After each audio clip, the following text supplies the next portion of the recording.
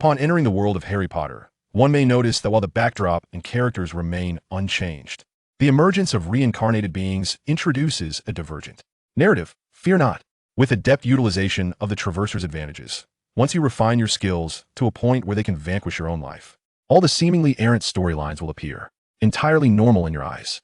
In July of 1991, in London, England, the dreary weather characterized by persistent drizzle had become a commonplace occurrence. Unlike those who eschewed umbrellas, Alan Tang was diligent in shielding himself from the rain. Although many might deem such behavior unmanly, he would rather avoid becoming drenched and disregarded the petty gossip that ensued. Observing others braving the elements, Alan returned home with his recently acquired belongings. Although it was summer vacation, he, akin to an orphan, had no desire to intrude upon his parents, who had long since established their own families. Additionally, he was not quite the typical 12-year-old boy.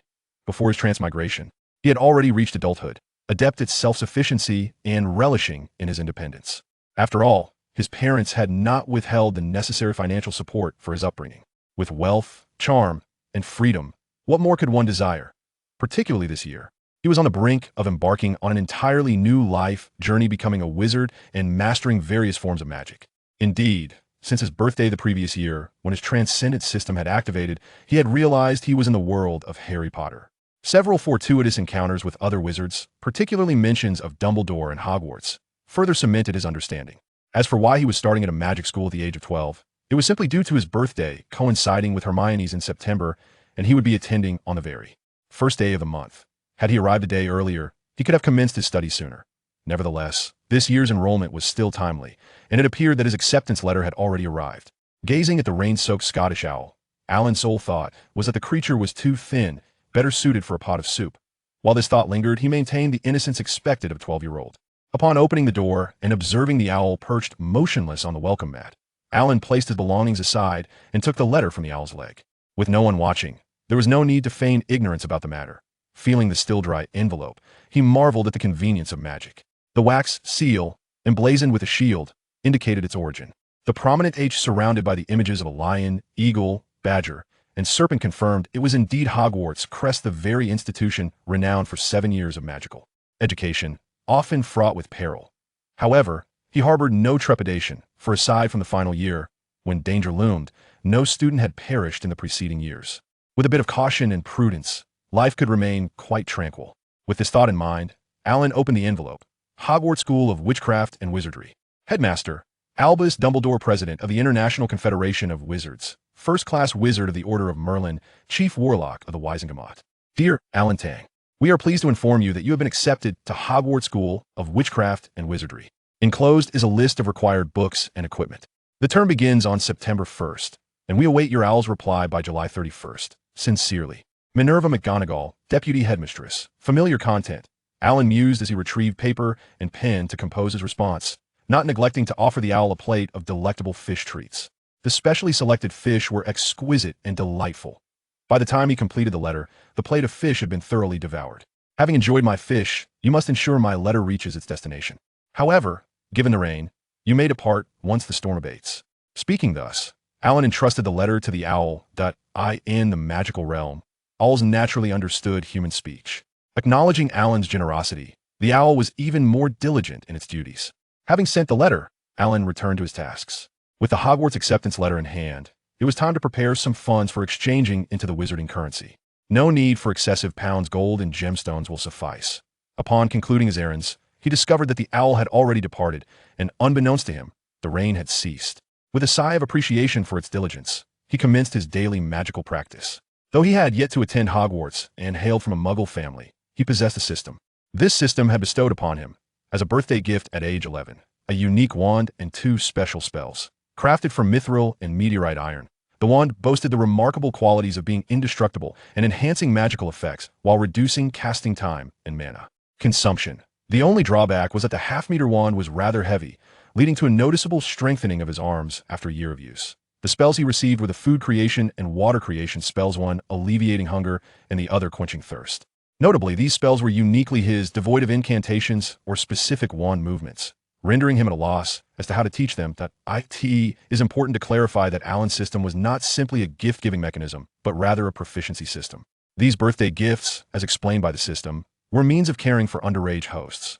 Thanks to the nature of his system, he had elevated both the food creation and water creation spells from level 1 to level 3 over the course of a year. At level 1, he could conjure a single slice of white bread and a cup of clear water to be, while level 2, the types of food and water he could create expanded significantly, yet were still limited to his memories of previously consumed items. Upon reaching level 3, he could manifest food and water from his imagination, albeit still of ordinary quality. For instance, a cup of clear water could present 32 distinct flavors, each sip offering a unique experience. However, advancing beyond level 3 proved challenging, requiring him to utilize each spell 10,000 times, averaging 27 uses per day over an entire year. This was solely for one spell, excluding considerations of mana consumption. Once he commenced his studies, with an increase in the variety of spells learned, he would naturally need to dedicate time to elevate their levels. Thus, the current level 3 food creation and water creation spells sufficed for now, and he eagerly awaited someone to accompany him to procure textbooks, as he was impatient to delve into the study of new magic. Professor Flitwick. The following day, although dawn had broken, Alan remained ensconced in the comforting embrace of his bed. However, amidst his drowsy reverie, a series of persistent knocks on the window compelled him to awaken. As he blinked into focus, he beheld a plump, round-faced Scottish owl, its large eyes blinking back at him. It appeared to be the very same messenger from the previous day.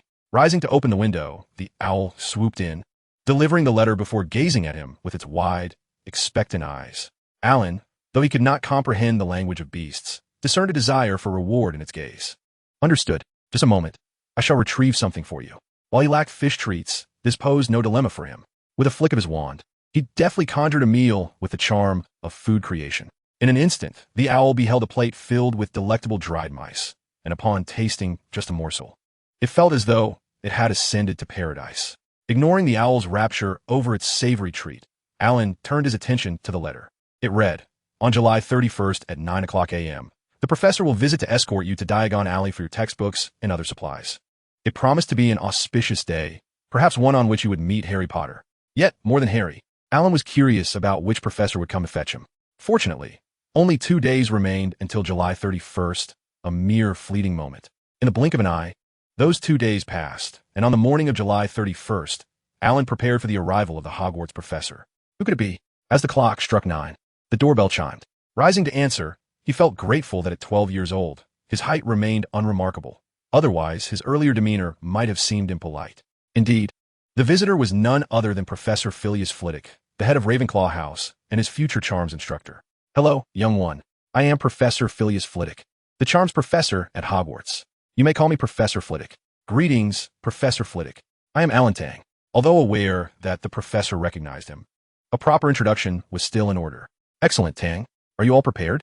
Perhaps I should inquire if your parents wish to accompany you?" Flitwick inquired, his demeanor cheerful and devoid of any irritation from past encounters with overprotective parents. "Oh, no need for that. My parents are quite at ease. They're engrossed in their own familial lives.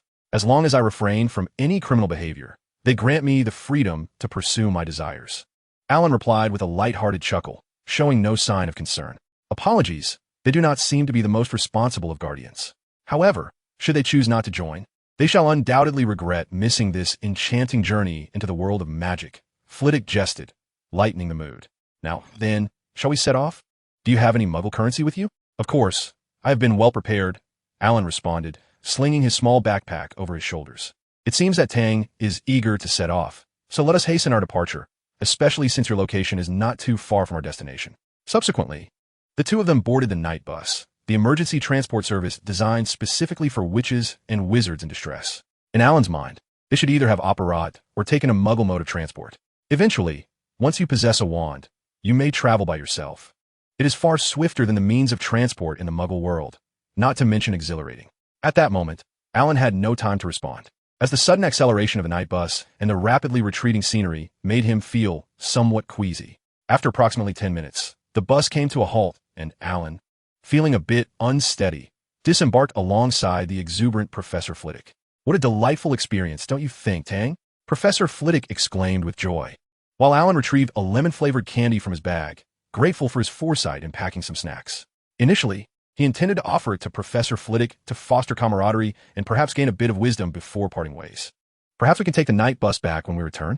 However, since it is so close, we shouldn't indulge too much." I believe I could manage a longer journey on my own. Observing Professor Flitwick's excitement, Alan felt compelled to interrupt his train of thought. We're still outside the leaky cauldron. Professor, I truly fear being seen by others. Ah, no, this is the leaky cauldron. We must enter here to access Diagon Alley, which is the true realm of magic. Professor Flitwick replied with a cheerful smile. As a professor welcoming new students, their joy stemmed from witnessing the astonished reactions of newcomers stepping into the magical world for the first time. Despite having witnessed this many times over the years, each revelation still brought him a fresh sense of delight. At that moment, Alan's complexion had improved somewhat. He nodded in agreement, saying, "All right, Professor, let us proceed." With the sound of the bell signaling the opening of the door, Alan and Professor Flitwick attracted the gaze of numerous patrons within. "Oh, what a rare occurrence today. So many guests," Professor Flitwick remarked with a smile. Alan, somewhat perplexed, discreetly observed the other patrons in the establishment. After surveying the crowd, he felt an urge to check his reflection, as among so many wizards, not a single one appeared presentable. Each was more peculiar than the last, their attire accentuating their lack of charm. At that moment, perceiving Alan's tension, Professor Flitwick offered reassurance. "Tang, do not be anxious. Everyone here is a good wizard, though their aesthetic sensibilities may differ from those of you muggles." Alan thought to himself, this is hardly a mere difference. It is akin to two parallel lines that shall never meet. Nevertheless, he decided it best not to voice such thoughts, urging instead, "Let us proceed swiftly. After all, we shall not cross paths again." "Very well, Professor. How shall we navigate to Diagon Alley next?" "This is an intriguing question. Follow me, and you shall find the answer most elusive," Professor Flitwick declared with unwavering confidence, causing Alan to feel increasingly awkward. Nevertheless, to uphold his dignity, he accompanied Professor Flitwick in performing the requisite actions. At that moment, beside the refuse bin in the courtyard of the leaky cauldron, Alan gazed in genuine astonishment at the portal that materialized after the correct sequence of knocks on the wall. The distinction between knowing and witnessing firsthand is indeed profound. "Tom, welcome to the world of magic. Did you remember the sequence for knocking on the door? You must count 3 bricks up from here, then 2 to the left, and gently tap 3 times with your wand, and the entrance to Diagon Alley shall reveal itself," Professor Flitwick reiterated, concerned that Alan might forget this crucial information due to his shock. "Understood, Professor. I've noted it down," Alan responded, having regained his composure. Upon reflection, he realized that the portal was not as extraordinary as he initially believed. It was simply a door leading into a narrow alley behind the leaky cauldron. Thus, should one forget the method to access Diagon Alley, one could opt to blast through the wall, although Alan could not guarantee that this would lead to Diagon Alley. However, one would certainly witness the magic that concealed it. As these thoughts crossed his mind, Alan followed Professor Flitwick towards the only white edifice in Diagon Alley. "Our destination is Gringotts. Wizards possess their own currency, and you will need to exchange some to facilitate your forthcoming purchases," Professor Flitwick elucidated. And soon the pair arrived at Gringotts. At first glance, the entrance presented an asymmetrical and somewhat discordant pair of couplets. "Enter, O stranger, but beware. Greed may lead to dire consequences, as you may summon not treasures, but retribution." Alan was uncertain of the extent of the goblin's bravado, but he noted Professor Flitwick's disdain for such proclamations. "Come, Tom, let us proceed. Do not let such matters trouble your mind. It is merely the bluster of avaricious goblins," the professor advised. "Very well, Professor," Alan replied, indeed dismissing the warnings. He recalled the recent theft at Gringotts and thought it prudent to conclude their business and depart promptly. For relying solely on another's assurances of safety was less wise than avoiding peril altogether.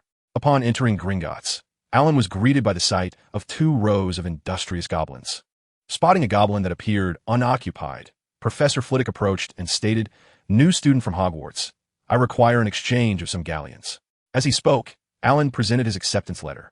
The goblin scrutinized the letter meticulously before returning it and inquired, verified without error, "How much would you like to exchange? Is there a limitation on exchanging pounds?" Alan did not respond directly, but instead posed a question in return. Perched high above, the fairy's eyes brimmed with disdain as she remarked, 1,000? "No, 500 galleons at most can be exchanged." "Very well, let us proceed with the exchange of 500 galleons," Alan replied, producing a thick wad of banknotes. He refrained from contesting the fairy's earlier conduct, for he understood the futility of such an endeavor. After all, the currency regulations of the magical world were dictated by the goblins of Gringotts, a fact that even Dumbledore could not alter. The avaricious goblins held a singular affection for gold, silver, and gemstones, showing little interest in the currency of the Muggle world. Moreover, to ensure the pound did not depreciate. The goblins adjusted the exchange rates daily. Today, Alan was fortunate with an unprecedented rate of 4 pounds to 1 galleon. He appeared quite pleased with his fortune, much to the dismay of the fairy above. For others to profit meant a loss for them, and a loss was far graver than mere inconvenience. With 500 galleons, Alan no longer needed to barter with other valuables. This sum sufficed for his expenses throughout the year. Furthermore, 500 galleons would enable him to establish a vault at Gringotts.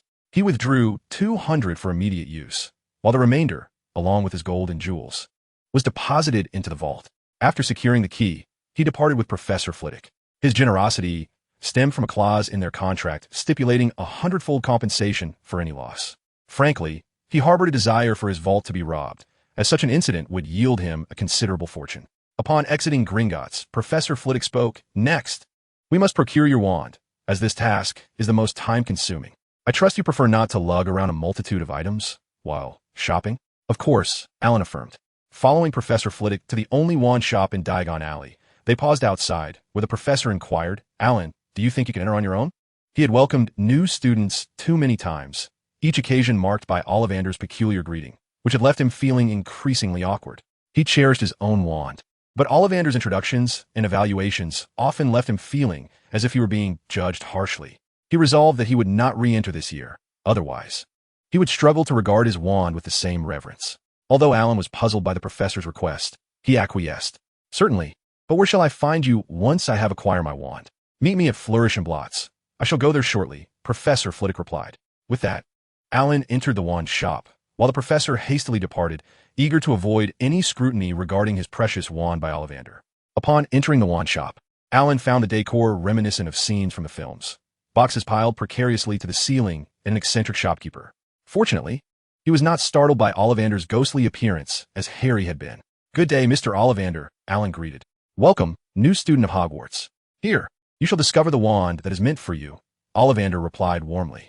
The statement suggests that there might be individuals who cannot find a wand suited to them.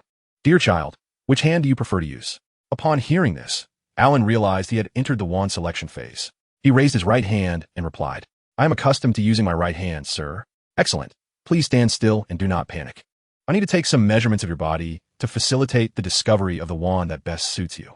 With that, Ollivander transformed into a tailor of sorts, measuring Alan in various aspects: head circumference, arm length, the length of each finger on his right hand, and the size of his mouth. Notably, with each measurement taken, Ollivander could not suppress a gasp of awe, and his gaze towards Alan gradually resembled that of one beholding an extraordinary treasure. Soon, the measurements concluded, and Ollivander eagerly retrieved over 200 boxes. Come, child, let us try these wands. Alan exclaimed, so many. He thought that trying them all would turn his arms into those of a mythical creature.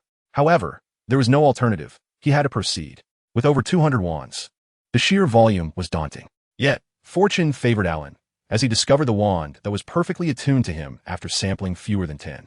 A wand made of yew wood, with a core of unicorn hair measuring 13.75 inches or 34.93 centimeters. Truly an exceptional wand, Ollivander declared with delight. His joy stemmed not only from completing a transaction, but also from finding a home for the wand he had meticulously crafted. Alan felt the wand in his hand. Although it did not compare to the power of his meteorite wand, the sheer velocity of the magical energy flowing through it was already impressive. Mr. Ollivander, could you please procure 2 wand care kits for me? Unlike the meteorite wand, which required no maintenance, wands in the wizarding world necessitated regular care. Otherwise, they could easily become damaged. After settling the payment and securing his items, Alan made his way to Flourish and Blots. He wondered when Professor Flitwick would arrive. Meanwhile, Professor Flitwick was at the Leaky Cauldron, enjoying a drink with other wizards, eagerly awaiting the arrival of the renowned savior of the wizarding world. At that moment, all the wizards who remained in the Leaky Cauldron were aware that today marked the return of the savior to the magical realm, igniting their excitement and anticipation for a meeting with him. Professor Flitwick shared in this anticipation, yet he remained mindful of his responsibilities. Given the numerous experiences at Ollivander's wand shop, he felt that Alan would likely require at least an hour to find his wand, allowing him to wait a while longer. If he did not see the esteemed savior, Potter, within an hour, he would have to take his leave. Meanwhile, Alan arrived at Flourish and Blots, observing the cramped space filled with various magical tomes. It was evident that a lack of enthusiasm for learning transcended both muggles and wizards, as the bookstore was sparsely populated, primarily by adults. Thus, when a young boy like Alan appeared, he naturally attracted the attention of the staff. "Hello, please assist me in preparing a set of magical tomes for first-year students at Hogwarts," Alan remarked, his youthful voice resonating with clarity, capturing the attention of Cedric, a temporary worker in the shop. Curiosity piqued, Cedric regarded the new student from Hogwarts, who might very well be a junior in his own house. Upon the first glimpse of Alan, an uncanny sensation washed over Cedric, as if the boy were an untamed breeze. How peculiar. Before he could fully process this thought, a blinding flash of green light surged through his mind, followed by an overwhelming sensation of death. This visceral encounter with mortality caused his legs to buckle, and he collapsed to the ground. Alan, engrossed in a magical tome he held, noticed Cedric's pale complexion. An inkling of low blood sugar crossed his mind. He hastily approached and retrieved a strawberry candy from his bag, unwrapping it and offering it to Cedric. "Here, have a sweet." "Thank you," Cedric replied, accepting the candy. The delightful blend of strawberry and cream, accompanied by its sugary essence, provided him some relief. Yet, the truth weighed heavily on his heart, for he was Cedric, albeit a reincarnated version of himself. Essentially, he had been reborn after death. This notion seemed utterly absurd, especially considering that magic had yet to achieve such feats. Nevertheless, it had transpired. The crux of the matter was that he had been reborn for a year, yet not a single fragment of his previous memories lingered, as if his resurrection was meant to retrace the steps of his past life. While he could not fathom why, upon seeing Alan, fragments of those lost memories resurfaced, enveloped in an aura of mystery. At present, all he retained from his previous life was the haunting image of his demise. The rest of his recollections, while not entirely blank, remained shrouded in a dense fog. This sensation did not offer solace. Instead, it deepened his disquiet. Noticing that Cedric's pallor had lessened, Alan, clutching his magical tome, departed once more. Although he found Cedric quite handsome, he believed that the tome in his possession was far more captivating. With ample funds at his disposal, Alan selected several common yet popular magical books for extracurricular reading. When it came time to settle the bill, he grasped the true meaning of the phrase "knowledge is wealth." None of the tomes were priced below a galleon, with the larger volumes reaching 5 galleons apiece. The staff explained that these hefty tomes encompassed a comprehensive amalgamation of past and contemporary content. Having completed his textbook purchases and noticing that Professor Flitwick had yet to arrive, Alan contemplated venturing next door to acquire a suitcase.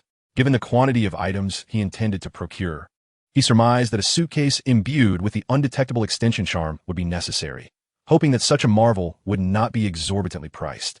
However, upon inquiring about the cost, he was astounded. The price was remarkably reasonable. A 10 cubic foot box is available for the modest price of 5 gold galleons, the same as that of a hefty tome.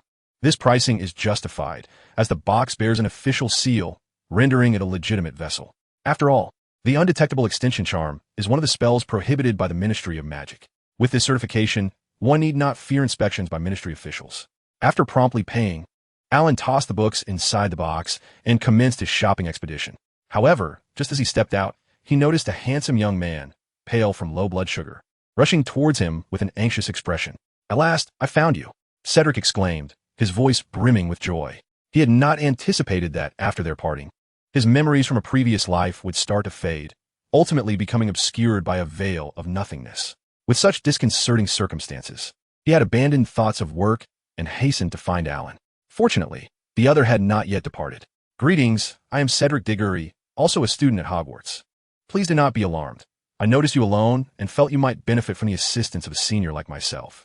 Alan responded with a look of disbelief. Cedric? The very same who, in Harry Potter's tale, met a tragic end and subsequently abandoned humanity to join a neighboring production as a vampire? Upon closer inspection, he conceded that Cedric bore some resemblance to the character from the film, though he found the real Cedric notably more attractive. It was evident why he was considered the charming heartthrob of Hufflepuff, one of Hogwarts' most appealing students. Yet, was Cedric truly this extroverted? "Thank you, but I must decline," Alan replied firmly. Although Cedric was a well-meaning student eager to assist, Alan did not perceive a need for help. Cedric, undeterred, insisted. "A moment of extroversion shall not be exchanged for a lifetime of introversion. Trust me, my dear junior, with a senior's guidance, your shopping will be both effortless and swift, leaving you ample time to explore the streets." As he spoke, fearing another refusal, Cedric grasped Alan's empty hand and led him forward. First and foremost, Your decision to purchase a suitcase is commendable, yet acquiring textbooks first is misguided. It would be prudent to procure clothing first. This way, while your garments are being tailored, you can attend to other purchases. Moreover, during the annual shopping spree for new Hogwarts students, the goods in Diagon Alley are often quite eclectic. At such times, mere comparison of prices proves futile. Familiarity with the locale is essential.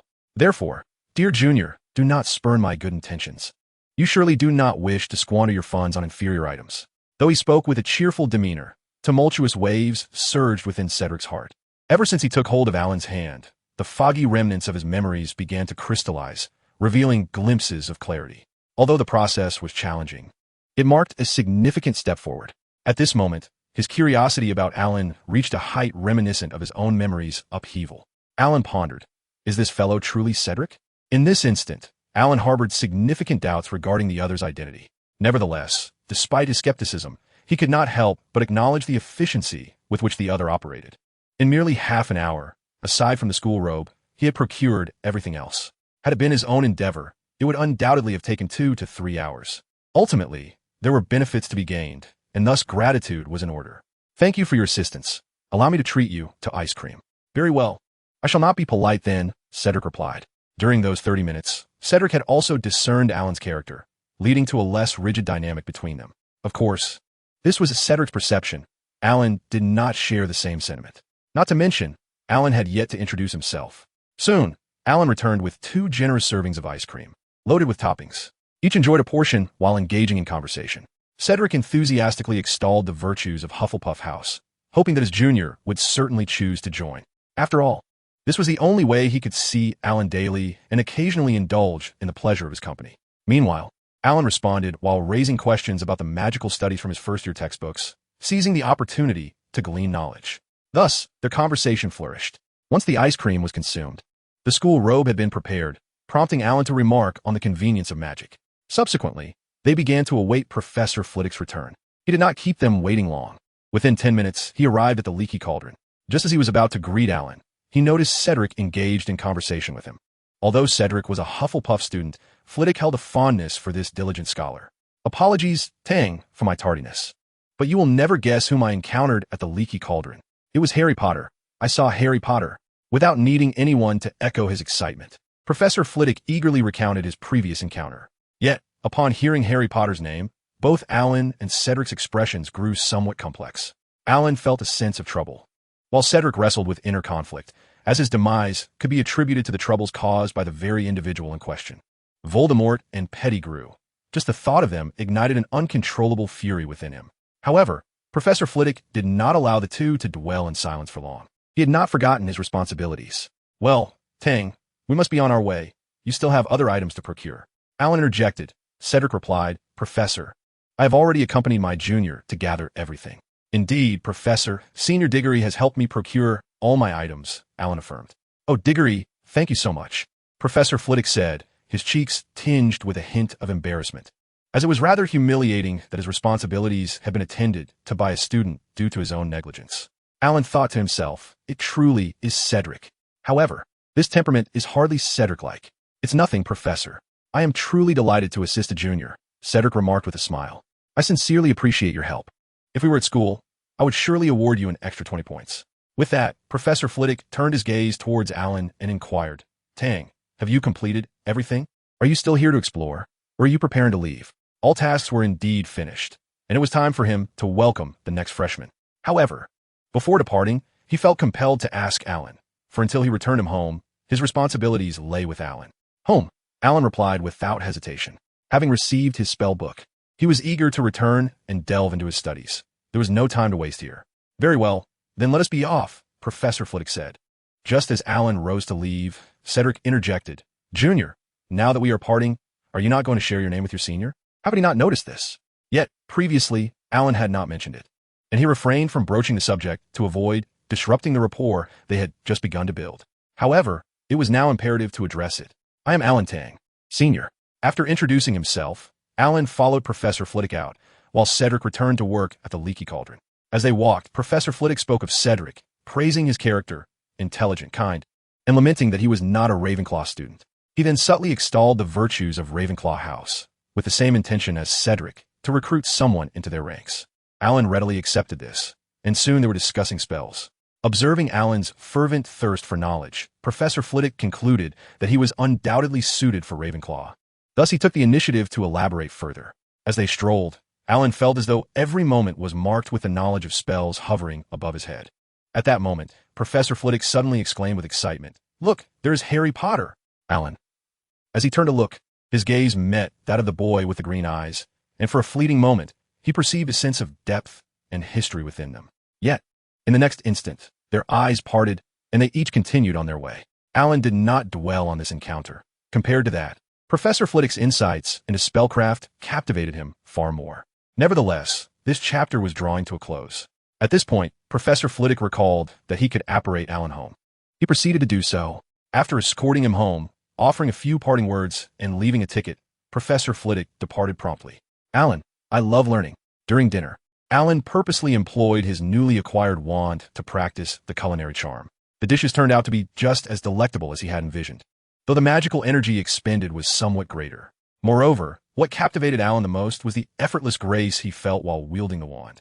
Though after a year of diligent practice, he found it less arduous to wield his meteorite wand compared to the wands of the wizarding world. This slender stick felt almost effortless. The ability to swiftly maneuver his wand signified that during future duels, he could conjure multiple spells with greater expediency. This sensation was akin to the hand seals of a certain ninja. After relishing a delightful dinner, Alan eagerly delved into the magical tome he had purchased. Basic Spells for Beginners. This was the curriculum for the year's spellcasting course. A cursory glance revealed that the book contained only a modest number of spells, all of which were rather elementary.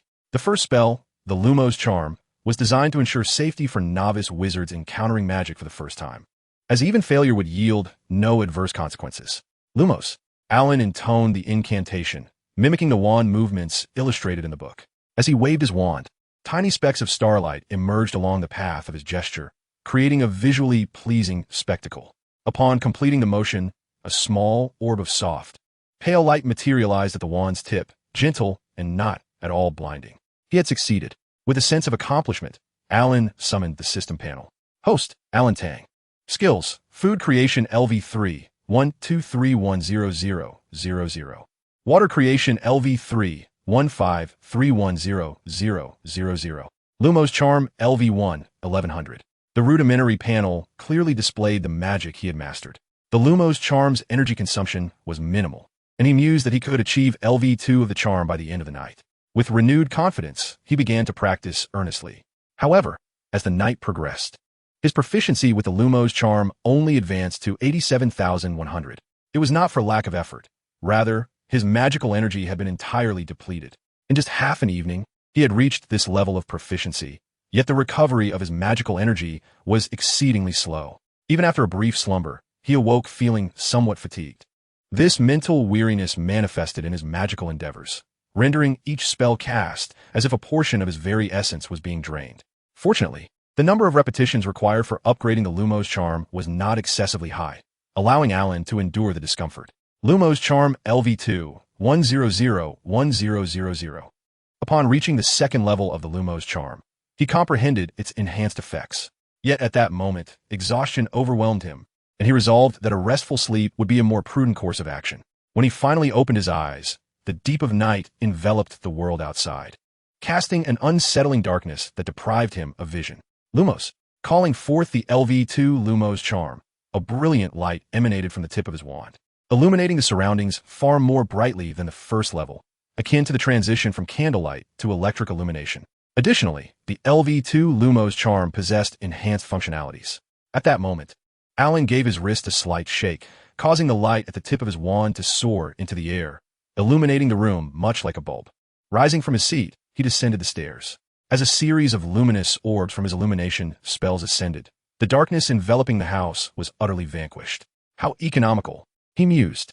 After refreshing himself, Alan commenced his meal, for after a full day of slumber, he found himself ravenously hungry. Once satiated and revitalized, he resumed his studies. Whether it was day or night mattered little. After nearly a month of relentless, round-the-clock studying, Alan had successfully mastered all the spells and transfigurations from his first-year curriculum, with some even reaching level 2. Having toiled for so long, he finally resolved to take a 2-day respite. especially since the start of school was less than 5 days away. During this time, he intended to adjust his routine and tidy himself up. He organized his magical paraphernalia and summoned a cleaner to tidy the house. However, in the process of sorting, he realized he needed to make a trip to Diagon Alley to procure a few items, such as parchment, a special type of ink, and Potter's shampoo. The bottle he was currently using was indeed the one Cedric recommended to him, and as he had stated, once used, one would never wish to try another shampoo again. The shampoo and conditioner rendered his hair smooth and lustrous from a young age, alleviating any concerns about hair loss. Therefore, who could possibly resist Potter's shampoo? On a splendid day, Alan took a taxi to Charing Cross, the location of the Leaky Cauldron. The wizards within the pub showed no curiosity regarding his solitary presence, nor did they spare him a moment's attention. This situation worked to Alan's advantage, allowing him to make his way directly to the courtyard in the back and open the portal to Diagon Alley. In stark contrast to the calm of the Leaky Cauldron, Diagon Alley was bustling with activity, with students busily purchasing their textbooks for the new academic year. Amidst such lively commotion, Alan's shopping trip proved to be quite challenging. To prevent his purchases from being jostled about, he found it necessary to acquire a crossbody bag that had been enchanted with a stretching charm. Although it was not particularly spacious, its affordability was a significant advantage. With this bag in hand, Alan's list of desired items expanded considerably. Possessing ample funds, he did not deliberate on practicality. He simply acquired whatever he found amusing and appealing. Thus, he soon arrived at his final destination, Flourish and Blots. The allure of new magical knowledge was irresistibly enticing, making the bookstore an optimal choice. However, upon entering, he immediately spotted Cedric, who was seemingly preoccupied. In reality, he was merely surrounded by a throng of enamored girls seeking his attention for checkout. Taking a few steps forward, Alan's vantage point allowed him to glimpse the shopkeeper's delighted expression. Yet, in the next moment, that joy transformed into a fierce scowl. In a moment of confusion, Alan felt a firm grip on his hand. Turning his head, he found himself face to face with Cedric, and it became clear why the shopkeeper had not been pleased. Indeed, "Senior, do let go," Alan remarked. "Such public displays can tarnish your reputation." It was fortunate that Cedric harbored no ill intentions. Otherwise, his extensive self-defense training would have instinctively kicked in the moment he was touched. Cedric released his grip, but transitioned to casually draping an arm around Alan's shoulders. Alan, feeling somewhat uncomfortable, recognized that this was not his first encounter with Cedric's familiarity. Besides, considering Cedric's charm, Alan found it bearable. "I came to Diagon Alley to purchase a few more items, as I have run out of some from my previous shopping," Alan explained. "I see," Cedric replied. "I wonder if Professor Flitwick has mentioned Nocturne Alley to you. You must steer clear of it, no matter how curious you may be. It is a haven for dark wizards, far beyond the capabilities of students like us." Cedric spoke with a seriousness that commanded respect. Understood, Alan nodded obediently.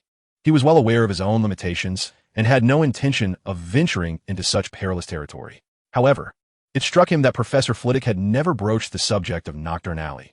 Perhaps he had simply forgotten, or perhaps he deliberately withheld the information to avoid igniting Alan's curiosity. Before Alan could ponder further, Cedric's voice snapped him back to reality. "Alan, are you planning to buy any spell books at Flourish and Blots? Feel free to share. I am quite knowledgeable about the tomes in the store.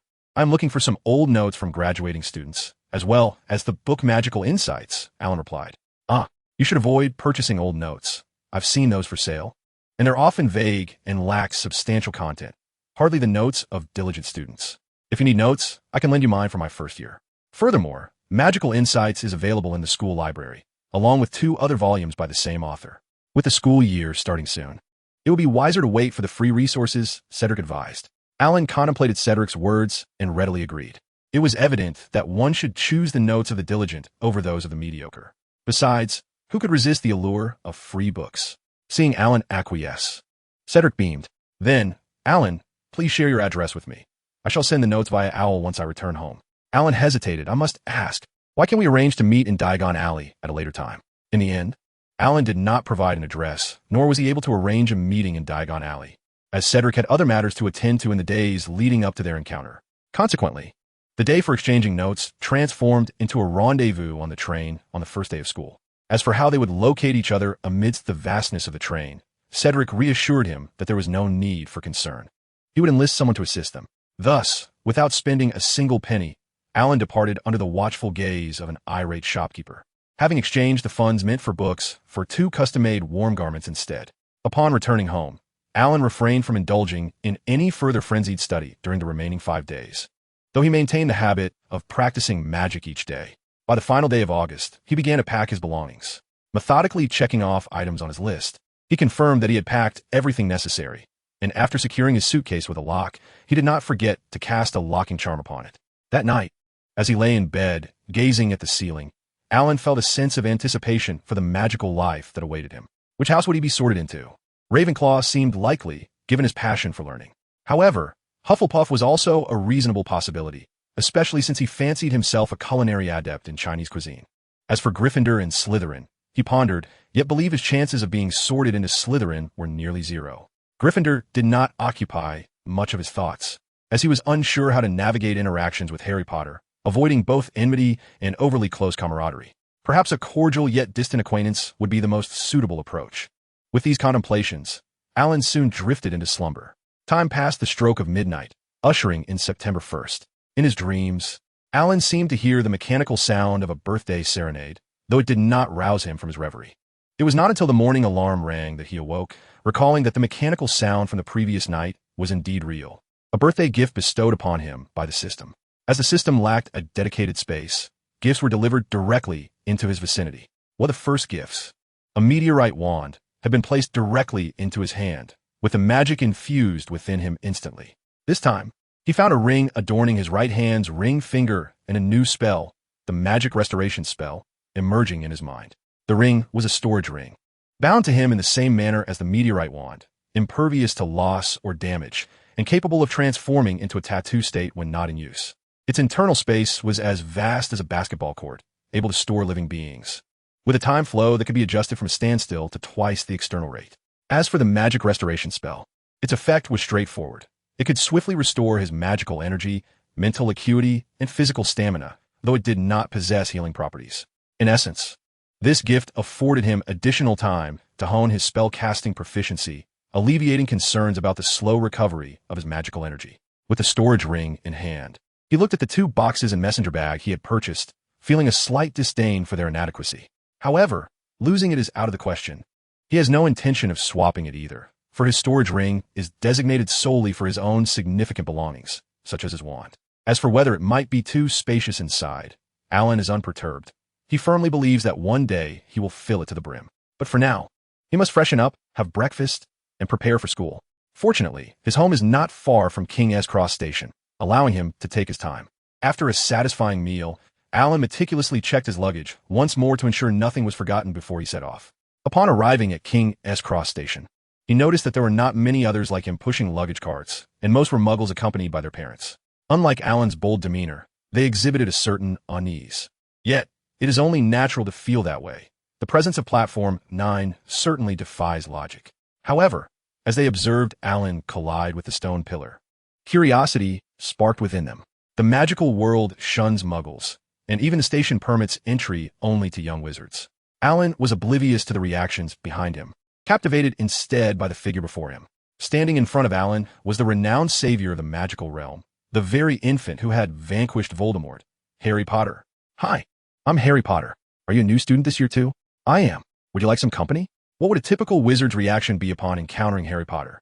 Excitement? Joy? Perhaps they would eagerly extend a handshake? But Alan was merely a muggle-born wizard, so such exuberance was unnecessary. "Oh, hello, I'm Alan Tang. I'm a new student this year, but I already have plans." "I'm sorry," Alan politely declined. His words were not disingenuous, as he had indeed made arrangements with Cedric. "Could I join you then?"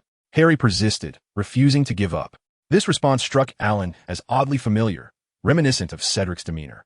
Having already declined once, it felt somewhat rude to refuse again, especially since the train compartments were spacious enough that even if he did not sit together with Harry, there would be ample room for him nearby. Indeed, he sensed that this Harry could very well manage that. Although he was perplexed by why both Harry and Cedric appeared so different from the characters in his memories, he resolved to embrace reality. "All right, let us go," Alan acquiesced, leading the way onto the train. Having arrived early, there were plenty of vacant compartments. They casually selected one for 2 and entered. After stowing their luggage, Alan retrieved 2 plates of snacks and 2 cups of milk tea from his messenger bag, saying, "Please, help yourself, don't be shy." Despite his discomfort with Harry's forthrightness, as a former fan, he felt a modicum of fondness towards him. Of course, it also helped that Harry possessed a certain charm, thus earning him some leniency in Alan's eyes. Just moments ago, he heard a gurgling sound emanating from Harry's stomach, leading him to believe that Harry had not yet eaten.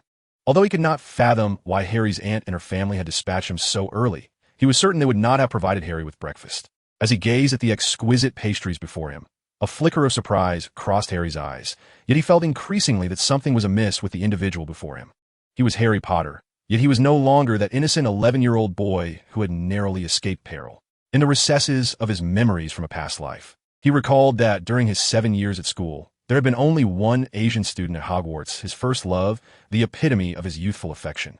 Even though much of his recollection was shrouded in mist, he was certain that among this year's students, there was absolutely no one named Alan Tang. Who are you, truly? Why does my recollection of the past become clearer only in your presence?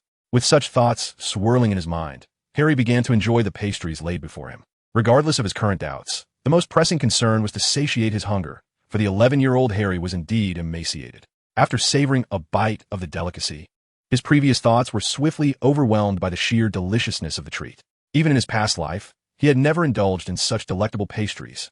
The combination of hunger and flavor led Harry to unwittingly consume every last morsel. When he finally regained his composure, a flush of embarrassment crept across his face. I apologize. I've never tasted such delightful pastries before, and I finished them all at once. Allow me to pay you back. I have money, Harry said. At that moment, Alan handed over a cup of milk tea and replied, "No need. I insisted on treating you, so please don't worry about it." With that, Alan took a sip of his own lightly sweetened milk tea. Though he was reluctant to admit it, Harry found himself lowering his guard due to a simple meal. Most importantly, he sensed no malice from the other person. After taking a sip of the milk tea, suppressing the urge to gulp it down, Harry sought to initiate a conversation. "Alan, once we arrive at Hogwarts, we will be sorted into houses. Which house do you wish to join?" Addressing him by his first name, this familiarity caused Alan to inwardly sigh. However, he soon felt that something was amiss. According to the narrative, Harry should not have known about the sorting ceremony. In fact, he was supposed to discover this only upon reaching Hogwarts. "Potter, how do you know we will be sorted into houses? Do you already know what our sorting ceremony entails?" Alan's inquiry caused Harry's expression to freeze momentarily, but he quickly broke into a grin and replied, "Oh, is that mentioned in A Brief History of Hogwarts? Haven't you read it? This book shouldn't be on our textbook purchase list. I never realized how passionate you are about studying, Potter," Alan remarked with a smile. It was evident that this Harry Potter was quite peculiar, yet Alan chose not to delve deeper. Curiosity may kill the cat, but it can also bring peril to oneself. Even if it cannot lead to fatal consequences, one is undoubtedly compelled to become involved in the affairs of the protagonist group. At this, Harry felt a slight flush rise to his cheeks. He, a lover of learning? What a jest. The only knowledge he retained from his previous life revolved around spells, as he had dedicated his entire existence to the profession of an Auror. "Not at all.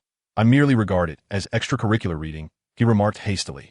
"Oh, and please refrain from calling me Potter. Just Harry will suffice." Eager to shift the focus of the conversation, Harry swiftly concluded the topic. Alan, perceptive to Harry's reaction, deftly redirected the dialogue back to their earlier discussion. "I am not particularly well-versed in the sorting situation, but my friend Cedric suggested I join Hufflepuff, while Professor Flitwick assured me I would undoubtedly be placed in Ravenclaw. Thus, I believe I shall choose between those two houses." Harry interjected, "No, Gryffindor is the best house," he retorted passionately. Realizing the inappropriateness of his outburst, Harry quickly sought to provide an explanation. "The headmaster of Hogwarts, Dumbledore, is the greatest wizard of this century, and he hails from Gryffindor, which is why I assert that it is the best house." Upon hearing Harry's rationale, Alan calmly took a sip of his milk tea and replied, "Oh, my apologies. I was raised in the Muggle world, so my knowledge of Dumbledore is limited to the fact that he is our headmaster." Just as he finished speaking, a knock resonated at the door, and it swung open to reveal Cedric's handsome visage appearing before Alan. "I have arrived, Alan," Cedric announced, his gaze falling upon Harry Potter. Though he carefully masked his expression before curiously inquiring, "Alan, is this your new acquaintance?" "Indeed, this is Harry Potter," Alan introduced in a nonchalant tone. Upon hearing the name, Cedric exhibited the typical reaction of a wizard, excitement and joy, before extending his greetings. Following this customary exchange, Cedric seamlessly took a seat beside Alan and inquired, "What were you two discussing just now? It sounded quite intense." Alan replied, "Oh, we were debating which Hogwarts house is superior and which one we most desire to be sorted into. The best house is undoubtedly Hufflepuff. As your senior, I sincerely welcome you both to join Hufflepuff," Cedric stated earnestly. In his heart, however, he thought that Harry was destined for Gryffindor, and whether he joined or not mattered little. What was crucial was that Alan must be placed in Hufflepuff. Harry, feeling frustrated but unable to retort, realized he had no grounds to explain his familiarity with Gryffindor, as he had yet to enroll. Nevertheless, the thought of Alan attending Hufflepuff was unthinkable. He would ensure that Alan was sorted into Gryffindor alongside him. Why was he so confident? Because he was the destined protagonist, carefully nurtured by Dumbledore's plans. Securing a small favor from the Sorting Hat was certainly within reach. He possessed a remarkable background, and such confidence was well-founded. Thus unfolded the first encounter of the slightly unconventional protagonist group. After their recent conversation, Alan discerned that the Harry Potter before him was not the same as the one from his memories. However, after a subtle test involving snacks and milk tea, he also confirmed that the other was not a time traveler. As for reincarnation, Cedric had already conducted his own inquiries. Indeed, Cedric had noticed the discrepancies between Harry and the Harry of his recollections, prompting him to probe further. The outcome, however, was clear. This was indeed Harry, and he had not been reborn. The inconsistencies were likely due to having read a brief history of Hogwarts and gleaned information from Hagrid. At this moment, Harry too sensed something amiss. Yet, Cedric's inquiries were entirely normal, leading him not to suspect any ulterior motives. The notion of living a second life is difficult to believe, yet not unique. Nonetheless, after this amiable exchange, Harry felt a twinge of annoyance towards Cedric. In their previous lives, they vied for Cho Chang, and now they were competing for Alan. At this rate, would they be contending for each other's affections in their next lives as well? Cedric did not linger long. Having promptly handed over the agreed-upon notebook to Alan, he departed to seek his friends. He recognized that, being from different years, maintaining a respectful distance would foster a more harmonious relationship. Furthermore, they were both at Hogwarts, and with their paths destined to cross frequently, there was no need for concern about prolonged separation. Once Cedric had left, Harry found himself still reeling from the encounter. Observing this, Alan instructed Harry to keep an eye on their luggage while he stepped out briefly to the restroom. However, the moment Alan exited the compartment, Harry felt the memories of his past life rapidly enveloped by a thick fog, and he sensed an unsettling similarity in his current state to that of his former self at this age. What in the world was happening? A curse, perhaps? He had a nagging feeling that once he arrived at Hogwarts, the forces suppressing his past memories would intensify. Given the chance to live again, he had many regrets he wished to mend, and thus the recollections of his previous life were his greatest aid in this endeavor. Yet now, he needed to remain patient. Once they reached Hogwarts, he would see if being near Alan would alleviate this situation. Furthermore, there was ample time. Even if first and second years were similar to the past, it would not matter.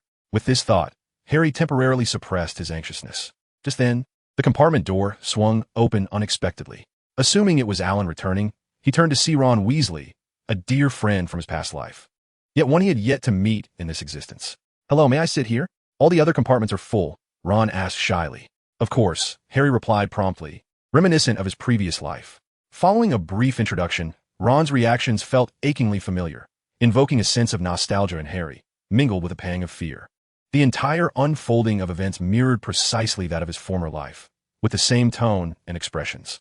This realization struck him with an overwhelming sense of futility, as if no matter how hard he tried, he could not alter the impending regrets that awaited him. Such thoughts plunged Harry into a momentary state of despondency. Just then, the door to the compartment swung open once again, and upon seeing the silhouette of Alan returning, Harry's spirits began to lift. This time was different. It was not akin to the events of his previous life. In this existence, with Alan present, he embodied a novel presence, like a variable that reminded Harry that the course of this life would surely be altered.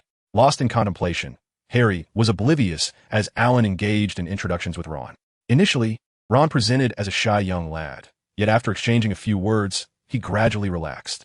In contrast to Harry's innate sociability, Alan found Ron's ease of interaction more aligned with his understanding of the boy. As the two conversed merrily, Harry eventually snapped back to reality and joined in the dialogue. Among young men, there are countless topics to discuss, yet at this moment, magic was their primary interest. Although Harry was well acquainted with Ron's family circumstances, he remained merely a novice in the magical realm, choosing to feign ignorance as he listened to Ron expound on his understanding of magic. Relishing his newfound role as the center of attention, Ron became increasingly animated. However, it was evident that both Harry and Alan regarded Ron's words with skepticism. One was privy to the true circumstances, while the other recognized the embellishments woven into Ron's narrative. For instance, Ron asserted that children in the magical world were forbidden from handling wands before attending school, a necessity to ensure all students began on equal footing. He also claimed that each wizarding child would first seek to tame a wild animal as a pet, as it served as a demonstration of their prowess. As for my pet, he is a sealed magical creature. Though he presently appears as a mere mouse, once unsealed, he could grow to the size of an adult. The more Ron spoke, the deeper he sank into his fantasies, utterly oblivious to the hatred reflected in Harry's gaze directed at his mouse. How could Harry forget Peter Pettigrew, the wretch responsible for the demise of his family? In that moment, Harry felt an overwhelming urge to draw his wand and unleash the killing curse upon the rodent. Yet, he was unable to act on such a desire. Although the hatred surged within him, a mysterious force restrained him from such actions. Ultimately, Harry's expression did not go unnoticed by the rat, which promptly scurried back into Ron's pocket in alarm. Ron, having caught sight of Harry's look, inquired with concern, "Harry, what's wrong?" "It's nothing," Harry replied. "I merely recalled how, in the Muggle world, my savings over 5 years were gnawed away by a mouse upon seeing your pet." He crafted an excuse. Had it been any other rationale, Ron might have doubted it. However, this explanation resonated deeply with him. As someone who had experienced financial misfortune, Ron could empathize with the agony of such a loss. "Oh, Harry, you truly are unfortunate," he remarked. As he spoke, Ron adjusted the mouse in his pocket. Harry was in such distress that he couldn't allow Ron to revisit that painful memory. Meanwhile, Alan, having never seen the look in Harry's eyes, did not dwell on it. He merely sensed that Harry had endured another unfortunate episode. This diversion led Ron to conclude his grandstanding, and the conversation soon shifted to his curiosity about Harry's life. Harry, not one to conceal such matters, recounted the events of his years. Gradually, time passed until noon, when the voices of other students wafted in from outside. It seemed the snack trolley on the train had arrived. Sure enough, moments later, a cacophony of sounds echoed down the aisle, and the door to their compartment swung open, revealing a woman with a warm smile and dimples, who cheerfully inquired, "My dear, would you like to purchase any treats from the trolley? We have snacks and little cakes." Alan felt a twinge of curiosity regarding the snacks, but before he could voice his thoughts, Harry interjected, "I'll take one of everything, please." With that, he produced a gold galleon and handed it over, more than sufficient to cover their purchases. As the vendor gathered the items, Harry turned to Alan and Ron, saying, "There's enough here for the 3 of us. It's on me, so please, don't be shy." At this, Ron hesitated to accept, but Alan promptly replied, "All right then, I won't hold back." Soon, their small table was laden with the snacks and cakes Harry had procured. Sensing Ron's embarrassment, Harry directly handed him a box of Bertie Bott's every flavor beans, while he offered Alan a chocolate frog. "Thank you, but I actually brought my own lunch," Ron said, pulling out 4 neatly packaged sandwiches. "We can share," Harry suggested. "Oh, no thanks. You might not enjoy this. Corned beef, it's rather dry," Ron replied. "Let me have a taste. Perhaps I might like it," Harry said, taking 2 sandwiches, one for himself and offering the other to Alan. Alan, though he didn't fancy it, accepted the sandwich politely, then retrieved several bottles of his homemade drink from his bag. "Rainbow soda, please enjoy." This was a refreshing beverage he had conjured with his water-making spell. After sampling the sandwich, he found it quite palatable, though not extraordinary. However, when Harry and Ron tasted the rainbow soda, both were taken aback by its delightful flavor, which resonated profoundly with them. The shared snacks and drinks gradually helped Ron relax, leading him to unburden himself about the trials of having numerous siblings. This was a sentiment both Harry and Alan could empathize with, as they had some understanding of Ron's life. As their conversation unfolded, Alan noticed that the maturity Harry had initially displayed was gradually fading, as if it had been a facade all along. Time slipped away like grains of sand, while Harry and Ron engaged in an endless dialogue, leaving Alan to peruse Cedric's notes after a brief exchange.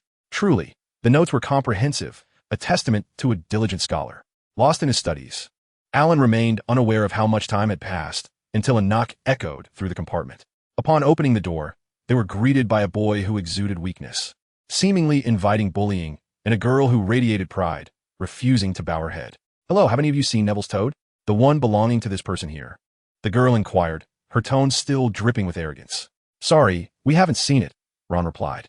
Harry, aware of the toad's whereabouts, and knowing it would return upon the train's arrival, contemplated ways to locate it beforehand. As he prepared to speak, the words he had rehearsed in his mind transformed into a simple statement: "It will come back." The strategies he had considered vanished at the moment of articulation. This peculiar situation alerted Harry to something amiss. However, before he could ponder further, Hermione's voice cut through the air. Well, I think we should hurry to find the toad. Also, you all should change your clothes quickly. We're likely approaching our destination soon. With that, she departed, leaving Harry to realize that what should have been the trio's first meeting had not included Hermione introducing herself. Ah, twist in the narrative? Mused Alan. Yet, before he could dwell on this thought, the compartment door swung open once more, and Hermione, maintaining her haughty demeanor, announced, I truly apologize for not introducing myself earlier. I am Hermione Granger, and it is a pleasure to meet you all. Ah, the plot returns to normal, Alan thought, as the three introduced themselves in turn. Upon hearing Harry's name, Hermione displayed a clear sign of excitement, though it was not akin to that of a starstruck fan. Rather, it was the thrill of encountering a character from her beloved books. Harry, accustomed to such reactions from Hermione, understood that her inquiry about his current magical abilities was a declaration of war against this renowned figure. In response to this challenge, Harry felt a surge of anticipation. The opportunity to surpass Hermione had finally arrived. He recalled how, in his previous life, Hermione had consistently outperformed him in matters of spells. Now, it was his turn to showcase his prowess. He smiled modestly, admitting that while he did not know much, he had certainly studied the spells from the textbooks thoroughly. Ron was taken aback, Hermione felt a twinge of defeat, and Alan narrowed his eyes in contemplation. However, before Alan could ponder further, Hermione excused herself. At that moment, she resembled a defeated rooster, but before he could take a longer look, she had already left. Oh no, I forgot that at this time. Hermione is particularly self-reliant and concerned about her image. As for why Hermione did not suspect Harry of lying, as the illustrious Harry Potter, how could he possibly lie? Even Ron held no doubts in this regard. At this moment, Ron gazed at Harry in astonishment and remarked, Harry, you have managed to self-study the spells from the first-year textbook in just 1 month. Goodness, you truly live up to the name of Harry Potter. To which Harry responded with a touch of embarrassment. Well, I may have exaggerated. I can only perform 2 spells. Harry was indeed being dishonest. He felt compelled to do so, as he had noticed Alan's watchful gaze upon him. Though he was uncertain of the reason, an instinctive feeling urged him to keep his reincarnation a secret from Alan. Thus, donning the guise of a grand deceiver was of little consequence, as he had encountered similar situations in his previous life more than once. Upon hearing this, Ron's initial excitement quickly subsided into calm acceptance. Indeed, he had unwavering faith in Harry Potter. As for Alan, he remained skeptical, growing ever more curious about Harry's circumstances. However, he was equally mindful that curiosity should not lead to probing too deeply, as safety was paramount. With Hermione's reminder, the trio began changing into their school uniforms. In contrast to the standard attire of Harry and Ron, Alan had made slight alterations, such as adding a couple of extra pockets. I have heard that the opening feast at Hogwarts is quite lavish. I truly look forward to it, Ron remarked, observing the scattered snacks. Alan felt the need to reassess Ron's capacity for food. Perhaps Ron, much like some girls, had designated appetites for meals and snacks. Nevertheless, Alan held little hope for the feast's offerings, considering they were in England, not China.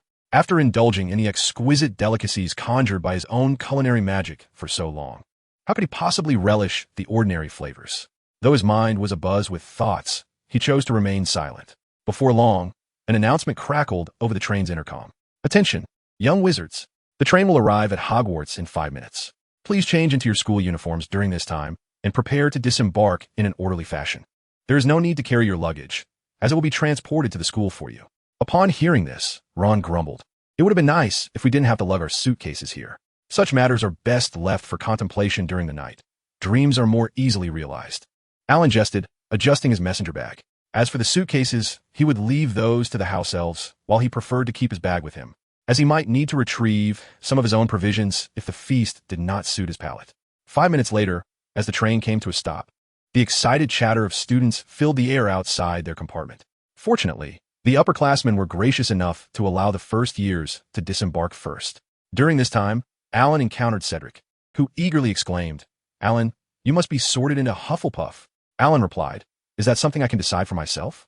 As Cedric uttered these words, a moment of silence enveloped him. Yet he ultimately retorted with bravado, I am certain you will be sorted into Hufflepuff. Nearby, Harry rolled his eyes in a clandestine manner at the remark. Sorted into Hufflepuff? Not a chance. Surely, Alan must be placed in Gryffindor.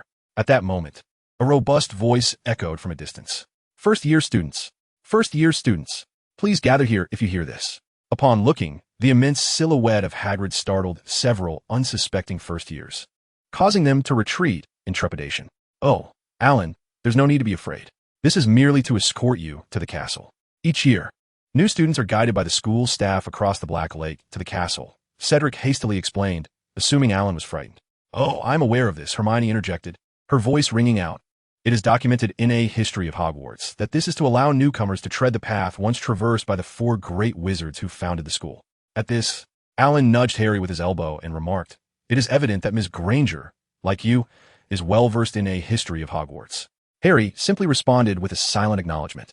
Alan then turned back to Cedric and said, "All right, we must be on our way. We shall meet again in the castle." "Very well, I shall await you in Hufflepuff," Cedric cheerfully replied. With those words, he waved farewell and departed with his friends to board the carriages.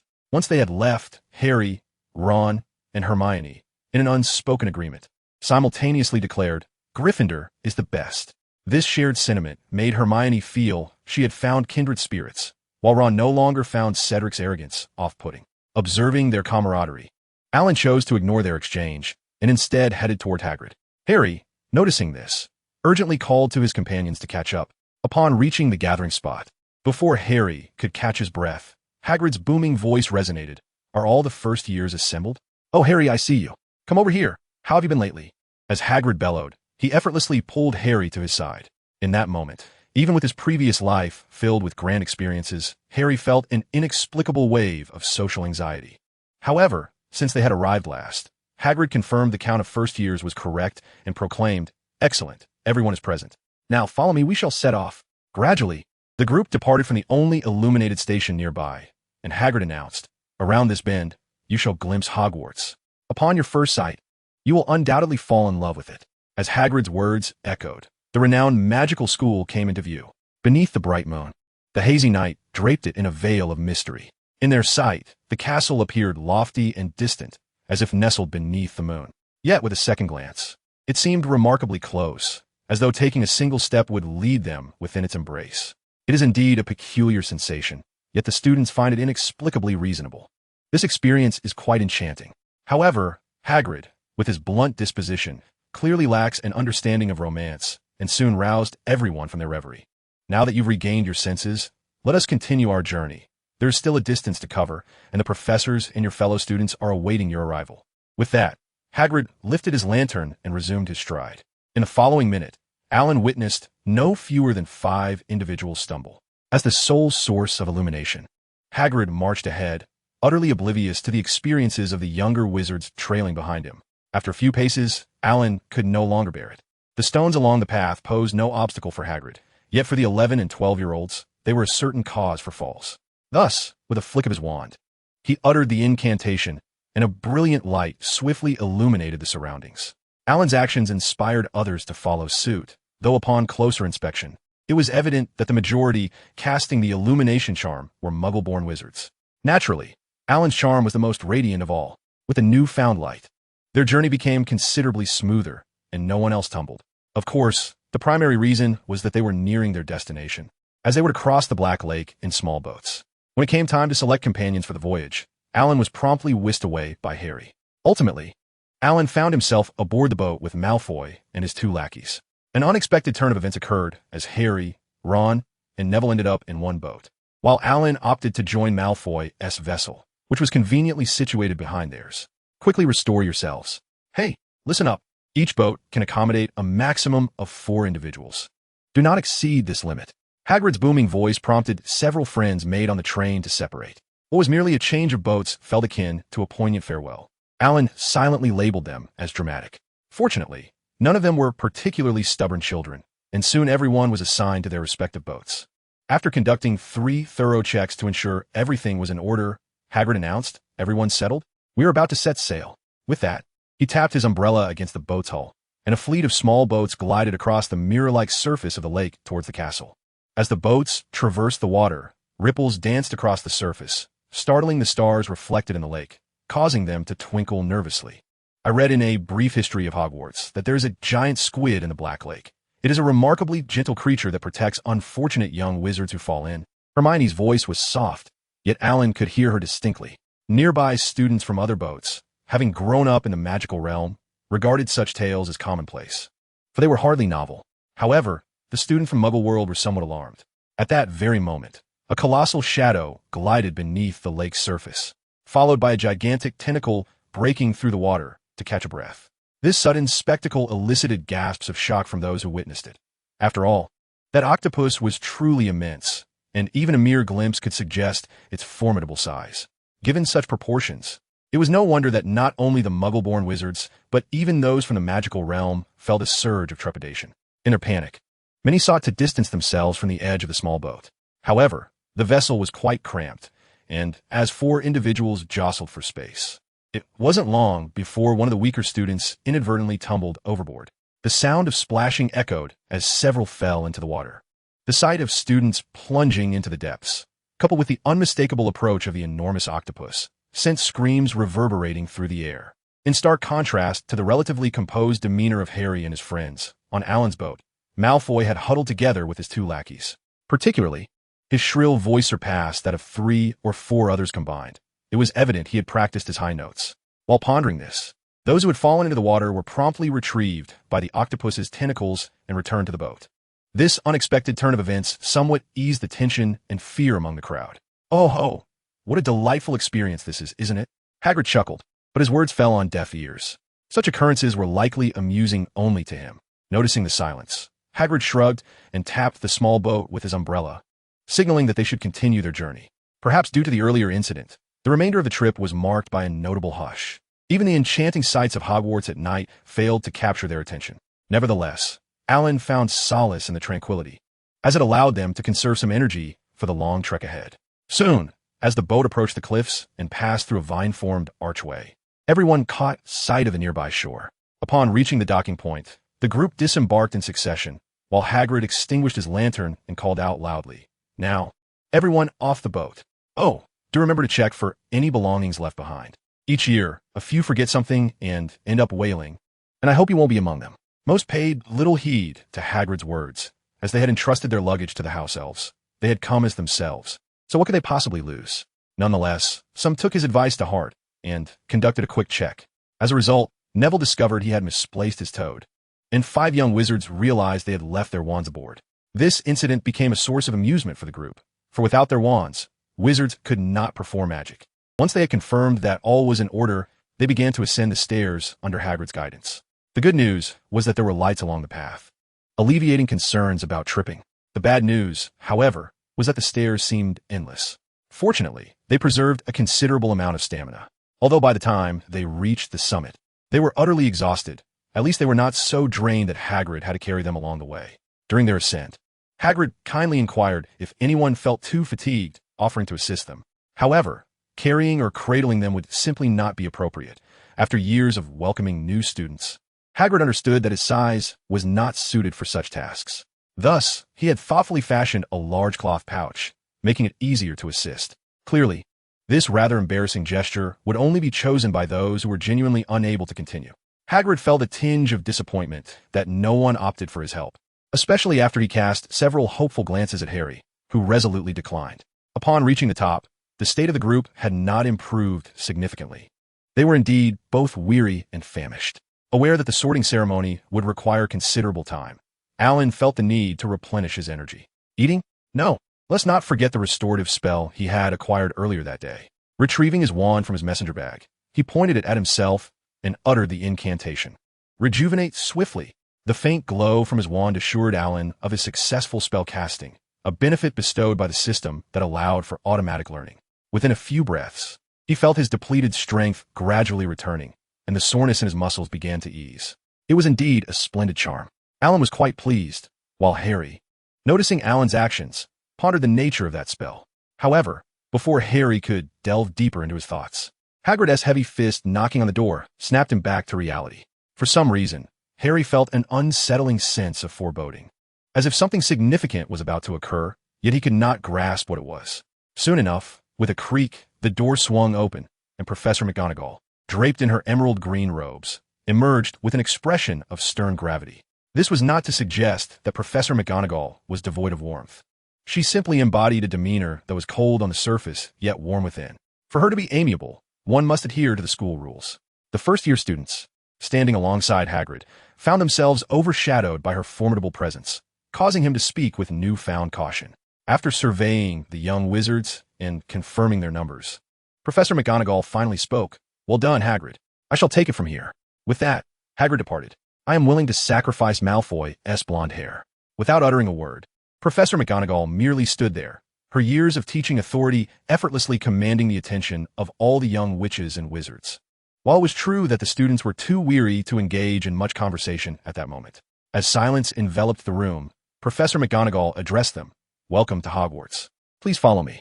After traversing the entrance hall and arriving outside the Great Hall, Professor McGonagall came to a halt. "I know you're all tired and hungry, but you must wait a moment longer. The banquet will take place after the sorting ceremony, at which point you will enjoy your meal at your respective house tables. However, before delving into the matter at hand, I feel compelled to elucidate the significance of the sorting ceremony.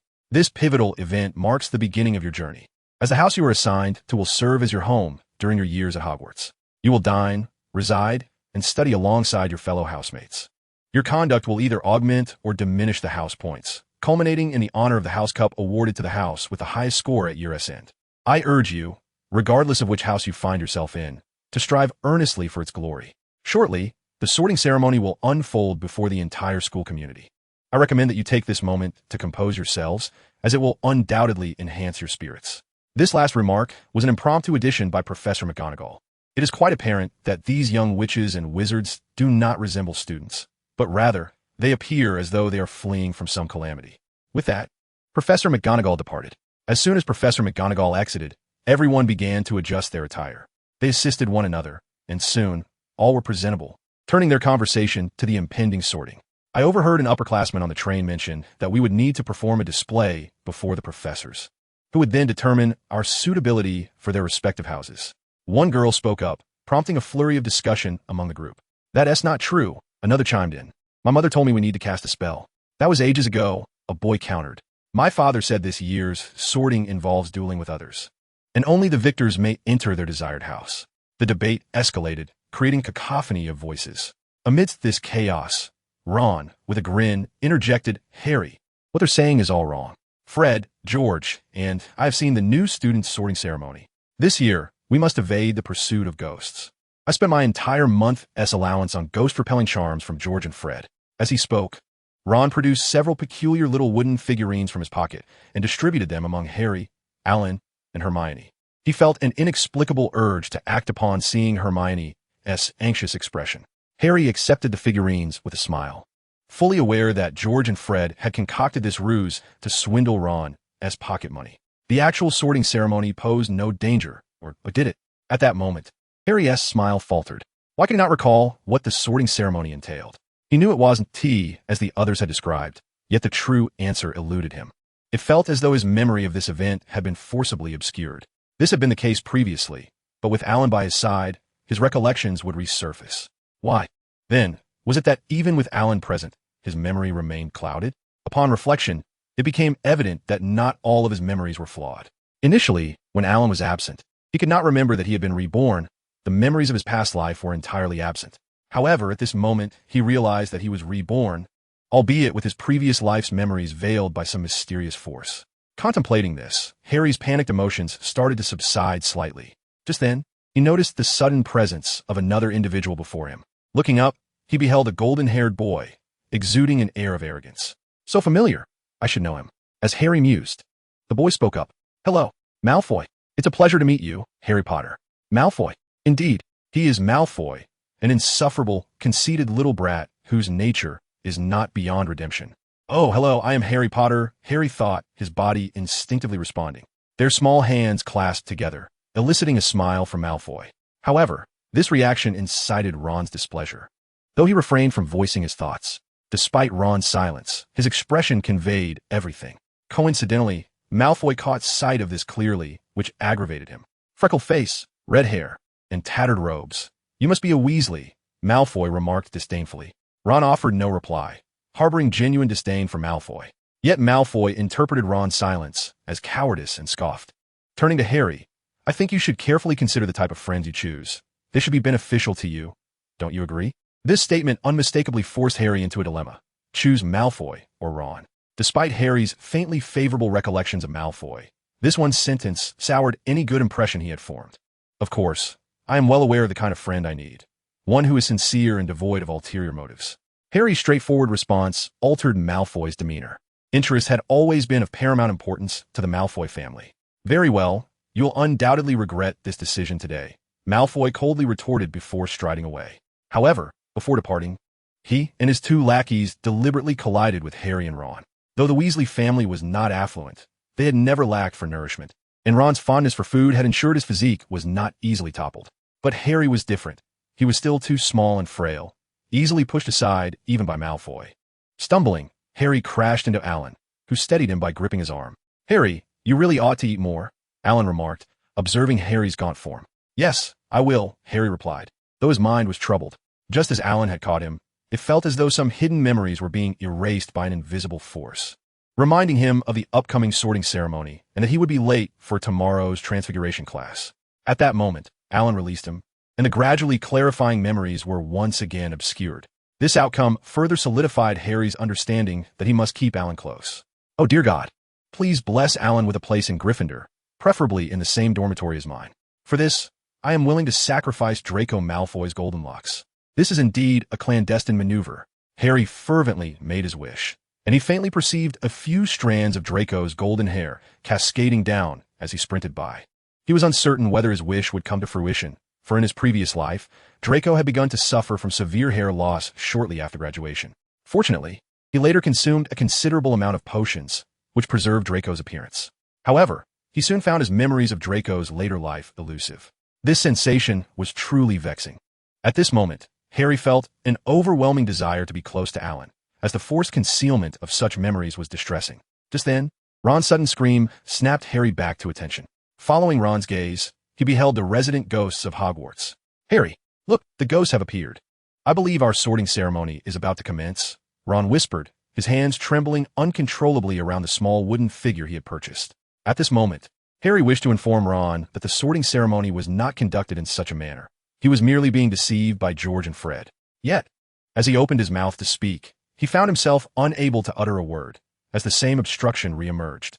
Fortunately, the ghosts did not linger for long and soon departed, prompting Ron to breathe a sigh of relief and express his gratitude that they had passed the test. At that moment, Professor McGonagall returned. "Now, form 2 lines and follow me into the Great Hall. We shall commence the sorting ceremony." Though puzzled, Ron promptly complied, falling into line with the others and following Professor McGonagall into the hall. Harry's memories were once again shrouded, so he chose to relish this experience as if it were his first visit to Hogwarts. This reaction conveniently prevented any suspicion from Dumbledore and the others. The rest of the group, too, expressed awe, with even Alan marveling at the scene. The sights seen in the films were incomparable to witnessing them in reality. In truth, the cinematic representations had been overly simplistic. Though Hogwarts lacked electric lighting, the glow of the candles was no less brilliant than that of electric bulbs, especially the chandelier's embellishments, which, under the illumination, rendered the hall resplendent in gold. Truly, this ancient magical institution was magnificent beyond measure. Beyond the visual splendor, there was a profound sense of historical resonance. It was a sensation, an ineffable feeling born from the soul, experiencing the miracles wrought by the currents of time. After gazing at the hall's grandeur, the crowd's attention shifted to the head of the hall, where a long table was set for the Hogwarts faculty, who had already taken their seats. Between the teacher's table and the student's long table stood a square stool, upon which rested an ancient-looking pointed hat. Even in the flickering firelight, the oil stains upon it glimmered faintly, causing Alan's expression to grow solemn as he beheld the scene. As he contemplated the prospect of donning such a filthy hat, a sudden thought struck him, making him feel as though his head would soon be deemed unworthy. This clearly illustrated his profound aversion to the soiled headgear. In that moment, he even averted his gaze to escape the sight of the hat. Then, he spotted Cedric, who was waving at him, and by the shape of his lips, it was apparent he was informing him that he was waiting for him in Hufflepuff. Alan thought to himself, how oddly it felt as if not going to Hufflepuff would render him a transgressor. Just then, a voice akin to a broken gong or a discordant sham pierced the air, startling Alan so much that he recoiled several steps. Terrifying, this was sheer horror. As he looked towards the source, the singing, sorting hat transformed in his eyes into a perilous entity. In that moment, Alan finally comprehended the nature of that dreadful sound. Particularly, the song was so far from being in tune that it was utterly unbearable. Thus, he hastily covered his ears. At that instant, Alan's response was remarkably distinctive. However, in the next moment, numerous other first years mirrored his reaction. Undoubtedly, such a spectacle disheartened the Sorting Hat. Once it finished its song, it fell silent, foregoing even a courteous bow. Although the Sorting Hat was in a foul mood due to this setback, it still had its duty to perform regarding the sorting. As for offering comfort, Professor McGonagall would not indulge it. She had long been displeased with the hat's dissonant antics before each sorting ceremony. Now, it could wallow in its melancholy, for upon returning to the headmaster's office, Dumbledore would have ample time to console it. With this in mind, Professor McGonagall unfurled a scroll of parchment and addressed the newcomers. When I call out a name, that individual shall don the hat and take a seat. This statement undeniably conveyed the gravity of the sorting ceremony. Hannah Abbott, Hufflepuff. Susan Bones, Hufflepuff. Following the alphabetical order of surnames, it soon came to Hermione's turn. Hermione Granger. Unlike the preceding swift responses, the Sorting Hat took its time before finally declaring Gryffindor. Hermione beamed with delight and nodded towards Harry and Ron, for they all believed Gryffindor to be the finest house. After Hermione, the hat resumed its previous rapid pace, until finally Harry Potter. As this name resounded, all eyes in the hall turned towards Harry. Even though he knew the outcome, he remained exceedingly anxious. He was not concerned about being sorted into Slytherin. Rather, he worried that Alan might not be placed in Gryffindor. Releasing his grip on Alan's arm, Harry strode forward. Meanwhile, Alan rubbed his arm. Though Harry was slight of build, he possessed considerable strength. Once again, the hat hesitated for quite some time before reluctantly proclaiming, Gryffindor. At the Gryffindor long table, a wave of cheers erupted. But Harry simply waved at Alan, signaling that they would meet at the Gryffindor table later. Alan felt an inexplicable sense of foreboding. Soon, when it was his turn, he discovered that his intuition was, indeed, accurate. Alan, as he stepped forward, the Sorting Hat had yet to be placed upon his head. Remaining a distance of 3 or 4 feet away, when it bellowed, Gryffindor, Alan was taken aback. This was clearly a case of manipulation behind the scenes. Even during Draco's sorting, the hat only revealed its decision when it was almost placed on his head. Yet here it was, so far away from him. It wasn't as if the hat could read his thoughts like Dumbledore could. Although he had avoided the experience of touching that filthy hat, Alan found it difficult to feel any joy. Cedric, too, was far from elated. He had been watching intently, scrutinizing both Alan's reaction and the Sorting Hat's behavior. Having experienced the sorting himself, he understood the hat's abilities. In that moment, he wanted to voice his concerns about Alan's sorting, but he hesitated, realizing that the outcome was unlikely to change. After all, the headmaster had witnessed it too and had refrained from commenting further. Dinner, of course, consisted of Chinese cuisine. The only individuals concerned about Alan's sorting were Harry and Cedric. As Alan was sorted into Gryffindor, the students of Gryffindor welcomed the newcomer with customary cheers. Afterwards, everyone's attention turned to the remaining few yet to be sorted. Alan, however, had lost interest in the remaining sorting, as he only recognized Ron among them, who would undoubtedly be sorted into Gryffindor as well. Rather than worrying about the sorting results, he pondered how he might retaliate against the Sorting Hat. Yes, he simply could not swallow this indignity. Even if it were a clandestine operation, the hat should have at least pretended to be more discreet. While other students may not have given it much thought, for Alan, this incident marred an integral part of his magical school experience. He would later reflect on it many nights, unable to sleep. As he contemplated this, Ron completed his sorting and joined Gryffindor. Percy Weasley, the head of Gryffindor and Ron's older brother, expressed his delight at this development. At that moment, Harry, beaming with joy, remarked, "It's wonderful. We've all been sorted into Gryffindor." Alan responded, "Indeed, we've all been sorted into Gryffindor," though he felt compelled, rather than willing, to be there. Ron then sat beside Harry and whispered, "Finally, it's almost over. I feel hungry enough to devour a whole cow." "Just a bit longer. Only 2 more people to go," he said. As they spoke, the last 2 individuals were swiftly sorted. Professor McGonagall then picked up the Sorting Hat by its tip and departed, showing none of the respect she had exhibited when first bringing it out. At that moment, Dumbledore stood up with a beaming smile, his actions capturing the attention of everyone present. He extended his arms toward the students and then spoke. "Welcome. I know you are all quite famished, but I must first utter a few words. Silly fools, crybabies, rascals, twist." With that, a plethora of food appeared on the long table. The ravenous students, naturally, showed no restraint and immediately began to feast. Alan, eyeing the spread, took his time to serve himself a bowl of thick soup. "What do you think Dumbledore's words meant?" Hermione inquired. "Who knows? Perhaps he forgot his speech and is just winging it now," Ron replied without looking up. "Maybe Dumbledore's words are a riddle. A peculiar puzzle he just concocted," Alan said, taking a couple of sips from his soup, only to find himself unable to continue. It wasn't that the taste was unpalatable. After all, the house elves had practiced these recipes thousands of times, so the flavor was decent. However, the overly formulaic nature of the dishes lacked soul. The kind of food that makes one understand what true gourmet cuisine is with just a single bite. Moreover, he had little interest in British cuisine, especially since some meats were unseasoned, akin to tasting the raw essence of a dish he found unappealing. Thus, he set his bowl aside and retrieved from his satchel a bowl of rice and a portion of spicy grilled fish. Now, that is what one calls delicious, Alan thought.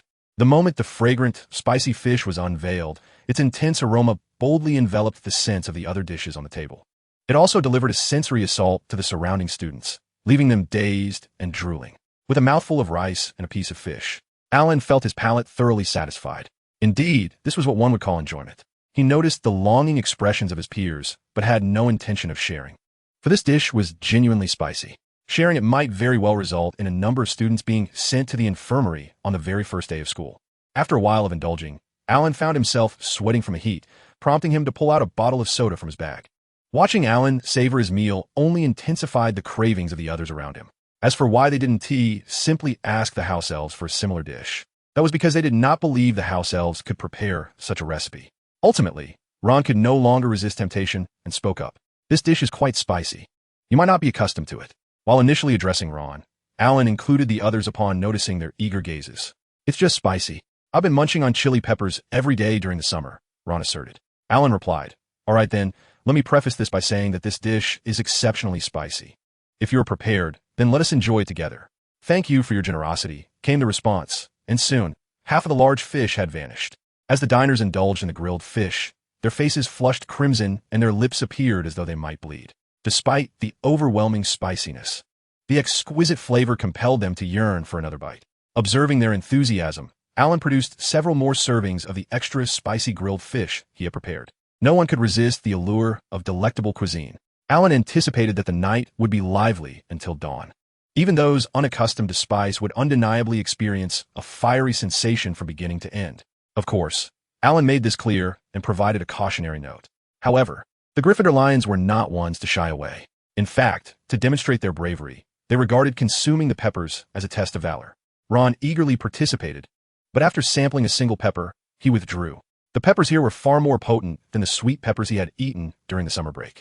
Just one tiny pepper rendered Ron's lips swollen and his complexion as red as his hair. The same fate befell George and Fred, who managed to consume just one more pepper than Ron. Alan could only remark that the Weasley family seemed to inherit their inability to handle spice. To his surprise, the one who could tolerate the heat the best was none other than Harry. The more one consumed, the more conspicuous they became, and the aftermath promised to be quite grim. Alan had intended to offer some words of caution to Harry, but Harry cheerfully declined his advice and requested another plate. While the other three houses dined on rather bland fare, the members of Gryffindor were flushed and sweating profusely. Ultimately, their long table saw little food consumed. Yet they drank cup after cup. Alan presented milk, but aside from Hermione and Ron, the others opted for chilled water. He mused that the Gryffindor common room would likely echo with cries of distress that evening. After the banquet, everyone listened as Dumbledore recounted the year's precautionary matters. For the other three houses, this was a matter of earnest attention. However, for Gryffindor, it represented the various activities available this year. The repetitive content at the outset left the prankster students, led by George and Fred, feeling that the situation was rather dull. It was only when Dumbledore reached the final part of his address that the twins' eyes gleamed with excitement. Finally, I must inform everyone that those who wish to avoid unexpected and painful demise should not venture into the corridor on the right side of the fourth floor. Upon hearing this, many decided to explore the area that very night, fearing they would be unable to sleep otherwise. Alan, upon hearing this, suddenly had a thought and whispered to Harry, "Harry, what do you think is there?" Harry, drawn close by Alan's hushed tone, recalled the classroom in the fourth floor corridor.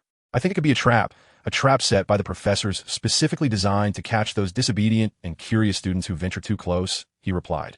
Upon reflection, there is a semblance of truth in that statement, yet those unaware can only grasp its superficial meaning. Your imagination knows no bounds. Observe, Ron's two brothers are deliberating on a nocturnal expedition to assess the situation there. They are bound to be apprehended. I would wager on it, Harry asserted with unwavering confidence. Amidst their conversation, a cacophony of music erupted, a chorus that oscillated between melodious and discordant, resonating throughout the hall. In that moment, Alan felt as though he had been struck with a blunt instrument. A frenzied revelry was the phrase that sprang to Alan's mind, especially with the mischievous twins nearby. Akin to a close-quarters assault. Were the twins' vocalizations unpleasant? Not at all. However, their deliberate antics, particularly in their quest for disruption, led many to stray off-key. "Oh, I have truly had enough." Exclaiming this, Alan rummaged through his bag to retrieve a Suona. Thanks to a whimsical impulse from a few years prior, he had mastered the formidable art of musical magic. Taking a deep breath, he began to play. In that instant, he would be the unrivaled maestro, the renowned Suona King. Alan Tang had gained fame for dismissing 6 teachers within a mere 6 months. Indeed, his Suona possessed an enchanting allure, a truly mesmerizing sound. As his 6 instructors would attest, no matter the composition, Alan could evoke the sensation of the abyss calling forth. In that moment, the abyss gazed upon all the faculty and students of Hogwarts. At that instant, Alan was the undisputed sovereign. As the final note faded, a contented smile adorned Alan's face as he bowed in gratitude to all present. Yet in the next heartbeat, a Ravenclaw student cried out, "Oh no, a professor has fainted." Instantly, all eyes turned toward the classroom seats, where they beheld this year's defense against the dark arts professor, Professor Quirrell, lying unconscious. In an instant, the gazes directed at Alan morphed into expressions of terror. Just then, Dumbledore hastily stowed his wand and instructed the heads of houses to lead the first years away. As for Professor Quirrell, Snape was assigned to assist in escorting him to the infirmary. En route, the Gryffindor Lions began to idolize Alan. It was inevitable. Any act of heroism would elicit their admiration. Alan's ability to send a professor into unconsciousness through music was a singular feat in Gryffindor's storied history. However, regarding the adoration from others, Alan's loyal guardians efficiently shielded him from their approach. Indeed, his protectors were none other than Harry and Ron. At this moment, Harry was elated, recalling Quirrell's true nature, yet an inexplicable force hindered him from articulating this in any manner. Thus, regarding Alan's act of rendering Quirrell unconscious with his music, Harry remained quite pleased. Soon, as they arrived at the entrance to the Gryffindor common room, Alan had already earned the rather flamboyant title of King of Enchanting Melodies. The architects of this whimsical moniker were none other than George and Fred. They were not the slightest bit upset that Alan had stolen their thunder. On the contrary, they found his actions rather commendable and might even consider adopting such methods next year. Attention all first years. This is the entrance to the Gryffindor dormitory, which requires a password for entry. The password changes every fortnight and is always posted in advance on the notice board. Furthermore, it is imperative that you do not share the password with members of other houses. Percy stated this with utmost seriousness, yet it had little effect, as most were still engaged in hushed conversations. Fortunately, the first-year students appeared to be paying attention. At that moment, the woman in the portrait inquired, "Password? Dragon Dung?" Percy replied, and the figure in the portrait seemed to step forward, causing the portrait itself to sway and reveal a hole in the wall. The students entered one by one, while those in their second year and above returned directly to their dormitories, as their presence was no longer required.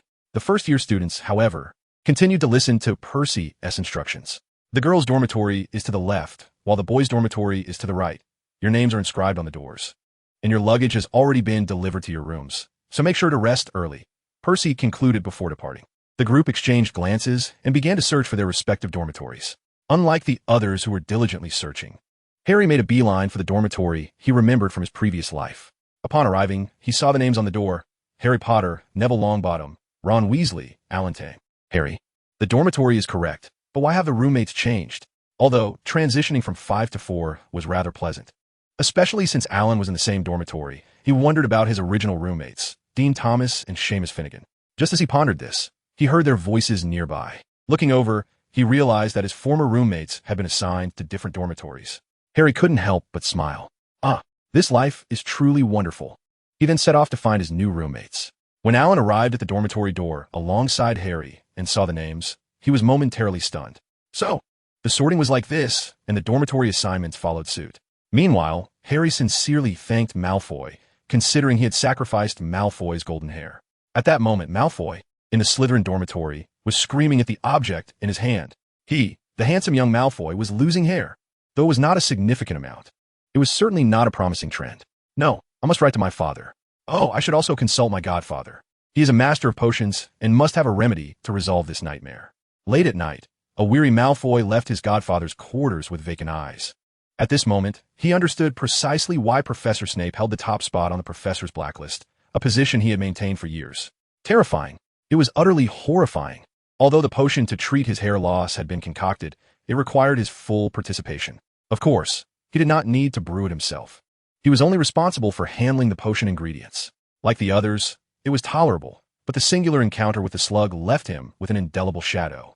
He thought to himself that a restful night was likely unattainable. Even though he had already departed, the slimy, viscous sensation of the slug lingered in his mind, refusing to dissipate. Young individuals seldom transform their faults into burdens of mental anguish. Thus, he chose to redirect his animosity.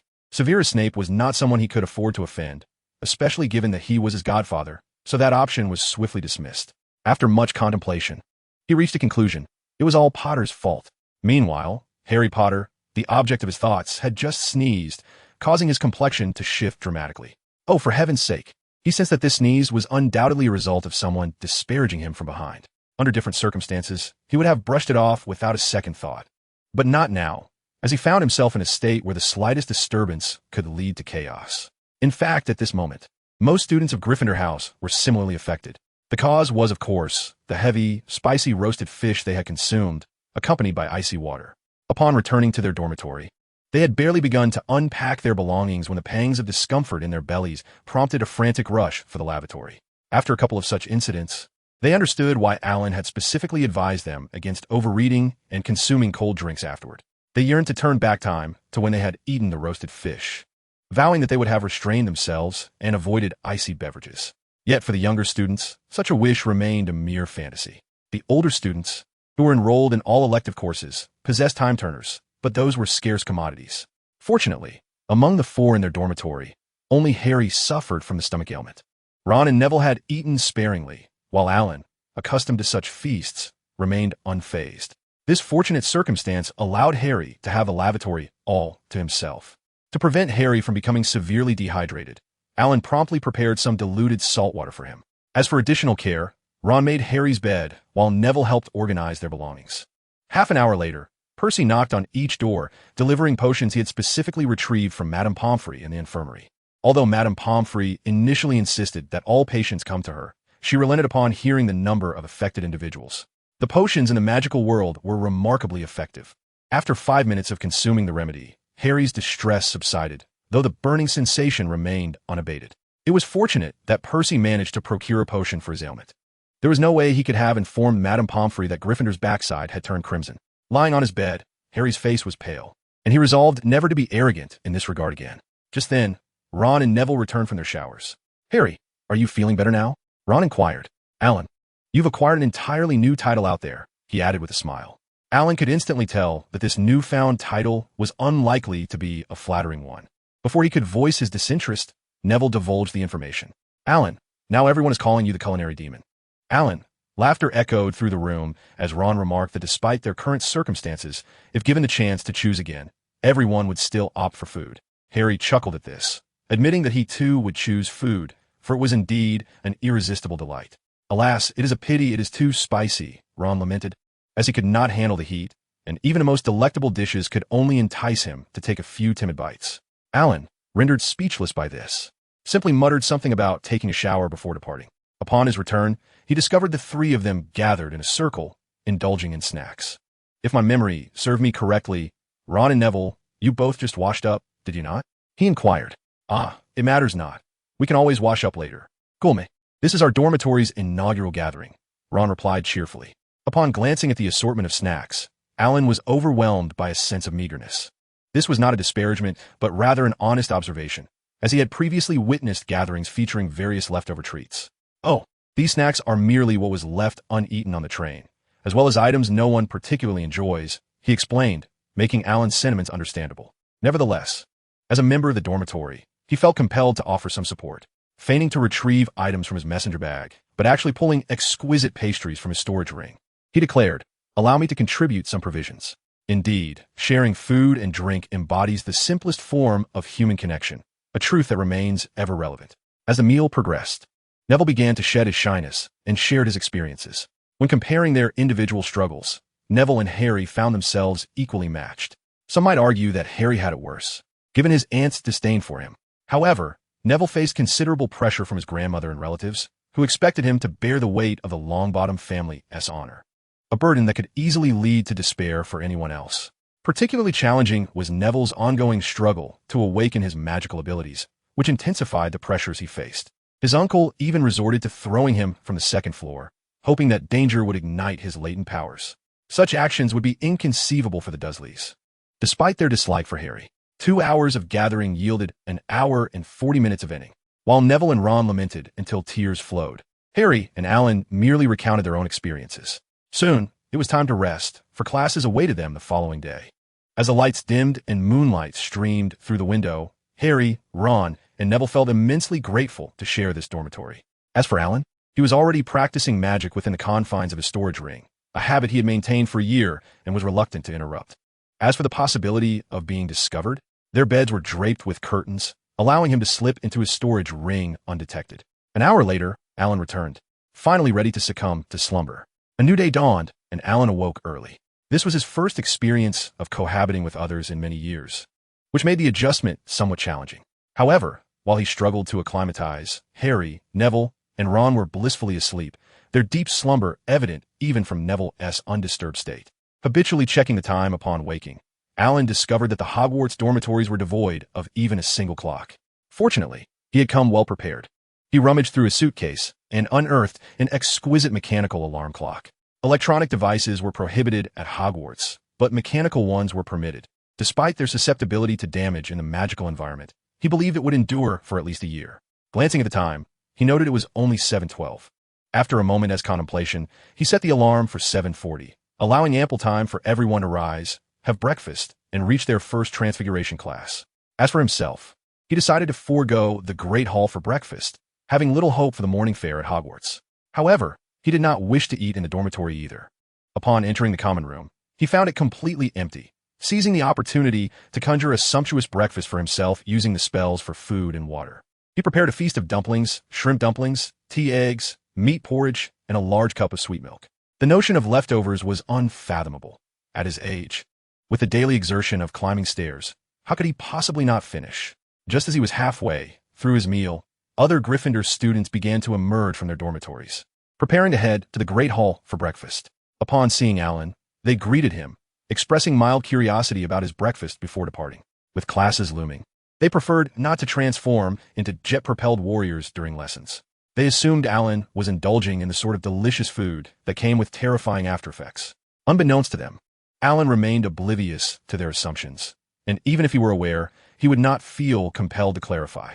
Once they departed, Alan noticed that Harry and the others had also awakened. It was quite remarkable for them to rise so early, given the time remaining until his alarm would sound. While others were wary of Alan's culinary creations, Harry did not share their apprehension. However, he understood that partaking in Alan's breakfast would be akin to robbing him of his meal, so the three merely sampled a taste before proceeding to the Great Hall. By the time Alan finished and made his way to the hall, he could faintly hear discussions about his exploits from the previous evening. Clearly, the monikers bestowed by George and Fred had spread throughout the student body of Hogwarts. He considered that he might not need to seek out Harry and the others in the hall. Instead, he could take advantage of the time to explore the castle. A millennium-old castle, having undergone numerous renovations, surely harbored many lingering secrets. However, before he could set forth, Cedric arrived and pulled him towards the Hufflepuff table. "Alan, you've arrived too late. The limited breakfast pastries are all gone. Fortunately, I have saved a portion for you. Do indulge, as this is a delicacy unique to Hogwarts." Alan pondered for a moment. He could claim he was already satiated, his stomach full to the brim, unable to accommodate anything more. However, to refuse would be to disregard the kindness extended to him. After some consideration, Alan retrieved a snack from his bag and said, "I appreciate your generosity, but I must apologize as I'm already full. Nevertheless, I shall partake later. Allow me to offer you my snack today, and we can share." Cedric, upon hearing this, felt no disappointment. He could discern that Alan spoke the truth. Besides, Alan had indeed accepted the offering. As for sharing, Cedric glanced at the exquisite treat in Alan's hand, suddenly feeling unworthy.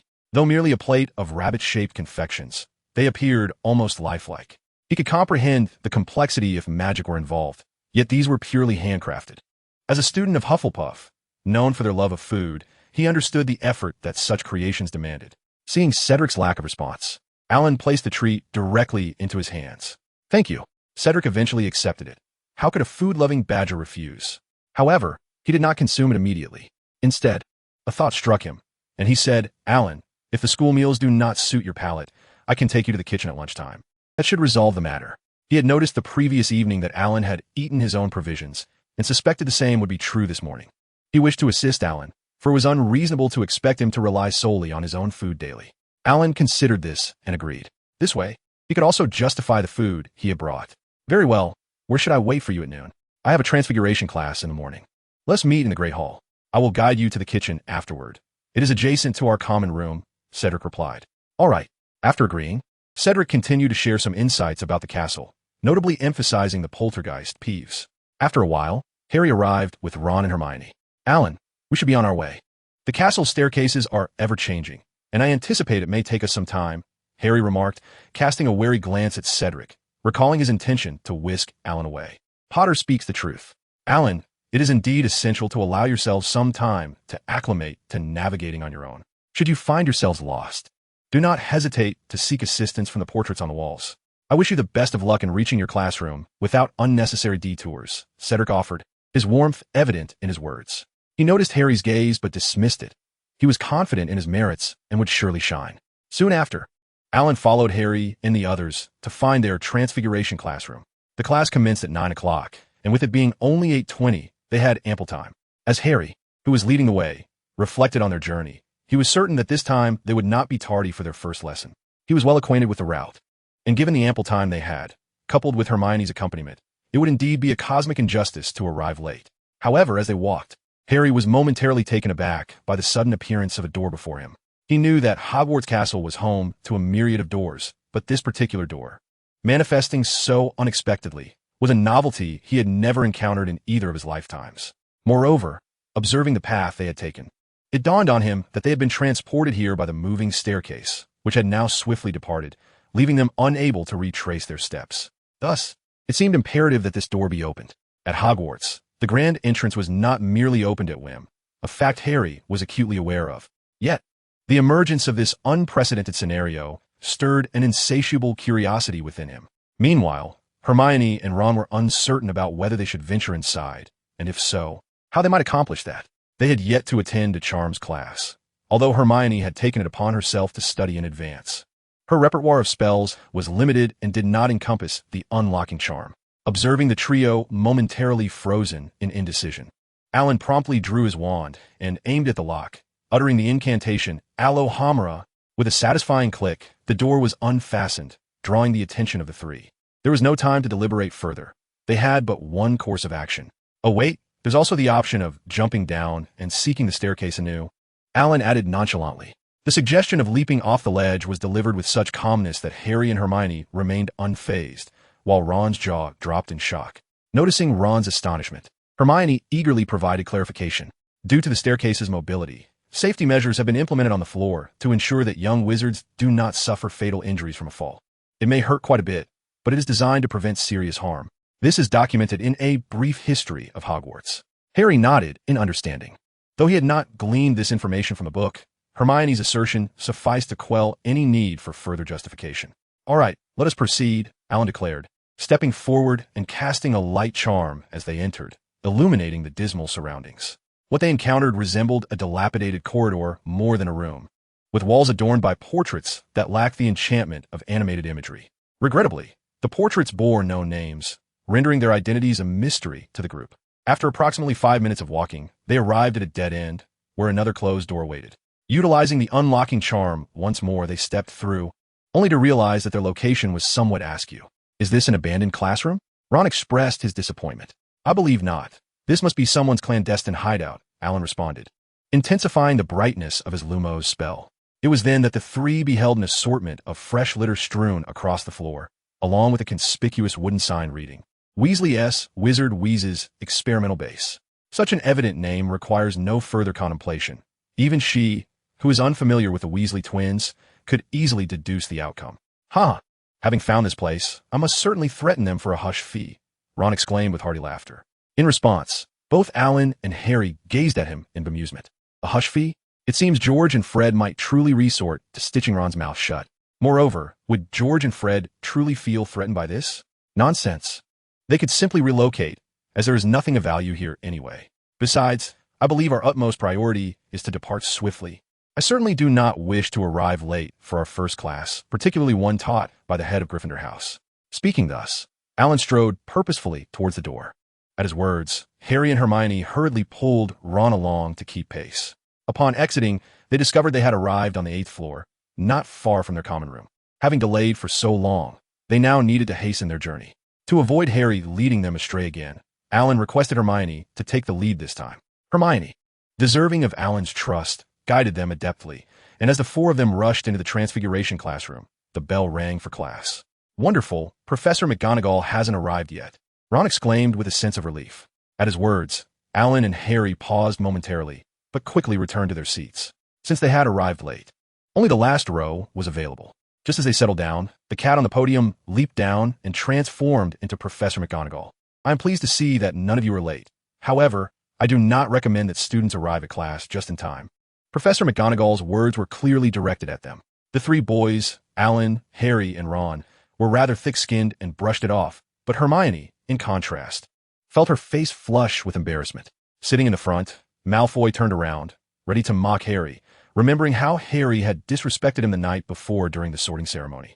However, upon turning back, he was met with the sight of Harry Potter standing tall and proud, accompanied by his two companions, as if they were the ones in the right. Indeed, Malfoy had begun to see Ron and Alan merely as Harry Potter sidekicks. Yet this arrangement suited him as he too had two followers, making for a fair 3-on-3 dynamic. Just as Malfoy reveled in his own delusions, Professor McGonagall's voice, laced with irritation, broke through. Malfoy, your professor is here, not lurking at the back of the classroom. Are you admiring the scenery back there? If so, you may rise and take your seat in the back. Furthermore, for failing to adhere to classroom decorum, Slytherin will lose a point.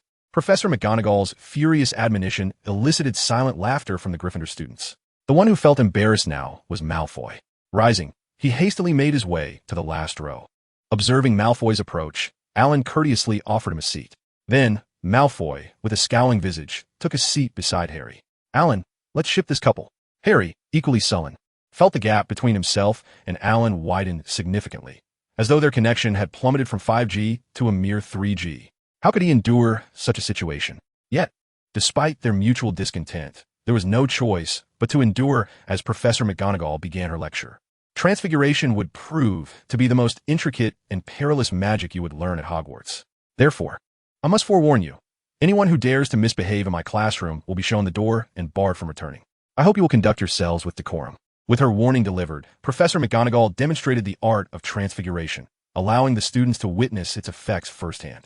A lectern, with a flourish of her wand, transformed into an array of creatures, ranging from a diminutive rabbit to a majestic lion. Regardless of the form it took, each creature appeared remarkably lifelike. This display undoubtedly captivated the attention of the entire class, even those students with wizarding parents, for their parents would not provide such demonstrations. Of course, the true marvel lay in Professor McGonagall's unparalleled mastery of transfiguration, far surpassing that of any others. After this initial lesson, having successfully garnered the students' attention, Professor McGonagall commenced the formal instruction. She began with the essential Gamp's law of elemental transfiguration, a principle outlined in their textbooks, prominently featured on the title page. However, she felt compelled to add another crucial rule. Young wizards are strictly prohibited from using transfiguration on their fellow classmates or themselves. Should anyone violate this rule, I shall have no choice but to recommend their expulsion to the headmaster. Such infractions, when punishments were less severe, often resulted in numerous students being sent to St. Mungo's hospital each year. Witnessing the reckless tendencies of her pupils, the penalty for such offenses ultimately escalated to expulsion. It was evident that this approach proved highly effective. Initially, Dumbledore opposed the elevation of the punishment to expulsion, but Professor McGonagall, tirelessly covering for the misbehaving students, found herself quite exasperated. Thus, she insisted on either increasing the severity of the punishment or limiting her responsibilities solely to teaching transfiguration. After a week of handling all duties himself, Dumbledore consented. This particular achievement brought Professor McGonagall great joy, for she had successfully compelled Dumbledore to relent. Returning to the matter at hand, once the precautions were laid out, the official lesson commenced. As a customary rite for first-year students, The transformation of a matchstick into a needle was to be practiced. The incantation, the trajectory of the wand's movements, and then Professor McGonagall completed her instructional demonstration. Immediately, with a flick of her wand, a box of matches opened, and matchsticks flew to each student's desk. Remember, I shall reiterate, when casting the transfiguration spell, you must vividly envision the precise form of the needle in your mind, allowing its image to take hold firmly in your consciousness. When you perceive the matchstick before you aligning with the needle in your mind, wave your wand and utter the incantation, Vera. Now, everyone may attempt it for themselves. Soon, the classroom resonated with the repeated incantations of Vera. Save for the last row. It was not that Alan and his companions lacked the desire to cast the spell. Rather, Malfoy's overwhelming presence was simply too notable. Ha, Potter! From this moment forth, you shall witness the merits of befriending a true pure-blood aristocrat. Even in magic, you cannot possibly surpass me. Malfoy brimmed with confidence, having been educated in elite circles from a young age. Then, in the next moment, Vera. With Harry's incantation completed, the matchstick before him transformed into a sewing needle. Malfoy exclaimed, Vera. Alan too cast the transfiguration spell, resulting in a standard sewing needle. Malfoy observed, unimpressed. Ron, undeterred, confidently recited the spell. Vera. Yet, the matchstick remained unchanged, leaving Ron blushing in embarrassment. This outcome allowed Malfoy to breathe a sigh of relief. Had Ron succeeded, he might not have dared to remain in the room any longer. At that moment, Professor McGonagall noticed the success of Harry and Alan, and with delight, she retrieved the sewing needles they had transformed, stating, an excellent display. You two have earned 10 points for Gryffindor. Next, you may refine the elegance of your needle further. With that, Professor McGonagall resumed observing the performance of the other students. Alan took his needle and continued practicing, while Harry followed suit, though he was filled with astonishment. His success on the first attempt stemmed from his prior life experiences. Despite much of his memory being fragmented, he still recalled the transfiguration techniques from his first year. As time progressed, the classroom was filled with the sounds of Vera, continuing until the lesson concluded. During this period, aside from Hermione making significant progress and earning a point for Gryffindor, the other students' matchsticks remained unchanged right up until the bell rang. Regardless of how many matchsticks were exchanged, there was no advancement in their transfiguration skills. Once Professor McGonagall assigned the homework and announced the end of class, Malfoy hastily departed, eager to leave, as he too was among the students who had made no progress. After class, the four of them headed straight to the library. Initially, it was Hermione who suggested the visit, and upon hearing this, Alan decided to join. Had Harry not been reborn, he would have left with Ron. However, having experienced Rebirth, Harry recognized the significance of knowledge. He did not aspire to surpass Hermione in knowledge, but merely wished to enrich his mind with useful content. With three of them determined to go, Ron, despite his reluctance, had no choice but to accompany them. Upon arriving at the library, the four separated to seek out books that piqued their interest. Ultimately, Ron chose a novel, Hermione selected 5 miscellaneous books, Harry opted for 2 specialized spellbooks, and Alan picked 5 foundational texts on magic. As the friends around him immersed themselves in the pursuit of knowledge, even Ron, typically disinterested in study, found himself inspired to embrace the fervor for learning. He delved into his reading until nearly noon, at which point the 4 companions had to part ways. Harry and Ron were to return to their dormitory, Hermione was preparing to borrow 2 more books, and Alan was heading off to meet Cedric. Upon arriving in the hall, Alan discovered Cedric was already waiting for him. Before Alan could utter an apology for his tardiness, Cedric took his hand and they set off. Upon reaching the kitchen, Alan was greeted by a group of little badgers. Some of our Hufflepuff students enjoy dining here, but most often we prefer the Great Hall, except for breakfast, Cedric explained.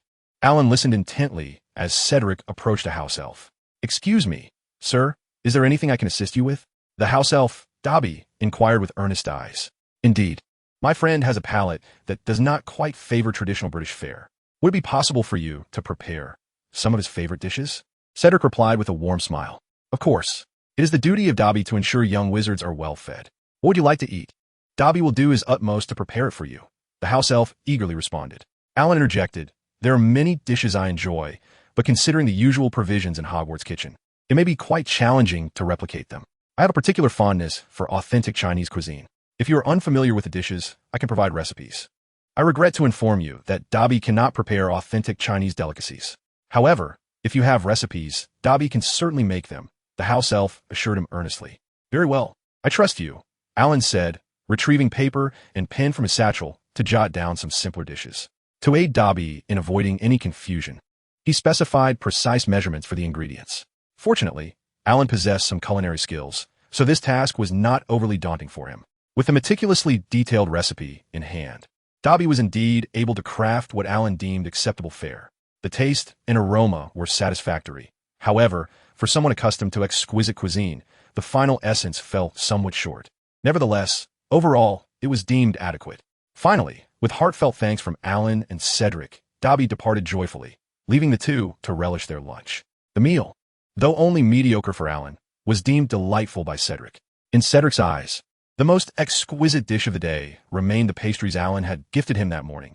Truly a delectable indulgence. Despite the lunch being reasonably enjoyable, Alan found pleasure in the company of Cedric. Throughout that midday hour, he discerned that Cedric possessed a remarkable emotional intelligence. After dining, the two departed. Alan had a herbology class scheduled for the afternoon, though he was in no rush, while Cedric, with numerous elective courses, was quite busy indeed. Although Alan had the opportunity to take a brief nap, he chose instead to practice magic in an unoccupied, abandoned room rather than return to the Gryffindor common room. Indeed, he was practicing within his storage ring, allowing him to utilize 1 hour, as if it were 2. In reality, 1.5 hours spent outside translated to 3 hours within the ring, resulting in arduous practice and evident magical improvement, a result that brought him great joy. However, it was now time for him to depart for herbology class. He felt no apprehension about losing his way to the herbology classroom, as the greenhouse was situated at the rear of the castle, free from the vexing moving staircases. Upon his arrival, he realized he was quite early. Whether among Gryffindor or his fellow Hufflepuffs attending herbology, he was among the first. As for those who arrived even earlier, he did not recognize any Hufflepuffs. But he did see Hermione from Gryffindor already present. "Good afternoon, Hermione," Alan greeted, retrieving a spellbook from his bag. Hermione, who had been engrossed in her reading, looked up in response before returning her attention to her book. For a time, both were absorbed in their spellbooks, creating an atmosphere of intense study that deterred later arrivals from approaching them, as not everyone felt inclined to engage in such a fervent environment of learning. After a while, Harry and Ron hurried over. Just as they arrived and steadied themselves, Professor Sprout, responsible for herbology, emerged from the greenhouse. "Have all the students arrived? If not, we can wait a bit. It is understandable to get lost on the first day of school," Professor Sprout said with a warm smile. This gentle scene immediately eased the tension among some anxious students. Once it was confirmed that everyone was present, Professor Sprout clapped her hands and remarked, "No one is late. You all did wonderfully. Each house earns an additional 3 points." Her praise filled the young witches and wizards with pride, standing tall in their seats. "Before we begin, I must remind everyone that once we enter the greenhouse, no one is to disturb the plants without my instruction. I would prefer not to see the points I just awarded deducted so quickly," she added. "Now everyone, please follow me," Professor Sprout instructed as she led the students into the greenhouse. As this was a class for first-year students, the curriculum naturally revolved around common magical plants, and there was little need for elaborate precautions. Should any errors occur, she believed the students would learn their lessons and understand the importance of heeding the professor's words. Once Alan and his classmates entered, it felt as if they had stepped into a vast ecological garden. "This space is truly expansive," exclaimed a Hufflepuff student. "That is due to the undetectable expansion charm," Alan replied, as this incantation was one he had to master, given its utility in enlarging the space of a storage ring. At that moment, Professor Sprout entered, observing the students behaving obediently and refraining from disturbing the plants, and she nodded in satisfaction. She appreciated well-behaved children. "Classmates, please follow me. The botanical wonders we are to study today are not located here." Upon hearing this, the group hastily trailed behind. After winding through several paths, they finally arrived at their destination. It was a patch of decaying leaves adorned with clusters of white mushrooms, each the size of an adult's thumb, resembling king oyster mushrooms in appearance. As Alan pondered the contents of his textbooks, many in the group began to peruse their own materials. Now, everyone paused. This magical plant was not chronicled in their textbooks, but rather in other tomes of magic. However, these mushrooms were not easy to cultivate, and they had fortuitously encountered a bountiful harvest, thus altering the day's lesson to focus on them. At this, those reading closed their books, and those lost in thought regained their attention. It was not uncommon for Hogwarts professors to deviate from the prescribed curriculum, so adaptation was key. These mushrooms, known as color-changing mushrooms or magical mushrooms, were highly toxic to muggles, but safe for wizards to consume. Their name stemmed from their reaction to magical energy, which was crucial for neutralizing toxins. As Professor Sprout plucked a mushroom for demonstration, it remained its pristine white hue beneath dragonhide gloves. However, upon direct contact, it transformed into a vibrant orange. This sensitivity to magic rendered the mushroom a vital ingredient in potion making. Nonetheless, I personally recommend crafting a mushroom soup for tasting. Due to the variance in each individual's magical energy, the color that the mushrooms assumed was unique, resulting in a diverse array of flavors. For instance, mine had a subtle sweetness. This piqued the interest of the group. The allure of something both intriguing and delectable undoubtedly captivated the hearts of Gryffindor and Hufflepuff students alike. Observing their enthusiasm, Professor Sprout continued. When harvesting, it is imperative to wear dragonhide gloves to avoid contaminating the mycelium. Now, everyone, please don your gloves. With that, everyone eagerly complied, and at Professor Sprout's command, they commenced their foraging. While many were curious about the flavors of their magically altered mushrooms, none dared to sample them secretly. The reason? Quite simple. After class, Professor Sprout would distribute a few mushrooms to each student, while the majority would be reserved for potion making. As Alan collected mushrooms, he mused about the flavor of his magic-infused specimen, contemplating the possibility of crafting a soup later that evening. Just as his thoughts deepened, Harry and Ron approached his side. Naturally, friends tend to gather together. However, despite Harry and Ron's presence, the trio remained silent, absorbed in their task of gathering mushrooms for their herbology assignment. At this moment, the three individuals were preoccupied with their own thoughts. Alan was contemplating what delectable dish he could create with the color-changing mushrooms that evening, while Ron was reflecting on the bounty of the midday. As for Harry, he was leaning closer to Alan, hoping to clarify his memories from his previous life. If his instincts were not misleading him, he was certain that his very first herbology lesson in his last life did not involve color-changing mushrooms. After several thoughtful recollections, Harry affirmed this conclusion. The difference from his past life initially filled him with concern, but it was swiftly replaced by joy, for it signified that the tragedies he had endured could potentially be altered in the future. With this thought, Harry couldn't help but laugh aloud. Upon hearing Harry's laughter, Alan snapped back to the present, turned to glance at his companion, and discreetly shifted a bit away. It was unavoidable. Harry's smile carried an air of mischief. As Alan moved aside, Ron took the opportunity to lean closer. "Good friend, I knew you would feel just as elated as I do," Ron remarked with a grin. Alan, confused, responded, what could have transpired in just a few hours to warrant such exuberance? Harry, hearing Ron's comments, chose not to elaborate. Instead, upon noticing Alan's puzzled expression, he explained, during lunch, Ron threatened George and Fred with the secret base he discovered this morning, and as a result, he reclaimed the pocket money he had been cheated out of over the summer. Alan was taken aback. Did George and Fred really acquiesce so easily? Before Harry could respond, Ron interjected, relishing in his moment of glory. "Oh, not quite. It wasn't so simple with them. Initially, they were unconcerned about my revealing the secret base. But when I mentioned I would inform Percy and write to Mom, they became fearful and agreed to return my money." How should one describe Ron? He possessed a certain cleverness and courage. Being George and Fred's brother, he should have understood the twins well. Such a threat would surely lead to repercussions later. However, judging by Ron's demeanor, it seemed he had not considered this consequence. Alan chose to refrain from further comment, recognizing that his own understanding of the twins was limited. Having just started at school, he could only silently wish Ron well, knowing that the twins' retaliation would likely not be overly severe. Ron, brimming with pride over his exploit, was blissfully unaware that Harry, a witness to the event, knew Ron had exaggerated his tale. Although he ultimately retrieved his pocket money, Ron had initially been flustered and red-faced due to the twins' antics. Naturally, this was knowledge best kept to himself. It would do no good to undermine Ron's triumph. However, speaking of midday events, Harry recalled another matter. "Alan, where did you go during lunch? You weren't in the Great Hall and missed the meal." "I was in the kitchen with Cedric. He invited me there earlier in the day," Alan replied candidly, as it was hardly a significant issue. Harry, perplexed, queried, "How did you manage to dine in the kitchen?"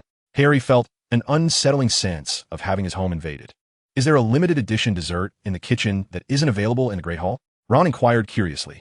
"The food in the kitchen is the same as that in the Great Hall," Cedric shouted back. "I only called you over because I noticed you were struggling with the English cuisine, and I wanted to find a house elf to make something you'd enjoy."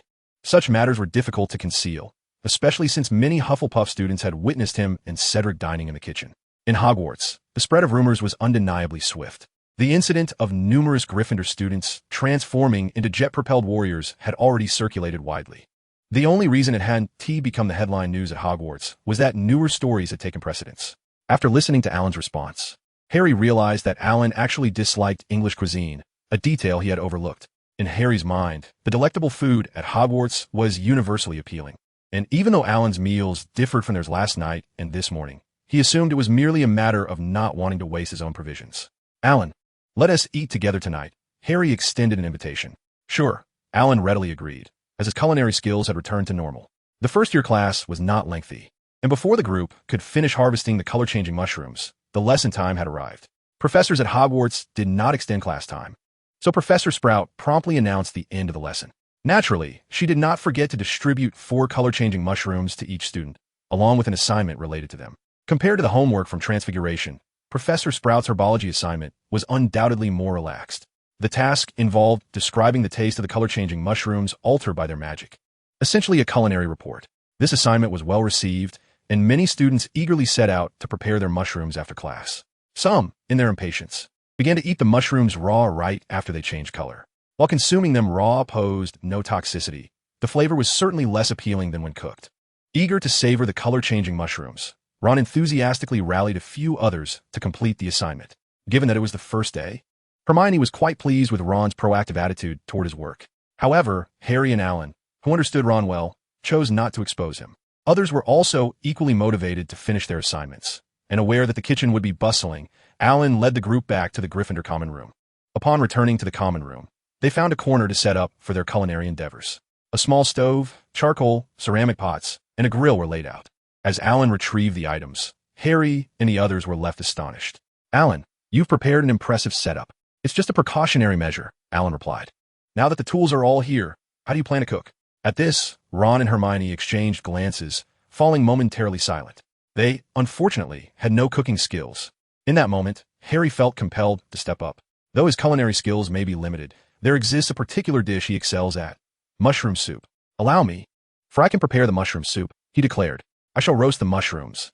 I believe my grilled mushrooms will be the most delectable. Alan asserted. It was a sentiment. He felt that had the mushrooms been prepared in any other manner, the flavor would undoubtedly suffer.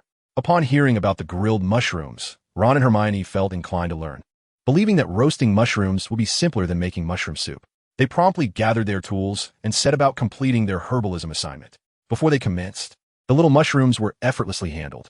However, once they began, Hermione lamented, I feel utterly inept, as she and Ron observed Alan's deft technique. An inexplicable sense of regret washed over them. Why they assumed that grilling mushrooms would be easier than crafting mushroom soup. Just look at Harry's mushroom soup. It was merely a matter of adding some seasoning and supplementary ingredients to the water mushrooms to create the soup. In contrast, Alan's grilled mushrooms required careful attention to the heat, timely brushing of oil, and frequent flipping. What constituted timely? What defined appropriate? The daunting intricacies of Eastern magic. Despite such thoughts, their eyes frequently wandered over to Alan's grilled mushrooms, for the aroma was truly enticing, a siren call to their appetites. Not only Ron and Hermione, but even Alan himself was astonished by the fragrance. He knew mushrooms were delicious, yet he had not anticipated that merely the scent could be so alluring, rivaling even the culinary delights produced by his own magical cooking. Of course, he was aware that this was due to his unique magical abilities, especially since Harry and the others' mushrooms were nearby. If they were all the same, it would not explain why his mushrooms stood out so remarkably. After a moment, the naturally golden mushrooms gleamed even more under the layer of oil. Soon, the mushrooms were perfectly roasted, and Alan divided them into 4 portions. It had been previously decided that he would keep 1 portion for himself, while the remaining 3 would be shared amongst the others for tasting. Once divided, Ron eagerly gazed at Alan, awaiting his cue. After all, it was Alan's mushrooms. The host must partake first before the guests could indulge. All right, let us eat. But be cautious, it is hot, Alan instructed. Although this was a simple statement, his deliberate pace made Ron brimming with anticipation, unable to restrain himself when he heard let us eat. Then so hot, yet so delicious. Even though it was too hot to savor comfortably, Ron could not spit it out. Instead, he forced himself to endure the heat, and with the flavors tantalizing his palate, he unwittingly enhanced his tolerance for high temperatures. Ultimately, Ron consumed the mushrooms in a manner reminiscent of Zhu Beiji devouring ginseng fruit, chewing hastily before swallowing. By the time Ron finished, Alan and the others were just preparing to partake. Upon tasting the mushrooms themselves, they finally understood Ron's earlier reaction. For these mushrooms were indeed exquisite. To put it simply, They were imbued with a flavor that resonated deep within, a true embodiment of deliciousness. It was as though the very term delicious had been crafted solely for these mushrooms before them. The flavor was exquisite, yet it was challenging for Alan to articulate it in words. He contemplated that if he were to write an authentic taste feedback, Professor Sprout might suspect him of fabricating or embellishing his account. As these thoughts occupied his mind, Harry and Hermione had already finished their meal, their faces adorned with expressions of satisfaction. "This mushroom is truly delightful," Hermione exclaimed. Regrettably, the quantity was insufficient, yet she remained content. "Next, let's savor the mushroom soup I prepared," Harry declared, eagerly serving the soup to everyone. The group, appreciating Harry's enthusiasm, lifted their bowls and took a sip. However, the experience did not progress beyond that. Not everyone is fond of the taste of ginger, after all. Indeed, the magically altered color-changing mushrooms that Harry had prepared had a ginger flavor, with a spiciness reminiscent of century-old ginger.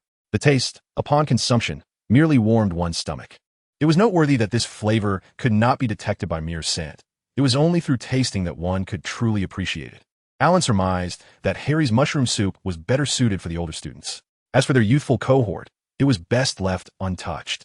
Harry also sampled his own mushroom soup, only to abandon the endeavor. Ultimately, only Hermione and Ron's mushrooms remained, which they had first roasted and then boiled. Externally, they were rather unappealing, but still edible. Consequently, Ron eagerly distributed portions to everyone. The four of them took some time to mentally prepare before they began to eat. Hermione's color-changing mushrooms exuded a fragrant aroma, while Ron's had a smoky flavor. While both were palatable when consumed directly, the combination of roasting and boiling had rendered the taste somewhat difficult to articulate. In short, it was not particularly appetizing. After dealing with the mushrooms and tidying up, they commenced their homework. However, by this juncture, the initial enthusiasm had waned. This sentiment persisted until they completed their assignments, after which they each busied themselves with their own activities. Alan, as he had done earlier, divided his time between reading and practicing magic. During his magical practice, he endeavored to see if he could conjure the previously transformed color-changing mushrooms using food transfiguration. Clearly, this task was quite simple for his culinary magic. Likewise, he managed to create Harry's century-old ginger mushroom soup, which, under his magical enhancement, had improved in flavor somewhat. However, upon concluding his practice and noticing his perspiration, he realized he needed to learn the cleaning charm. He believed he could easily approach Cedric for assistance in this matter. Soon enough, dinner time arrived. In the great hall, Harry, seated beside Alan, cast a triumphant glance at Cedric, who occasionally looked their way, as if to provoke him. Cedric, however, remained focused and did not divert his attention to Harry. However, Cedric remained oblivious, while others took note. Initially, they were intrigued by the dinner that differed from Alan's, but they were continuously provoked by Harry's challenging gaze, which tainted their impression of the so-called savior. Particularly for Malfoy, upon inadvertently catching Harry's defiant look, his anger began to escalate. Time and again, Malfoy felt he was reaching his breaking point. Ultimately, he abandoned his meal, fixating his furious glare on Harry. Sensing the tension, Harry reciprocated the stare, albeit perplexed. At that moment, the other students who had been influenced by Harry's provocative demeanor also recognized the exchange between him and Malfoy, realizing their earlier misjudgment. Harry Potter was not challenging them. Rather, he was confronting Draco Malfoy of Slytherin. This revelation piqued the interest of many, and as rumors spread from one to another, the tales grew increasingly absurd. Yet, it was evident that the two parties involved remained unaware of the unfolding drama. Meanwhile, Alan, having finished his meal, noticed that Cedric had also completed his, prompting him to seek guidance on a particular spell. Cedric welcomed Alan's arrival with enthusiasm. Upon hearing that Alan wished to inquire about the cleaning spell, he readily agreed, without hesitation. "Absolutely. Shall we find a classroom to practice while we still have time?" Cedric proposed. "Certainly," Alan replied. He could hardly refuse the opportunity to master the cleaning spell sooner. With both having satisfied their hunger, they departed. Meanwhile, Harry continued to engage in a silent confrontation with Malfoy. Upon leaving the Great Hall, Cedric joyfully led Alan to his usual practice area for spells. In his mind, learning a spell was not an endeavor to be accomplished in a single day, even one as seemingly simple as the cleaning spell. Thus, over the next few days, he found ample justification to spend more time with Alan. Upon arriving at their destination, Cedric began teaching with earnestness. After demonstrating the spell, he encouraged Alan to attempt it on his own. In that moment, Cedric had already prepared himself to offer consolation should Alan struggle. However, the next instant, Alan adeptly performed the cleaning spell. This outcome left Cedric utterly astonished. You were right, Cedric. It truly is a simple charm, Alan remarked, utilizing the spell to remove the grime from his clothing. Cedric chuckled, indeed. At that moment, Cedric reminisced about his own experience learning the cleaning spell, which had taken him 2 days to master, and he had been hailed a prodigy for it.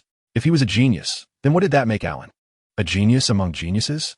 But then, Cedric realized that if Alan had already mastered the cleaning spell, he would have no reason to linger with him any longer. This simply wouldn't do. Alan, aside from the cleaning spell, do you have other charms you wish to learn? Do you have any recommendations? Alan inquired. If he were to express his thoughts, he would confess that there are countless spells he yearns to learn, many of which are beyond Cedric's repertoire. What about the spells from the first-year textbook? Mastering them would certainly earn points for your house during lessons, he suggested. I'm already proficient in those spells, replied Alan, demonstrating each one to Cedric in turn. Cedric, astonished, remarked, Are the new students this formidable nowadays? Such adeptness in spellcasting is something even second-year students struggle to achieve. Alan, you are truly a genius. Alan, though modest, acknowledged Cedric's praise. However, Cedric, being an academic overachiever, took pride in his own studies as well. Since you've mastered the first-year spells, let us delve into some unique charms, he proposed with a raised eyebrow and a smile. In the ensuing hours, Alan witnessed a hidden facet of Cedric's character. With ease, Cedric conjured various minor curses, transforming his demeanor from that of a golden retriever to that of a fierce wolf dog. Alan, intrigued by the dark arts, was earnest in his studies, and their engrossing session caused them to lose track of time. When they finally returned to reality, the hour had grown late, and curfew was upon them. To embark on a nocturnal adventure on the very first day of classes. This is something even Harry would not dare to do, Alan mused. Cedric, feeling a bit sheepish, acknowledged he had also lost track of time. But worry not, I shall escort you back. There is no need for concern. The professors won't catch us, he asserted confidently.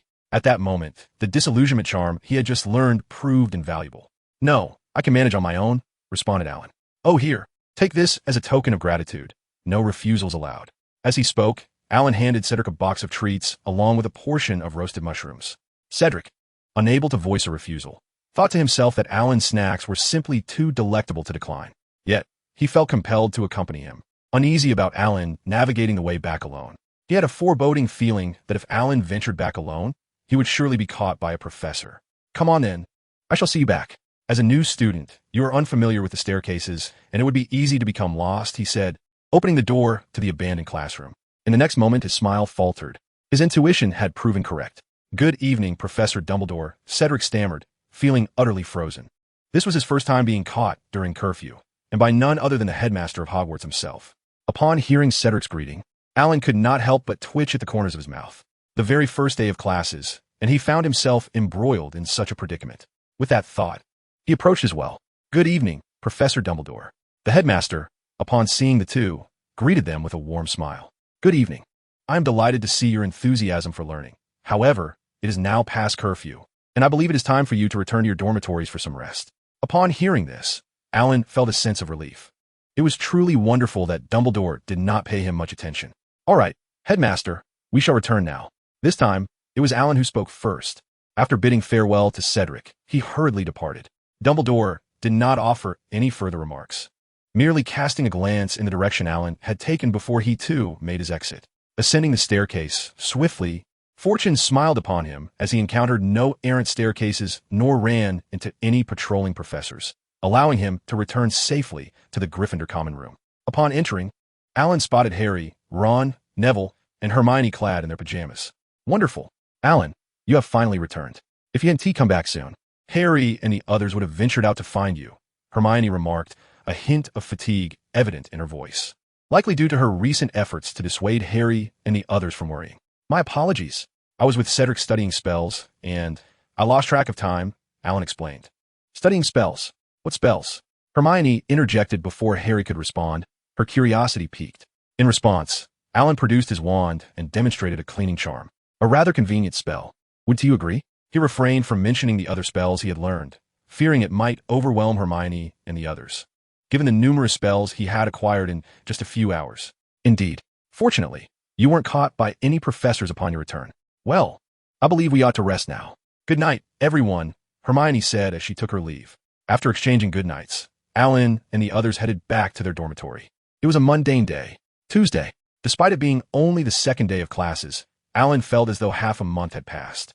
One could say that since his very first day at Hogwarts, he had encountered an abundance of events. Sigh. I hope today proves to be more peaceful.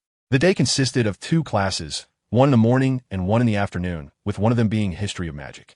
This particular class was undoubtedly conducive to slumber. As evidenced, during the History of Magic lesson, very few students from Gryffindor and their classmates from Ravenclaw managed to remain awake. Professor Binns was a dedicated educator, having continued his teaching duties even after becoming a ghost. However, his method of instruction warranted criticism, although it was termed a class. The entirety of Professor Binns' lecture was merely a recitation of the textbook. Rather than listening to Binns' soporific delivery, students would have been better off reading the textbook themselves. Even Hermione, known for her formidable ability to memorize texts, found herself growing impatient with such a lackluster approach. At the conclusion of the class, Professor Binns drifted through the wall, while the students either continued to sleep or quietly departed. One could only wonder what the school administration was thinking. If the class was to be conducted in such a manner, anyone could simply read from the textbook. Upon exiting the classroom, Hermione could no longer contain her frustrations. In response, Ron appeared to be in a state of drowsiness, while Harry stifled a yawn. However, upon hearing the remark, Alan chuckled and remarked, "To seek students who do not meet the criteria incurs a cost. One must pay for others." It was evident that Professor Binns, in his ghostly form, did not require a salary. Were he to assume the role of headmaster, he would undoubtedly opt to retain Professor Binns as an instructor. After all, who else could possess such a profound understanding of magical history without necessitating compensation? Nonetheless, Alan believed this was primarily due to the fact that magical history was not particularly significant among all subjects. It merely required rote memorization to pass examinations. During dinner, Alan observed that many had chosen his specifically selected Chinese cuisine. This evening's meal featured dumplings. Watching others indulge in their food with such delight, Alan felt an immense pride for the culinary treasures of his homeland. However, upon tasting a dumpling, his expression turned stiff. In an instant, a myriad of emotions flashed across his face. What kind of abominable dumpling is this? Is sweet? Oh, it is overwhelmingly sweet. Heresy. This is undoubtedly heretical. With this thought, Alan instinctively expelled the dumpling from his mouth and reached for a glass of water to rinse his palate. What's wrong, Alan? Is the dumpling not to your liking? Harry inquired with concern. Ever since he learned that Cedric had whisked Alan away, his vigilance had been heightened. It's just a kind-hearted fellow. I assent it. Who doesn't he know how to be polite? This dumpling is heretical. Alan's eyes blazed with indignation. Huh, I think it tastes quite good, Ron replied, bewildered. The next moment, he caught sight of Alan's terrifying gaze. Instantly, alarms rang in Ron's mind. You are right. It is indeed heretical, he exclaimed, reflexively consuming another dumpling to calm his nerves. As he observed others enjoying their food, Alan suddenly felt that the number of heretical dumplings requiring purification was considerable. Under Alan's watchful gaze, Harry, Ron, Hermione, and Neville dared not take another bite. Cedric, too, felt an inexplicable apprehension. It seems necessary for you all to understand what true delicacies are, Alan thought to himself. At that moment, he resolved to redeem the reputation of dumplings. He then dramatically retrieved dozens of dumplings from his messenger bag, pan-fried, steamed, and in broth, with fillings both meaty and vegetarian. The aroma wafted forth, alluring like a siren's call, making it impossible for anyone to suppress their salivation. Indeed, you were right, Alan. The dumplings prepared by the kitchen are heretical. Ron was the first to defect. Previously, he had merely spoken in jest, but now he genuinely aligned with Alan's sentiments. Yes, heretical, Neville added, decisively pushing the dumplings before him away. Observing this, Alan distributed the dumplings among them, including some for Cedric, who was instructed to come and retrieve his share. Clearly, Cedric had become the center of attention. Although he felt shy about the attention, the allure of the food beckoned him. He believed he could not betray such culinary delights. After few friends had their share, Alan decided not to distribute the remaining dumplings. It was acceptable to share among acquaintances, but those who wished to indulge further would need to pay. While complimentary delicacies might leave a lasting impression, the experience of purchasing such culinary delights would etch the true essence of dumplings in their memories. Alan entrusted the task of selling dumplings to George and Fred, compensating them with a serving of the delicacies. Without a doubt, these two brothers were the most suitable for the business endeavor. However, Alan was taken aback to discover that even the professors at the faculty, particularly Professor Quirrell, were among the buyers. Yet, he soon shifted his focus, as the thought of forgetting to prepare a garlic sauce resurfaced in his mind. Once dinner concluded, Alan successfully established a reputation for his dumplings and even earned a few gold galleons in the process. He was well aware that the matter was far from over. He intended to visit the kitchen to discuss the situation with the house elves. While their culinary skills were commendable, he insisted that they could not attach his Chinese cuisine's name to the dishes. Otherwise, he feared he might face criticism from beyond the dimensional barrier. After resolving the issue, he returned to the common room, where he found Harry seated on the sofa facing the entrance. Harry visibly relaxed upon Alan's return. "Alan, shall we take a shower together?" Harry inquired. "Not necessary. I can use a cleaning charm," Alan replied, waving his wand and instantly becoming spotless. "Then could you assist me with the cleaning charm as well?" Harry requested. "Certainly." Upon reaching their dormitory, Ron and Neville were engaged in a game of wizard chess. Spotting the two newcomers, Neville quickly stood up. "I'm done. Let's switch players," he declared. Having lost repeatedly, even he was reluctant to continue. However, both Harry and Alan knew that chess was Ron's forte, making it unlikely for anyone else to take his place. "Let's call a night and get some rest. We have classes tomorrow," Harry suggested. In his previous life, he had never once triumphed over Ron, and he was determined not to repeat that experience. "Fine," Ron conceded, packing away the chess set.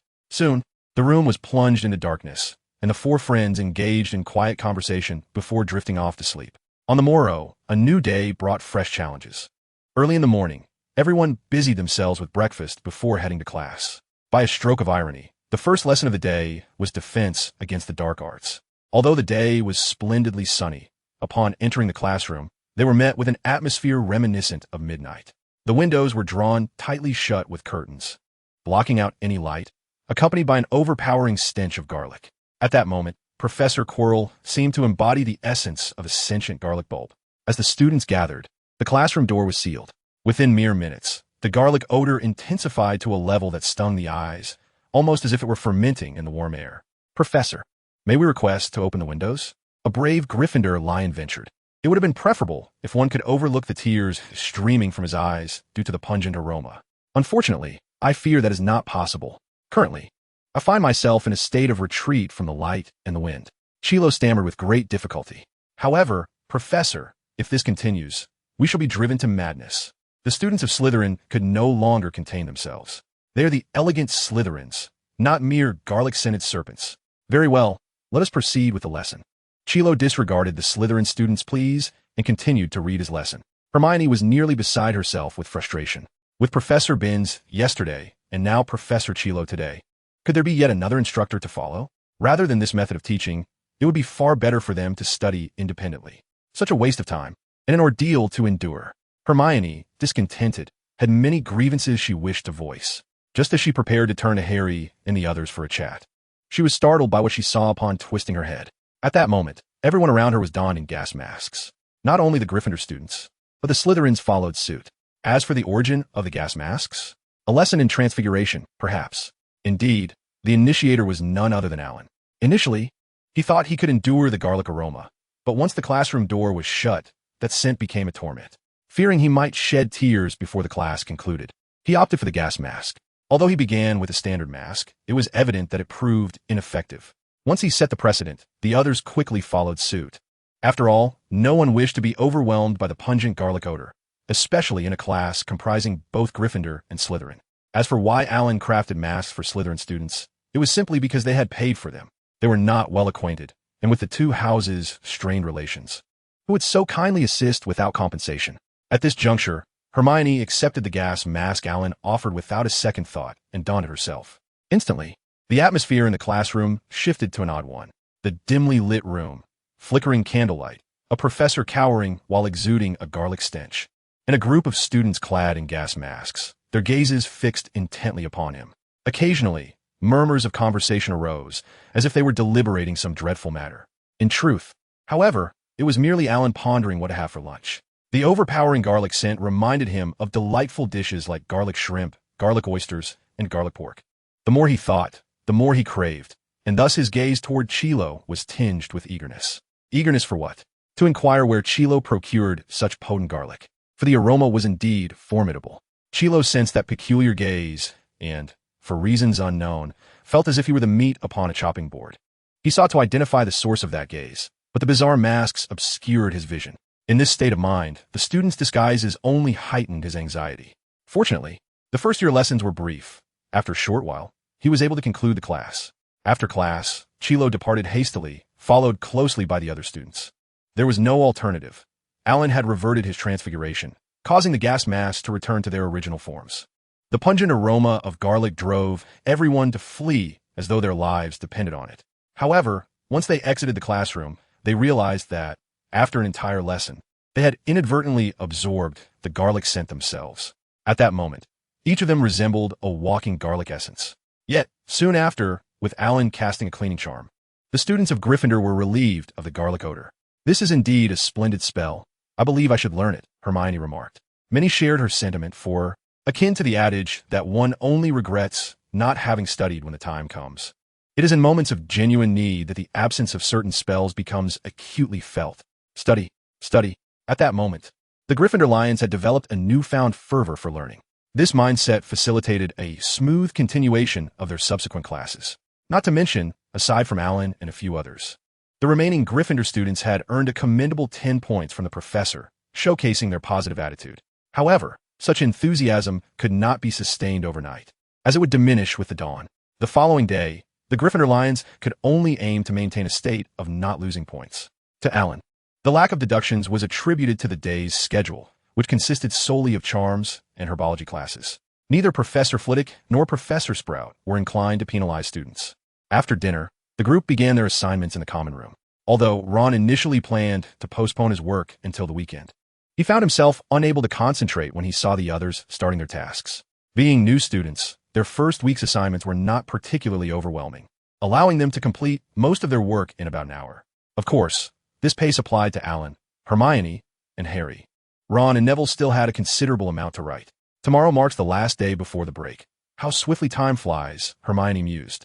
She had prepared herself for a daunting initiation into the world of magic, anticipating days that would drag on endlessly.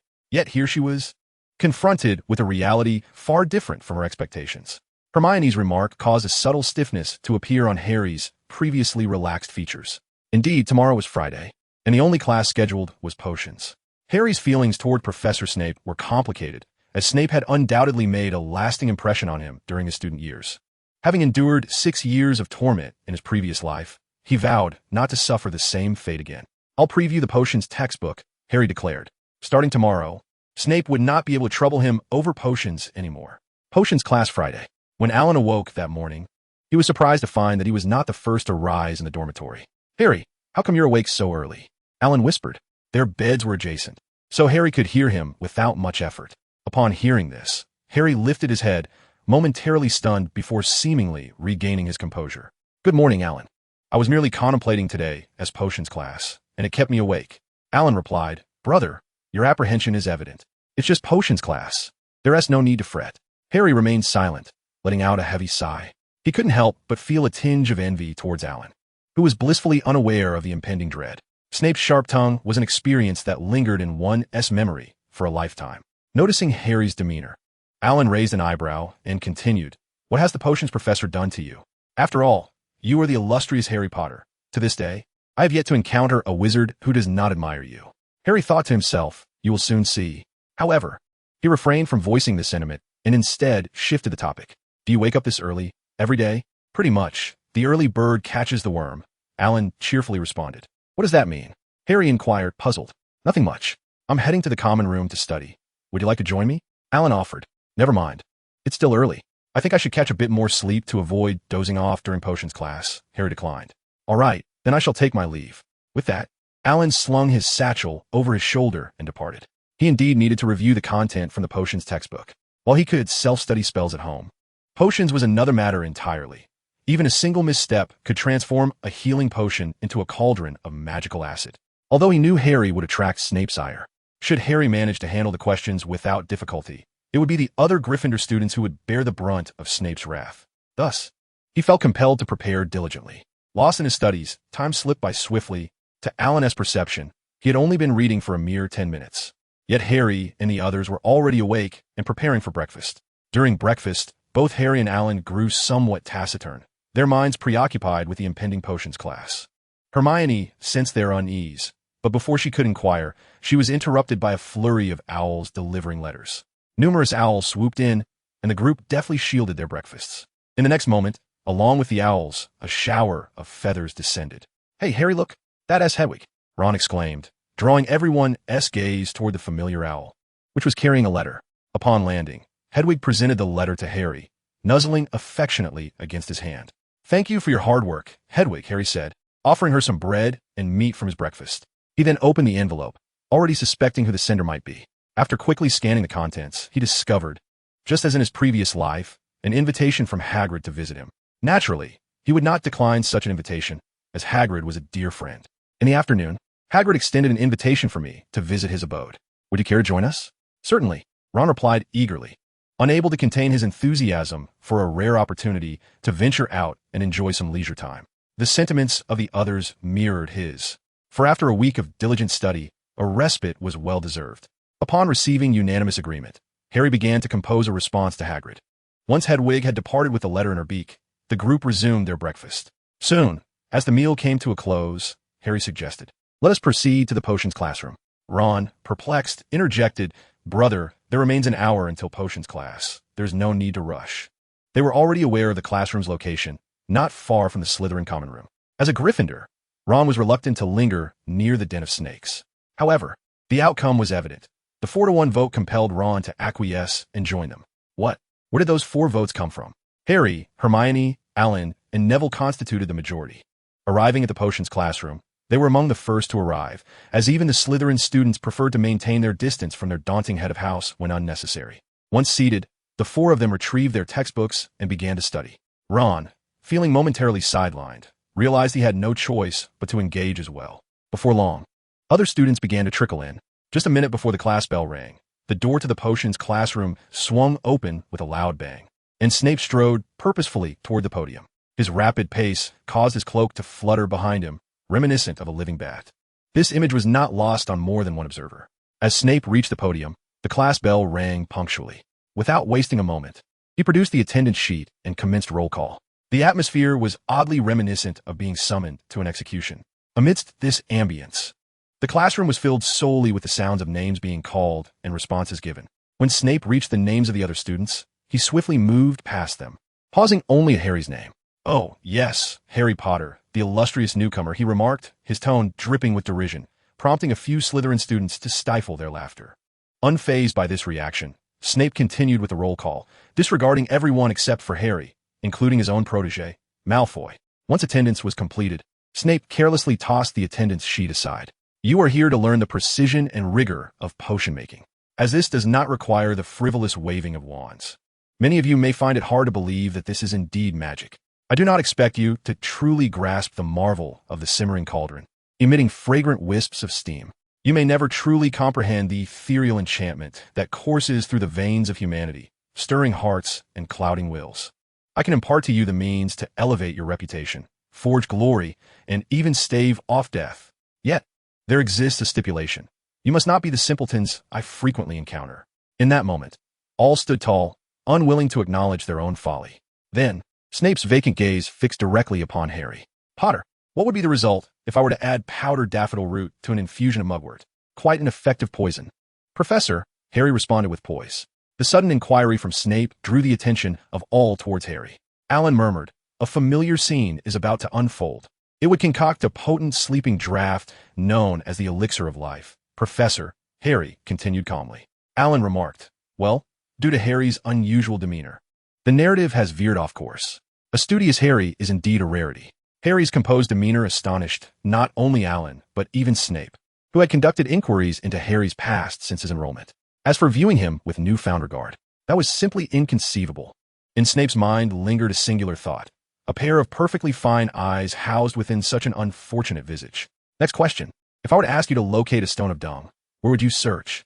Snape inquired, maintaining his icy demeanor. "The stone in question, extracted from a goat's stomach, possesses potent detoxifying properties."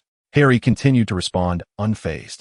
With 2 questions failing to confound him, Snape remained unperturbed and pressed on. "Potter, elucidate the difference between aconite and wolfsbane." "Professor, aconite and wolfsbane refer to the same plant, collectively known as monkshood." At this moment, a smile involuntarily graced Harry's face. In his previous life, he had been vexed by these 3 questions. In this life, he would not be caught off guard again. Regarding Harry's performance, Snape did not take it to heart. His aim in posing these 3 inquiries was to express his apologies in an alternate manner, with his sentiments now laid bare. When Snape next regarded Harry's face, an unmistakable distaste settled within him. He loathed that visage. "Potter, does your apparent cleverness in answering these 3 questions bring you such joy?" Snape's voice was indifferent, yet laced with derision. Before Harry could respond, Snape's emotionless gaze swept coldly over the rest of the classroom. "Is it a point of pride for you that Potter possesses knowledge you do not? Why, then, did you not take notes on what was just discussed?" With that, everyone retrieved their paper and quills, beginning to write. A minute later, all had ceased their writing. When they looked up again, the board was filled with the lesson's content. "Now, based on what is written on the board, let us commence the brewing of potions." At this command, all began to act, save for Hermione, who raised her hand. This unusual situation did not escape Snape's notice. Reluctantly, as a professor, he felt compelled to inquire about the matter. "Granger, do you have a problem?" Upon being addressed, Hermione promptly rose and replied, "Professor, the potion brewing method on the blackboard significantly differs from that in our textbook." At these words, both Alan and Harry, seated beside Hermione, sensed impending trouble. Indeed, in the next moment, Snape coldly retorted, "The potion brewing methods in your textbook are decades old. If you prefer, you may certainly brew using the textbook's instructions." Hermione, being a muggle-born witch and a newcomer to the school, was treading a fine line. Otherwise, such behavior would undoubtedly provoke the esteemed reputation of Professor Snape, the master of potions. Even now, though Snape remained composed, the Slytherin students glared at Hermione, as her remarks were a direct affront to their house. Noticing the escalating tension, Alan quickly scribbled the word apology on a piece of paper and placed it before Hermione. Upon seeing this, Hermione snapped back to reality from her earlier reprimand and hastily said, "I'm sorry, Professor." This act of contrition caused some of the Slytherins to retract their disdainful glares, though a few still continued to scowl at her. Nevertheless, the crux of the matter lay in Snape's response. "If I were you, I would focus on brewing the potion rather than indulging in distractions." Though his words were harsh, Harry, familiar with Snape's temperament, understood that he had forgiven Hermione. He promptly tugged at her sleeve to signal her to move on. Realizing this, Hermione suppressed her emotions and hurriedly prepared her materials to commence potion brewing. At this juncture, Alan diligently noted the method for brewing the Scabbers' cure from the blackboard in his notebook before gathering his ingredients. He meticulously measured dried nettles, crushed snake fangs, and boiled slime-covered slugs. In contrast to the chaos surrounding him, Alan proceeded with measured calm, adhering closely to the instructions on blackboard. Meanwhile, Snape traversed the classroom, offering critiques to students whose performances were lacking, and Hermione was no exception. However, Harry, Malfoy, and Alan managed to escape his scrutiny. Particularly, Harry and Alan had benefited from Snape's watchful eye, as he often sought to find fault with Harry in order to deduct points. Thus, with Harry making no mistakes and Alan also performing flawlessly, it was only Hermione who faltered slightly, leaving Snape somewhat vexed. As time passed, Snape began to sense something amiss. Harry, Alan, and Hermione were all following the blackboard's instructions, especially Alan, whose every step aimed to achieve the optimal results as outlined. Under normal circumstances, the potion brewed should have been exceptional. Yet, why was the potion in Alan's cauldron entirely different from the intended Scabbers' cure? Contemplating this, Snape's attention shifted from Harry to Alan. 5 minutes later, the 3 had completed their concoctions. Alan gazed at the hue of the potion in his cauldron, then glanced at the brews of Harry and Hermione, suddenly gripped by an unsettling premonition. Just then, Snape approached, brandishing his wand, and murmured a spell over the potion in Alan's cauldron. Moments later, Snape's expression turned grave. Observing this, Alan felt a surge of anxiety wash over him. "A commendable poison," Snape remarked in a tone laced with praise. Alan was left perplexed. Not only he, but Harry and Hermione were equally bewildered. They distinctly recalled Alan's flawless execution. How could a perfect process devoid of error transform a healing potion into a venomous concoction? While they pondered this conundrum, Snape had already stowed away the potion, not forgetting to cast a cleaning charm on Alan's cauldron. "Long, brew another potion for me to observe," he commanded, not awaiting Alan's response. Suddenly, a noxious green smoke erupted in the classroom, accompanied by a cacophony of sizzling and corrosive sounds emanating from anything it touched. This unexpected turn of events drew everyone's attention, revealing Neville's cauldron warped and deformed from the corrosive fumes. Sensing the imminent danger, Snape swiftly waved his wand, erasing both Neville's potion and the misshapen cauldron before any severe damage could ensue. "Gryffindor lose 5 points. Truly a master of poisons," he declared, In the course of a single potions lesson, two notorious poisoners emerged from Gryffindor. By a stroke of misfortune, Neville had inadvertently transformed a potion meant to cure scabies into one that caused it, though Snape had promptly disposed of the hazardous bruise. The residual green mist left some students with scabies on their skin. Thus, the potions brewed during that class found their purpose. In stark contrast to Neville's accidental notoriety, Alan's prowess was indisputable, as his poison had received validation from the potion's master himself, Snape. Therefore, while Neville's title as poisoner was a jest, Alan's was acknowledged by both houses. This conclusion was reaffirmed after Alan brewed the scabies remedy once more in class. Consequently, while the other students departed post-lesson, Alan was escorted by Snape to meet Dumbledore. In the headmaster's office, after hearing Snape's account, Dumbledore displayed a keen interest. It is indeed unprecedented in the annals of the magical world for a potion to be brewed into a poison under normal circumstances. Perhaps we can experiment with several more potions this afternoon, Dumbledore suggested. Certainly, Snape replied. As for Alan, he harbored no objections, for he too was eager to unravel the mystery at hand. It is essential to note that his anticipation for potions was no less fervent than his passion for magic. At lunchtime, the name of Alan the Potioneer had spread throughout the entire school, particularly among the students of Gryffindor and Slytherin, who eagerly shared the news. With Snape's endorsement, the students of Ravenclaw and Hufflepuff soon accepted it as truth. While such a situation might incite anger and a desire to clarify for others, for Alan, it proved to be a blessing. This title served to distance many from him, granting him the solitude he sought. Rather than being isolated by others, it was more accurate to say that Alan had chosen to isolate himself from them.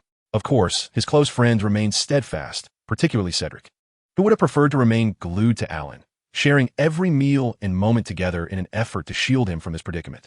Cedric exclaimed, "This is a marvelous opportunity." In the afternoon, Harry and his companions visited Hagrid, while Alan sought out Professor Snape. He had numerous potions to brew that afternoon. However, upon arriving at the designated underground classroom, he discovered that the headmaster and the four house heads were present. It was evident that the heads were quite intrigued by the matter at hand.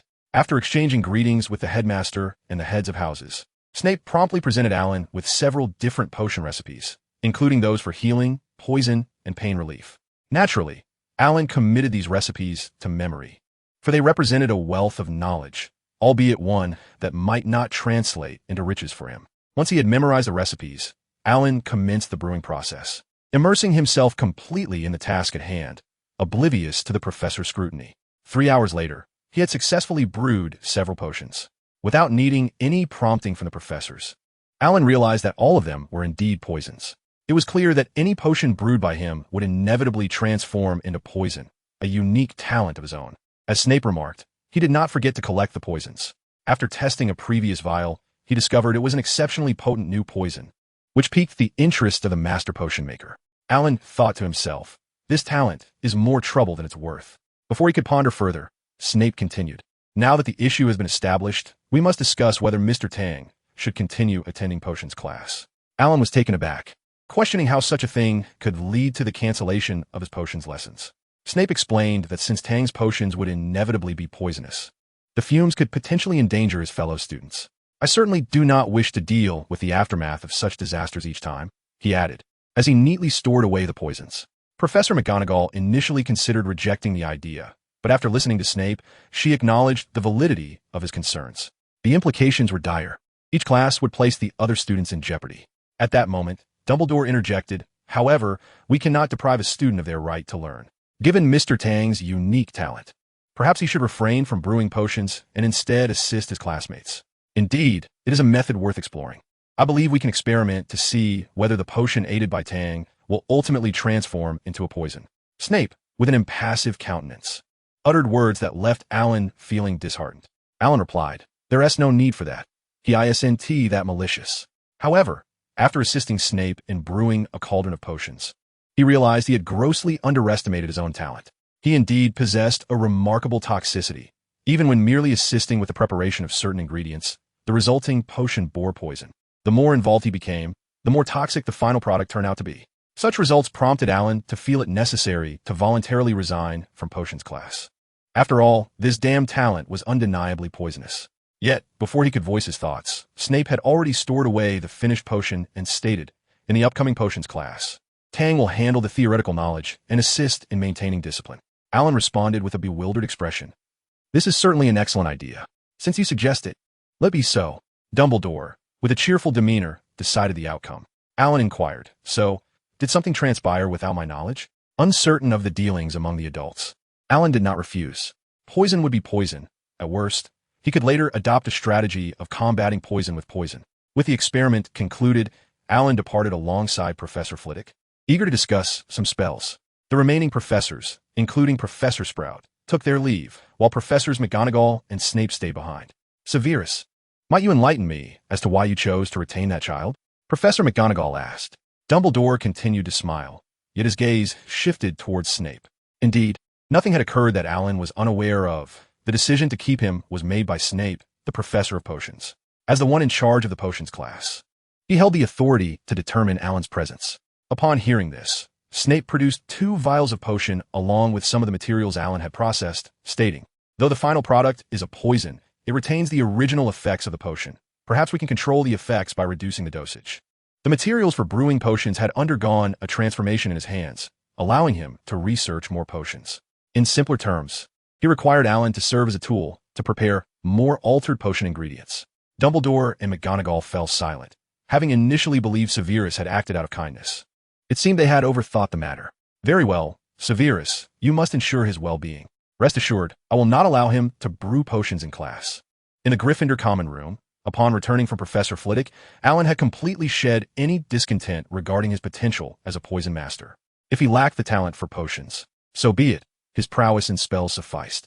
After their earlier discussion, he had become recognized as a genius in charms, as per Professor Flitwick's words. To nurture this gifted student, Professor Flitwick had even recommended several books and shared some of his own draft notes. The content in the draft notes was rather disorganized and devoid of any genuine magical substance. However, it chronicled Professor Flitwick's alternative developmental ideas regarding certain spells. These inspirations were precisely what Alan needed most. Upon returning joyfully to the common room, he spotted Neville and Hermione diligently working on their assignments. Wait, didn't you say you were going to Hagrid's together? Why didn't you go? Alan inquired, his brow furrowed in confusion. Some matters held us up, Hermione replied succinctly. From Hermione's response, Alan could discern her reluctance to elaborate on the issue, and Neville's furtive glances further confirmed his suspicions about something amiss. Yet, since they chose not to divulge more, he decided not to press the matter further. He then settled into an empty seat beside them, pulled out his own assignment, and shifted the conversation to a new topic, his talent in potion making. As he spoke of his gift, both Hermione and Neville were left agape in astonishment. After a moment's pause, Neville was the first to break the silence. That's incredible. When someone called me a potioneer earlier today, I felt utterly disheartened. But now, with Alan setting such a high bar, I realize I have no ground for my discontent. But what about your potions class, Alan? Hermione asked, her brow furrowed with concern. I shall attend, of course, though the upcoming classes will be theoretical for me. I wouldn't want to inadvertently poison the entire classroom due to a momentary lapse in judgment. Alan replied nonchalantly, even producing 2 plates of snacks to share with them. Seeing that he remained unfazed, Hermione felt a wave of relief wash over her. Though often perceived as haughty by outsiders, she was genuinely sincere with her friends. Though unspoken, Alan could glean her thoughts from the subtle shifts in her expression, prompting him to smile and continue. While I may lack talent in potions, my prowess in magic is nothing short of genius, as certified by Professor Flitwick. Indeed, you and Harry are truly prodigious in spellcasting. In Transfiguration, there are none as adept as the 2 of you, Hermione stated earnestly. Haha, Hermione, you are no less remarkable yourself. You are a diligent genius, Alan replied. At this, Hermione smiled in agreement. Yes, diligent genius is indeed a fitting description for me. Neville chimed in. Goodness, everyone around me is either a genius or an extraordinary talent. What about me, a mere average one? What? Are you referring to Ron? He is a genius at wizard's chess. After their light-hearted banter, the trio resumed their assignments. With the assistance of both Alan and Hermione, Neville discovered for the first time that completing homework could be a rather simple endeavor. As it was only the first week of school, the professors had not assigned an overwhelming amount of work. By evening, the 3 had completed all their tasks. Done. Now we can enjoy our Saturday and Sunday freely, Neville exclaimed with delight. No one objected to Neville's eagerness for leisure, for he had fulfilled his academic obligations. And how he chose to spend his remaining time was entirely his prerogative. And what about you, Alan? Are you planning to enjoy the next 2 days as well? Hermione inquired with curiosity. Certainly, there will be leisure activities, but I shall also devote time to reading and practicing magic, Alan replied, for he was a man of discipline. That sounds quite reasonable. I intend to review the material for next week's flying lessons. Hermione articulated her plans, visibly excited at the mention of flying lessons. It was understandable. After all, who did not dream of soaring through the skies in their youth? Yet, despite Alan's yearning for flight, he found little fondness for the mode of transportation at Hogwarts. Indeed, he was not enamored with broomsticks. Had it been a flying carpet or a magical sword, he would have surely been an ardent admirer. As for broomsticks, he found them rather uncomfortable. Among wizards, Neville undoubtedly held the most authority on the subject of flying. Yet it was apparent that he, too, was not particularly fond of broomsticks, which somewhat satisfied Hermione's insatiable curiosity. This discourse continued until dinner time. Upon arriving in the Great Hall, they discovered that Harry and Ron had yet to return. However, they were not concerned, for Hogwarts remained the safest haven in the magical realm. As soon as they entered the hall, Alan was approached by Cedric, who seemed intent on engaging him. Truthfully, Alan sensed that Cedric harbored some ulterior motive, yet he could not discern what it might be. In the absence of clarity, he opted to assume Cedric genuinely wished to befriend him, a notion he did not doubt. Given his reputation as a poison master, rumors had circulated that merely being near him could result in poisoning from his breath. Alan was aware of this, but Cedric seemed to believe Alan was oblivious to it. Thus he led him directly to the kitchen for a private meal. Alan did not conceal his talent for potion making from Cedric, who beamed with admiration and exclaimed, "That's incredibly cool." Alan, perplexed by Cedric's thought process, decided to change the subject. In the magical world, discussions of spells and potions might not resonate with everyone. But Quidditch was a topic that captivated the majority, including Cedric. Without delving into intricate details, a simple prompt for Cedric to introduce Quidditch resulted in him speaking animatedly throughout the meal, while Alan merely offered occasional responses. Once they had dined sufficiently, Alan excused himself and departed. His disinterest in broomsticks extended to the roughness of Quidditch. After bidding farewell to Cedric, Alan returned to the Gryffindor common room. Upon entering, he spotted Harry seated on the sofa near the entrance, undoubtedly waiting for him. "Alan, you won't believe what I saw at Hagrid's," Harry exclaimed. Alan, uncertain of what it could be, found himself lacking curiosity. Furthermore, even if he refrained from asking, Harry could not help but divulge. "I saw 30. Alan, what a mundane weekend." Harry had witnessed something at Hagrid's. Although Alan was not entirely clear on the details, he was acutely aware of what Harry had seen. A rock cake. Oh, in truth, it was the rock cake that Hagrid had instructed Harry to bring back. As for why it was called a rock cake, well, it was simply because this item was remarkably convenient for cracking walnuts. These rock cakes were what Hagrid had asked us to bring back to share with our friends. "Alan, you must try it. It tastes rather delightful," Harry enthusiastically remarked as he handed a piece of rock cake to him. "Alan, delightful? Is the taste of crumbled teeth mixed with one's own blood truly delightful?" At this moment, one would require a softening charm. Harry, saying this, had already drawn his wand and cast the softening charm. At that instant, Alan felt the rock cake in his hand become considerably softer. A remarkable softening charm, Alan praised. If it were at the level of a novice, one could not achieve such precise results. With Harry's enthusiasm, he too became intrigued by the renowned culinary delight and weapon of Hogwarts.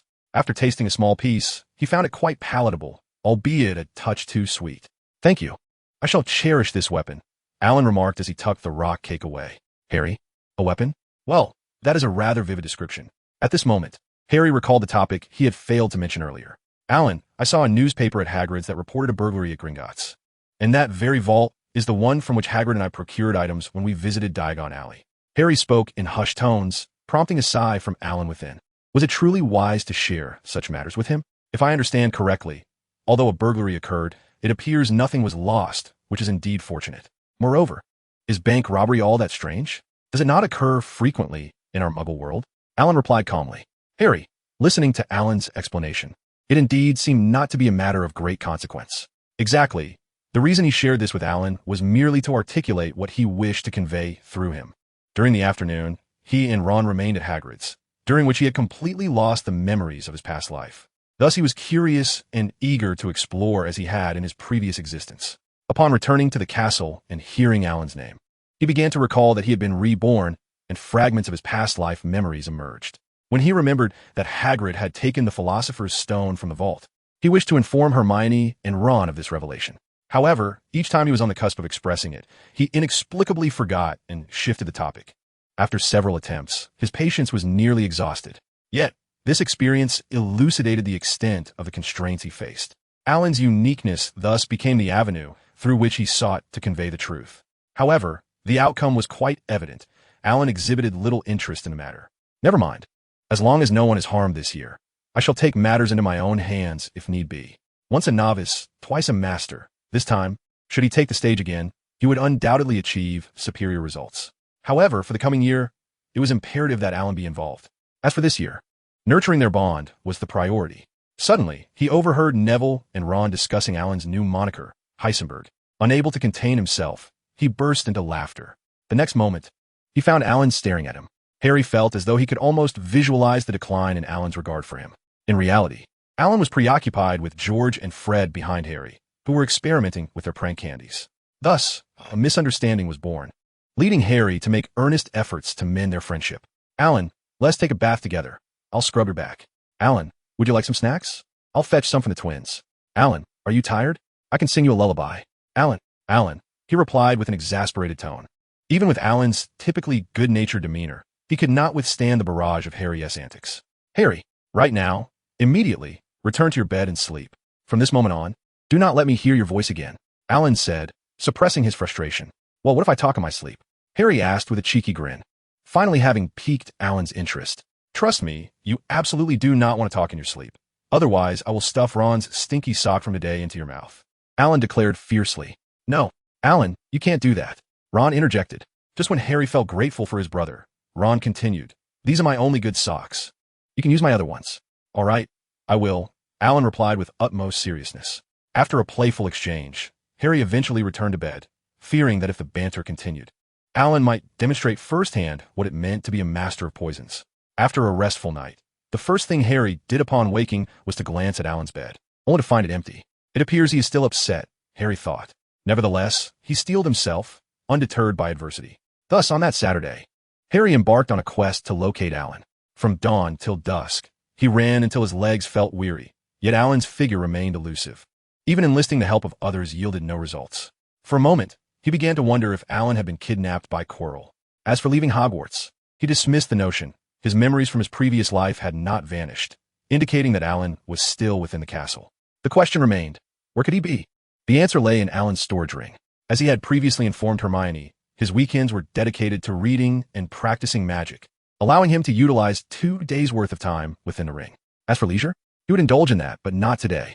The entire day on Saturday, spent in vain, left Harry unable to resist keeping a watchful eye on Alan the following Sunday. As he continued to gaze, he witnessed Alan being spirited away by Cedric. He wished to pursue them, yet his assignments hindered his progress. Thus, he found himself hurriedly completing homework with Ron that day. Alan lamented, what a mundane weekend. The first week at Hogwarts had swiftly passed, and it seemed that everyone had managed to fill their time adequately. However, as the second week commenced, all the new students would find their days more fulfilling. The professors deemed the freshmen sufficiently acclimated to Hogwarts, thus returning to their usual workload. This only resulted in Ron's anguished cries. What, Neville? Neville responded. The honest fellow possesses remarkable resilience. Professor McGonagall arrived, bringing with her not only the disheartening news of increased assignments, but also a glimmer of hope. There would be a flying lesson this Thursday. However, it would be conducted alongside students from Slytherin House. Many, upon learning this news, wore expressions of joy that quickly turned to disgust, as if they had just ingested a worm. Nonetheless, after the initial revulsion, their spirits lifted once more, for it was indeed a flying lesson. This excitement provided them with motivation during their daily homework sessions. In no time, the topic of riding broomsticks became the most popular discussion among the first-year students at Hogwarts. Many from the magical community began to boast about their prowess on broomsticks, with Draco and Ron being the most exuberant in their claims. However, while Draco was surrounded by sycophants, Ron became the subject of laughter among his peers. Unavoidably, Harry and Alan were aware of the truth. And with the twins constantly undermining Ron's boasts, his claims turned into a source of amusement. Days passed swiftly, bringing them closer to Thursday. For those anticipating the flying lesson, excitement and anxiety grew with each passing day, while for Alan, who held little interest, it was merely a cacophony. Although he could study amidst the clamor, he would prefer such an environment if tranquility were an option. In light of this, he sought out several secluded spots around Hogwarts, only to find them all occupied. As for why he did not study within his storage ring, it was due to the double-time consumption of his life within that space. In essence, if he were to remain in the ring's confines during his academic years, he might emerge at graduation appearing 18, yet in reality, he would be well into his 20s. The exact duration was uncertain, but he had no desire to age prematurely without fully enjoying his youth, only to find himself in decline. Much like the cinematic portrayal of Harry Potter, who, as a dashing young lad in his 3rd year, bore the weight of the world by his 7th year. Thus, he resolved that the storage ring would only be utilized for practicing magic, while studying would take place within the school. And so, the days slipped by, and before long, Thursday arrived. On that particular morning, Hermione and Alan were both engrossed in their magical tomes. However, Alan was perusing the book recommended by Professor Flitwick, while Hermione was absorbed in Quidditch through the ages. As she read and recited the text, her quiet murmurs sounded like an incantation, causing Ron considerable distress. He said nothing, merely thinking that Hermione was overly anxious. After all, riding a broomstick was a commonplace endeavor for a child from a wizarding family. Lost in such thoughts, Ron noticed Neville, who appeared equally tense. How could he have forgotten Neville? Unlike Ron, who had at least touched a broomstick, Neville had never had the opportunity to do so. In his own words, his grandmother feared that he might, in a moment of whimsy, soar into the cosmos to become the brightest star in the night sky. Just then, the time for the daily owl post arrived. At that moment, everyone behaved like well-trained soldiers, hastily covering their breakfasts. I wonder whose breakfast will be the unluckiest today, Ron said with a grin. Before he could finish, a flurry of owls burst into the Great Hall. The air was filled with the sound of flapping wings as the owls delivered their messages to the young wizards. Suddenly, one owl swooped directly towards them, and in a stroke of misfortune, another owl narrowly avoided a collision. Fortunately, they managed to evade each other. However, the delivering owl veered too sharply and, losing its balance, collided with Ron's head before plummeting into his food. Clearly, you're the unlucky one today, Alan remarked, watching as the owl picked itself up and flew towards Neville. Neville, puzzled, opened the letter he received and smiled, saying, "It's a package from my grandmother. She knows we have flying lessons today and worries I might forget to return, so she sent my remembrall." In the original storyline, Neville's remembrall would already be turning red because he wasn't wearing his robes. However, since they were now residing in a 4-person room, their closer relationships had fostered a sense of camaraderie, and everyone was quite considerate of Neville. Yet, while this aspect had changed, Draco Malfoy's theft of the remembrall still transpired. Just moments earlier, he had been seated at the Slytherin table, yet now he had appeared before them, snatching Neville's remembrall. "What do we have here?" "Oh, it's the forgetful Longbottom's remembrall. But this is of no use to you. What you truly need is a new brain," Malfoy taunted, with his sycophantic followers, Crabbe and Goyle, laughing in agreement. It was evident that the still juvenile Malfoy remained quite insufferable, even causing Harry, the reincarnated soul, to feel an urge to confront him with a punch. "Professor McGonagall is coming over," Alan interjected at that moment. The sound was not loud, yet it abruptly silenced the laughter of Crabbe and Goyle, causing Malfoy to hastily toss the memory orb he held to Neville. Once the deed was done, Malfoy prepared to leave. At that moment, Alan spoke in a flat tone. "Oh, my mistake, she did not come." Malfoy's foot halted mid-turn. He had been deceived. At that instant, Malfoy's face flushed with anger, rivaling Ron's hair color. "How dare you deceive the great Malfoy, you filthy." The final word hung on his lips, but he caught sight of Alan's cold gaze fixed upon him. Alarm bells rang in his mind. A warning from his sixth sense compelled Malfoy to swallow the last word. Damn potioneer.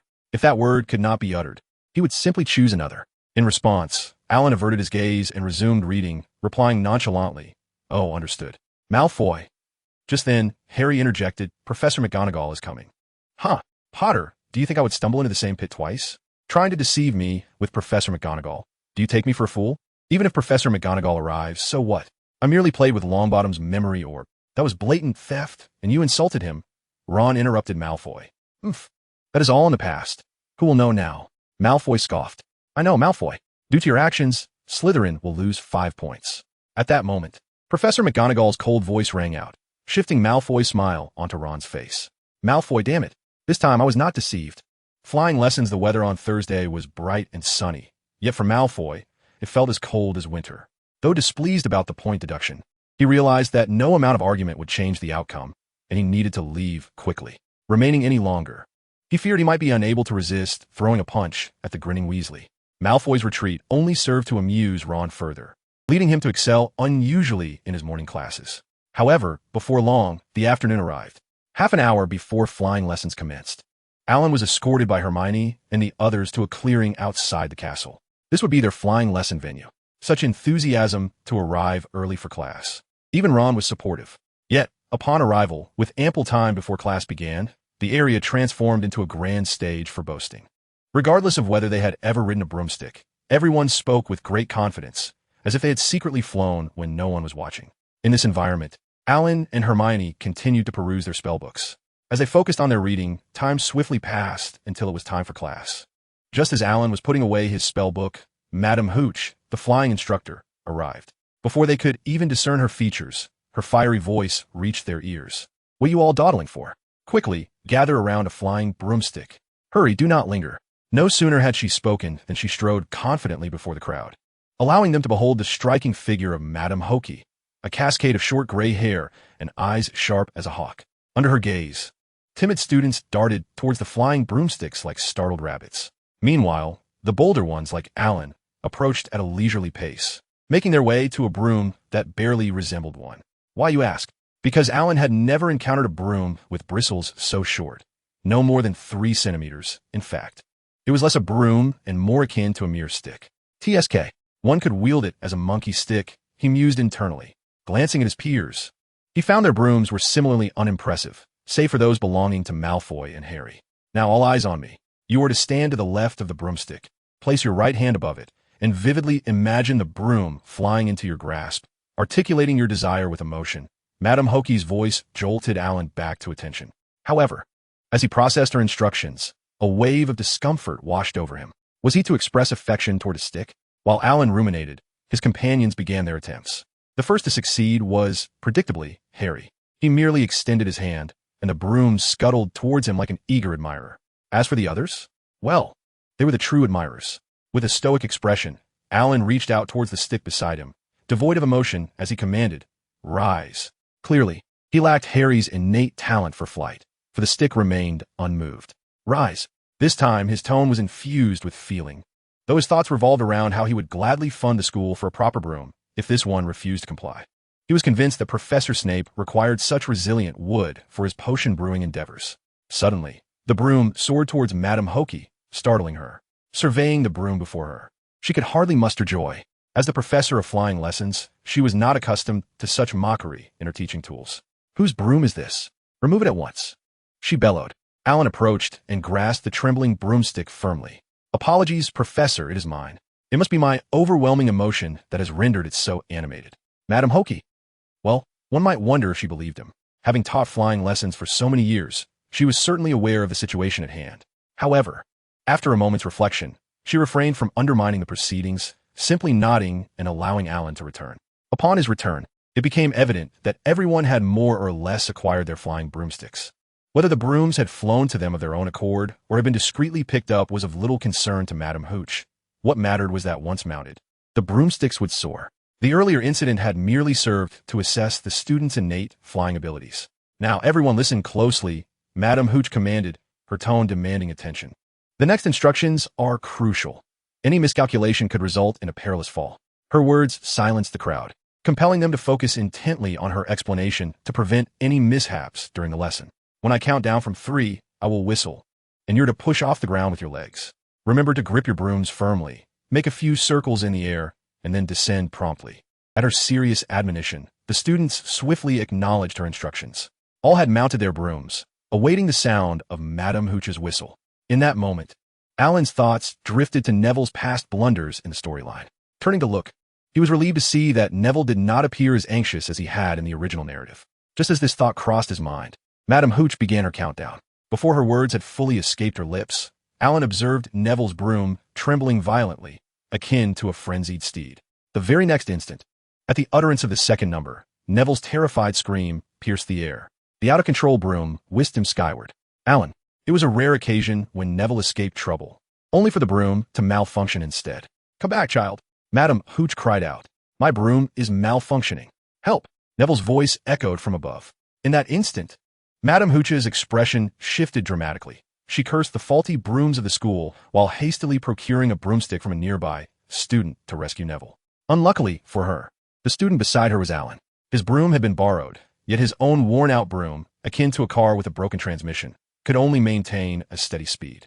This predicament was both amusing and exasperating. At that moment, Harry prepared to take action. However, as he ascended, Neville lost his grip and fell from his broom. At such a height, even with protective enchantments placed upon the training grounds, Neville was bound to sustain injuries. Calculating the trajectory of Neville's descent, Alan swiftly retrieved a book and hurled it towards the ground, simultaneously brandishing his wand to cast a transfiguration spell. As the book transformed into a large, inflatable cushion, Alan seamlessly continued to aim his wand at Neville, casting the levitation charm. Thanks to his diligent practice, his proficiency with the levitation charm had reached an impressive level. Indeed, given that it was the first instance of using the broomstick on a person in rapid motion, he made double preparations to ensure Neville's safety. Ultimately, it was precisely due to his meticulous precautions that Neville emerged unscathed. However, the sheer terror of an unprotected fall from such heights was enough to frighten him, prompting Madame Hooch to send Neville to the infirmary. Although she had intended to accompany him herself, the occurrence of such a perilous incident while she was present made her realize that, had she not been there, the two rival houses' students might have clashed. Unsure of who should escort Neville to the infirmary, she sensed the palpable excitement among the students regarding the flying lesson. In this scenario, Alan stepped forward. It was not that he lacked the desire to fly. Rather, based on Madame Hooch's earlier demonstration, he deemed it better to abstain from flying altogether. The speed and spectacle had been rather embarrassing, and Alan valued his dignity. As for flying, he could always borrow Harry's Nimbus 2000 in a couple of days. Madame Hooch was undoubtedly grateful for Alan's initiative, and within her purview, she generously awarded 10 points to Gryffindor. Subsequently, Alan escorted Neville back to the dormitory. At the infirmary, their visit lasted a mere 5 minutes, 3 of which were spent by Madame Pomfrey preparing potions for Neville. Upon leaving the infirmary, Alan returned to the dormitory with Neville, deciding against rejoining the ongoing flying lesson as time was running short. Had they attended, they would have arrived just as the lesson concluded. When Alan eventually reunited with Harry and the others, it was at the long dining table in the Great Hall. The group eagerly listened as Harry recounted his recent selection as a seeker for the Gryffindor Quidditch team. In response, Ron offered Harry the affirmation he craved. Merlin's beard. If it weren't for the food in my mouth, I would think this was a dream. A first-year seeker? Harry, you've made history, Ron exclaimed, astonished, needing to consume 2 steaks to steady his nerves. Oh, it's not that significant. I'm merely the youngest seeker in nearly a century, Harry modestly replied, though a smile tugged at the corners of his mouth. Harry, you're truly remarkable. Congratulations, Neville expressed earnestly. Haha, thank you. As he spoke, Harry's gaze shifted toward Hermione and Alan, eagerly anticipating their praise. I'm sorry, but I'm not particularly interested in Quidditch, Hermione remarked. Neither am I, Alan added. Despite their words, both offered their congratulations to Harry, though their reactions were decidedly subdued compared to Ron's exuberance. This response was to be expected, as relying on 2 individuals with little enthusiasm for flying lessons to discuss Quidditch was akin to encouraging underperforming students to focus on academics. At that moment, Harry recalled that both Alan and Hermione hailed from Muggle families, and their unfamiliarity with Quidditch was perfectly understandable. He felt compelled to enlighten them about the allure of the sport. Before Harry could begin his tale, Malfoy and his 2 lackeys approached. To be honest, the sight of the Slytherin serpent at the Gryffindor long table was rather peculiar and should have piqued the curiosity of others. Yet at that moment, a group of students engaged in their own conversations, seemingly oblivious to the unfolding scene. Potter, this is your last supper at school, so make sure to indulge, or you might not have another chance, Malfoy sneered, a grin plastered across his face as if he could already envision Harry collapsing into tears. Alan raised an eyebrow, contemplating that it appeared Harry had engaged in a quarrel with Malfoy after he had escorted Neville away. Earlier, Harry had boasted about his flying prowess, and Alan had assumed it was a display that caught Professor McGonagall's attention, only to find it was unfolding as per the usual narrative. Thus, he could only remark that the tumultuous relationship between Harry and Malfoy was indeed inextricable. Harry dismissed Malfoy's taunts with indifference, but Ron, not possessing such composure, stood up in outrage, exclaiming, Harry hasn't been expelled. So what are you barking about, Malfoy? Malfoy's eyes flickered with surprise at this retort. Yet he quickly suppressed his thoughts. Potter, tonight, a wizard duel. Only wands, no contact. Do you dare? Malfoy challenged, his gaze filled with provocation. Harry instinctively recalled the last encounter and was prepared to decline, but Ron was quick to interject. He'll go. I'm his assistant. Who's yours? Malfoy chuckled in response. My assistants are Crabbe and Goyle. You may bring your muggle friend along as well, gesturing subtly towards Alan, not forgetting the grievance from earlier that day. Just wait. Malfoy never lets revenge linger. Very well. Those who fail to show or resort to underhanded tactics will bring shame upon their families, Harry declared resolutely. This statement not only rendered Alan speechless, but also disrupted Malfoy's plans, for he held his family's honor in high regard. Shall we set the time for midnight? We can meet at the trophy room. The doors are never locked, Harry proposed. Malfoy replied with a stoic expression, Fine, I will be there. With that, he strode away. Ron and Harry exchanged glances, sharing a brief smile, but their expressions quickly froze. Hermione, do you think I could report this to Professor McGonagall for extra points for Gryffindor? Alan's voice was soft, yet it sent a jolt through Harry and Ron. Oh, please, don't be like that, Alan. This is a duel between gentlemen. What sort of gentleman cannot conjure a few spells? The late duel. In the Gryffindor dormitory that night, Alan had changed into his pajamas, ready for rest. As for Harry and the impending duel, he found it less than intriguing. It was more akin to a squabble among novices than a true duel. During that time, he might as well practice magic within his storage ring. However, he lacked interest, while Harry was quite intrigued. This time, he had invoked the honor of the Malfoy family, and he was determined that Malfoy would not behave as he had in his previous life. Observing Alan, who was already tucked in and on the verge of slumber, Harry could not help but voice his thoughts. Alan, why not join us tonight? I refuse, Alan replied without hesitation, then continued. Was it not agreed that Neville would accompany you? He added, I prefer not to involve myself in such tedious affairs. But a collective activity among dorm mates is much more enjoyable. Harry persisted. If you truly cannot handle Malfoy, then I shall consider it, Alan countered. Now tell me, can you indeed defeat Malfoy? At that moment, Alan had already closed his eyes. The next second, Harry and Ron responded in unison. We can, or anyone else. A mere admission of inability would suffice, but Malfoy was different. Upon hearing this, Alan chose not to respond further, and Harry and the others fell silent. Soon, the clock struck 11:30 in the evening. Ron and Harry, brimming with energy, prepared to honor their duel appointment. However, before departing, they roused the peacefully sleeping Neville from his blankets. Merlin, I regret this. Can I stay and sleep? Neville mumbled, still half asleep. If you can persuade Alan to join us. Then you may, Harry replied. Neville opened his mouth, but ultimately struggled to rise and followed Harry and the others out. Persuade Alan? He could barely muster the courage to wake him. As the three exited the dormitory and closed the door, Alan opened his eyes, yawned, and promptly returned to sleep. With all the commotion, even without a report, Filch would surely discover their antics. Nevertheless, Alan had no intention of assisting them. At worst, they would incur a loss of house points. As for the house's honor, he did not believe a single cup could encapsulate it. In fact, he thought that Harry winning the Quidditch Cup would please Professor McGonagall far more than securing the house cup. With these thoughts in mind, Alan soon drifted into a deep slumber. Meanwhile, in the Gryffindor common room, Harry and his companions were intercepted by Hermione. Since Harry had befriended Hermione earlier, she was less rigid compared to her canonical portrayal. In this instance, her objection was not rooted in fear of being caught and losing points, but rather concern for the potential injuries from a duel. Especially regarding Malfoy, she believed he would not hesitate to report any harm inflicted upon him, leading to punishments for Harry and Ron, and possibly even expulsion, given that Malfoy's father was one of the governors. As Hermione's worries shifted towards them, even Ron found it difficult to be angry. However, persuading Hermione was a task they felt only Alan could accomplish, as they were unable to provide a coherent argument. As time elapsed, Harry and his companions realized that any further delay would result in missing the duel. Thus, at Harry's silent cue, Ron and Harry swiftly lifted Hermione and hurried out of the common room, while Neville took on the responsibility of opening the door. Since Hermione insisted on intervening, she would accompany them throughout their escapade. The thought of returning Hermione was never entertained once Harry and his friends had extricated her. Harry was well aware of Hermione's steadfast principles during this period, and to prevent her from reporting them, he resolved to drag her into their mischief. Harry, Ron, what are you doing? Put me down. Hermione's panicked voice grew fainter as they moved further away. Harry reminded her that they had already escaped. If they attracted Filch's attention, none would be able to flee. Hence, Hermione was taken along to partake in the duel.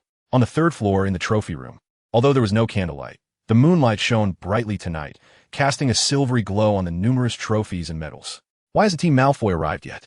Neville inquired, puzzled. It was already the agreed-upon time, and given Malfoy's arrogant nature, he should have certainly shown up by now. Perhaps he is intimidated by me and Harry, Ron boasted once more. Just as he finished speaking, a commotion was heard from outside, prompting Harry to urge everyone to remain silent. Moments later, the door swung open, and Malfoy, accompanied by his two lackeys, stealthily entered, lacking the grace expected of Slytherin. However, for Harry, The mere presence of Malfoy signified that he could finally engage in a long-awaited duel. "So, you actually dared to come, Malfoy," Ron said with an air of arrogance. At this moment, Malfoy noticed Harry and his friends. He disregarded Ron's comment and directed his gaze at Harry, declaring, "Potter, let us make this quick." "All right," Harry responded. He and Malfoy stood facing each other, while the others gathered to watch. Hermione, filled with concern for the duelists, looked on anxiously, and Neville was equally tense, while only Ron exuded confidence akin to Crabbe and Goyle regarding the combatants. As the duel commenced, Harry's demeanor shifted instantly. The moment Malfoy brandished his wand and began to utter a spell, Harry swiftly completed his incantation. A brilliant flash erupted. This was an advanced version of the Lumos spell, equivalent to a flashbang. Once Malfoy was momentarily blinded, Harry immediately conjured his next spell, Wingardium Leviosa. He intended to use his most proficient disarming charm, but in the heat of the moment, he faltered and could only recall the first-year charm. Thus, the levitation spell was employed. This was the formidable spell Ron had used to defeat the troll, and dealing with a mere Malfoy was a walk in the park. Consequently, with 2 spells cast, Malfoy was subdued. As for Crabbe and Goyle, their loyalty was evident as they promptly adhered to the Wizarding Duel's rules and launched an attack on Harry. Then, with effortless ease, Harry subdued the 2 adversaries. However, despite Harry's apparent nonchalance, Crabbe and Goyle still managed to create quite a ruckus. While such a commotion might have gone unnoticed during the day, it was now a silent night, devoid of even the faintest stirrings of ghosts. Moments later, the sound of a cat's meow sent a chill through the trophy room as it heralded the imminent arrival of Mrs. Norris, signaling that Filch would not be far behind. Without hesitation, Harry called upon his companions to flee, and Malfoy and his cohorts mirrored their urgency. In an unspoken agreement, both groups created a clear disturbance in their respective directions to facilitate their escape. As they navigated the 4th floor, the noise created by Malfoy was comparatively louder, prompting Mrs. Norris to head straight towards their direction. Meanwhile, Harry and his friends pushed forward with all their might, led by Harry, the temporary owner of the Marauder's map, who knew the castle's labyrinthine layout intimately. After a winding chase, Hermione and Neville found themselves exhausted, causing Harry to halt upon realizing their predicament.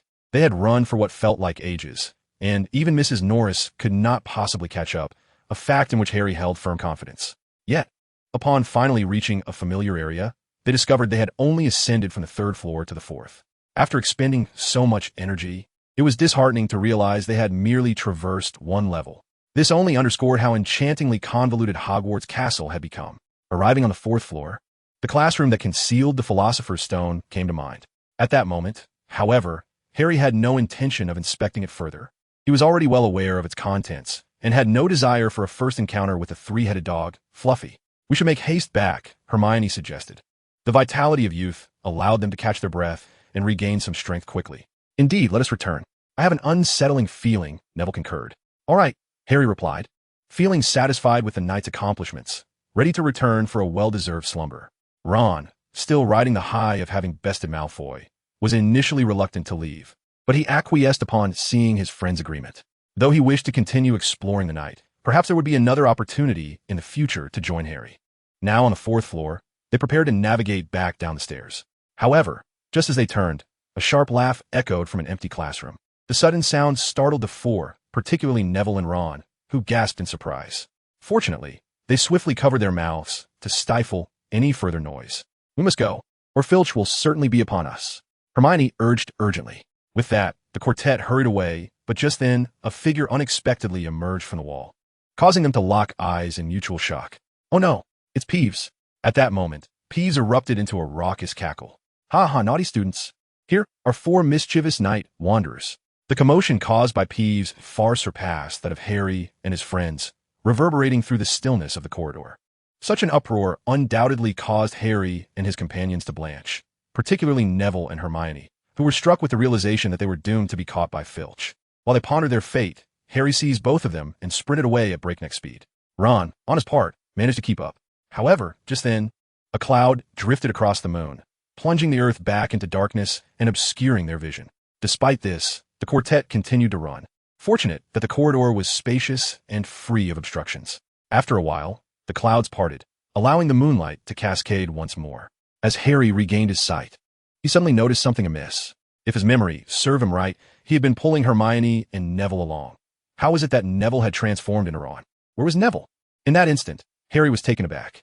At that moment, Peeves' laughter and Filch's voice grew increasingly distinct, snapping Harry back to reality. As he contemplated their next move, Hermione suddenly broke free from his grasp, drew her wand, and directed it at the locked door, casting an unlocking spell. Before Harry could react, she pushed him and Ron through the door, entering herself and locking it behind her.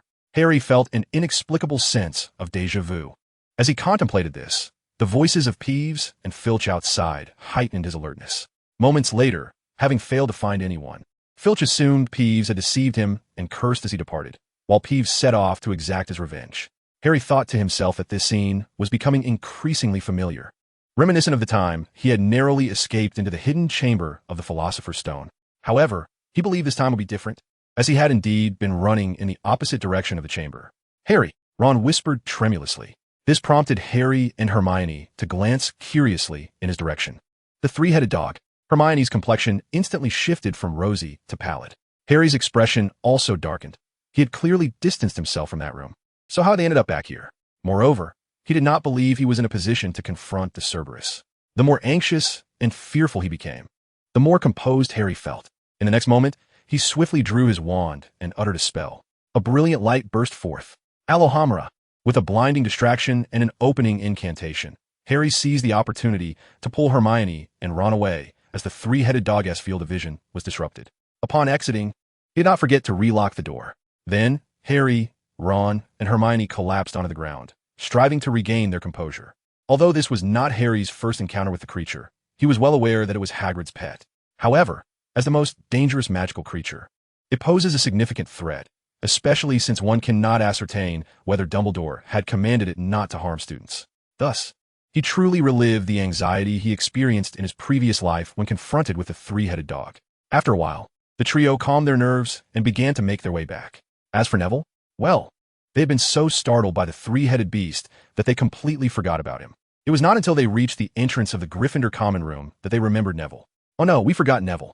Just as Harry uttered this and prepared to turn around to search for him, the door to the Gryffindor common room swung open at Hermione's spoken password. There, they found Neville and Alan, leisurely enjoying snacks and tea in the common room. Upon seeing the trio at the entrance, Neville waved happily, exclaiming, "Great! Harry, you all are back safely. Excellent. We have found Neville," Hermione said as she entered the common room, followed closely by Harry and Ron. As they approached, they noticed a large bump on Neville's forehead. Before they could inquire, Neville began his explanation. "When I encountered Peeves and ran away, there was no light. And while turning a corner, I bumped into a wall. I wanted to call out to you, but when Filch showed up, I didn't dare to make a sound. Then Filch chased after you, and I came back." At that moment, Harry and the others were unsure whether to consider Neville fortunate or unfortunate.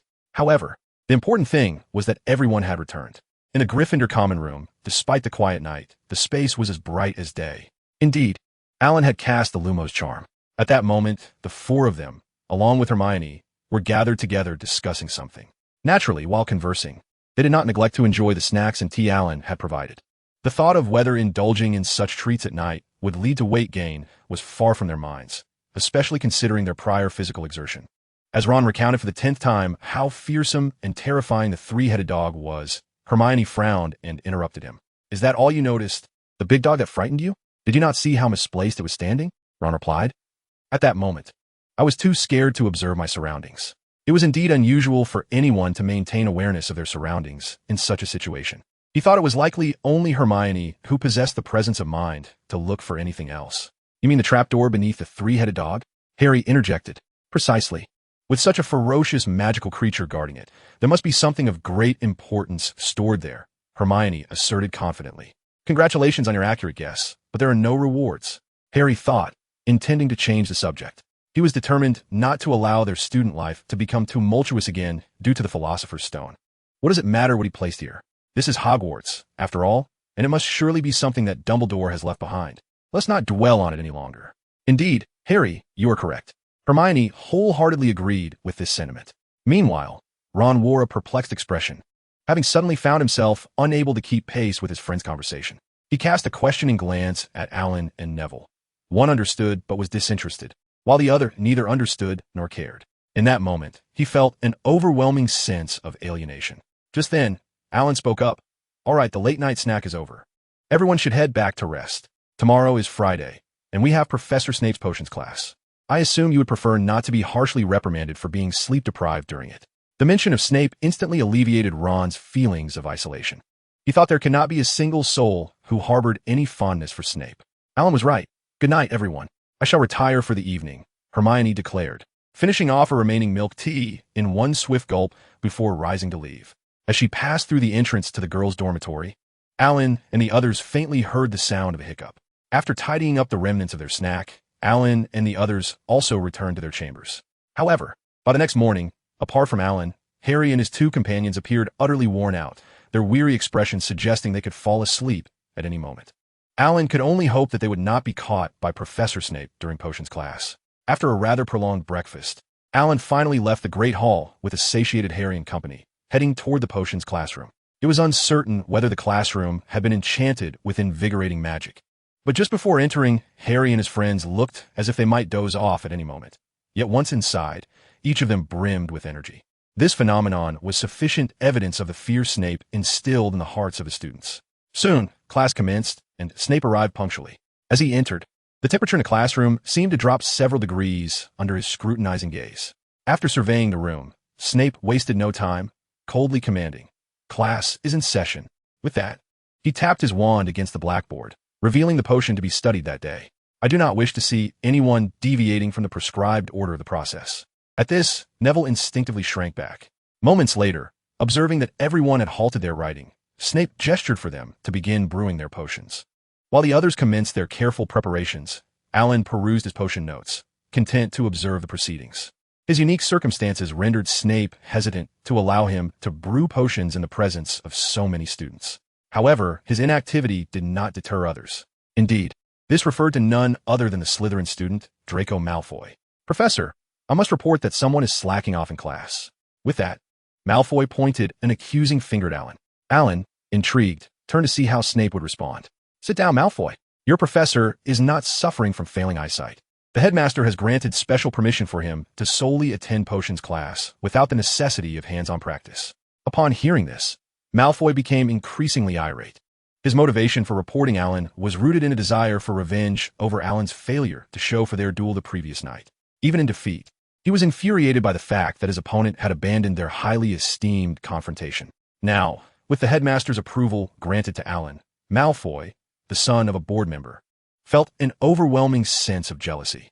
Anger surged within him, yet he was powerless to act, as it was, after all, potions class.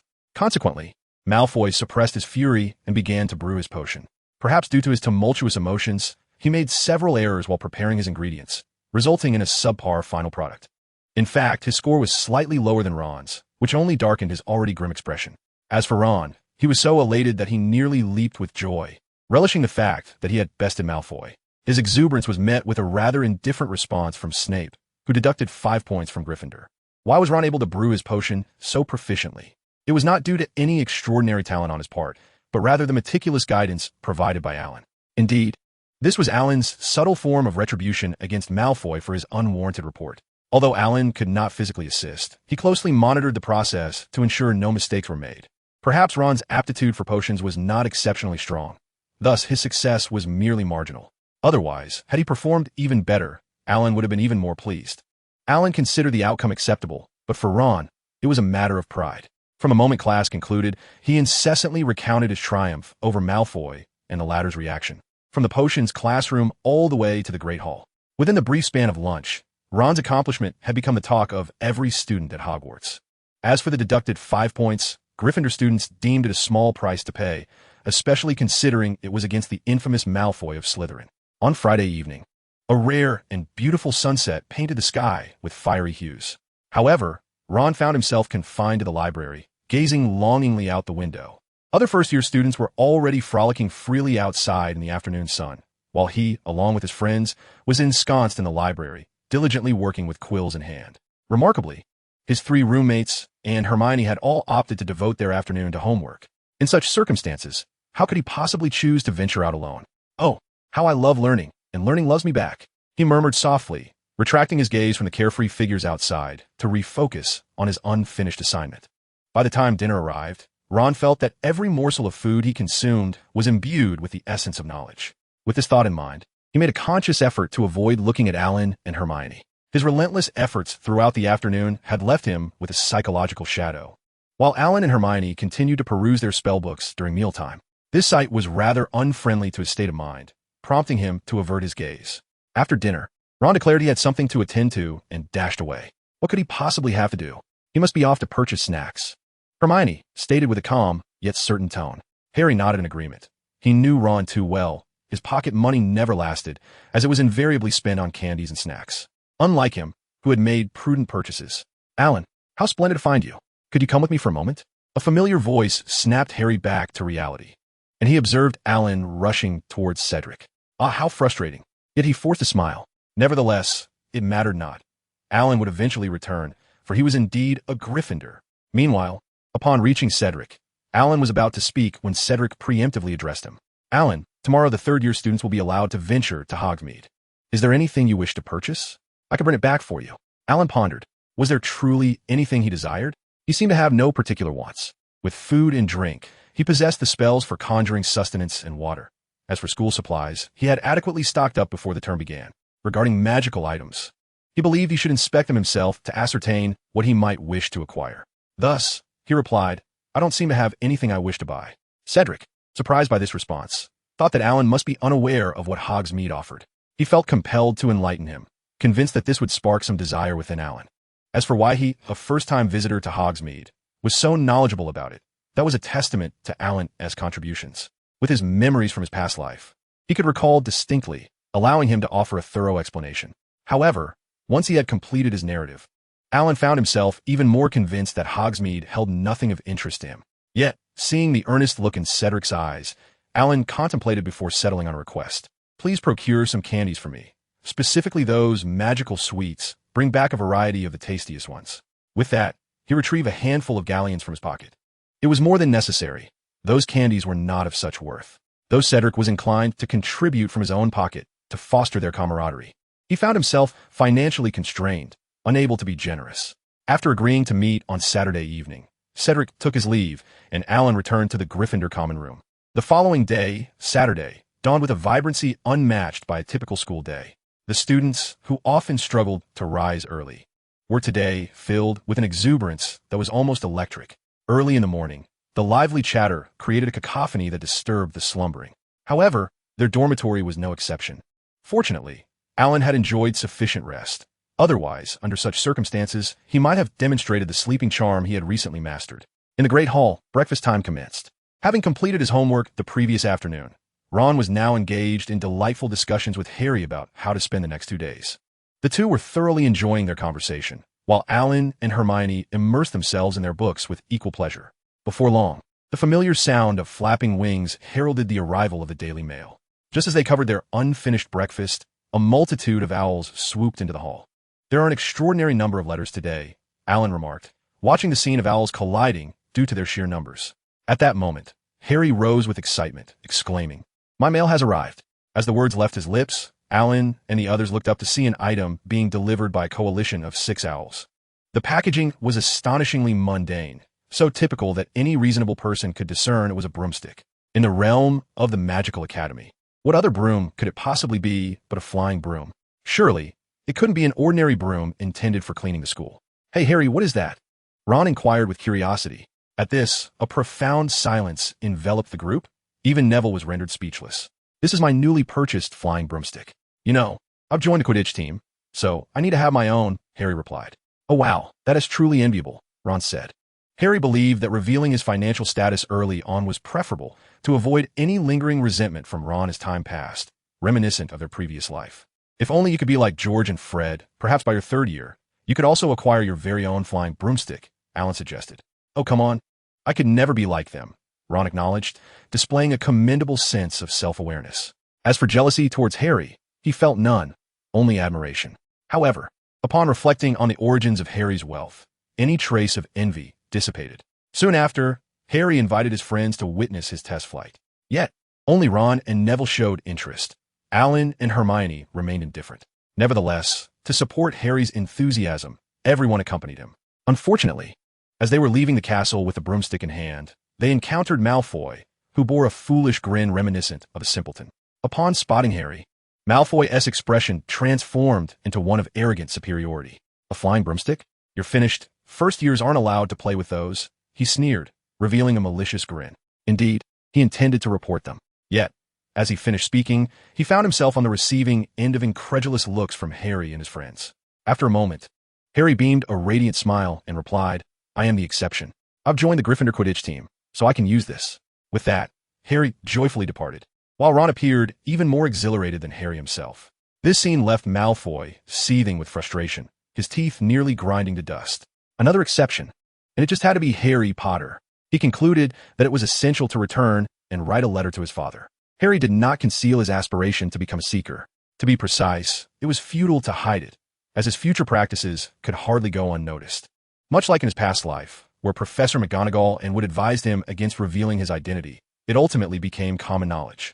Therefore, rather than waiting for others to uncover the truth, he preferred to step forward himself. Of course, his willingness to disclose this was also influenced by the fact that Wood had not asked him to keep his identity a secret in this life. In Wood's words, Harry's skills were sufficiently advanced to surpass the strategies he devised. However, upon returning from his first practice flight, Harry overheard Malfoy in the Great Hall, dramatically proclaiming that Potter had been selected for the Quidditch team. According to Malfoy, Harry was merely a boastful jester, seeking attention. Consequently, even if Harry were to confirm his participation in the Quidditch team, others had already formed preconceived notions based on Malfoy's remarks. After lunch, the group prepared to part ways to attend to their individual pursuits. Yet, as they exited the hall, Malfoy appeared at the entrance. Potter, how dare you deceive the esteemed Malfoy again? Joining the Quidditch team? I've already inquired, and there's no place for you on the Gryffindor team. Surely, your desire to join Quidditch has blurred the lines between illusion and reality. After a hearty laugh at Potter's expense, Malfoy left, satisfied. Harry and his friends exchanged bewildered glances, unable to comprehend Malfoy's reasoning. However, none took the matter to heart. If it was deemed false, so be it. After all, it would not jeopardize his eligibility to compete. Subsequently, they each departed. Hermione headed to the library, while Harry and Ron set off on an adventure, and Alan sought a quiet spot to practice magic. It was not until dinner that Alan returned to the Great Hall, only to find Cedric waiting for him. Alan, come here. Noticing the large bag Cedric was carrying, Alan felt assured that he would not need to purchase sweets for the next 6 months. Before he could approach, Cedric was already making his way over. The shopkeeper gave me a discount on these sweets. I only spent 1 galleon. I gathered a bit of everything from the store, Cedric explained. After all, the enjoyment of sweets depends on personal taste. With that, he handed Alan the candies along with the remaining galleon. Although Alan was not entirely familiar with the pricing of these magical confections, he had shopped in Diagon Alley and had witnessed Harry purchasing them on the Hogwarts Express. Thus he could estimate the cost reasonably well. 1 galleon seemed rather insufficient, even with a discount. It was unlikely they would offer a 50% reduction. Cedric, are the sweets from Hogsmeade really this inexpensive? Alan did not disguise his skepticism. Absolutely, Cedric replied confidently. Well then, can I trouble you to buy sweets with these galleons tomorrow? Alan asked, his gaze fixed intently on Cedric. Upon hearing Cedric's words, a hint of discomfort crossed his expression, which did not escape the keen gaze of Alan. Understanding that Cedric's intentions were good, Alan, however, was not in dire need of money. Moreover, the candies, while amusing, could not hold a candle to the exquisite confections he crafted with his culinary magic. Stowing away the remaining galleons, Alan flashed a smile at Cedric and asked, "Could you do me a favor?" Noticing the shift in conversation, Cedric felt a wave of relief wash over him and promptly returned a smile, replying, "Of course. Just let me know what you need. Could you help me consume some of these candies? I fear I might be feasting on them until the 2nd year," Alan remarked, as he placed half of the candies into his satchel, handing the remaining half-meter-tall assortment back into Cedric's hands. "Oh, and there's also these," Alan added. "Please help me finish them, or it would be such a waste." He then filled a paper bag with assorted sweets, pastries, and beverages he had conjured through his culinary skills. These were the products of his earlier practice, and no matter how much he tried, he could not consume them all. Initially, he contemplated how to manage them. Giving them away for free was out of the question, and selling them at a low price seemed a waste of time. He had intended to wait until he became more familiar with the twins before seeking their assistance. But for now, he decided to enlist Cedric to promote his culinary creations. As Cedric gazed at the delectable treats, inhaling their enticing aroma, he felt inclined to decline.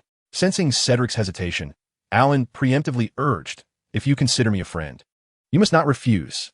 Cedric opened his mouth to protest, but ultimately accepted the offerings. He mused that consuming all these delights might lead him to gain several pounds. Feel free to indulge. If you run out, you can always come back for more, Alan generously declared, causing Cedric to shake his head in disbelief. The bounty was more than sufficient for him, and he could not bring himself to partake in such gluttony. After chatting for a while, Cedric remembered the unfinished business at hand. Alan, shall we go to the kitchen for a meal? I procured some butterbeer, but we must keep it from the professor's sight.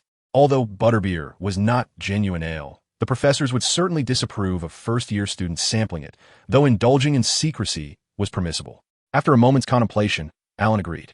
Upon arriving at the kitchen, Alan felt as if he had stepped into the Hufflepuff common room, surrounded by badgers everywhere. However, given Cedric's evident status, he and Alan were afforded a small, private space. They shared laughter and a hearty meal, after which Alan departed with the delightful provisions gifted by the badgers. These delicacies were custom-made by their house elves and reflected their personal preferences. In return for the friendly badger's kindness, a genuine compliment about their culinary offerings would elicit their utmost goodwill. Upon returning to the Gryffindor common room, they found Harry still waiting on the sofa by the entrance. Indeed, it seemed that Gryffindor was particularly lively today. Upon entering, Alan soon discerned the reason.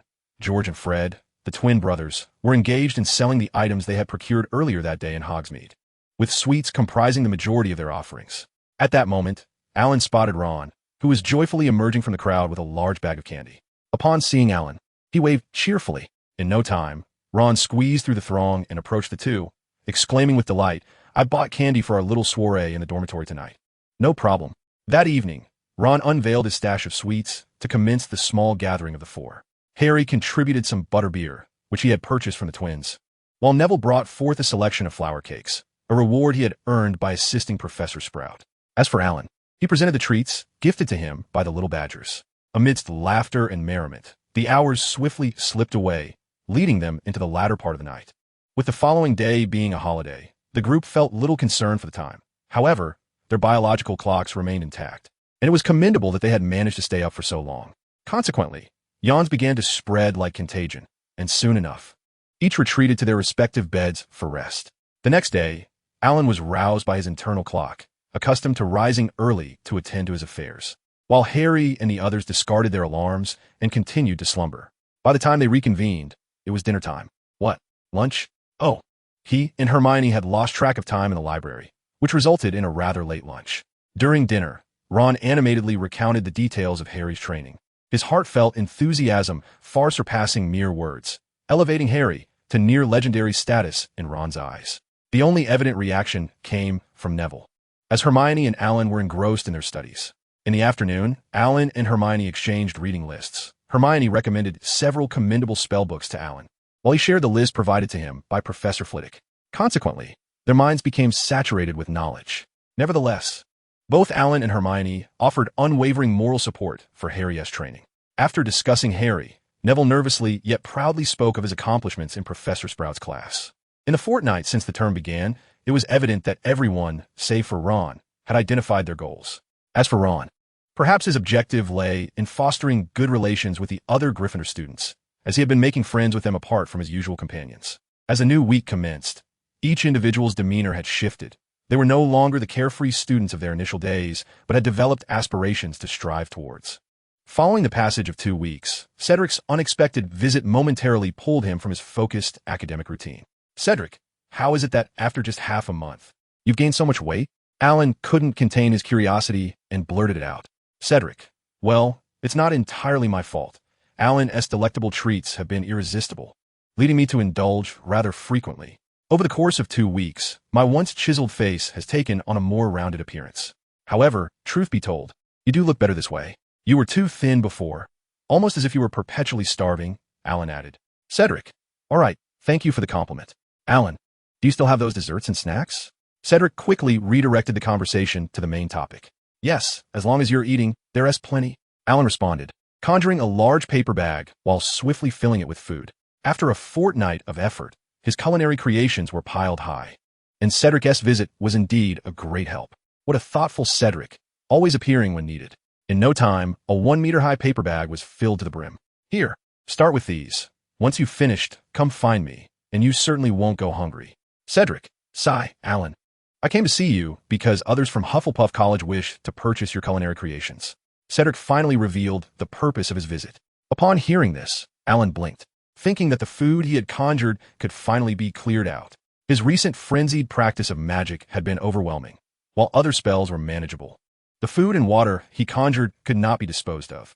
If this continued, his storage ring might turn into a veritable world of delicacies. I have no issues here.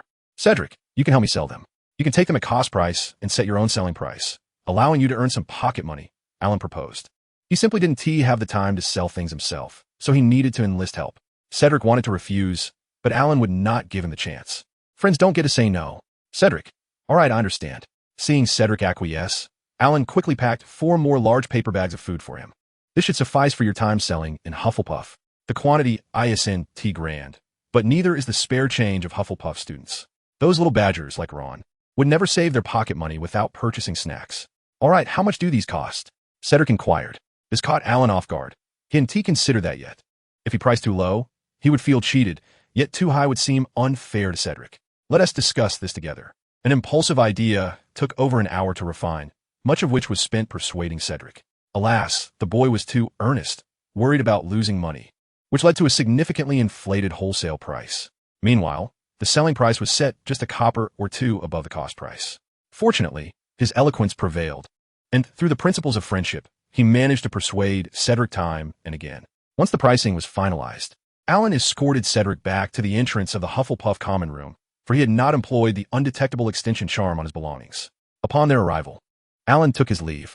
As for the funds Cedric had used for his purchases, he would collect them once the items were sold. It is worth noting that Cedric, being a Hufflepuff, allocated most of his pocket money towards sustenance. On his way back, Alan contemplated seeking out the twins and Ron to discuss this matter. He needed to clear out his surplus stock, while the Weasley brothers were in need of income. A mutually beneficial arrangement, he presumed they would not refuse. Primarily, he was confident the twins would agree, while Ron's acceptance remained uncertain, as his pride could occasionally skew his judgment. The rationale behind enlisting both Ron and the twins was due to the necessity of their involvement in selling to the Ravenclaw and Slytherin houses. Although the twins maintained a fierce rivalry with Slytherin, they had secretly engaged in numerous transactions with certain Slytherin students. When Alan returned to the Gryffindor common room and conveyed his proposal, the twins immediately acquiesced, recognizing the venture as one of guaranteed profit. As for Ron, he hesitated. However, after some discreet persuasion from Harry, he ultimately agreed, even displaying a fervor that surpassed that of the twins. This unexpected enthusiasm piqued Alan's curiosity, though he refrained from probing further, sensing that Harry's encouragement harbored some underlying issue. With the arrival of a new weekend, a fresh wave of exuberance swept through Hogwarts. Since Alan began selling the food produced through his culinary magic, students transitioned from tentative purchases to becoming ardent admirers of his offerings. Naturally, the source of these delectable items, Alan the master of potions, remained a closely guarded secret, with everyone aware that to procure these delights, one must approach the Weasley brothers or Cedric Diggory. Although the Weasley twins had the advantage in numbers, it was Cedric who reaped the most substantial profits. Initially, he focused solely on Hufflepuff students, whose allowances were modest yet sufficient for him to earn a tidy sum. To his surprise, Slytherin students also sought him out for purchases. While the Weasley twins clandestinely conducted business with Slytherin, their clientele comprised primarily of those from less affluent families, lacking considerable funds. Conversely, affluent students like Malfoy would never turn to the Weasley brothers for their needs. Thus, Cedric, the amiable badger, emerged as the sole viable option, allowing him to amass a significant fortune in galleons. Yet, the true benefactor remained Alan, as the origin of these culinary delights lay with him. Nevertheless, when it came to galleons, Alan merely glanced at them before immersing himself once more in his magical pursuits. The challenges looming over Hogwarts were numerous, and despite his newfound wealth, he certainly could not resolve them by merely throwing galleons at his adversaries. In the first grade, there is the peculiar Chilo. In the second grade, the serpentine monster, and in the third grade, the soul-stealing creature. Which of these could be vanquished with a mere handful of hundreds of gold galleons?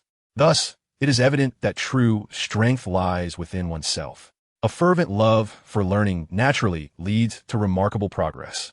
To elaborate, following the creation of the food and water spells, his cutting spell has also reached level 3.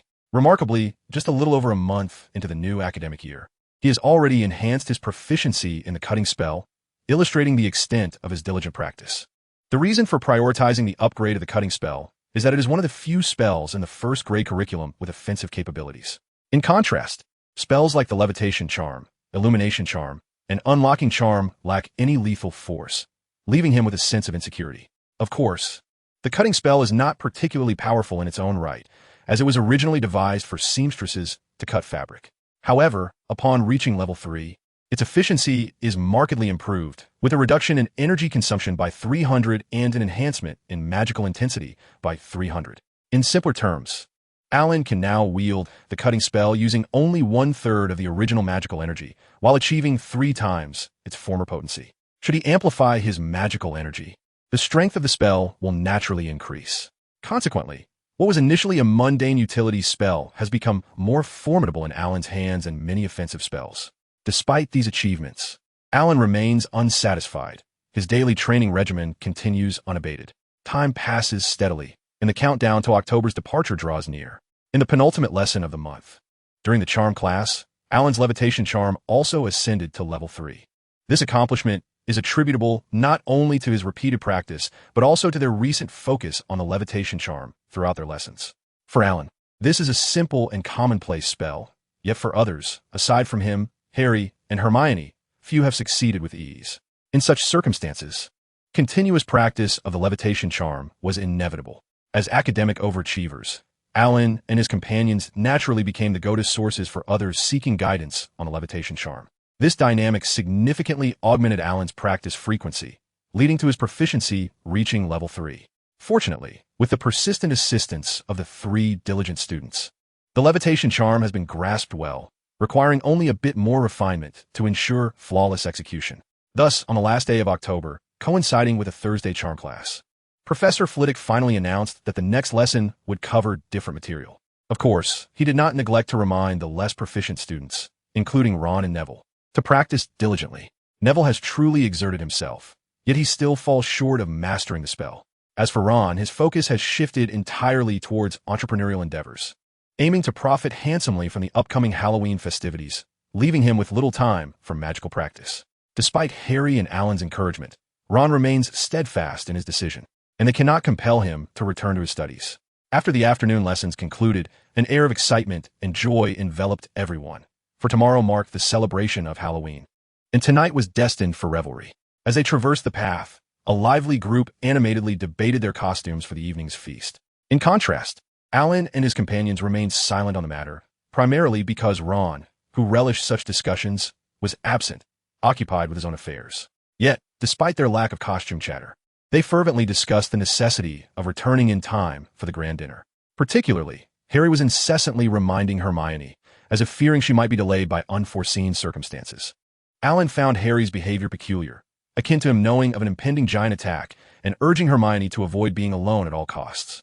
Although Hermione could not fathom Harry's persistent insistence, she had promised to adhere to it, confident she would keep her word. It was settled that they would all enjoy the feast in the Great Hall that evening. Just as Harry's words faded, Draco Malfoy's figure materialized before them. Alan Tang, Professor Snape requests your presence in his office. Please proceed promptly, he announced, accompanied by a sense of urgency. Alan responded affirmatively, dismissing any notion of Malfoy attempting to deceive him, as that would only invite Snape's acerbic tongue and potential wrath. He knew the location of Professor Snape's office without needing Malfoy's guidance, although Malfoy chose to accompany him nonetheless. Upon arriving at the office, Malfoy reported in, only to be swiftly dismissed by Snape's cold remarks. Enough dawdling. I require your assistance with the next potion, Snape commanded. In response, Alan hastened to lend a hand. Whether this constituted unpaid labor was of little concern to him. The opportunity to brew potions alongside the master was reward enough for the knowledge he would glean. Naturally, a diligent scholar would craft superior potions, while Alan, one might say, would likely render the concoction even more potent. Throughout the remainder of the afternoon, Alan remained in Snape's office, aiding him with potion ingredients, where he witnessed firsthand the fervor of madness. To the uninitiated, Snape's reputation as a potions master stemmed from his innate talent, with the arduous journey of practice conveniently forgotten. However, having observed Snape's relentless experimentation and refinement of a particular potion, Alan realized that Snape's mastery arose from his profound passion for potion making.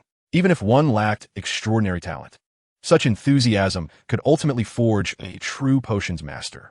Alas, had Snape's gifts not been somewhat toxic, Alan mused, he might have succeeded him as the new potions master.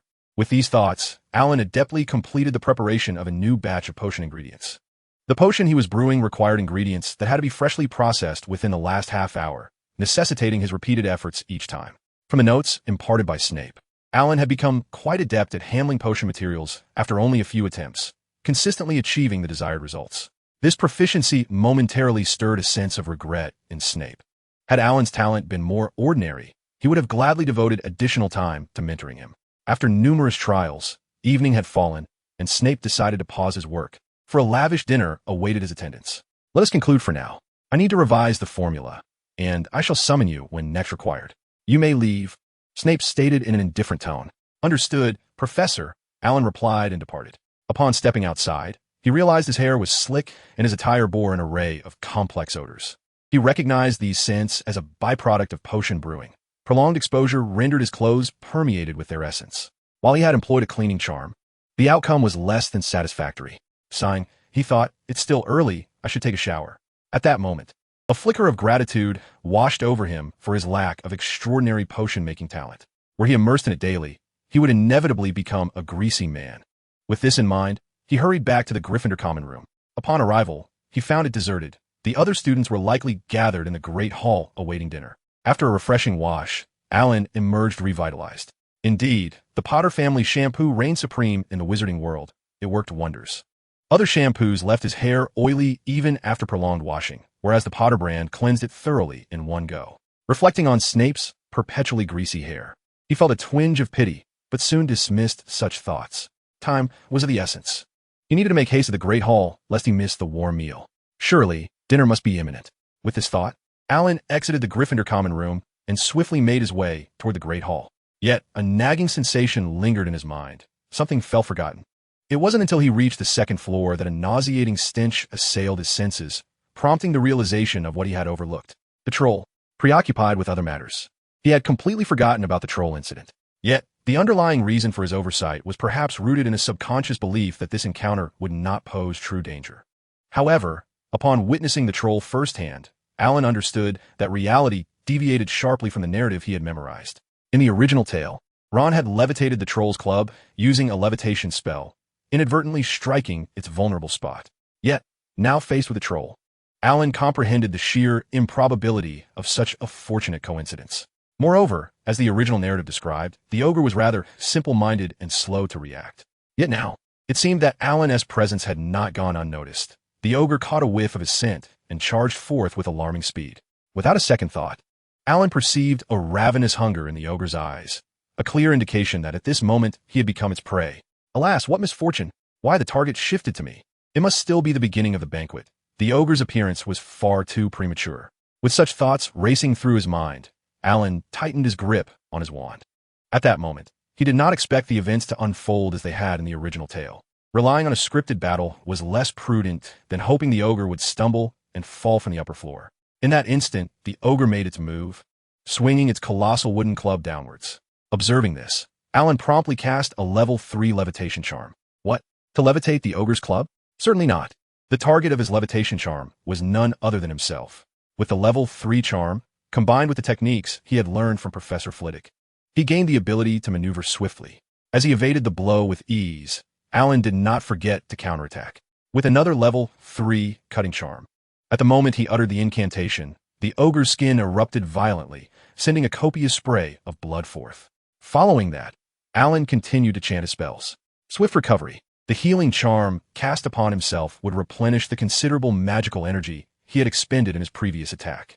Although the power of his spell had been substantial, and its effects on the ogre were vividly apparent, the creature had managed to partially shield itself with its club, combined with its inherent high magical resistance, which prevented it from losing its combat efficacy entirely.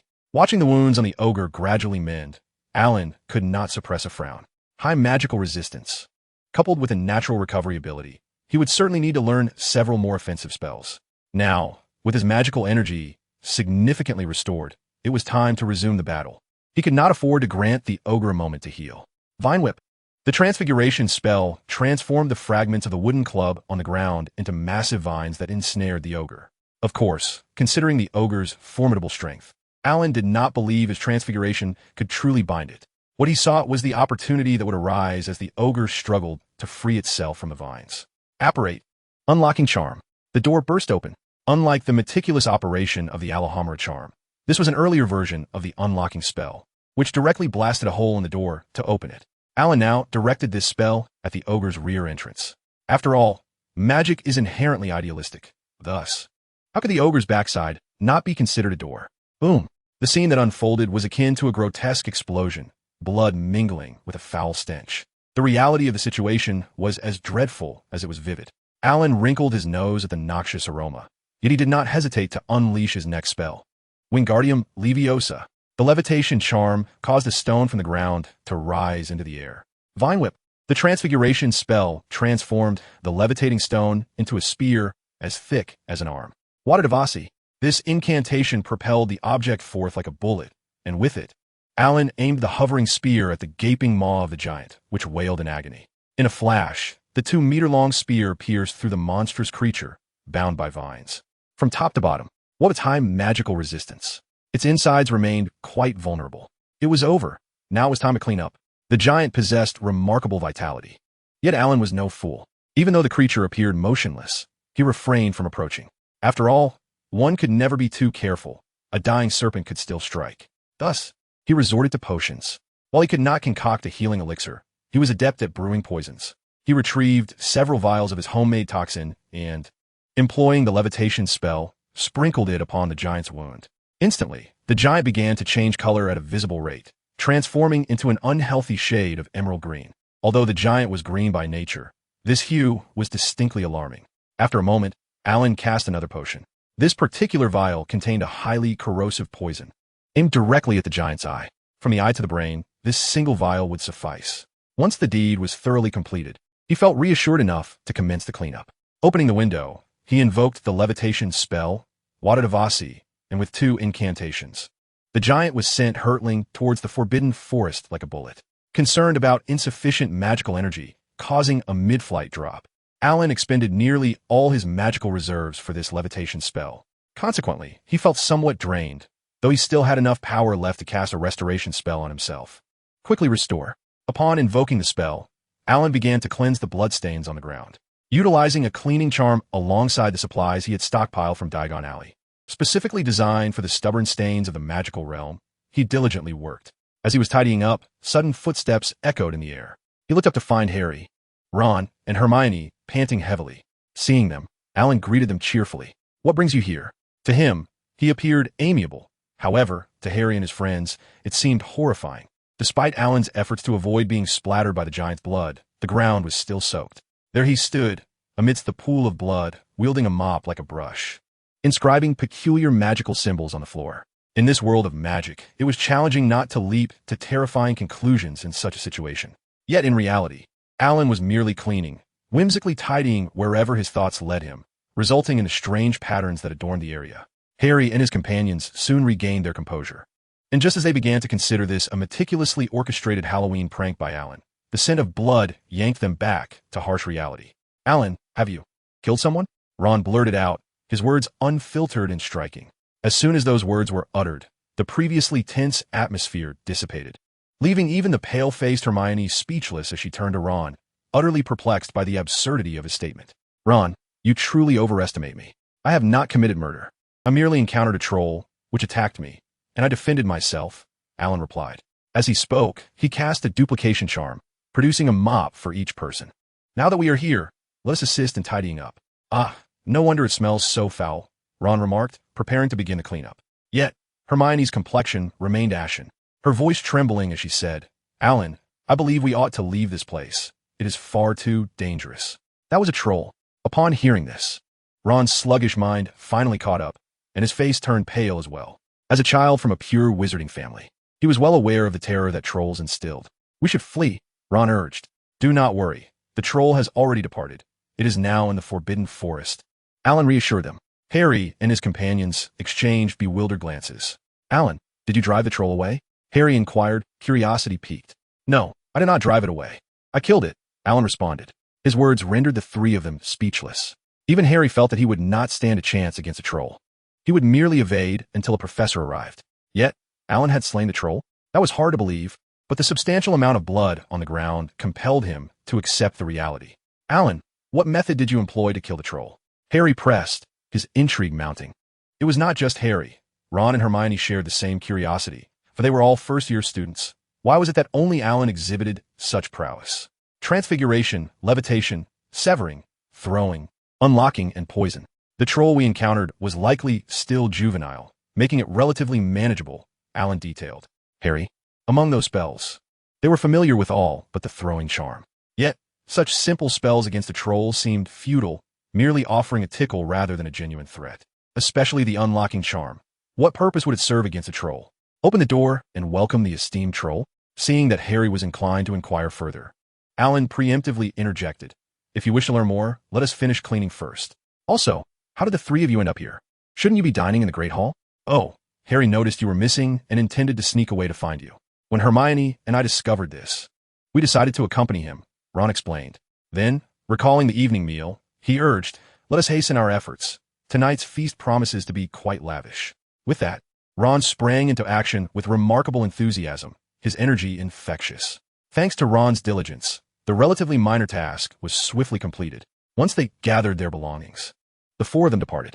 As for what followed, Alan felt no obligation to oversee it.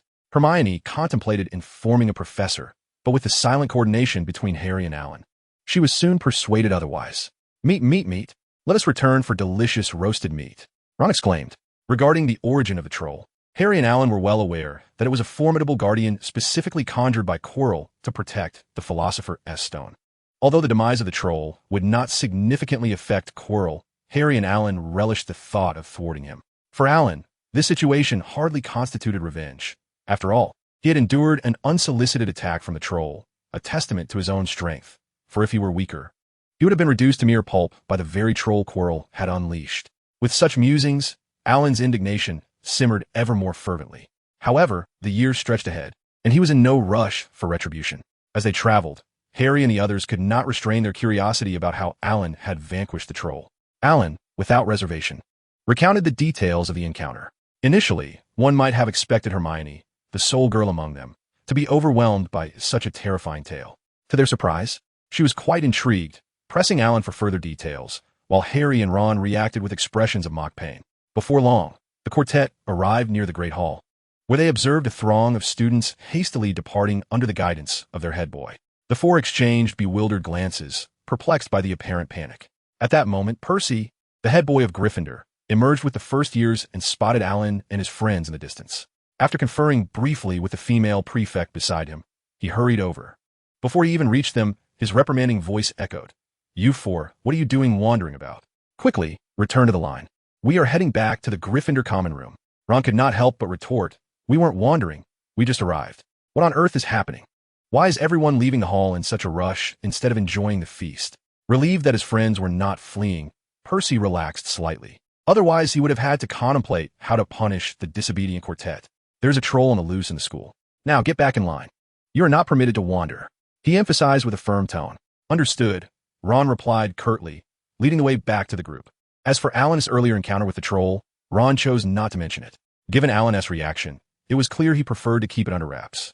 And thus they aligned with his wishes. Although revealing the incident might have earned them a significant number of house points, friendship took precedence over accolades.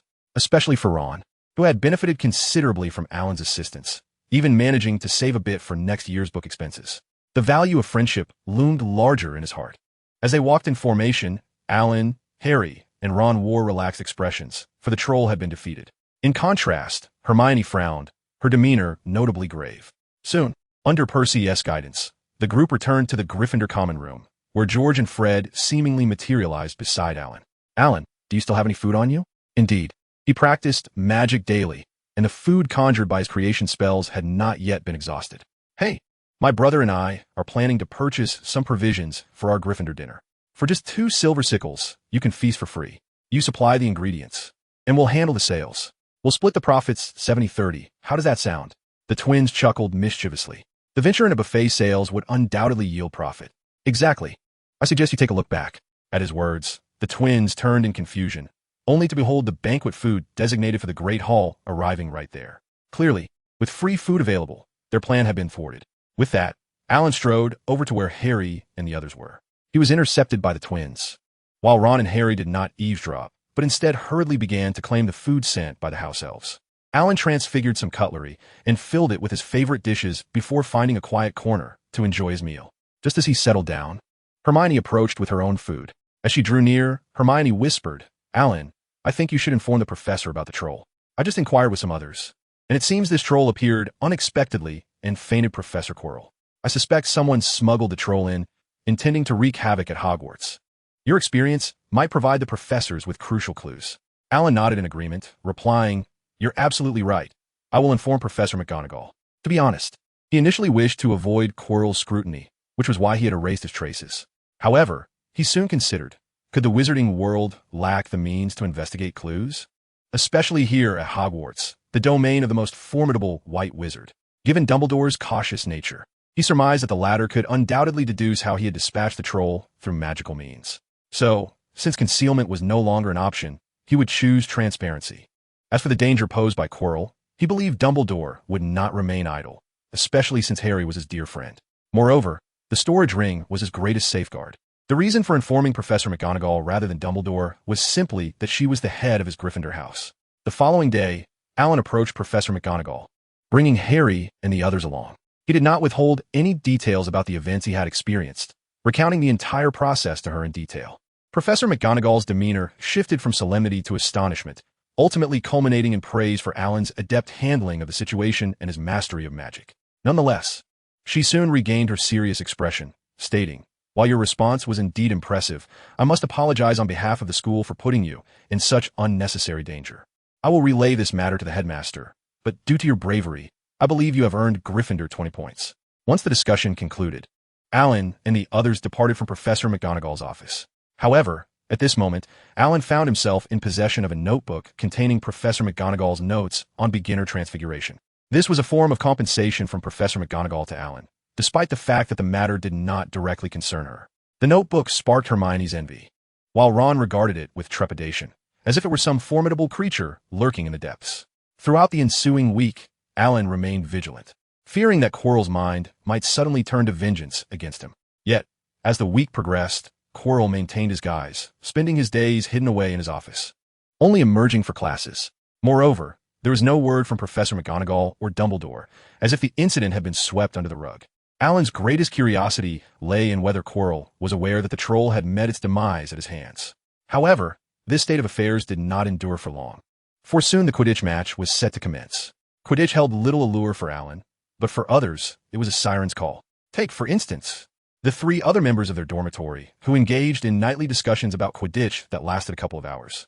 In this atmosphere, the Quidditch match commenced on a Saturday during the weekend. This time, it was Gryffindor versus Slytherin. Due to Slytherin's unpopularity, support for Gryffindor came not only from their own house. On Saturday, the weather was clear yet frigid, which was a calamity for Alan, who was not fond of the cold. Nevertheless, after repeated invitations from Harry, it would have been impolite to decline, so he bundled up warmly, clutching a glass bottle containing a flame resembling a blue bellflower. This was a spell Hermione had discovered in an old newspaper. It would not ignite, but merely emitted warmth, making it an ideal charm for winter. Hermione generously shared it with Alan and the others. Yet aside from Alan mastering it with ease, the rest struggled. Even Harry consistently ended up shattering his glass bottle. Ah, how Alan sincerely wished for Harry to swiftly catch the golden snitch and conclude the match. Sitting in the stands, he earnestly hoped for this outcome. A splash of colors against the black backdrop. A gust of cold wind swept by, prompting Alan to tighten his clothing. He truly could not fathom why Quidditch matches were scheduled for such time. In the damp chill of winter, at 11 in the morning, coupled with the elevated seating, the journey there had left him ravenous, and the biting wind sapped away any warmth, making him feel as if he were enduring a form of torture. It was only thanks to the magical resilience of wizards that their bodies could withstand such conditions. Otherwise, enduring this several times would surely lead to ailments like rheumatism. Furthermore, everyone was dressed for warmth as best as they could, yet today they all opted for lighter attire. Alan relied on his clothing, hot beverages, and magical heating charms, while the others depended solely on their passion for Quidditch and the fervor of youth. With these thoughts in mind, Alan retrieved a thermos and a cup from his messenger bag, pouring a steaming cup of milk tea for both himself and Hermione. As for Ron, he was bouncing about with the exuberance of a spirited child, utterly disinterested in sitting down to enjoy a warm drink alongside them. However, it wasn't long before Hermione was whisked away to join in the revelry, leaving Alan composed in his seat. Though he could hear others calling out to him, he had no desire to join in the raucous excitement, fearing that the chill of the wind would surely lead to a cold should he break a sweat. Thus, he resolved to remain in his tranquil spot. After a while, the Quidditch teams from both houses finally emerged. Observing the starkly contrasting red and green uniforms, Alan couldn't help but feel that they were quite unattractive. The style seemed to be a relic from many years past. The players' appearances now relied heavily on their individual charisma. Gryffindor fared better, as their members were all quite presentable. However, Slytherin was a different story, with a mix of appearances that varied greatly. Those with striking looks managed to elevate the old uniforms to an air of aristocratic elegance, while others, like the Slytherin Quidditch captain, donned the attire in a manner reminiscent of a gorilla imitating a human. Searching for the book Quidditch through the ages that Hermione had lent him, Alan discovered that, indeed, the current uniforms harked back over a century. It could be said that when it came to tradition, wizards had a penchant for the outdated. At that moment, a loud cheer erupted, pulling Alan from his musings. He turned to see Harry and the others mounted on their broomsticks, ready to commence the match. With Madame Hooch, the referee, releasing the 3 types of balls, the game officially began. In that instant, the players soared through the air on their broomsticks, appearing as mere blurs of red and green. Nevertheless, with each play, their actions became distinct, aided by the commentary from the announcer, making it somewhat comprehensible. As it happened, the commentator for Hogwarts Quidditch in the coming years would be Lee Jordan, a close friend of the Weasley twins. One could easily infer the spirited nature of someone who befriended such lively characters. Consequently, during the match, Lee lavished praise upon Gryffindor, extolling their movements, beauty, tactics, and more. In contrast, his remarks regarding Slytherin were decidedly disparaging, prompting Professor McGonagall to intervene with reprimands. Naturally, the outcome of such behavior was predictable. Those who associated with the twins were unlikely to heed warnings or mend their ways. Despite this, students from the other 3 houses found amusement in Lee's one-sided commentary aimed solely at Slytherin. Alan watched the players darting about in the air, feeling a chill on their behalf. Just then, Hermione suddenly had a thought and quickly pulled Ron back. "Ron, the banner. Where's the banner we prepared for Harry?" Hermione inquired. Ron, still caught up in the excitement of the match, paused in confusion and asked, "Did we prepare one?" Upon noticing the dangerous glint in Hermione's gaze directed at him, his mind finally sprang into action. "I remember now. I brought it and handed it to Alan." Ron quickly replied. Alan, bewildered, responded, "When did you give it to me? You only handed me a bag of snacks." As he spoke, Alan rummaged through his messenger bag and produced a small parcel wrapped in worn fabric. "This is it," Ron declared. Alan was taken aback. Hermione swiftly took the parcel from Alan's hands, opened it, and was greeted by an array of snack wrappers. "Dispose of your trash in the bin," Hermione exclaimed angrily. Realizing his mistake, Ron hurriedly gathered the refuse and tossed it into the trash. At this moment, Hermione spread out the fabric, and Alan fell silent as he gazed at its contents. The black cloth, adorned with white lettering and patterns, struck him as decidedly peculiar. The text was meticulously inscribed, evoking a profound sense of solemnity. Perhaps, he mused, adding a large portrait of Harry would render it more appropriate. "Hermione, what do you think of this banner?" she asked. Alan hesitated, thinking it best to refrain from honesty. After all, they were abroad, and customs varied. Yet, he couldn't shake the feeling that something was amiss. "What if we added Harry's portrait?" he suggested. At this, Alan gasped. "Let's not. The fabric is small. Adding Harry's image would make it too cramped. If you find it lacking, you could use magic to make the letters vibrant and colorful." "That's a splendid idea. Worth a try," Hermione replied, setting to work. The incantation was not particularly complex, akin to a spell for signaling. Once Hermione cast the spell, the lettering transformed into a dazzling array of colors, shimmering with life. In that moment, Alan gained a clear understanding of the phrase colorful black. "Is this acceptable, Alan?" Hermione felt a twinge of uncertainty, yet found the result unexpectedly harmonious and appealing. Alan remained silent, merely giving a thumbs up. "How could this not be good? This will surely surpass Slytherin's banner," Alan asserted confidently. "All right," Hermione said, using the levitation charm to make the banner float. Their position coincided perfectly with the Slytherin goalkeeper's location. The banner momentarily distracted the Slytherin keeper, allowing Gryffindor's chaser to seize the opportunity and score. "Hello, Hagrid," Alan mused, as the first score led to subsequent ones. Particularly when he noticed that the opposing goalkeeper was distracted by the banner, Alan's focus sharpened, fixated on the rival team. Whenever the seeker of Gryffindor aimed to score, he subtly enchanted the banner above him, causing the letters to shift in a vibrant array of colors. After several instances, the captain of Slytherin, realizing the anomaly, promptly called for a halt to the match. Observing this, Alan understood that the ensuing events would likely be of little consequence. However, to preempt any shameless tactics from Slytherin, Alan discreetly cast an additional charm on the banner, a simple spell that regulated the color changes of the letters. Moments later, Marcus Flint, the captain of the Slytherin Quidditch team, sought out Madam Hooch, lodging his complaints while casting a fierce glare in Alan's direction. As Alan pondered whether Madam Hooch would soon approach, he witnessed her coldly dismissing Flint's grievances, leading to his disgruntled departure, though not without shooting another malevolent glance at Alan and his companions.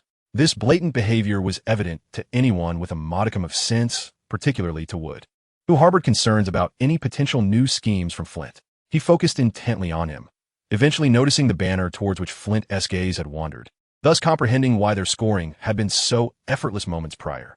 As for whether this constituted a foul, Madame Hooch's response had already indicated the outcome. After all, they were merely cheering for a friend, and the banner bore no particularly incriminating content. It was merely a matter of the Slytherin keeper's lack of focus.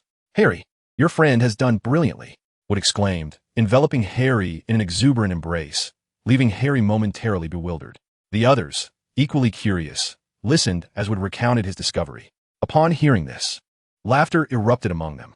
They understood, however, that once the match resumed, the banner would lose its effect, yet they remained unperturbed, confident in their prowess to achieve victory. Moreover, their current score was significantly favorable. On the other side, Alan and his companions found themselves under the ire of the Slytherin students, some of whom were astute enough to deduce the cause of their advantage. Yet, despite their anger, they could only glare from afar, as professors were present. Alan remained unfazed by their glares, but Hermione, being a genuine 12-year-old girl, felt the weight of their scrutiny. "Do not worry, they dare not act," Alan assured her with confidence. Hermione nodded, though still anxious. Alan opened his mouth to speak again, but refrained. He had offered enough reassurance, yet Hermione tended to overthink. At that moment, a shadow loomed over them, and upon glancing up, they beheld the towering figure of Hagrid. "Hello there. I'm Hagrid. You must be Alan and Hermione, right? Harry has told me about you. You were his best friends." "Hello, Hagrid," Alan replied, greeting him with ease. Understanding Hagrid's character, one recognizes that his towering physique conceals a gentle heart. Perhaps it was due to Hagrid's presence beside them, but at that moment, the gaze of the Slytherin students shifted away, and Hermione, feeling less anxious, politely greeted Hagrid. "I had been observing from my little hut with a telescope, yet I sensed that the atmosphere was distinctly different from watching the match amidst the crowd, and my intuition proved correct. Oh, I must inquire, has the golden snitch yet to make its appearance?" Hagrid casually remarked.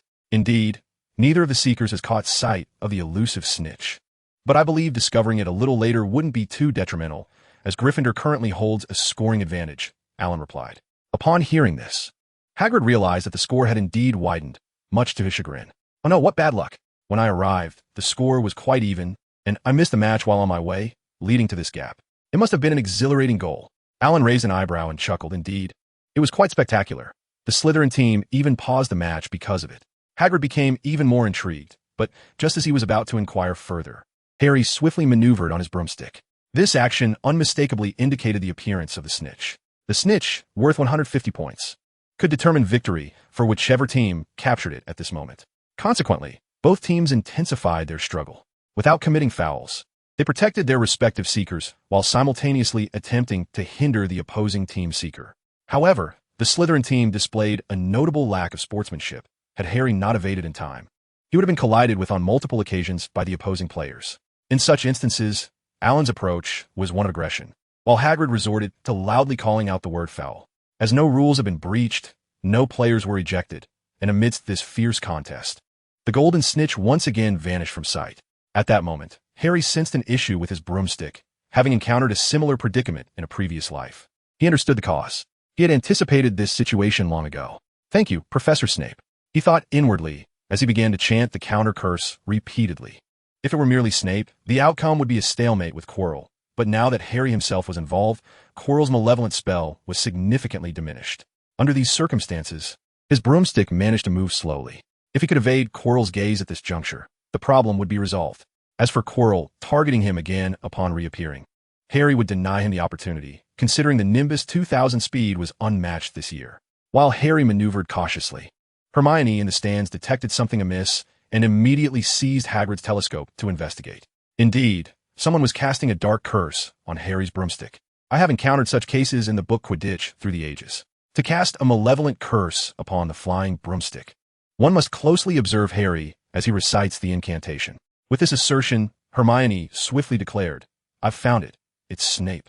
Handing the telescope back to Hagrid, she strode away resolutely, intent on rescuing Harry. Noticing her urgency, Alan hastily followed, apprehensive about the potential consequences of misidentifying the true caster of the curse. It was imperative that Snape did not fail to utter the counter-curse, nor should Quirrell remain undisturbed. Otherwise, Harry could face dire repercussions. As they hurried along, Alan perceived Hermione's palpable anxiety, which propelled her forward at a pace that left him struggling to keep up. After navigating through various twists and turns, they finally arrived beneath the stands where Professor Snape was located. "We've located him," Hermione announced, brandishing her wand and preparing to aim it at the gaping hole in front of Snape. Meanwhile, Alan positioned himself at another breach, directing his gaze toward Quirrell. Internally criticizing the shoddy construction of the stands, he drew his wand and cast his spell. Hermione unleashed a torrent of flames, igniting the hem of Snape's robes. In contrast, Alan conjured a basin of scalding water, poised above Quirrell's head. "It's done. Let us move," Hermione urged, pulling Alan away as they heard a piercing scream from a male voice. How could Snape's reaction be so severe? "My spell should have merely singed his clothing," Hermione remarked, bewildered yet unwilling to glance back. Alan, however, was aware that the anguished cry emanated from Quirrell. Initially, he had contemplated using a pot of hot oil or even a concoction of unpleasant stew, but he ultimately decided on hot water, recognizing that it would obscure any clues.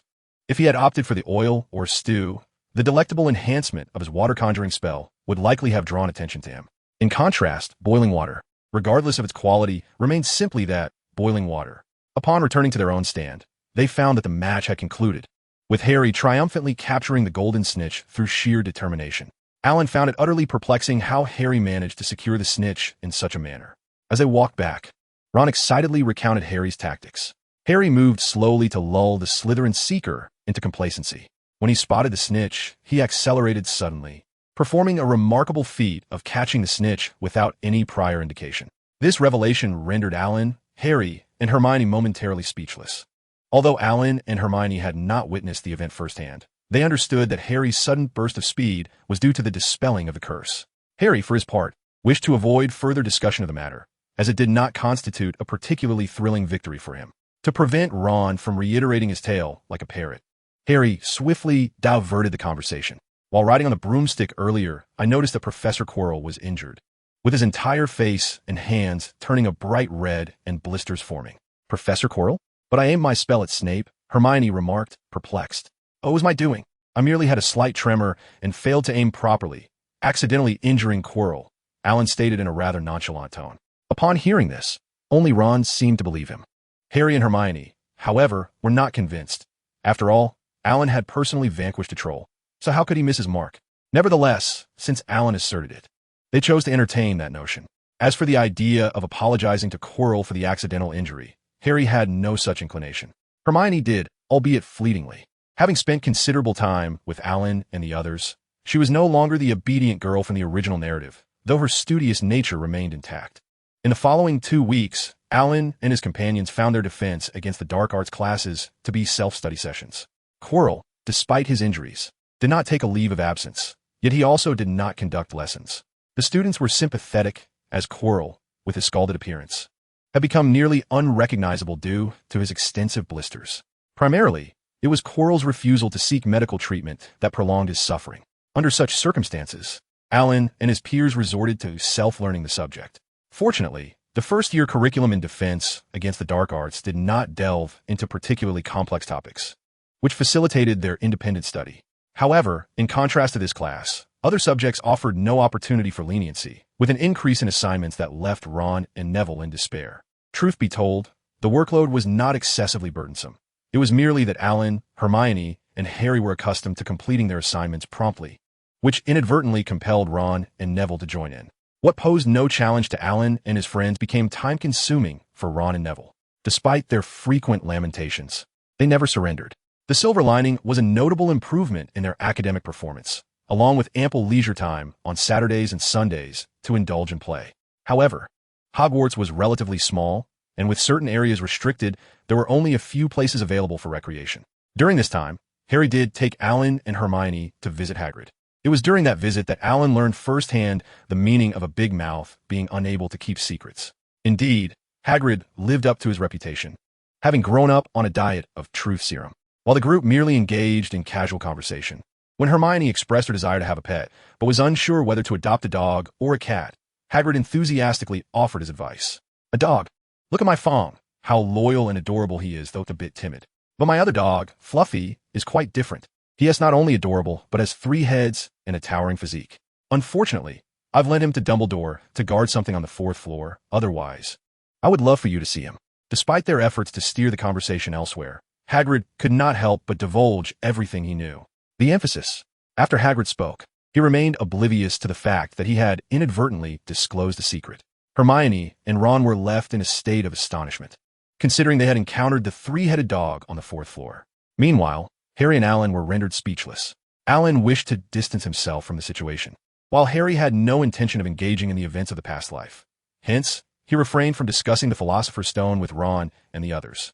What they presumed to be a tranquil moment took an unexpected turn. Hagrid, was it truly wise to share such information with us? Alan's remark finally jolted Hagrid into awareness, causing his demeanor to shift dramatically. Oh dear, how could I have revealed such matters to you? After muttering a self-reproachful comment, Hagrid turned to the group and continued. Promise me you won't venture there too soon, all right? The treasure concealed, there is a pact between Dumbledore and Nicholas Flamel, and it must remain undisclosed. The 4 of them were indeed uninterested, yet they could hardly withstand Hagrid's incessant revelations. It was evident that Hagrid realized his indiscretion, which left him feeling agitated and disheartened, diminishing his enthusiasm to entertain Alan and the others. Consequently, the 4 politely excused themselves and departed, for they truly lacked interest in such matters, except for Ron, of course. However, they paid little mind to Ron's reaction, knowing that his enthusiasm was fleeting. As long as they avoided the topic, Ron's interest would wane by the next evening at most. Regarding Hagrid's situation, Alan remarked that Hagrid's blood likely had a similar effect to that of the truth serum. This jest elicited laughter among them, but they chose not to revisit the subject. To prevent Hagrid from divulging any further secrets, they abstained from visiting him for over half a month. Time swiftly passed, leading to mid-December, not far from the Christmas holiday, which filled many with anticipation. However, this sentiment did not extend to Alan and his dormitory mates, including Neville, who shared a similar outlook. For Neville, Christmas represented a time of impending anguish. Amidst the festive anticipation, Hogwarts garnered attention for a new headline, a game known as the Braveheart Challenge. This endeavor was predominantly undertaken by the students of Gryffindor, particularly the Weasley twins, who excelled in it. Unsurprisingly, they profited handsomely from the venture. Nonetheless, the game concluded after the twins had cast a spell on a snowball, sending it hurtling towards Quirrell's unsuspecting head, resulting in a stern reprimand and punishment from Professor McGonagall. The boys were tasked with cleaning the boys' restroom as a consequence. Strangely enough, upon hearing of this punishment, the twins exhibited no disdain, instead displaying eager anticipation, reflecting on their concoction of dung bombs. Alan increasingly suspected that the raw materials for their creations came from this very source. That evening, Professor McGonagall arrived to tally the number of students remaining for Christmas. Apart from Neville, Alan and the other 2 in his dormitory had chosen not to return home. Hermione returned home as well, but observing Alan remaining at school left her in a state of inner turmoil. Aside from potions, Alan's academic performance far surpassed hers. In the past, they would study together, but with her departure for the holidays, she faced a prolonged period without study. Meanwhile, Alan would undoubtedly continue his studies. Upon her return, would the gap between them not widen even further?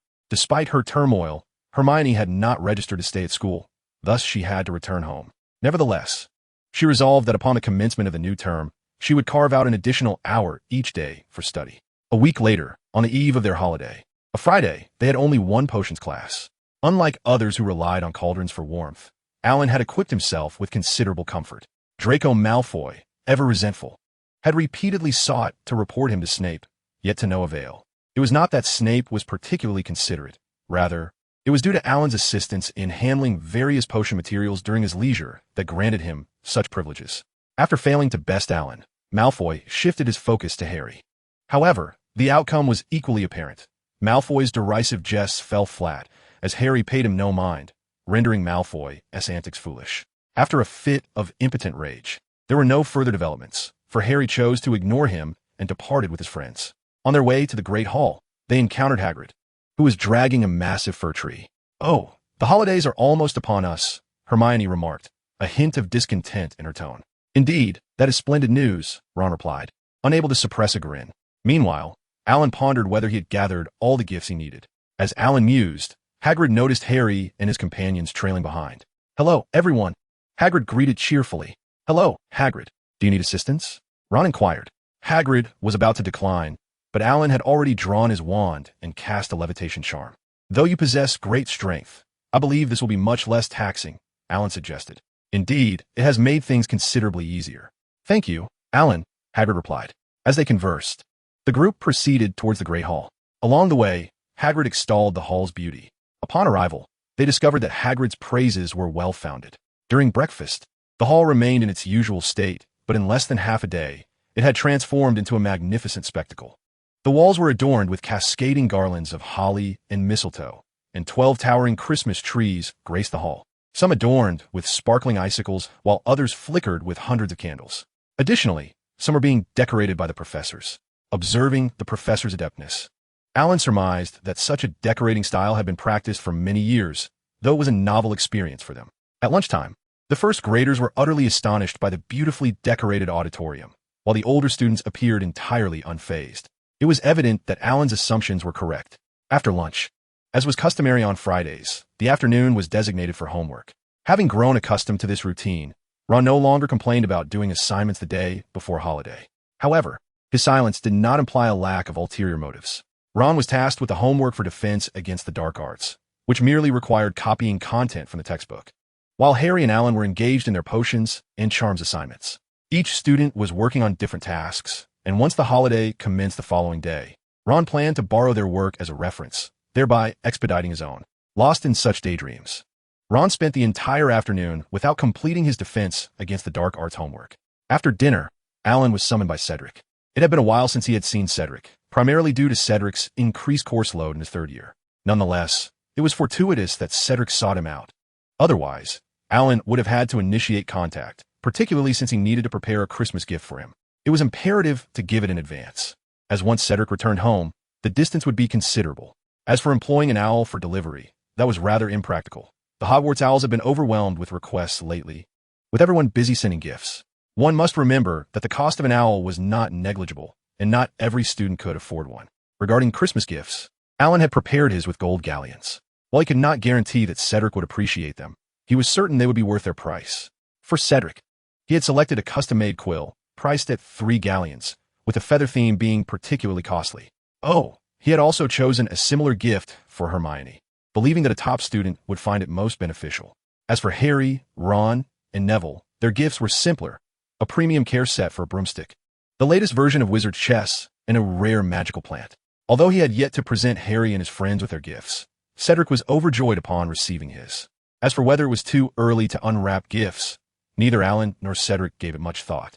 "Thank you, Alan, I absolutely adore this gift," Cedric exclaimed, his face beaming with joy. "I feel the same. Your gift is incredibly thoughtful," Alan replied, wrapping the scarf around his neck. Indeed, this scarf was Cedric's Christmas gift to him, and it had been woven by Cedric himself using magic. Alan referred to it as thoughtful because the material was not ordinary yarn, but rather a blend infused with the fur of a magical creature. Its purpose was to provide a comforting warmth, which was perfect for someone like him who despised the cold. After chatting with Cedric for a while longer, Alan returned home. Despite the warmth of the scarf, the chilly draft in the corridor made lingering there unappealing. Upon returning to the lounge, Harry and the other two were gathered around the fireplace, basking in its warmth. Observing this, Alan hurried over. Since the temperature had dropped, the spot in front of the fireplace had become highly coveted. After a considerable time, Alan and his companions had only managed to secure a position there a few times. So naturally, he was delighted to find it available today. When he arrived, the three shifted slightly to create a space for Alan on the sofa. Originally, the seating arrangement consisted of Hermione, Ron, and Harry, but after their adjustments, a gap appeared between Harry and Ron. However, the two were engrossed in a game of wizard's chess, leaving Alan to ponder whether they had freed up the spot for him to act as an adjudicator. Nevertheless, he settled down. You've returned rather swiftly today, Alan. We thought you would be gone for a while longer, Ron remarked. Previously, each time Alan had been summoned by Cedric, he had returned quite late. With the cold outside, how could I possibly linger? Alan replied, retrieving a hot drink from his messenger bag. Throughout this winter, he had scarcely been without a warm beverage in hand. Your scarf is lovely, Alan.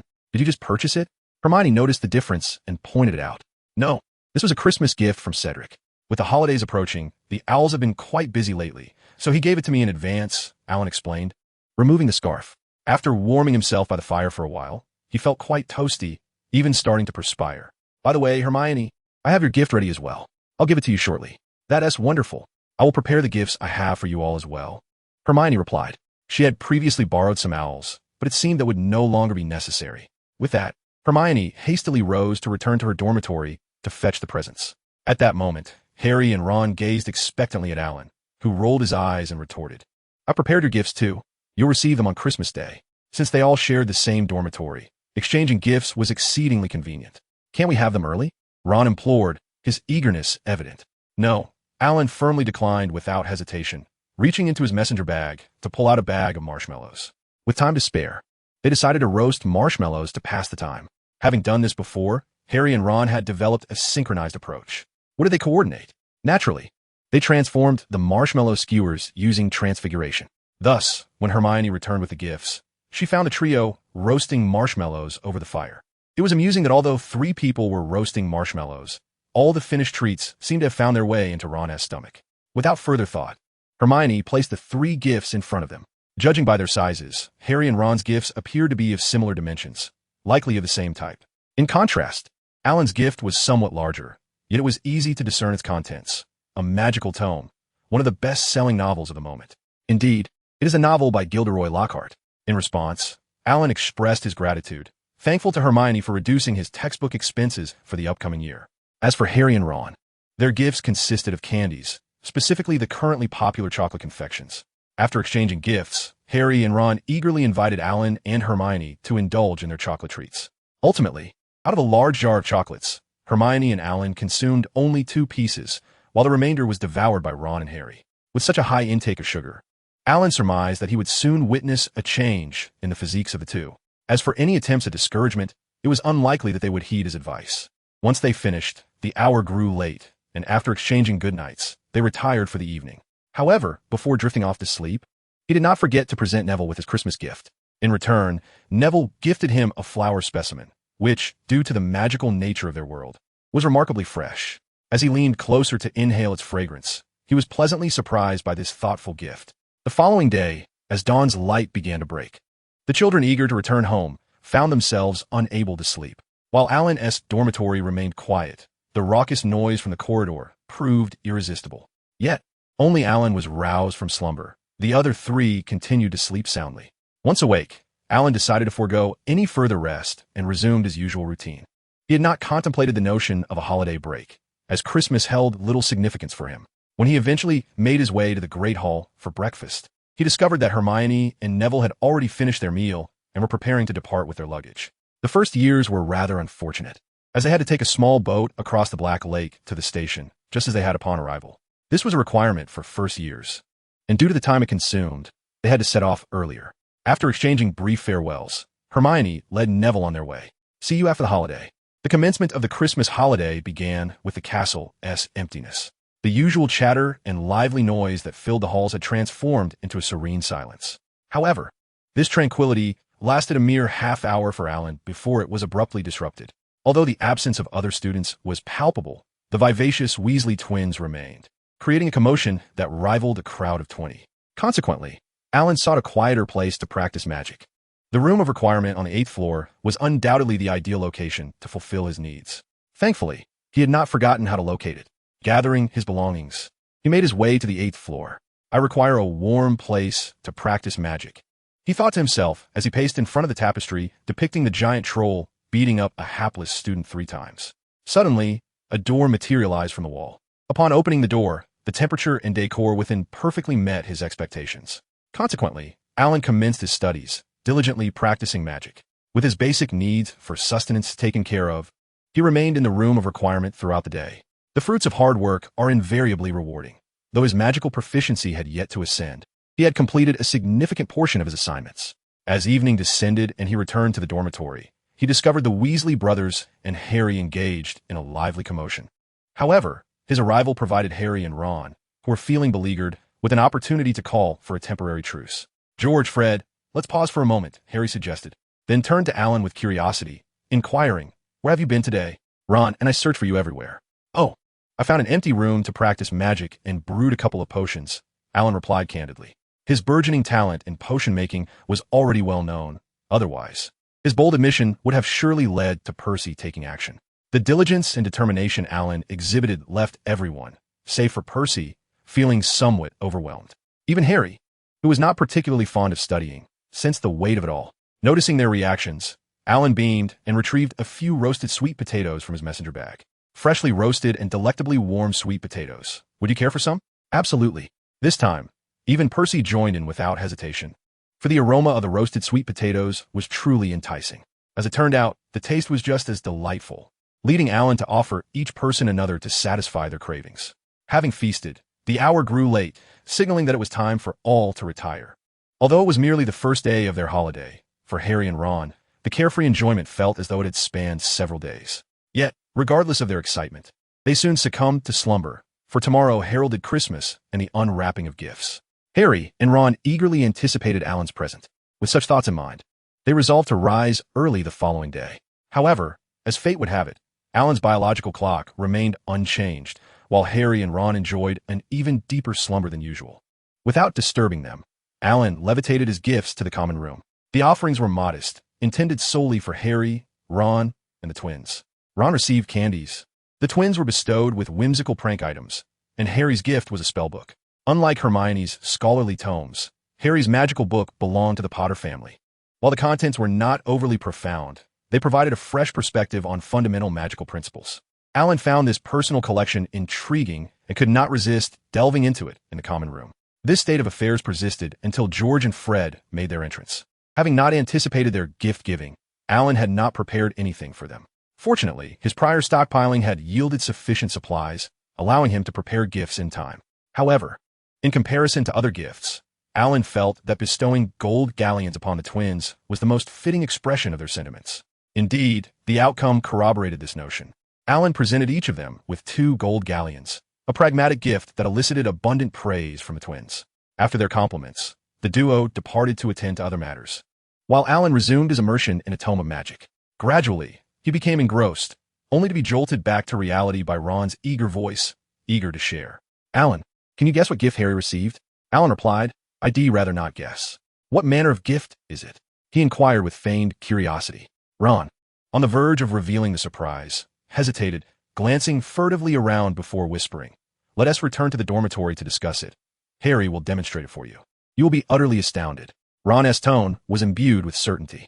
Alan replied, "But isn't it merely an invisibility cloak?"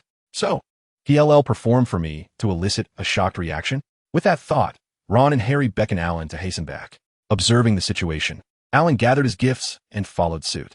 However, he took a half-minute longer to organize his belongings, and by the time he entered, Harry had already donned the invisibility cloak. In fact, to witness Alan's astonished expression, Harry had deliberately left his head exposed. As Alan stepped inside, he beheld Harry performing an illusion of floating head magic. Truth be told, although Alan was mentally prepared, witnessing it firsthand was still somewhat shocking. Yet, within a mere second, he regained his composure and approached for a closer inspection.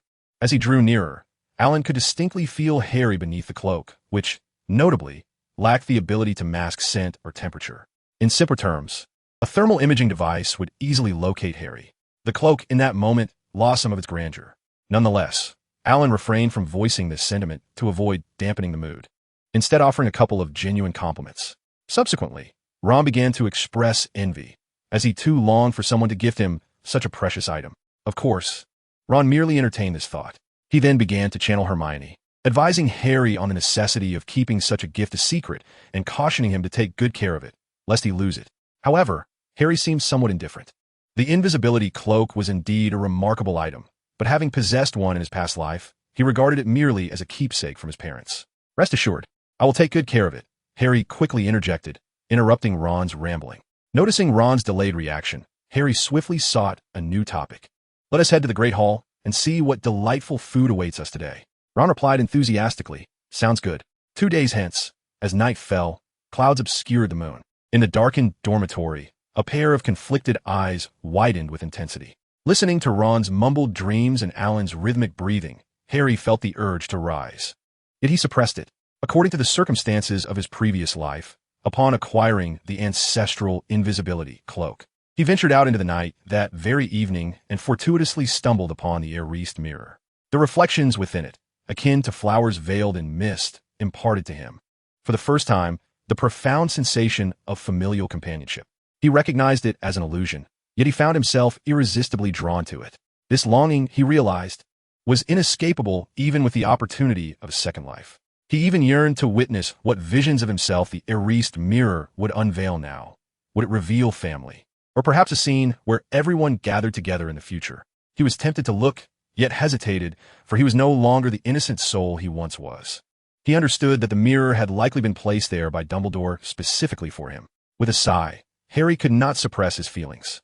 At that moment, Alan stirred slightly, though he did not open his eyes. He wished Harry would refrain from sighing any further. Otherwise, he would not hesitate to cast a sleeping charm on him. This was the third time he had been awakened by Harry sighing, each time occurring just as he was on the brink of slumber. His ability to remain unperturbed was a testament to his kindness. As Alan pondered this, another sigh escaped Harry's lips. "Harry, if you cannot sleep, I could cast a sleeping charm on you," Alan murmured softly. Feeling somewhat embarrassed, Harry had assumed Alan was asleep. Since Alan was awake, he decided to seek clarification. With that thought in mind, Harry left his bed and approached Alan's side. "Alan, could you shift over a bit? I have something to discuss with you." Alan sighed, feeling a bit exasperated, but nonetheless shifted to make room for Harry. It was unavoidable. Harry's stubborn nature meant he would sigh all night if the matter remained unresolved. "Speak then. What is it?" Alan inquired, his tone neutral. "Alan, you mentioned a magical artifact that allows one to see their innermost thoughts, albeit with the potential for others to gaze upon them as well. Would you choose to look?" Alan raised an eyebrow. If he was not mistaken, Harry was referring to the erased mirror. "No, I would not. I do not appreciate having my innermost self scrutinized. It would only incite my anger. As for my own thoughts, should I not be the one most familiar with them? Why rely on an external object to ascertain them? To me, gazing into the erased mirror would be far less meaningful than confronting a boggart, for at least that would reveal the essence of my fears." Harry nodded, feeling somewhat persuaded. Yet a flicker of curiosity still lingered within him. Observing Harry's reaction, Alan continued, "If your heart is in turmoil, you might consider setting it aside for a couple of days, allowing yourself time to regain composure. Once you are calm, you will be able to approach the matter more rationally. In short, cease your lamentations tonight. I wish to sleep." Harry contemplated Alan's words and concluded that perhaps it would indeed be wise to reflect more calmly. Seeing Harry come to this realization, Alan yawned and declared, "The matter is settled. Now it is time for sleep." He was truly exhausted, preparing to close his eyes and drift into slumber without acknowledging Harry. However, in the next moment, Alan opened his eyes and glanced at Harry, who lay beside him. Although he did not speak, Harry discerned a question in Alan's gaze: why he did not return to his own bed to sleep. "I find your space rather comfortable, and the aroma is quite pleasant. We are all brothers. Allow me to stay for the night and enjoy a good rest." Yet, as Harry resolved not to leave, it felt as though the memories of his previous life were being forcibly erased. Being next to Alan alleviated this discomfort, compelling him to edge closer to the bed. Alan was truly too tired to engage further with Harry. "Sleep, but if you happen to be a restless sleeper, I shall not hold back." After this preemptive warning, Alan ignored Harry and closed his eyes, succumbing to sleep. When one is utterly fatigued, slumber comes swiftly. While Alan slept soundly, Harry found it impossible to doze off. He had realized that every time he deviated from the path of his past life, memories would be forcibly wiped away, as if some force demanded he adhere to the previous narrative. This situation led him to feel like the protagonist of a storybook more than once. However, he did not relish the role of a protagonist, nor did he wish to endure the tragic life he had previously lived. Fortunately, with Alan by his side, he felt that without the memories of his past life, his inherent disposition might have compelled him to follow the original plot. This thought brought a smile to Harry's face. After a sleepless night, as dawn broke, Harry sensed the force that had been erasing his memories had vanished, allowing him to finally relax. Yawning, he succumbed to fatigue and fell into a deep sleep. Not long after, he began to mumble incoherently in his dreams, which abruptly awakened Alan. Roused at this hour, Alan found himself wide awake. He rose, departed, and resumed his diligent studies.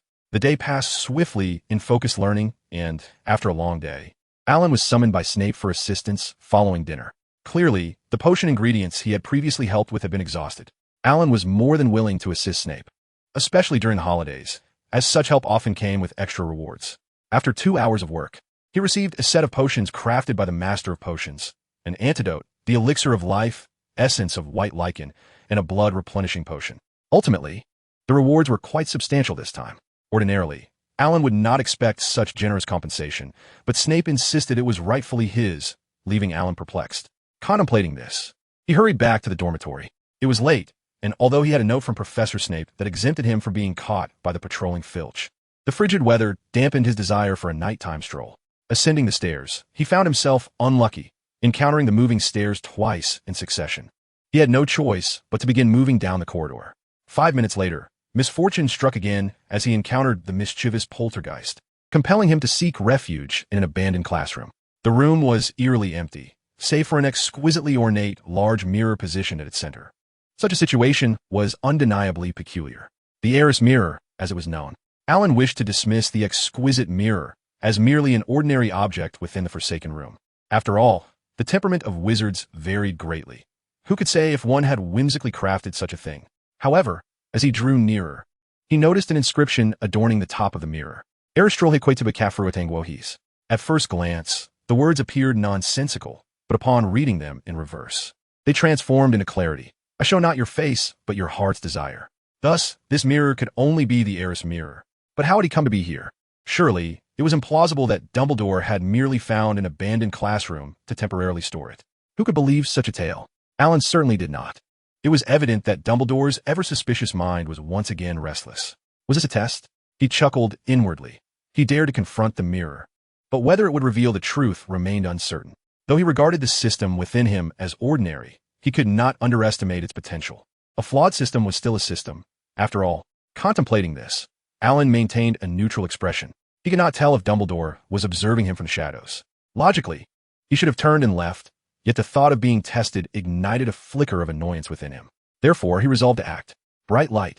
With a level 3 Lumos spell, Alan illuminated the room in an instant, akin to a flashbang, rendering the space blindingly bright.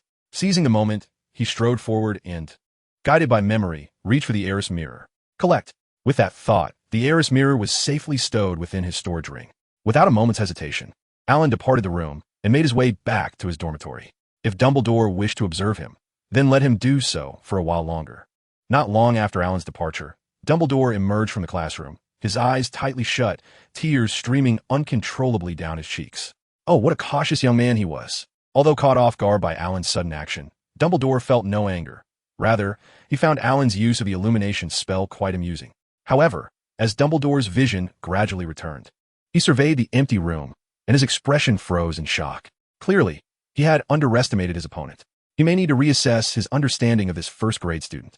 As for the Mirror of Arist, he might as well lend it to the other party for a few days, as retrieving it would be quite convenient. Meanwhile, Alan had returned to the Gryffindor common room, and perhaps due to his late arrival, it was completely deserted at that hour. To his delight, even the rare sight of Harry, guarding the entrance, was absent. Although he contemplated heading back to his dormitory, he paused for a moment. In the next instant, Alan produced the Mirror of Arist and placed it squarely in the path of those entering and exiting the common room. After all, old Dumbledore had a penchant for peering into the true thoughts of others, so he might as well indulge himself. Fortunately, with so few students remaining at school, it would suit his desires perfectly. However, at this moment, due to his positioning in front of the mirror, Alan himself found his gaze drawn to its reflection. His eyebrows arched in surprise, followed by a soft chuckle. Then, he turned and retreated to rest. Upon returning to his dormitory, Alan discovered that Harry and Ron were already fast asleep, likely exhausted from the day's escapades. However, he was puzzled to find Harry sleeping in his bed. It appeared to be intentional. What led him to this conclusion? Have you ever seen someone deliberately leave one side of the bed empty while sleeping? Alan murmured, Wingardium Leviosa? Back to your own bed, my friend. As Harry began to float, he awoke, sensing that something was amiss. Upon seeing Alan, he immediately understood how he had been levitated. Just as he was about to speak, Alan preempted him, saying, "Apologies for waking you. Nonetheless, you will soon drift back to sleep." And with that, he cast a gentle sleep charm. Currently, the level of his sleeping spell was at LV2. To avoid overdoing it and ensuring Harry would not sleep until the following evening, Alan deliberately moderated his strength. However, even with this restraint, he knew Harry would not awaken shortly. "Good night, sweet dreams. You shall sleep until dawn." With that, Alan returned Harry to his own bed, ensuring he was snugly tucked in. Once the matter was settled, Alan cast a cleaning charm on himself and prepared to rest. The next day, Alan's internal clock awakened him promptly. Observing the dim light in the room, he surmised that the weather was likely unfavorable. Peering through the window, he indeed saw a gloomy sky, foretelling imminent snowfall, and it appeared it would be quite substantial. This dreary weather tempted Alan to indulge in lingering in bed. However, his good habits prevailed, and he overcame his laziness. After rising, he resumed his daily practice. Fortunately, the room of requirement was not far from the Gryffindor common room, sparing Alan from enduring the biting cold too long. After completing his routine, when he returned to the Gryffindor common room, he found Percy intently gazing into the mirror of Ariste. Moreover, observing the smile upon his visage, one could surmise that he had indeed ascended to the esteemed position of Minister of Magic. However, the commotion caused by Alan's entrance jolted Percy back to reality. Upon seeing Alan, Percy felt a flush of embarrassment, for his previous reaction had undoubtedly been rather mortifying. "Good morning, Percy. The mirror I brought back is quite splendid. Wouldn't you agree? It allows one to become entranced in a false yet beautiful fantasy," Alan said with a cheerful demeanor as he settled onto the sofa by the fireplace. As he retrieved breakfast from his satchel, he invited, "Would you care to join me? It's snowing outside, and the chill is quite biting. Besides, finishing breakfast promptly will allow you to continue gazing into the mirror. Otherwise, when George and Ron arrive, they're unlikely to leave you a spot." "Thank you, but I'll pass. In comparison to the mirror's illusory beauty, I would prefer to strive towards realizing that beauty," Percy replied. His resolve remained steadfast. Nonetheless, he was grateful for Alan's earlier reminder. Otherwise, he might have lingered in that enchantment for a while longer. With that, Percy departed to the Great Hall for breakfast. Not long after Percy left, the twins arrived, bouncing with energy.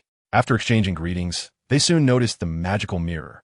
With keen interest, Alan remarked, "This is a magical mirror I discovered and brought back last night.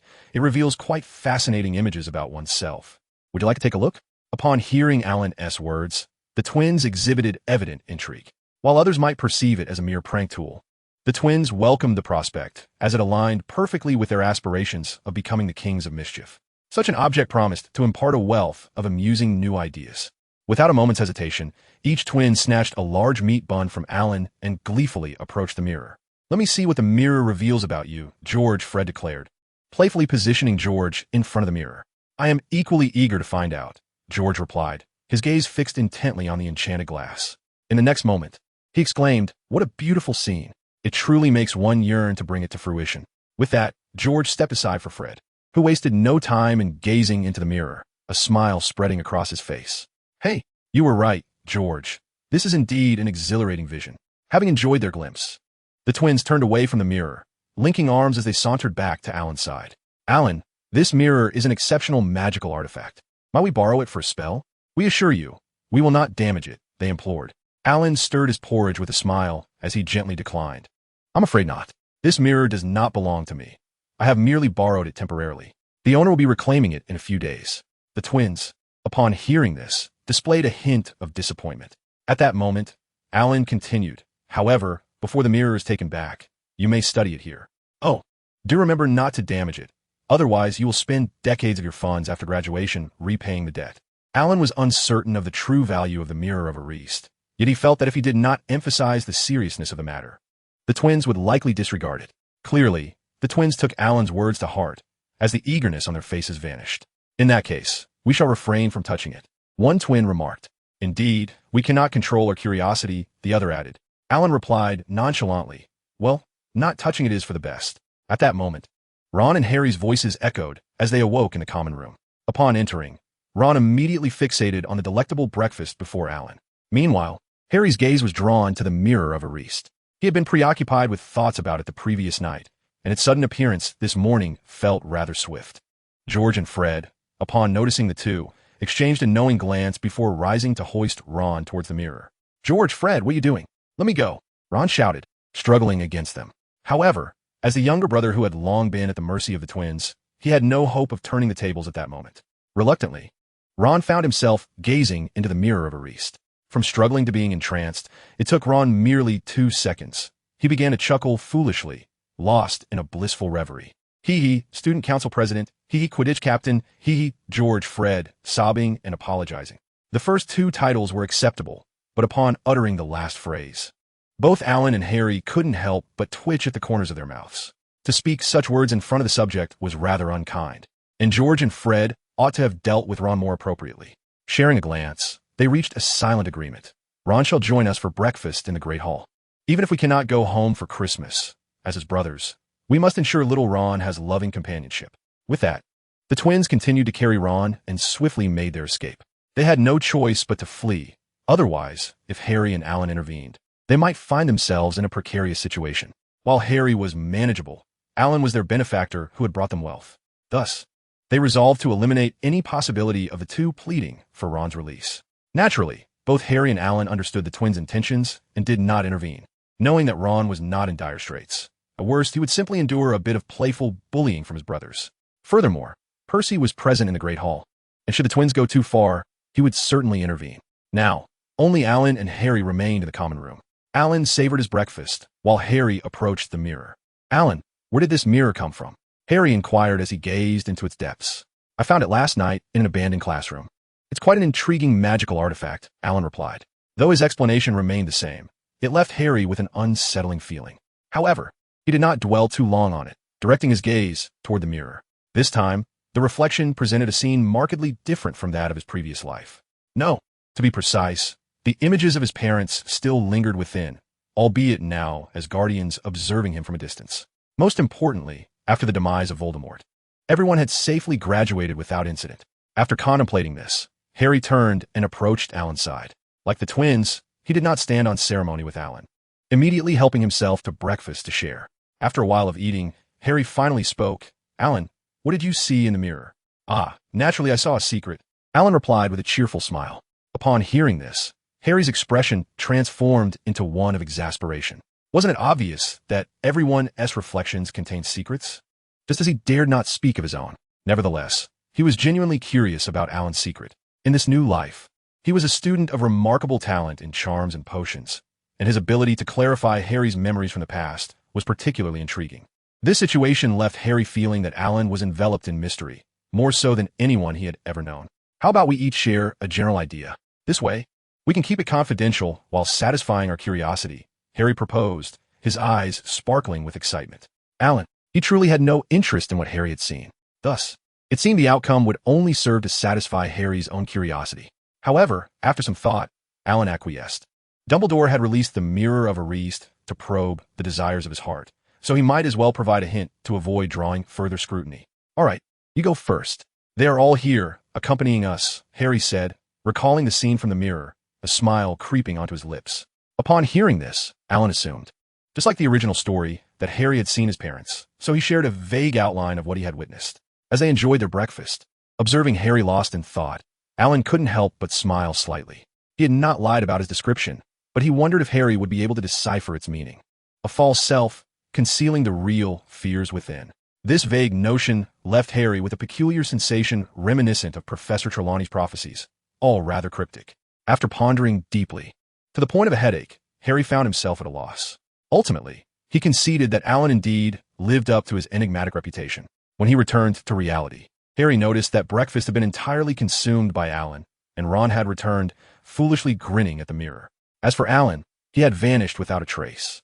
"Ah, he is truly mysterious," Harry mused as he rose to join Ron. Meanwhile, on the other side, Alan was practicing magic in the room of requirement, feeling a slight itch in his nose. He felt the urge to sneeze, but it never came, leaving him quite uncomfortable. Surely, someone was whispering about him behind his back. As he spoke, Alan paused his magical practice. After a brief session, a respite was indeed warranted. He settled onto a restful sofa, sipping water, and found himself pondering whether Harry had truly grasped the essence of what he had conveyed. On the surface, it seemed simple, yet it was rather intricate. Due to the presence of the system within him, the Mirror of Ariste could not reflect a single thought from his heart. In fact, not only the Mirror of Ariste, but even a Boggart or a Dementor-esque kiss proved to be utterly ineffective for him. Consequently, this led to the outcome where the otherwise unthinking mirror of Ariste could only function according to its predetermined design. Within Alan's gaze, the image in the mirror transformed from nothingness to a swirling mist, ultimately revealing Alan himself. Upon witnessing his own reflection, he discerned a critical issue regarding the workings of the mirror of Ariste. This phenomenon was a result of reversing and inscribing the abilities of a boggart, resembling an ancient form of magic akin to a family secret. Alan's extensive understanding stemmed not only from his innate talent for spellcasting, but also from the sheer transparency of the mirror's operation at that moment. Even if any professor had been present, they would have comprehended it, given that the fundamental principles were laid bare. Thus, what Alan conveyed to Harry was essentially this: upon perceiving a false self, one could understand that the operation of the mirror of Ariste was intrinsically linked to the capabilities of a boggart. As for Harry's inability to deduce this, it remained inconsequential. After all, such an outcome was not something an ordinary individual could achieve. This was a form of magic significantly more potent than a Dementor's kiss, one from which even a closed mind could not entirely shield itself. Fortunately, Alan possessed his system.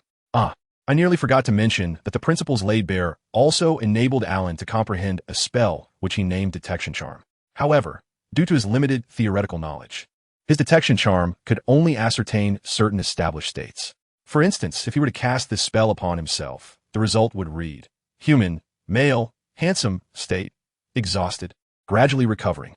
If it pertained to an unknown potion he brewed, the outcome would declare: unknown potion, highly toxic. Consumption without treatment within half an hour will result in complete blindness and severe ocular burns. Even objects concealed by magical means could be discerned through this charm. While it might seem somewhat trivial for others, for Alan it was invaluable. His system allowed him to enhance his proficiency with the detection charm and refine the spell itself. With these thoughts in mind, Alan's condition had sufficiently improved under the restorative charm, prompting him to rise and resume his practice. Day by day, the freedom to manage his time brought both fatigue and abundant rewards. This routine persisted for several days, and just 2 days before the start of the term, as he prepared to visit the room of requirement once more, Harry and Ron unexpectedly confronted him. Alan, your daily comings and goings are rather concerning. Your absence is not to be taken lightly. With merely 2 days remaining until the commencement of the new academic term, Harry inquired with a solemn expression, "Have you completed your assignments?" Alan, with a tone of mild incredulity, retorted, "Do you intend to copy my work?" "Not at all. We merely wish to collaborate on our assignments," Harry replied. Though the tasks posed little challenge for Harry, the distinction between composing one's own work and merely transcribing others was evident. "No need. I have finished my assignments. Furthermore, even if you wish to copy, I would not permit it," Alan said with a gentle tone, delivering a resolute refusal, albeit with a smile. Harry and Ron, momentarily taken aback, acknowledged the situation. Nevertheless, Alan recognized it was indeed time for a respite. Since the beginning of the holiday, he had been tirelessly working without pause and deserved a day of rest. What to do on this day of leisure? Naturally, it would involve observing Harry and Ron laboring over their assignments. The joy of witnessing their academic struggles while indulging in tea was delightful. Would Harry and Ron object to this arrangement? Alan was confident they would not, as he had already been intercepted by the duo. As the day unfolded, it became apparent that the two were too engrossed in their tasks to attend to Alan. Fortunately, the remaining assignments were not overly burdensome, and with the day's efforts, they had made considerable progress. By tomorrow, they would merely need to finalize their work. After dinner on this very day, Professor Snape summoned Alan for assistance. Following a taxing endeavor, he exited with a few potions bestowed upon him by the professor. This time, the enchanted staircases did not impede his journey back to the Gryffindor common room. Upon entering, he was greeted by Harry and the 4 Weasley brothers, including Percy, which struck Alan as somewhat surprising. Percy had been preoccupied with his studies and had little time for distractions. As Alan pondered this, Harry spoke up. "Alan, the mirror of Ariste has been taken by Dumbledore. It belongs to him." Alan replied, aware of the situation. He anticipated it would eventually be reclaimed, but had not expected it to remain in his possession for so long. At that moment, the twins gave Alan an approving thumbs up. "Impressive, Alan. You managed to keep Dumbledore's item for such an extended period. Indeed, when Dumbledore came looking for it, I thought he might impose a severe punishment on you." One remarked, "Punish me for what? I merely found it in an abandoned classroom. It was never mine," Alan responded with calm assurance. All right. Let us get to the point. When Dumbledore collected the mirror, we discussed what we had seen, though you were absent. However, We conveyed the general situation you had shared with Harry. Dumbledore expressed great interest and requested that we ask you to disclose the full details to him. Percy interjected, steering the conversation back to the matter at hand. Alan, taken aback, boldly declared, "I refuse." Such a straightforward rejection of Dumbledore was clearly unexpected for everyone present, though Harry had anticipated this turn of events. For Alan, he could reveal certain information, yet he found it impossible to convey his true thoughts to Dumbledore. In fact, he was reluctant to engage in conversation with him at all. He considered himself no fool. However, in comparison to Dumbledore, he did not see himself as a rival. In terms of cunning, others were merely like lumps of coal, while Dumbledore was the hive itself. Therefore, wishing to avoid being drawn into conversation, it was preferable for Dumbledore not to meet him at all. Having firmly declined, Percy departed, followed by the twins, who left once the excitement had subsided. The remaining three exchanged glances before retreating to their dormitories to rest. The following day, the eve of the new term, all students returning home for the holiday were to board the train back to school. Yet for Harry and Ron, the urgency was not about catching up on homework. Fortunately, their assignments were few, and they managed to complete them within half a day. As for Alan, he seized the remaining hours to continue practicing his magic.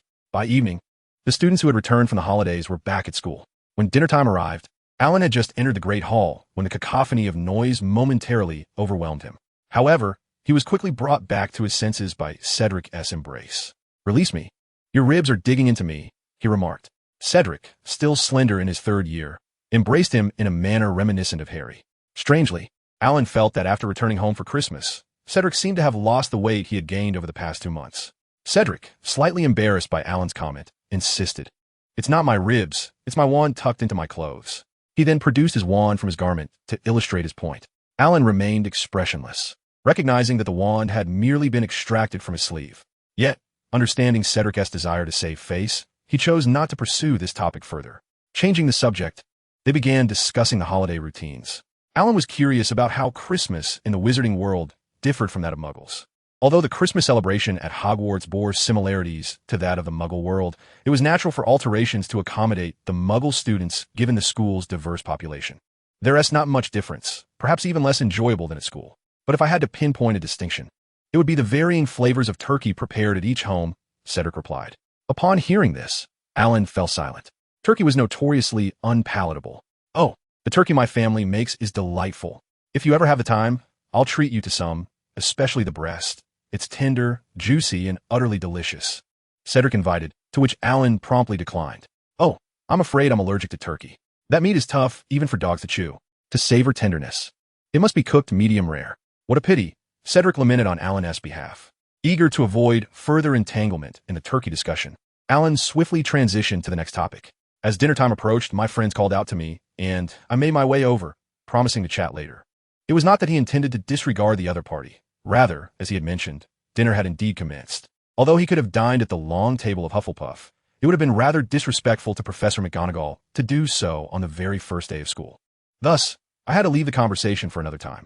Upon arriving at the Gryffindor table, Ron eagerly exclaimed, "Alan, Hermione has figured out what is hidden on the 4th floor." Alan, taken aback, glanced at Harry, only to find a hint of exasperation on his face. Noticing Alan's silence, Ron continued unabated. "Nicholas Flamel, the renowned alchemist, is the creator of the only known Philosopher's Stone, which can transmute any metal into pure gold and produce the elixir of life, granting immortality to those who consume it." Listening to Ron's enthusiastic discourse, Alan was somewhat astonished, as Ron had never shown much interest in such knowledge. After Ron finished speaking, Alan turned to Hermione with curiosity and asked, "Hermione, where did you find a clue about Nicholas Flamel?" The notion of clues being conveniently placed before Hermione struck Alan as rather peculiar. "I stumbled upon the name while working on my homework at home, perusing through a storybook I had previously purchased. Initially, I thought it was merely a coincidence, but the Nicholas Flamel mentioned there was a wizard. After some contemplation, I decided to investigate this lead, and to my surprise, I truly discovered something," Hermione replied. Indeed, considering Nicholas Flamel's advanced age, it is unlikely that most would ponder such distant history. Ron concurred with a nod. Alan interjected, "That statement seems a bit hasty, Ron. You haven't conducted much research yourself."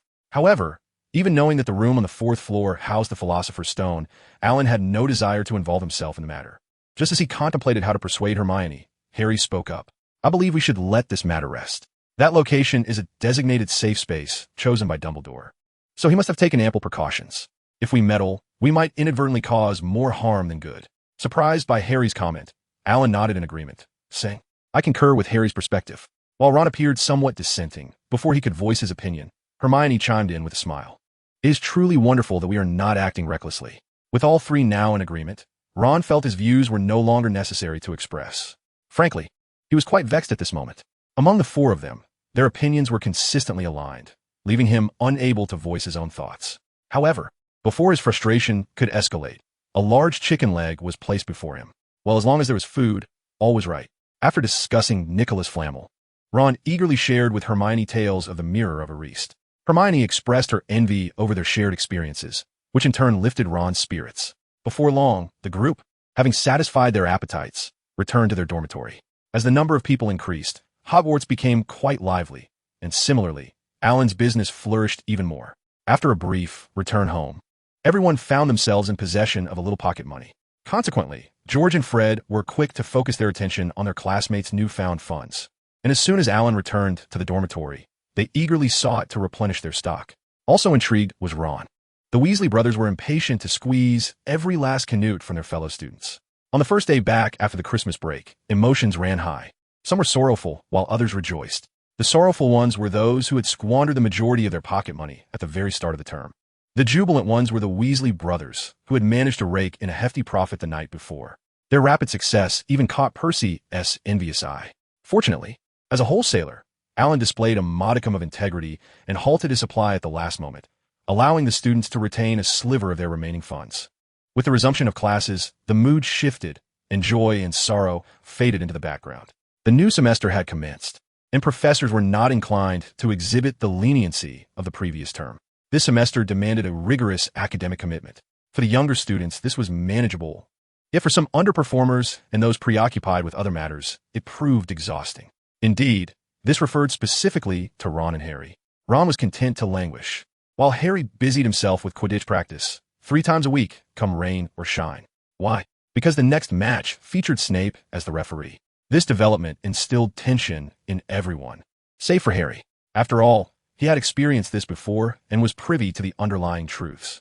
Of course, while he understood that Snape's officiating was intended to protect him, it did not preclude the possibility of Snape contriving to sabotage their chances of winning. Nevertheless, having emerged victorious in his past life, Harry was confident that he would triumph once more. Yet, his optimistic demeanor did little to alleviate the anxiety of his teammates. In Wood's and the other players' minds, Harry was merely a first-year student, lacking the depth of understanding regarding Snape that they, as upperclassmen, possessed, especially concerning the animosity towards Gryffindor. Thus, the more they practiced, the more tense they grew. This resulted in Wood imposing rigorous training on all team members, particularly on Harry, whose role as the Seeker was pivotal to determining the match's outcome. Wood's relentless training made Harry acutely aware of how lenient Wood had been with him in his past life. While Harry endured Wood's intense regimen, Alan too was summoned by Snape to serve as an assistant. After several sessions, Alan began to wonder if Snape was concocting some dreadful potion, which he might use to sabotage Harry and the team during the upcoming Quidditch match. Amidst these wild thoughts, Alan's work did not cease. Once he completed his tasks, he departed with the remuneration Snape had provided. Although he could not brew potions himself, acquiring masterful potions from Snape was, in the grand scheme of things, quite a boon. Gathering the potions, Alan made his way back. However, on his return journey, he encountered Neville, who appeared utterly bewildered as he surveyed his surroundings. Just as Alan was about to approach him, the insufferable Malfoy and his 2 sycophantic minions emerged. Although the distance rendered their conversation inaudible, the expressions on their faces clearly indicated that Malfoy was seeking trouble. Sensing the impending conflict, Alan hurried towards them. If it were merely Neville, he could not contend with Malfoy and his cohorts alone. Not long after he began walking, Alan witnessed Malfoy, with a malicious grin, brandishing his wand and casting a spell upon Neville. Instantly, Neville's legs seemed to be ensnared. Oh, what an insufferable brat he was, Alan thought, quickening his pace. At that moment, both Neville and Malfoy noticed Alan approaching. Neville wore a look of anxiety, urging Alan to retreat, while Malfoy's smile grew even more sinister as he aimed his wand directly at Alan. In that instant, a sense of alarm surged within Alan, and he noticed Malfoy murmuring incantations under his breath. The next moment, a beam of magic hurtled toward him. Instinctively, Alan evaded the attack. Although he was unaware of the specific spell Malfoy had conjured, he remained unfazed. Drawing his own wand, Alan prepared to retaliate. Disrupt. This spell had once unleashed devastating power against trolls, but let us not forget that its original purpose was to cut fabric. Despite his poor impression of Malfoy, this was Hogwarts after all. He had no intention of causing lethal harm, though social embarrassment was certainly within his reach. As he cast the spell, the cutting charm was far beyond Malfoy and his companion's capabilities. The magical beam struck the trio, and they promptly provided a most entertaining spectacle. Behold, the phenomenon of shredded clothing. Their garments exploded like fireworks, leaving them clad only in their underwear, utterly bewildered. However, the chilling air soon jolted them back to reality as they became acutely aware of their predicament. A chorus of terrified shrieks echoed through the corridor. "Oh, splendid tenor!" Alan jested, casually dispelling the enchantment binding Neville. At this moment, Malfoy and his companions glared fiercely at Alan, their humiliation fueling an escalating animosity within them. Seizing the opportunity, Alan continued to tease. "I never noticed, Malfoy. You appear rather thin, yet your physique is quite commendable. A pity you are so pale, it's almost luminescent." The moment the words left his mouth, Malfoy's composure shattered, his face flushed with a mix of embarrassment and anger, his eyes glistening with unshed tears. Alan regretted not having a camera to capture the moment. Such a photograph would prove invaluable for future leverage against Malfoy. Perhaps Alan's malice was too pronounced, for Malfoy promptly decided to flee in terror. Upon witnessing the scene, Alan hastily interjected. "Do you three intend to descend from the 5th floor to the ground floor in this manner? Are you not afraid of being seen?" No sooner had he spoken than Draco and his companions halted in their tracks. How could they not fear? At that moment, they all wished fervently to cast a memory charm upon Alan and Neville. "I can provide you with clothing, but only on the condition that you apologize to Neville," Alan said with a cheerful demeanor, entirely unperturbed by their potential refusal. In regard to Draco, Alan believed that offending him was permissible, but one must tread carefully to avoid irreparable damage. As it stood, offending him was acceptable, provided it did not reach an extreme. Draco fell silent at this. Yet his two lackeys, Goyle and Crabbe, promptly offered their apologies to Neville without hesitation. True to his word, Alan presented each of them with a set of clothing. Consequently, only Draco remained in a state of undress, a humiliation that compelled him to lower his gaze and apologize to Neville.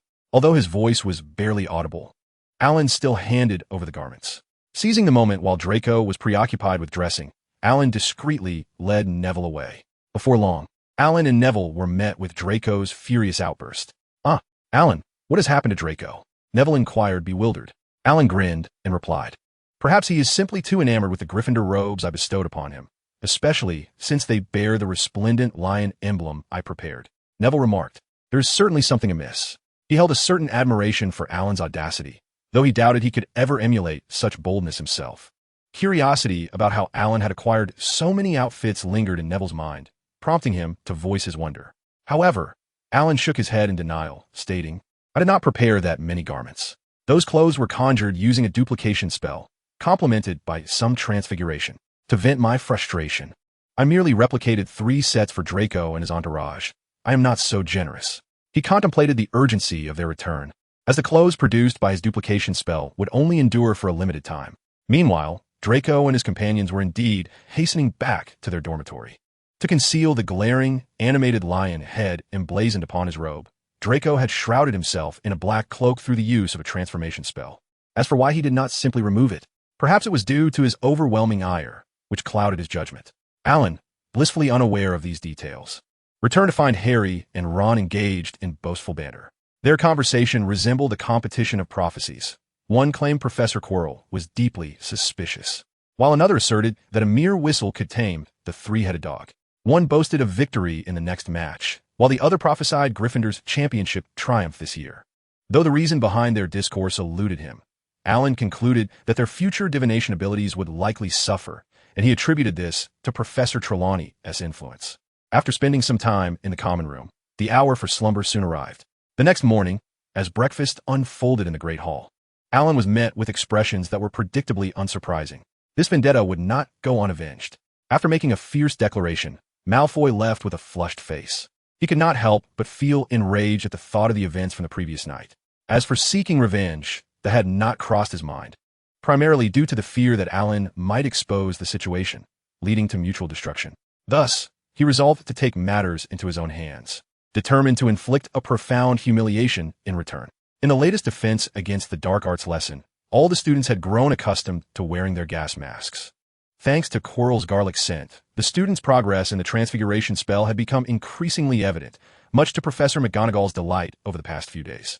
However, even with the gas masks, the overpowering aroma of garlic was still discernible, indicating just how much garlic spray Quirrell had doused himself with this time.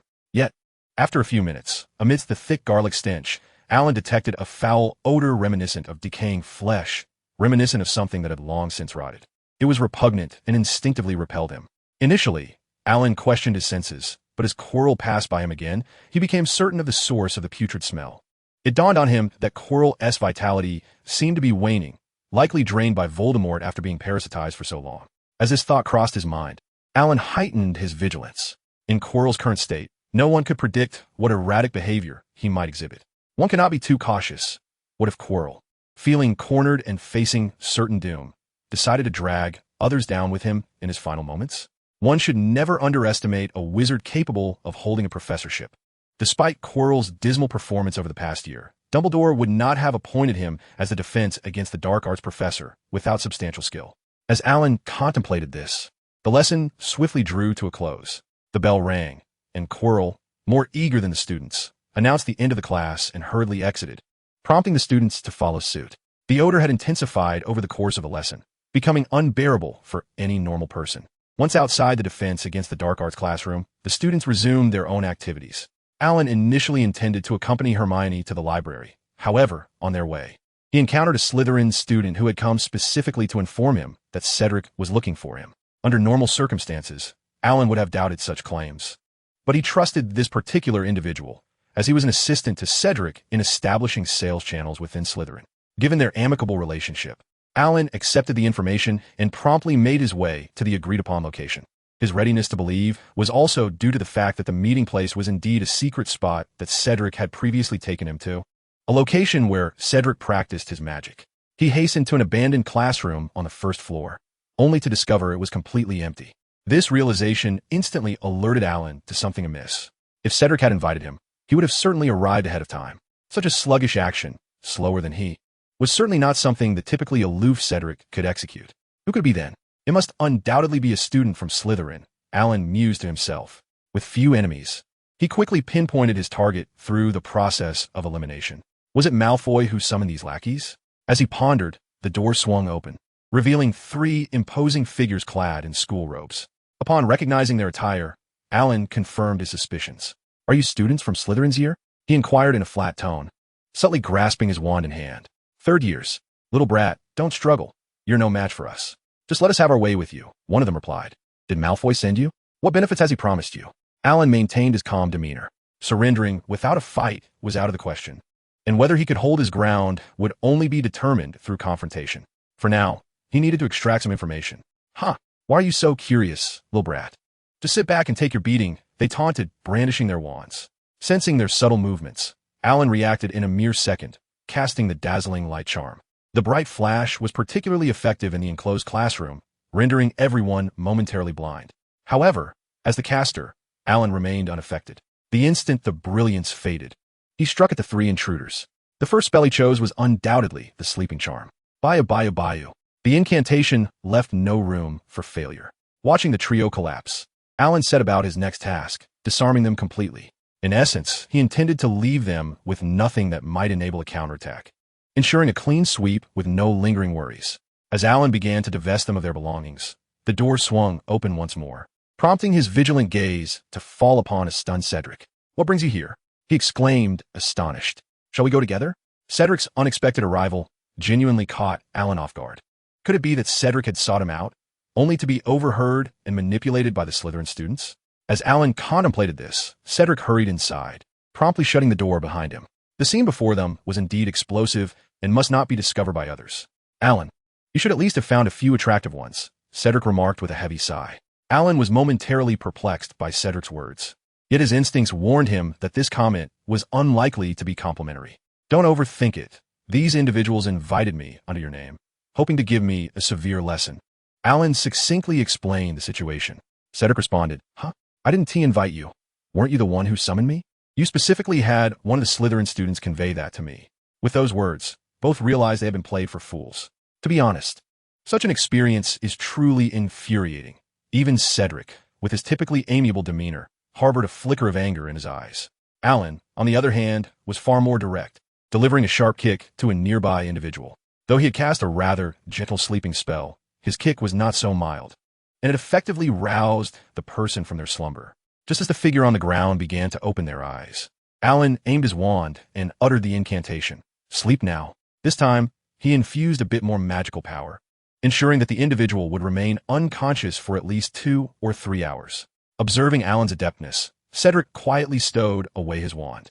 Just as he contemplated speaking up, he noticed that Alan had resumed his earlier actions. Sensing the urgency, Cedric hurriedly intervened. "Alan, let's communicate civilly. We must refrain from such actions." "What actions?" Alan retorted, rolling his eyes in understanding, and explained, "I merely wish to ascertain who is targeting me. To prevent their escape or resistance, I must disarm them and remove their robes." Upon hearing Alan's rationale, Cedric sighed in relief, grateful that it was not as he had initially feared. However, noticing Cedric's unwavering gaze, Alan jested, "Care to join me?" "Sure," came Cedric's response, almost instinctively. This exchange left both of them momentarily taken aback, the atmosphere decidedly awkward, yet maintaining a facade of composure. Who could truly discern their inner thoughts? Embracing this notion, Cedric decided to partake, while Alan calmly accepted. At that moment, both appeared as steadfast as ancient oaks, though internally they were tumultuous. Comparatively, Alan's demeanor remained steadier. This was Cedric's first foray into such matters, and despite his outward calm, his hands betrayed a hint of nervousness. Moreover, since Alan had initially cast a light, sleeping spell, the Slytherin student was beginning to rouse under Cedric's actions. Realizing this, Alan prepared to draw his wand. But by that time, Cedric had swiftly cast the sleeping spell. In that moment, Cedric's thoughts were resolute. No one else must discover this affair. With that mindset, he executed the spell with remarkable proficiency. Alan applauded, offering generous praise. The thrill of leading a well-behaved student astray was exhilarating. The first step is often the most daunting, but with this experience behind them, Cedric found subsequent actions to be considerably easier. Soon enough, the trio from Slytherin had been left in their bare state. It was not that Alan was unkind, but rather that these three lacked any undergarments. Frankly, it was quite an unsightly sight. Observing Alan's discomfort, Cedric kindly suggested that Alan step outside for a moment while he conversed with the trio. Alan's first instinct was to doubt Cedric's capability, yet he feared further unpleasantness. So he chose to place his trust in Cedric. In merely 5 minutes from the moment he stepped outside to when Cedric emerged, the truth was swiftly revealed. Alan realized he had underestimated Cedric.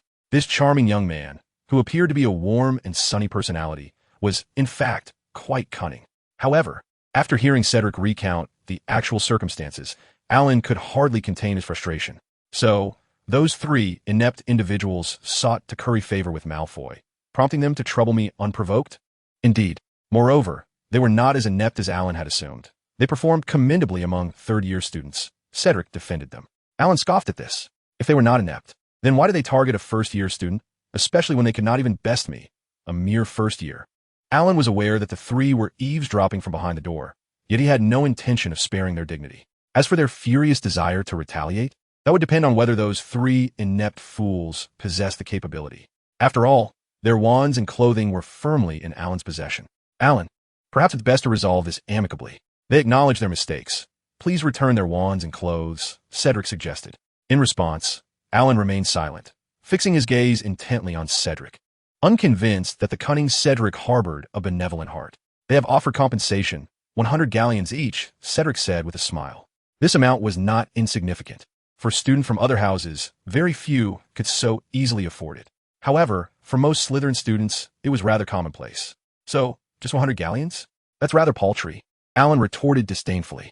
Cedric replied, "That is a fair sum. They do not belong to particularly prominent families, and 100 galleons is their limit. Ugh, miserly fools. Very well. Let it be so. If they trouble me again, I shall not be so forgiving." With that, Alan tossed their wands and clothes aside. He decided it was best to leave the negotiations and payments to Cedric. Cedric, more than willing to take on this task, returned moments later with the compensation and quickly ushered Alan away. On their way, Cedric handed the galleons to Alan, who accepted 200 galleons, leaving the remaining 100 for Cedric. "Take this. If such matters arise again, I shall seek you out," Alan stated. Upon hearing this, Cedric felt a lump in his throat, unable to muster a refusal. His heart raced at the prospect of a future encounter.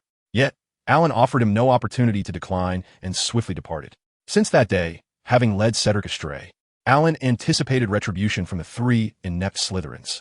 In his view, their compensation was merely a momentary act of restraint. He doubted that they could truly rectify their attitudes after suffering defeat, financial loss, and humiliation. A week passed, and his eagerness for the next confrontation gradually faded.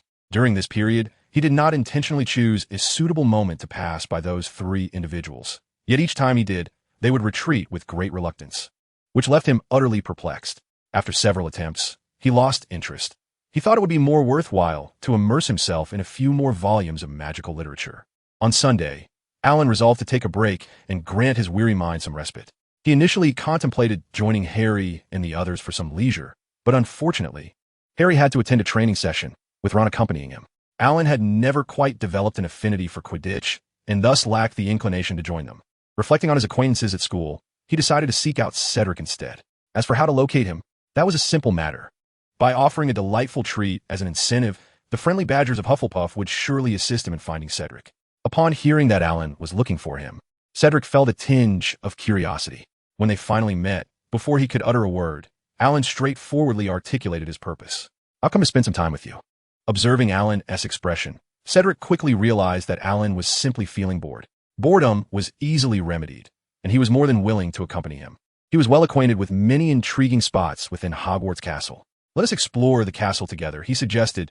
"There are numerous fascinating places to discover." Alan responded, "While that notion is quite appealing, I'm already familiar with the areas Cedric knows about in Hogwarts. In fact, there are certain places even Cedric is unaware of that I have discovered." Thus, as soon as Cedric voiced his desire to wander the castle, Alan unceremoniously declined. Cedric then proposed several other ways to pass the time, yet Alan rejected each suggestion. Although Cedric appeared to be a charmingly mischievous scholar, at heart he remained a dutiful and warm-hearted academic, so his suggestions tended to revolve around study or were simply dull. Ultimately, as Cedric displayed a look of consternation, Alan acquiesced to the last suggestion. "Let's take a stroll by the Black Lake. The weather is quite pleasant today," Alan replied. Seeing Alan finally agree, Cedric let out a sigh of relief. The two then departed the castle, heading towards the Black Lake. Along the way, Alan noticed a considerable number of students enjoying themselves outside the castle, and as they approached the vicinity of the lake, the crowd grew even larger. Fortunately, the Black Lake was expansive, and most people had congregated around the sunbathing giant squid. "There are quite a few people at the squid. Let us join them," Cedric suggested. "No, thank you. That creature is far too large, and I fear I may lose control," Alan responded. Cedric looked puzzled. "There is no need for fear. The giant squid is quite friendly toward Hogwarts students." Alan shook his head and replied, "You misunderstand. I am not afraid. I am merely concerned that I might be unable to resist the temptation to roast one of its tentacles." As he spoke, Alan could not help but reminisce about the delectable taste of grilled squid, swallowing involuntarily at the thought. Cedric exclaimed, "I think it would be best for us to seek out another location." Cedric was well aware of Alan's audacity. He genuinely feared that Alan might transform his fleeting desires into actions. "Let us venture over there," Alan suggested, gesturing toward a tranquil fishing spot devoid of onlookers. "It's serene and convenient for fishing." "All right," Cedric replied. "As long as we don't disturb the giant octopus, fishing should be harmless." The duo distanced themselves from the crowd, and upon reaching their destination, Alan adeptly conjured tables, chairs, and fishing gear using his transformation magic. He then skillfully retrieved an assortment of snacks and beverages from his satchel, along with delectable bait he had prepared using his food creation spell. Inviting Cedric to sit beside him, Alan commenced his leisurely pastime. Observing this scene, Cedric couldn't help but think how adept Alan was at savoring life. With that thought, he settled next to Alan and emulated his fishing technique. Fishing, a pursuit requiring patience, often meant that sitting idly for hours without a catch was commonplace. However, some activities come with a novice's grace period. Both Alan and Cedric were evidently beginners, and before long, a fish was already on the hook. As Alan tugged on the rod, the strength he felt signaled that he had caught a substantial fish. After a considerable effort, they finally managed to pull the rod up, revealing two large yet oddly shaped fish. "Ugh, how grotesque! These are so hideous they are quite unappetizing," Alan exclaimed, retracting the hook and tossing the two fish back into the water. At that moment, a voice suddenly called out to him, "Wait, don't throw them back." Recognizing the stammering voice, Alan felt a shiver run down his spine. It was Kylo. This recognition stirred an unsettling feeling within him. While his mind raced with thoughts, he maintained a calm facade and turned to respond. Professor Kylo, are you calling out to me to partake in the fish? But they are rather unsightly, aren't they? Not all, Kylo replied with a benevolent smile. I happen to need them for my potion brewing. Why not sell them to me? Alan felt a twinge of confusion at this request. These fish were merely ordinary. Yet, given the eclectic nature of potion ingredients, perhaps they could indeed serve a purpose. Understanding the potential for aiding his adversary, Alan hesitated to sell. However, he feared Kylo might deduce something if he refused. With little time to deliberate, he ultimately consented to the sale. After all, if he didn't sell them, Kylo could easily purchase them from someone else. It was better to profit from this transaction himself. Very well, Professor.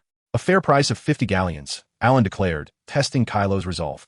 Deal, Kylo replied, preparing to retrieve the money. Alan was taken aback. He had anticipated a lengthy negotiation, yet Kylo readily accepted his price. Could it be that these unattractive fish were indeed some rare ingredient? With lingering doubts, Alan and Kylo concluded their transaction. As soon as the person departed, Alan retrieved several tomes from his messenger bag, all of which were recommended by Professor Snape regarding potion ingredients, and they proved to be quite timely. Cedric, come help me investigate what those two fish actually are. No need to check. They are merely two ordinary fish. The twins caught them before, Cedric replied. Alan raised an eyebrow. Is Chiral feeling too wealthy for his own good? With that, Alan handed Cedric half of his galleons. Considering that each of them had caught one fish, Cedric hesitated to refuse, but Alan firmly slipped the coins into his pocket. In the next moment, Cedric's cheeks flushed, and he heard Alan's envious tone, "TSK. I never noticed that despite your slender frame, Cedric, you have abs." Logically, one would think that his daily climb of 8 flights of stairs back to the dormitory would result in more physical exertion than Cedric, who resided on the ground floor. Yet, despite his diligent efforts, his abs remained a solid mass, while Cedric's, with lesser daily activity and late-night snacks, were distinctly visible. How could he accept this? After a moment of envy, Alan resolved to incorporate a fitness regimen into his daily training.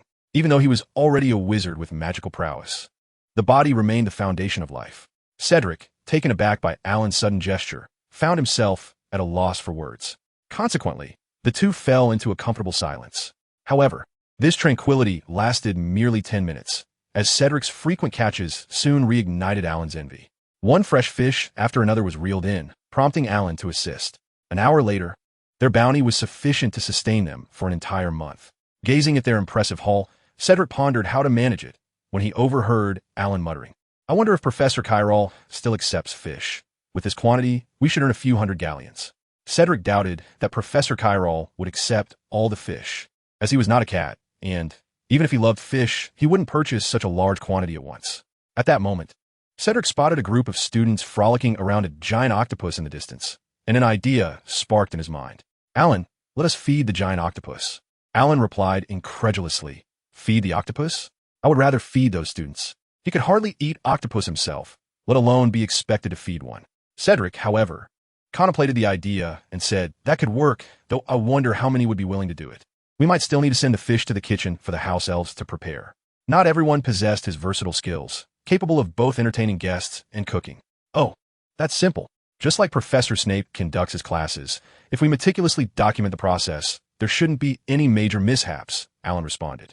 After all, a mistake in potion making could lead to dire consequences, while burnt fish would only result in an upset stomach, perhaps a minor inconvenience in the Muggle world. In the realm of magic, a mere vial of potion suffices to resolve myriad issues. Alan provided the technical support, leaving the remainder of the task to Cedric, as these fish were, after all, his catch. Cedric's reputation proved to be quite effective. Within half an hour, a throng of students gathered, predominantly from Hufflepuff, yet others from various houses joined as well. Soon, the fish were distributed among small groups, accompanied by the grilled fish recipes that Alan had duplicated via a copying spell. As for the remaining tasks, they were left to the students themselves, for they had a grasp of transfiguration spells and other enchantments, which were common knowledge. Once the distribution was complete, Cedric beckoned Alan to a quieter corner. Before long, wisps of smoke began to rise, filling the vicinity of the Black Lake with an array of grilled fish aromas, each varying in intensity. Undoubtedly, the finest among them was Cedric's creation, as he had received direct guidance from Alan. For Alan, This hands-on teaching session revealed that Cedric would undoubtedly excel as a domestic chef in the future. Remarkably, even in his first attempt, the flavors reached a level that delighted Alan's discerning palate. It is worth noting that Alan dined daily on delectable dishes conjured by food creation spells. Thus his taste buds had become rather fastidious. "Why do you keep staring at me? Is my grilled fish not to your liking?" Cedric inquired, a note of concern in his voice. "Not at all. I simply find your culinary skills to be exceptional. It is rare for someone to achieve such proficiency on their first try," Alan replied, continuing to savor the meal. In stark contrast to their tranquil enjoyment, the atmosphere among the other students was rife with commotion. Disputes arose over uneven distribution of the grilled fish. Disagreements regarding the cooking process led to burnt offerings, and some, lacking culinary talent, had charred their portions to a crisp.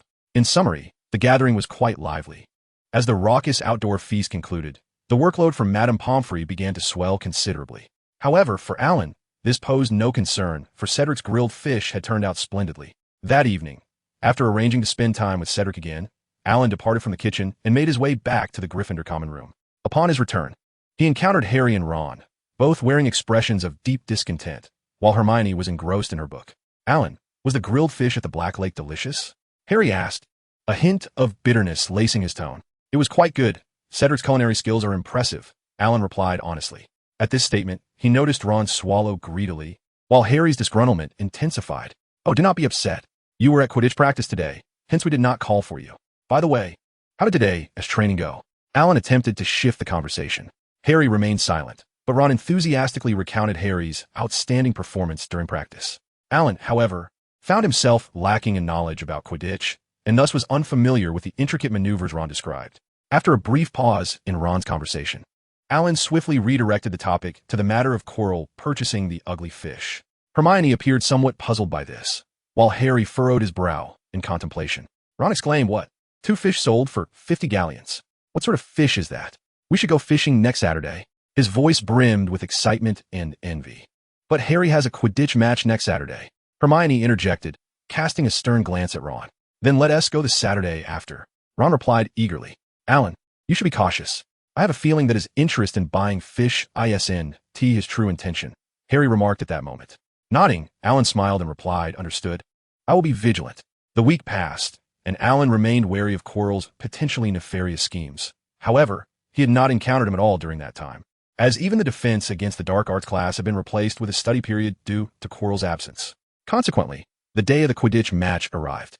On this day, Harry and his teammates were treated like celebrities, basking in the attention. Yet, for Alan, the noise was overwhelming. He initially enjoyed a measure of solitude, but Harry's incessant proximity disrupted his peace, resulting in a constant cacophony in his ears. In response to this situation, Hermione opted to keep her distance, while Ron thrived in the spotlight, seizing the opportunity for additional business. Soon, a throng of spectators made their way to the Quidditch pitch. However, compared to the previous match's fervor, this one felt subdued. This was due, in part, to the presence of Professor Snape as the referee. Upon seeing Snape, all the students were inevitably reminded of their potions class, causing them to instinctively refrain from loud outbursts. Nevertheless, as the match commenced, the cheers of excitement began to resonate through the air. The fervor of passion overshadowed their underlying fears. To Alan's bemusement, he found himself being closely guarded, as if he were target. It was merely a fleeting performance from the last match against Slytherin. He was not a universal target for all houses. Internally seething, he maintained an impassive exterior, yet his face betrayed his inner frustration. Just as Alan was silently fuming, Malfoy and his 2 lackeys approached, seemingly intent on provoking him. Though no one paid them any heed. Just a minute into the match, Snape blew his whistle, penalizing the Gryffindor players. This naturally incited discontent among the students, excluding Slytherin. Yet protests remained muted. After enduring Snape's tyranny for so long, rebellion had faded from their instinctual responses. In stark contrast to Ron and Neville, who clenched their fists in anger, their faces flushed, Alan remained unfazed. At that moment, Malfoy, lacking discernment, chose to mock, "Look, a foul right from the start. It is truly hard to fathom how many fouls Gryffindor will commit during this match. They might not even be able to muster enough players to avoid being penalized." Malfoy's taunts drew the ire of Ron and Hermione, who cast furious glances in his direction. However, Hermione merely glanced at him before returning her focus to the game, while Ron fixated on Malfoy with intense determination. Malfoy, noticing Ron's reaction, smirked and continued his mockery. Perhaps when Potter gets sent off, his friends can take his place on the field. Two muggles who have never touched a broomstick, a Weasley who is too poor to afford one, and a Longbottom who cannot control his broom to save his life. With that, Malfoy burst into laughter, his two lackeys joining in without fully grasping the reason for their mirth, having been distracted moments prior. Hermione, though somewhat irritated by Malfoy's words, prioritized Harry's performance in the match and chose to ignore him. Ron, however, was seething with anger, as was Neville. Meanwhile, Alan stared at Malfoy and his cronies with an impassive expression, biding his time to strike when the opportunity presented itself. Ron and Neville's glares only seemed to embolden Malfoy, but Alan's gaze sent a chill down his spine. "Do we back down?" "Absolutely not. The proud Malfoy would never bow to a muggle. Why do you look at me with such rage? Did I say something wrong? Muggles. Penniless fools. Imbeciles. Oh, and let's not forget the orphan Potter." Before his words could fully dissipate, Ron and Alan charged forth in unison. Ron headed straight for Malfoy, while Alan targeted Goyle and Crabbe. Their sudden assault caught Malfoy off guard. Even with the advantage of surprise, Alan managed to contain the more formidable Goyle and Crabbe. Yet Ron found himself evenly matched with Malfoy. This outcome left Alan speechless. Despite Ron's bulkier frame, the two seemed to be evenly matched, indicating that Ron's fighting skills were lacking. Unlike him, Alan could take on two opponents and still maintain the upper hand. Of course, this was primarily due to Alan's underhanded tactics, targeting sensitive areas where strikes would be most painful. In this tumultuous scenario, Neville also joined the fray, embodying the brave spirit of a true Gryffindor, undeterred by the prospect of punishment. No sooner had he entered the fray than Goyle landed a punch on him. And just when Alan feared Neville might retreat, the latter retaliated fiercely, tears streaming down his face. In less than a minute of observing Alan's combat style, Neville had absorbed the essentials of Alan's techniques. Fortunately, Alan refrained from employing his more ruthless moves, such as eye gouging or strikes below the belt. Otherwise, Goyle and Crabbe together would not have been sufficient to withstand Neville's onslaught. Witnessing Neville's bravery, Alan decided to step back, allowing Neville to take the lead while he kept an eye on the match from a distance. Not long after, with Harry's sudden acceleration, a flash of gold caught everyone's attention. At this moment, Alan realized that the match was nearing its conclusion, as the opposing team seeker was still a considerable distance away. Aware of the imminent end of the game, Alan decided it was time to put an end to their brawl as well.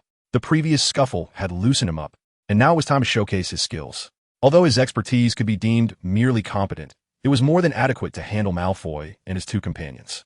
With a punch and a kick, Goyle and Crabbe were already curled up on the ground, wailing in agony.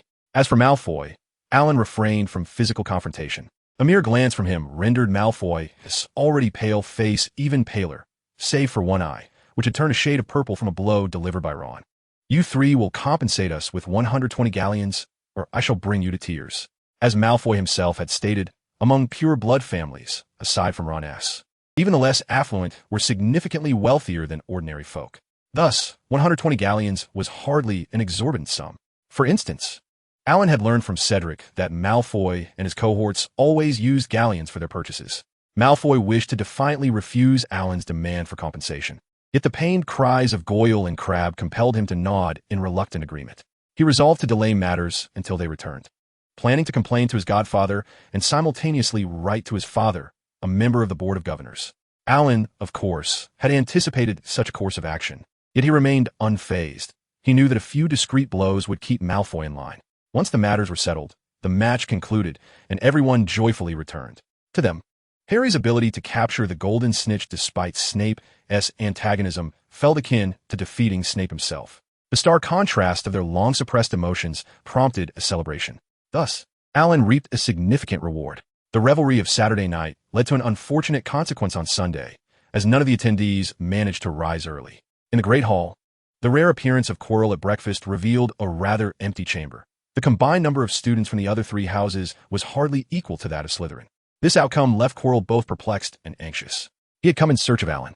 Having heard from Snape that the challenges he had set on the fourth floor utilized the poisonous materials Alan had transformed, ingredients that were irreplaceable without Alan's unique skill. Now that he had reached the final stage of his fourth floor trials, he was eager to find a solution. As for the potential exposure of his sudden visit to Alan, he believed it was unlikely, given his consistently low profile throughout the year. Last week's fish purchase had been a prelude to this week's endeavors. Yet now he found himself unable to locate Alan. Blast it, why hasn't he shown up? With this thought, Quirrell lost his appetite and promptly rose, dragging his weary body away. Meanwhile, in the dormitory, Alan, enjoying a rare lie-in, sneezed, waking all 4 occupants. The 4 individuals, roused from slumber, found themselves in a state of bewilderment, their eyes still clouded with remnants of sleep. Shortly thereafter, Alan awoke, rubbing his still itchy nose, unable to suppress the thought, "Who is speaking of me at such an early hour?" Yet, upon glancing at the time, his eyes widened in disbelief. He had overslept. Fortunately, it was not a day for classes. Otherwise, his schedule would have been thoroughly disrupted. Nevertheless, the day's plans were already slightly delayed. After exchanging greetings with the similarly awakened Harry and others, Alan resolved to immerse himself in his studies and practice. However, as soon as he exited the Gryffindor common room, an overpowering stench of garlic, accompanied by an increasingly pungent odor, assaulted his senses. Quirrell was nearby. The thought flashed through his mind, and soon his gaze fell upon Quirrell, who was approaching him with a broad smile. Despite the seemingly benign expression on Quirrell's face, Alan felt an unsettling tension rise within him. The malicious intent was all too palpable. The greater the danger, the more imperative it was for Alan to maintain his composure. "Good morning, Professor Quirrell," Alan greeted politely.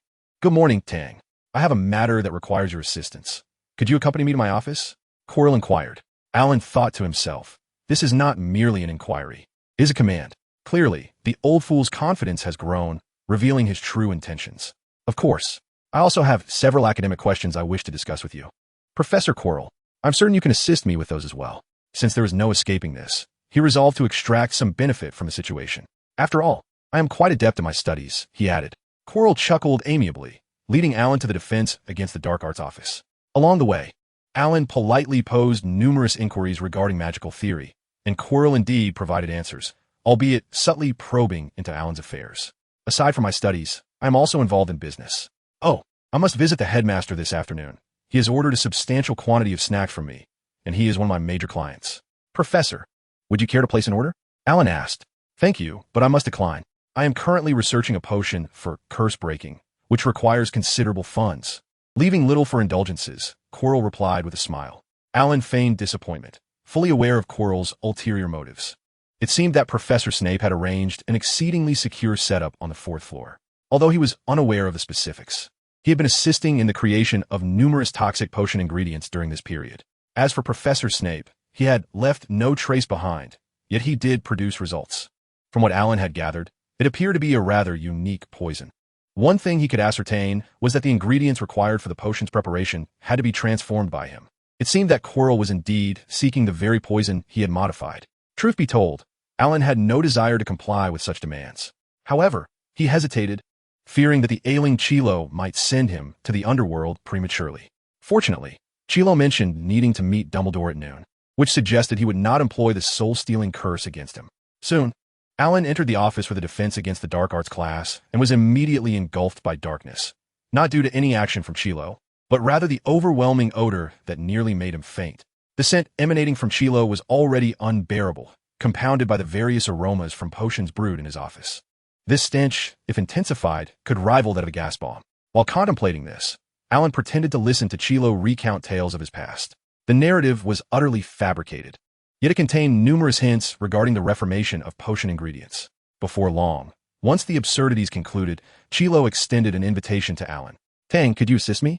Alan wiped away the tears from his eyes and nodded emphatically. "Rest assured, Professor, I will certainly help you." He spoke these words, yet inwardly cursed Chilo to keep his distance. The foul breath was enough to draw tears from him. "Professor, do those materials require my transformation into something toxic?" Alan asserted, striding confidently toward the ingredients, his gaze and demeanor resolute. Internally, Alan also felt a sense of relief. Since Chilo remained still, it was only prudent for him to maintain some distance. He had no desire to endure Chilo's putrid scent any longer. "Indeed, I appreciate your help, Tang." Chilo responded with genuine warmth. "Look at this child. His long-dormant conscience is awakening." "Very well, Professor. I shall commence immediately," Alan declared, eager to begin. His eagerness significantly increased Chilo's fondness for him. Oh, Merlin, how he adores this obedient and compliant student. Conversely, Alan found amusement in Chilo's foolishness. As for remuneration, Alan was willing to assist, but not without some reward, unless it was a voluntary act. Clearly, his labor for Chilo was not voluntary. Thus, he had to ensure his own benefit. "What? Chilo's magical instruction? Isn't that the professor's responsibility? Hence, Chilo had no intention of offering him remuneration for his labor. In such circumstances, one must be self-sufficient. For instance, the plethora of potion ingredients before him. A slight loss during his transformation process was entirely reasonable. Would he be discovered? Alan had no intention of covertly operating under Chilo's nose. He intended to steal openly. Unbeknownst to Chilo, Alan possessed a storage ring. So what could he possibly suspect? He was quite clever indeed. Alan's audacious actions did not raise Chilo's suspicion. In fact, he viewed Alan as a diligent and easily manipulated tool. Nevertheless, Chilo could not help but admire Alan's unique talent. Previously, he had heard whispers of Alan's affinity for toxicology, dismissing them as mere rumors, or at most attributing them to Alan's unstable magical prowess, rendering him unfit for potion brewing. However, upon encountering these modified materials, he truly comprehended why Alan was regarded as a master of toxins. While this talent may appear unfavorable, its uniqueness could transform its perceived shortcomings into remarkable strengths. As Chilo pondered these thoughts, Alan, with deftness, pilfered a considerable amount. Each quantity may have been modest, yet collectively they would amount to a substantial sum. Not to mention, should this bounty be converted into galleons, Alan would likely receive a tenth of the total. By the time he had handled all these items, noon had arrived, and Alan's stomach rumbled audibly with hunger. He assumed that Chilo would at least feign a desire to pause for a meal. Yet Chilo showed no inclination to suggest a break. Thus, Alan resolved to fend for himself. Seizing a moment when Chilo was distracted, Alan discreetly retrieved his wand from the folds of his sleeve. Then, he cast a gentle sleeping spell, an elementary version.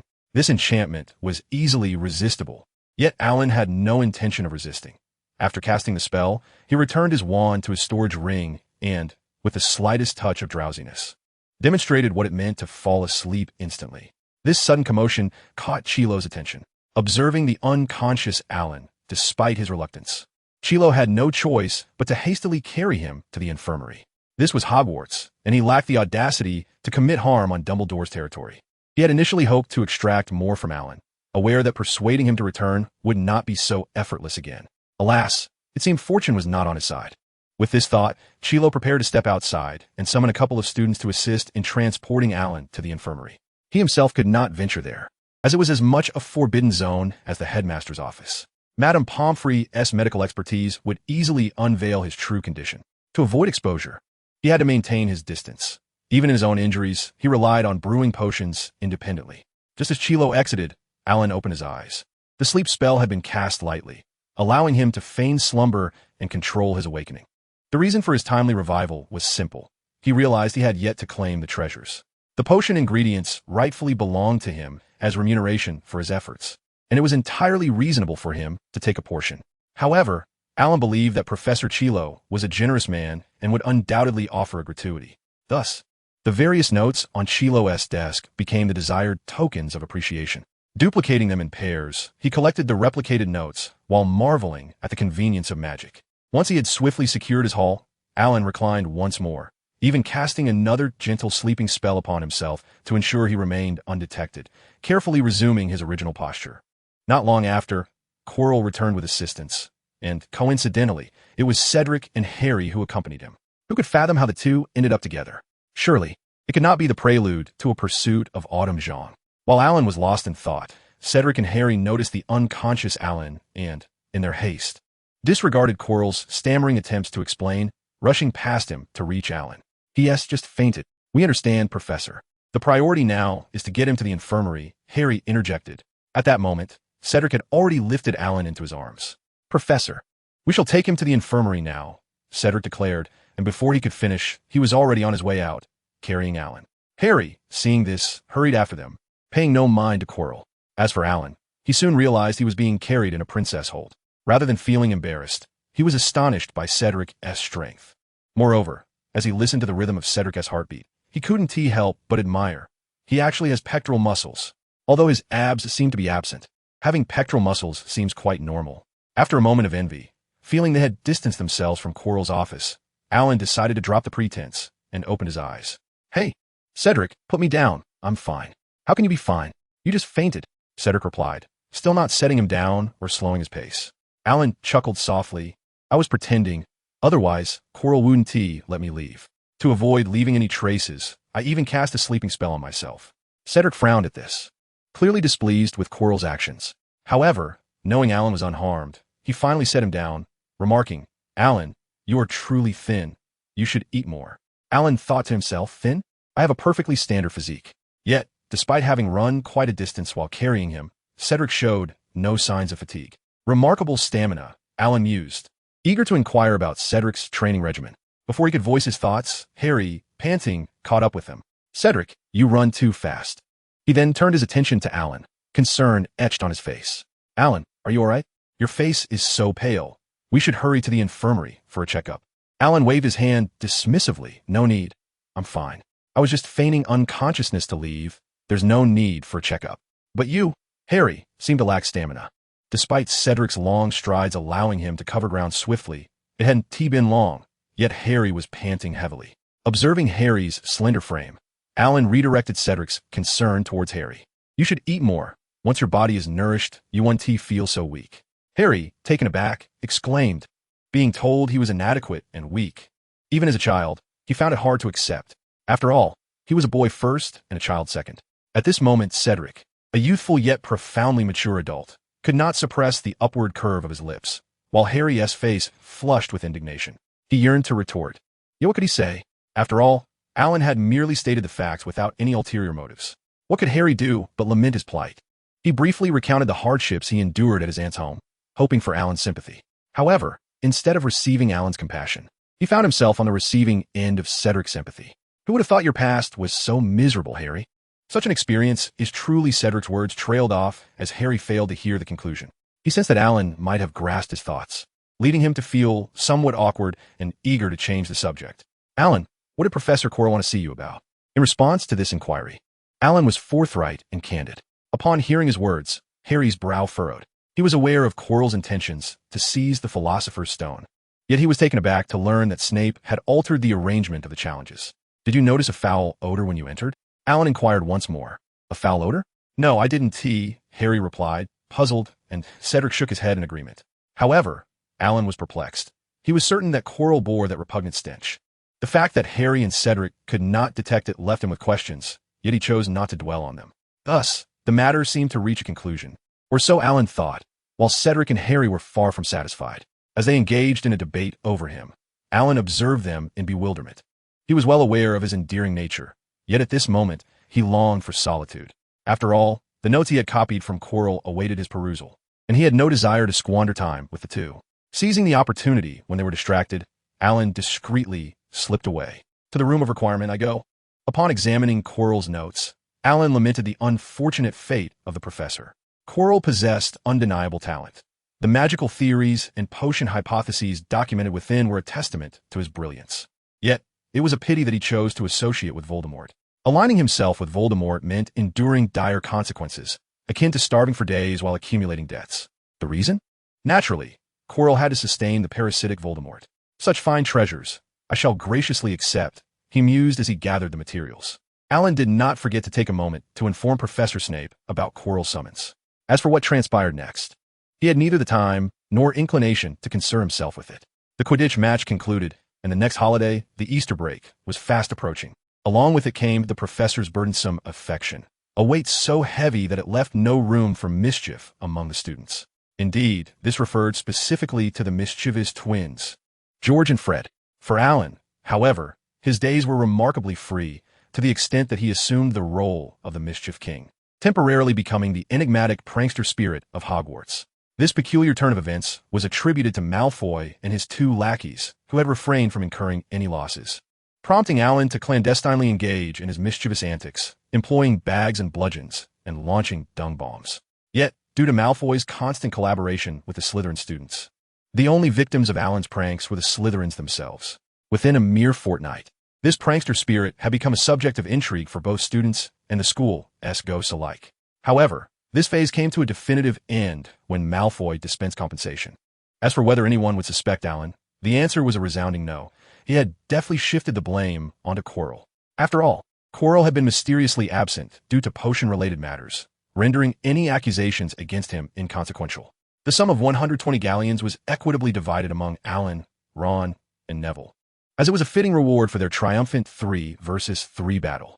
Yet, the sudden influx of wealth led to a slight inflation of their egos, resulting in a spree of extravagant spending that swiftly diminished their bounty by a third.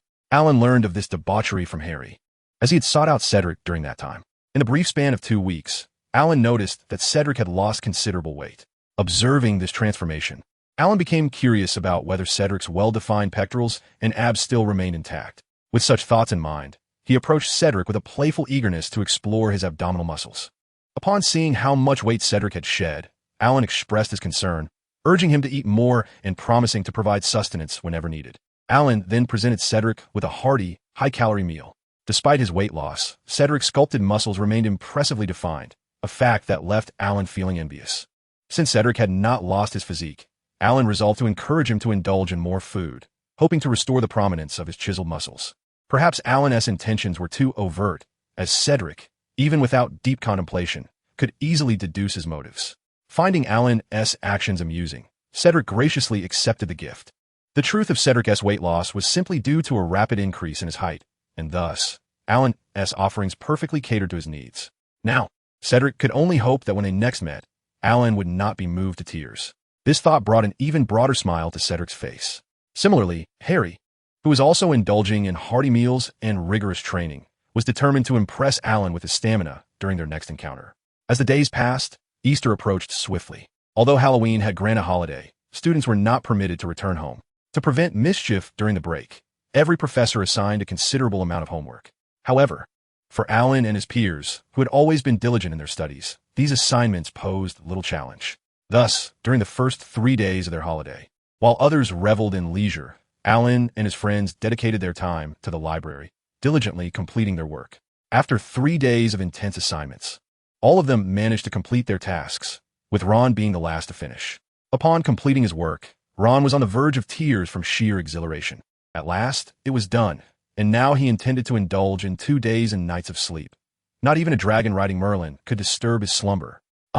The sweet release following arduous study was Ron's choice. In stark contrast, however, were the others. Hermione continued her relentless pursuit of knowledge, while Alan was summoned by Professor Snape to serve as his assistant. Harry stealthily ventured out early and returned late each day, and even Neville busied himself helping Professor Sprout in her greenhouse. 3 days passed, and Alan departed with Snape's notes and a plethora of newly formulated antidotes. Yet, those 3 days felt akin to 3 years for him. During this period, he witnessed firsthand the astonishing talent of Severus Snape, matched only by his lack of humanity. In mere months, since identifying Alan's aptitude for potion making, Snape had deduced a unique formula for Alan's own brewing techniques, although the results yielded only standard potions. This was a significant improvement over Alan's previous toxic concoctions. With these foundational formulas, Alan could now aspire to brew standard potions by following Snape's guidelines. Such talent was undeniably admirable. Snape allotted Alan merely half an hour to grasp the theoretical knowledge, after which he became Snape's laborer. Not only did he diligently assist in refining potion ingredients in Snape's office, but he also accompanied him to repair a specific protective mechanism. Though unspoken, Alan understood that this pertained to the defenses surrounding the Philosopher's Stone. What was termed as maintenance was, in fact, a complete dismantling and reconstruction. Throughout these 3 days, Alan undertook a variety of tasks. He even engaged in the practical arrangement of the protective barriers under Snape's supervision. In summary, Snape directed while Alan executed, often facing reprimands in the process. Thus, upon the project's conclusion, Alan was nearly brought to tears from excitement. Honestly, he found himself wishing to avoid Snape for a while. He had initially intended to warn him about Quirrell's schemes, but while Quirrell escaped misfortune, Alan found himself in a predicament instead. Over these 3 days, his proficiency in healing spells had surpassed his earlier achievements in food and water conjuration, a testament to the extent of his exertion. By the final day, Alan felt as if he had reached his limit, having added new configurations to the protective setup right in front of Snape. Though Snape observed, he said nothing. Alan, seeing Snape's lack of objection, became even more eager for the outcome. On a new day, 2 more individuals joined the ranks of those lounging in their dormitory. Not only did Alan become part of Ron's repose, but Neville joined as well. For Neville, the past 3 days had been arduous as well. Though his fatigue was merely physical, while Alan was drained both mentally and physically. As for Harry, who often returned home late, no one seemed to care. They simply chose not to concern themselves with him. Yet Harry, in his exuberance, would often share his experiences. One evening, the four of them gathered in the dormitory, and Harry began to recount his recent adventures. "You will never guess what I discovered. Hagrid is raising a dragon." Ron exclaimed, "What? That's impossible." The law prohibiting the keeping of dragons was enacted during the Wizarding Conference of 1709. Everyone knows that. Neville chimed in, "Ron is right." Alan inquired, "What breed of dragon is he raising? How large is it? I could really use some dragon blood and scales." Among the reactions of the three, Alan's response surprised Harry the most. "It's just a dragon egg, so there's no dragon blood or scales. Besides, dragons are exceedingly dangerous. Alan, if you need those items, you should just buy them from the shop. After all, you have the means." Harry attempted to dissuade Alan from that perilous notion. "True, it's merely a dragon egg, which lacks blood or scales, but it does contain egg whites and yolks, sufficient for a delightful fried rice dish for us all," Harry added. The last part of his statement going unnoticed by Alan. Upon hearing Alan's comment, Ron could not help but swallow hard. Fried rice made with dragon eggs? That was one of his favorite dishes, and the thought was tantalizing. Not just Ron, Neville and Harry were equally intrigued. The very name dragon egg fried rice was enough to whet their appetites. However, Harry quickly regained his senses. "But it's a dragon egg, and it's in Hagrid's possession. If we were to eat it, Hagrid's relationship with us would become severely strained. Forget about it. Hagrid is busy incubating it," Harry stated. Alan then shifted his posture nonchalantly and remarked, "No worries. Once it hatches, we can extract the dragon's blood to sell. Then use the money to buy more dragon eggs and make fried rice." Though intended as jest, Ron and Neville nodded in agreement, seemingly taking him seriously. Harry promptly moved beside Alan and covered his mouth with his hand. "Alan, don't say that. They actually believe you." Alan rolled his eyes. What did you say?" Harry asked, releasing his grip. Alan responded, "We're not that foolish." Neville affirmed, "Alan is right. Dragon eggs aren't easily acquired, especially since the Ministry of Magic prohibits private individuals from keeping dragons." As children from wizarding families, Ron and Neville understood that such a thing was impossible. Alan had made a jest, and Ron and Neville had played along, unaware that Harry took it to heart. "Exactly. Ugh, Harry, did you eat Bertie Bott's every flavor beans without washing your hands? That smell is truly dreadful." "Oh, it's merely the odor of fermented beans. It's not that bad," Harry said, even taking a whiff. Seeing this, Alan quickly distanced himself, his face displaying unmistakable disdain. "Harry, your taste is quite peculiar. Aren't you afraid of encountering the scent of rotten socks one day?" Harry replied, "That shouldn't be a concern, right?" "Who knows?" Ron remarked. "The flavors are truly bizarre, and every year new ones are added. I've heard that a giant's flavor is set to be introduced next." As a devoted fan of Bertie Bott's every flavor beans, he considered himself quite an expert in this matter.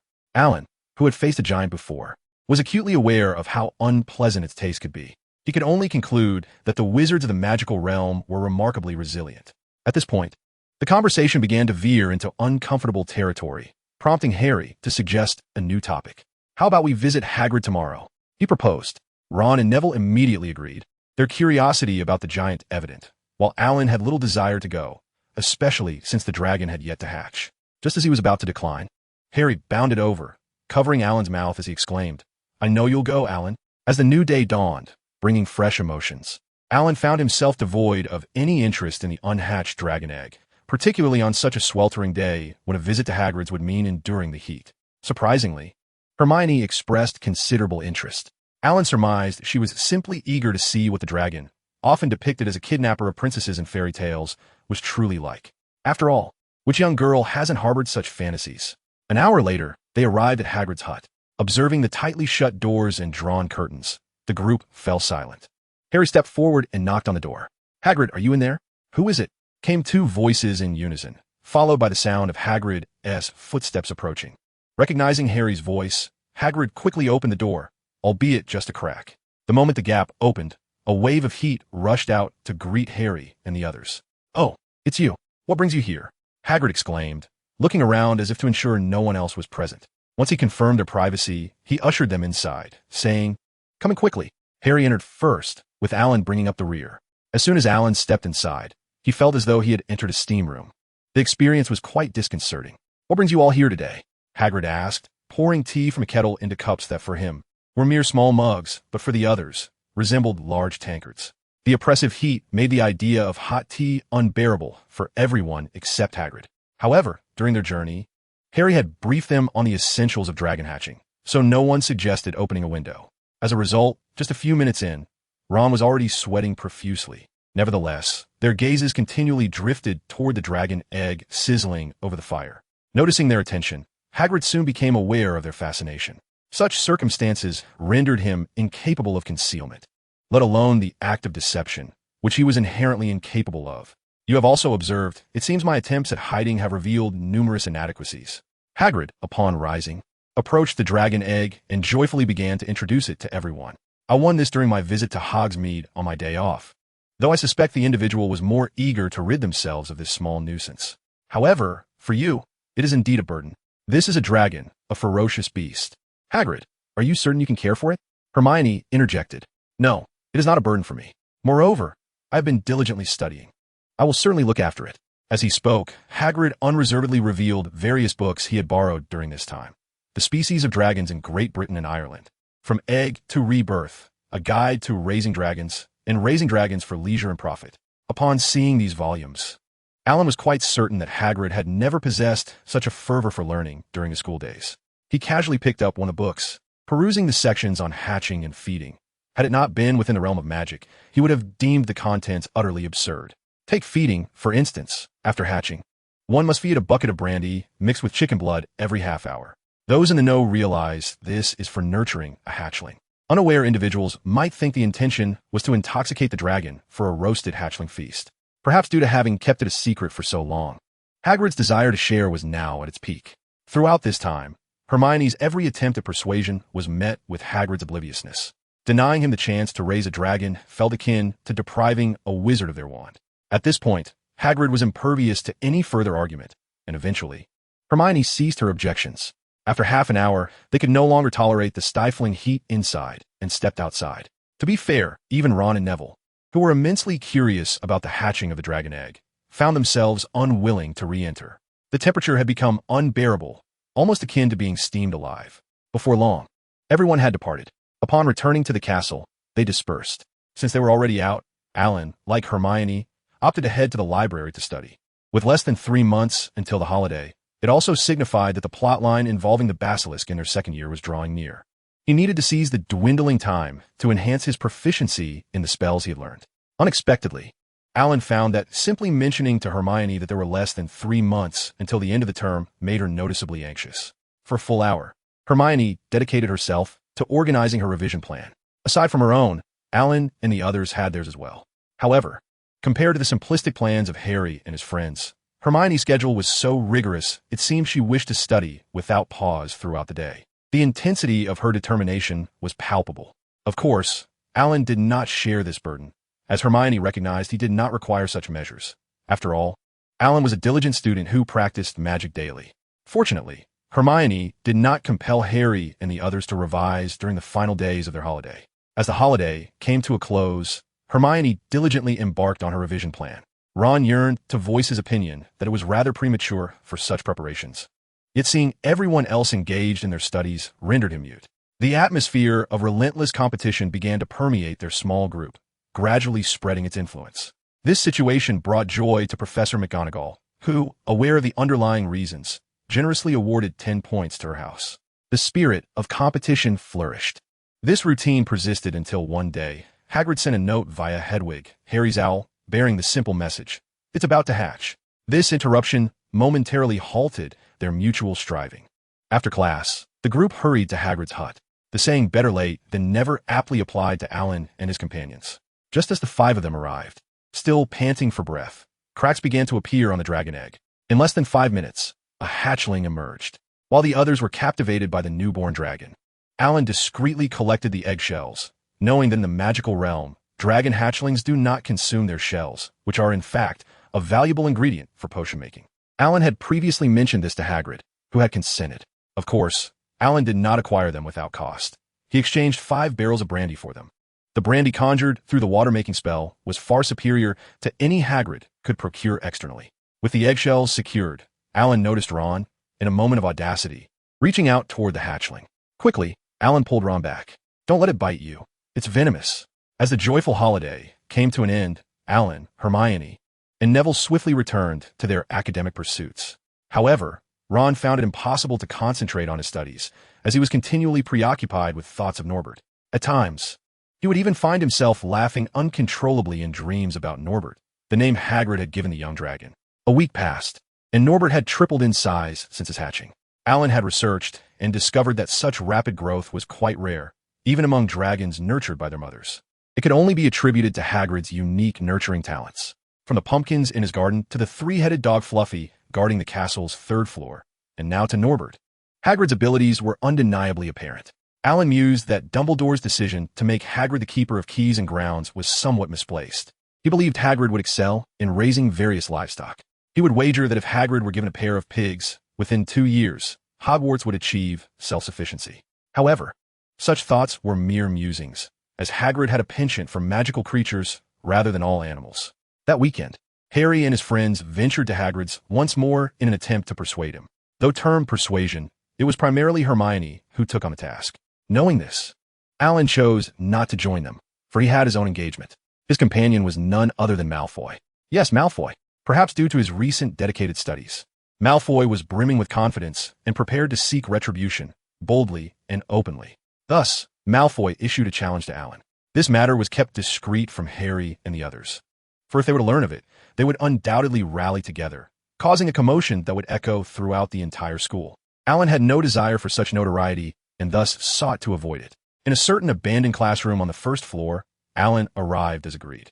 Upon opening the door, he discovered that Malfoy and his 2 lackeys were already present. "You've arrived," Malfoy sneered. "Yes, let us make this quick," Alan replied, his wand already in hand. "Not so fast. Where's your assistant?" Malfoy inquired. Malfoy was not satisfied with merely tormenting Alan alone. He preferred to have both Potter and Weasley present, so he could exact a more thorough revenge. "Just me. Come on, the 3 of you can team up against me," Alan responded nonchalantly. He possessed the confidence and strength to hold his own. However, despite his thoughts, he intended to give his utmost effort when the time came. Even when fighting a rabbit, a lion employs its full might. He would not allow arrogance to cloud his judgment. Malfoy, unable to contain his mounting frustration at Alan's repeated disdain, finally snapped. "Fine. If you wish to face us 3 alone, so be it," Malfoy said through gritted teeth. He was not foolish. He would seize any advantage he could, disregarding pride in favor of a chance for revenge. As Malfoy spoke, he drew his wand, yet his 2 companions remained unresponsive. Noticing this, Alan kindly reminded him, "You might want to glance back. Your lackeys are not following your lead." Goyle and Crabbe had been Malfoy's minions since childhood, initially attentive, but over time, their inherent laziness had caused them to lose focus. Just moments ago, they had been lost in thought, completely oblivious to Malfoy's commands. Given Malfoy's prideful nature, he would never consent to such shameless behavior. While Alan offered a friendly reminder, Malfoy misconstrued it as a deceptive ploy to lure him into a surprise attack. "Humph, how despicable of you to try and trick me into a sneak attack. I shall not fall for your ruse," Malfoy declared, donning a self-satisfied expression. Alan remained silent, acknowledging that he had already extended a courteous warning, which Malfoy had chosen to disregard. As Malfoy observed Alan's silence, his conviction in his assumptions only grew stronger. To prevent any further antics from Alan, Malfoy decided to expedite the duel. He then pulled a silver sickle from his pocket, stating, "The duel will commence the moment this sickle touches the ground." "Very well," Alan agreed, finding the arrangement to be relatively fair. Seeing that Alan had consented, Malfoy wasted no time. He tossed the silver sickles into the air and fixed his gaze intently on Alan. 3 against 1. The advantage is mine. Victory is assured. Alan watched the descending sickles, also noticing Goyle and Crabbe, who had yet to draw their wands and were merely spectating, as well as Malfoy, who was grinning like an unaware villain. "TSK. In this situation, how could I possibly lose? How deeply I regret the recent tribulations I have inflicted upon Professor Snape." After a brief moment, the silver snitch landed upon the chandelier above Malfoy's head, rendering the smile on his face utterly frozen. According to the rules of the duel, the silver snitch was to touch the ground first. In this scenario, retrieving it once more would be the simplest solution. However, Malfoy was left with only this singular snitch, as the rest lay in his dormitory. The thought of having to retrieve the snitch and throw it again was simply too humiliating. As he pondered this, Malfoy glared at the snitch, his face flushing with embarrassment. He, Malfoy, detested the prospect of humiliation, particularly in front of his nemesis, Alan Tang. Perhaps his emotions surged too intensely, causing an unintended fluctuation in his magical aura. Consequently, the chandelier swayed slightly, and the silver snitch plummeted. After another brief moment, it struck the ground with a crisp chime as both Alan and Malfoy simultaneously uttered their incantations. Incendio, and Wingardium Leviosa, Malfoy bellowed his dark curse with fervor, while Alan, having practiced the levitation spell extensively, executed it with such finesse that he could cast it silently. His target was simple. He aimed to elevate Malfoy's right sleeve sharply, not only evading the dark curse, but also restricting Malfoy's subsequent spellcasting. Seizing the opportunity while Malfoy was rendered unable to cast, Alan flicked his wand and unleashed two spells, Expelliarmus and Rictus Sempra. The former disarmed Malfoy, while the latter ensnared him in an embarrassing predicament. Then, Alan turned his attention to Goyle and Crabbe. Observing Malfoy's downfall, the two pondered seizing their wands to join the fray. However, with a wave of his wand, Alan transformed the remnants of Malfoy's tattered attire into a swarm of buzzing bees. Expelliarmus. And just like that, the duel concluded, marking his victory. Now came the moment of triumph. Ever since Alan lamented the inability to preserve the last encounter with Malfoy's dark history, he had resolved to invest a significant sum of galleons in a camera suitable for the wizarding world. Given his numerous specifications, he had only recently received it despite having placed the order some time ago. He wondered whose dark history would be captured first. To his surprise, Malfoy presented himself on a silver platter. Thus, with purple smoke enveloping the abandoned classroom, Alan obtained a photograph of Malfoy's most embarrassing moment, clad in nothing but his undergarments. Dear friend, one photograph can be exchanged for a treasured tome of magic. Malfoy remained silent, gritting his teeth, his face flushed, appearing as if he might faint at any moment. He found himself powerless against Alan's demands, having assumed victory was assured, as the terms of the duel allowed the victor to impose any requirements. Consequently, the seemingly foolproof 3-1 advantage had resulted in a dismal defeat due to the incompetence of his two companions. Finally, Malfoy clenched his jaw and declared, 10 photographs. 10 treasured tomes of magic. I shall provide them. Ah, truly the extravagant Malfoy, Alan replied with a smile. Fear not. These photographs shall remain hidden from all but the four of us. Originally, he recorded the other party's dark history through photographs, intending to exchange them for something of value in the future, so there was no need to worry about him acting impulsively. Once the duel concluded, and the dark history was secured, Alan set down the 3 wands and departed. In high spirits, he leisurely made his way to the kitchen. Feeling jubilant today, he resolved to present the house elves with a new recipe, ensuring that everyone could share in the joy at lunchtime. Upon entering the kitchen, Alan was met by a throng of badgers, a genuine assembly. As he stepped in, he found himself under the scrutinizing gaze of all the badgers. At that moment, he felt a twinge of embarrassment. A quick glance revealed a familiar face. Thank Merlin, Cedric's presence here was indeed fortuitous.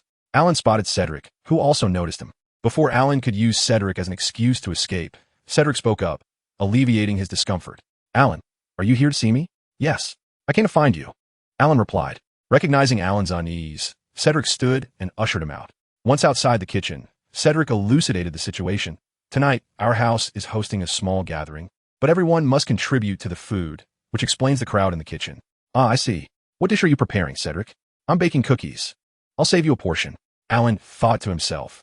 It seems he never mentioned wanting to eat any. Nevertheless, he decided to embrace Cedric's kind gesture.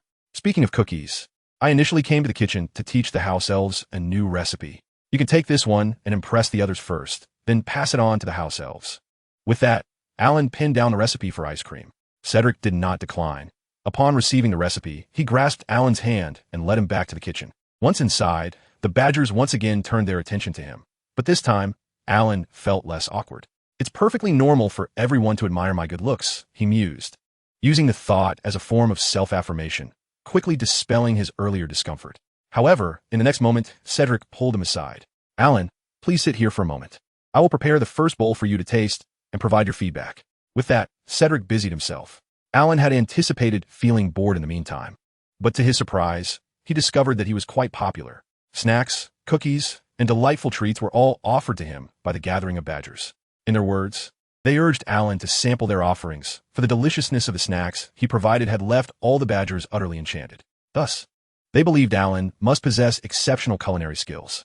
Setting aside the question of his actual cooking prowess, Alan's discerning palate was particularly fastidious. For each offering, he indulged in a taste before providing his thoughtful suggestions.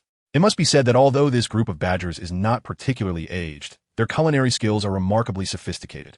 He believes that even if they struggle to find employment after graduation, this talented group could thrive in the Muggle world by opening a bakery and earning a substantial income. In fact, there are a few badgers whom he is eager to recruit ahead of time. These particular badgers not only excel in baking, but have also ingeniously connected their craft with magical plants. Although their techniques remain somewhat immature, their ideas are exceptionally promising. Regrettably, lacking a foundation in the wizarding world, he can only watch helplessly as such talent departs elsewhere. As Alan sighed deeply, he was suddenly handed a basin, one as large as his own face. Looking up, he realized it was Cedric who had prepared a massive bowl of ice cream. This generous offering seemed rather excessive. Just as he was about to express his surprise, Cedric pinched his cheek. Alan was taken aback. I intended to prepare more for you. But given that you've consumed so much, you might not have room for what I made, Cedric remarked, sounding somewhat melancholic, reminiscent of a forlorn figure in a secluded chamber. This is far too much for me to finish alone. Let's share it. And please, release your grip, or I might just retaliate, Alan warned, casting a pointed glance that suggested consequences. Under the weight of Alan's gaze, Cedric quickly withdrew his hand. Having missed out on happiness in his previous life, he certainly did not wish for his current joy to be curtailed by Alan's foot. Subsequently, Cedric settled beside Alan, and together they began to enjoy the ice cream. For Alan, the flavor was just right delicious. However, for Cedric, it was somewhat lacking in sweetness, and he mused that a couple more spoonfuls of honey would be necessary for the next serving. This sentiment resonated with their shared preference for sweetness. Ultimately, the two of them consumed half of the bowl, with Cedric thoughtfully packaging the remainder for Alan to take home. Along with it, he included the cookies he had previously prepared, which emitted a delightful aroma without being overly sweet. Seeing Alan's reaction, Cedric nodded and explained, knowing you don't prefer excessively sweet treats, I made a low-sugar version just for you. Delicious, Alan exclaimed, giving Cedric a thumbs up. You truly are remarkable, Cedric. Your dedication is heartwarming. As the night unfolded in the brightly lit hall, filled with the rich scent of milk, Alan's recipe for ice cream did not allow Cedric to overshadow him. One could hardly say he failed to make an impression. It was merely that the venue of his acclaim shifted from the Hufflepuff common room to the Grand Hall. For this, Cedric had brought Alan along with him. Thanks to the delectable ice cream, the duo received enthusiastic applause from everyone, including the Slytherins. However, in contrast to the other three houses, Slytherin maintained a more reserved and elegant demeanor. Due to the substantial meal he had during the day, Alan opted for a light dinner. He even offered Ron his share of the limited ice cream. Presently, he was attentively listening to Harry and Hermione discuss Norbert's situation. The growth in Norbert's size had awakened the ferocity inherent in his lineage. Over the course of 2 hours, Norbert had caused a ruckus on numerous occasions. Had Hagrid not intervened in a timely manner, it seemed inevitable that they would have ended up in the infirmary. Harry sighed as he spoke. Before he could finish, Hermione, her eyes ablaze with indignation, interjected, expressing her disbelief at Hagrid's perspective. She was astonished that, after witnessing Norbert's several acts of aggression, he could misconstrue them as mere displays of affection. Furthermore, due to Norbert, Hagrid had not patrolled the Forbidden Forest at all that week. Observing the veins on Hermione's hand protruding, Alan could discern the extent of her frustration. Perhaps he believed he was concealing his intentions well, remaining undetected, which provided him a sense of invulnerability. Alan remarked at that moment. Unlike the original narrative, half of Malfoy's animosity was now directed towards Alan. Hence, he had not discovered Hagrid's secret dragon. It was precisely this lack of discovery that lent Hagrid his audacity. Noticing the gazes of Harry and Hermione upon him, Alan smiled and continued, We must make Hagrid aware of the consequences of raising a dragon, so let us tell him a benevolent lie. Oh, I believe Malfoy would serve quite well as the scapegoat. Harry and Hermione grasped Alan's intention, though they were taken aback that Malfoy would be the one to take the fall. Particularly Harry, who instinctively wished to alter the outcome, reminiscent of his previous life. Must it be Malfoy? Snape could also be a suitable candidate, Alan suggested without hesitation. Although he was reluctant to admit it, in this situation, Slytherin indeed possessed a greater aura of intimidation. We could say that Professor Snape discovered someone was raising a young dragon at school and is secretly investigating. Once he finds the dragon, he will resort to severe measures to extract its essence for potion making. Just imagine if Hagrid were to learn of this. Would he dare leave his precious Norbert at school? Upon hearing Alan's proposition, Hermione expressed her approval. Only through drastic measures could they effectively address Hagrid's complacency. Harry concurred as well, as long as it was not Malfoy. As for Ron, he remained indifferent to the matter. He simply felt the need to spend more time with Hagrid in the coming days to prevent him from becoming too disheartened. Naturally, he could also seize the opportunity to feed Norbert a few more times. After deliberation, it was decided that the execution of the plan would primarily fall to Harry and Ron, as Hermione and Alan had little interest in Norbert. The following day, during their lunch break, Harry and Ron made their way directly to Hagrid's hut. Just minutes before their herbology class, they rushed into the greenhouse. Observing the two of them panting heavily, Alan retrieved a water bottle and cups from his messenger bag. "Here, have a drink to catch your breath." They eagerly gulped down the water, finishing several cups before regaining their composure. "It's settled. Hagrid has agreed to part with him." As soon as Harry finished speaking, Professor Sprout made her entrance. "Let's commence the lesson. We can address matters afterward," Hermione interjected. Consequently, the group followed Professor Sprout into the greenhouse for the day's class. While Professor Sprout lectured, Harry and Ron engaged in continuous chatter. Hermione chose to disregard their conversation, while Alan managed to listen to both sides. However, Neville, sitting nearby, found it difficult to concentrate amidst the distractions, prompting Alan to intervene directly and silence the two. "Muzzle it. Save your chatter for after class," Alan asserted. Upon uttering these words, he resumed tending to the magical plants as instructed by Professor Sprout. Reluctantly, Harry and Ron complied, enduring the remainder of the lesson until the bell rang. The moment Professor Sprout announced the end of class, Harry and Ron hastily discarded their small rakes and trowels, eagerly sharing their excitement with Alan and Hermione. As for Neville, he remained absorbed in the herbology lesson, particularly as there were no other classes scheduled for the afternoon. So he followed Professor Sprout without hesitation. "We're following your suggestion, Alan," Ron began, "that Professor Snape learned from Malfoy about someone secretly raising a dragon, and he has begun investigating." He continued, "Hagrid was so overcome with emotion that he nearly crushed Norbert in his embrace. If we hadn't intervened quickly, he might have done just that." Alan responded with surprise. "Malfoy informed Snape? Did he actually say that before?" "Oh well, it doesn't matter.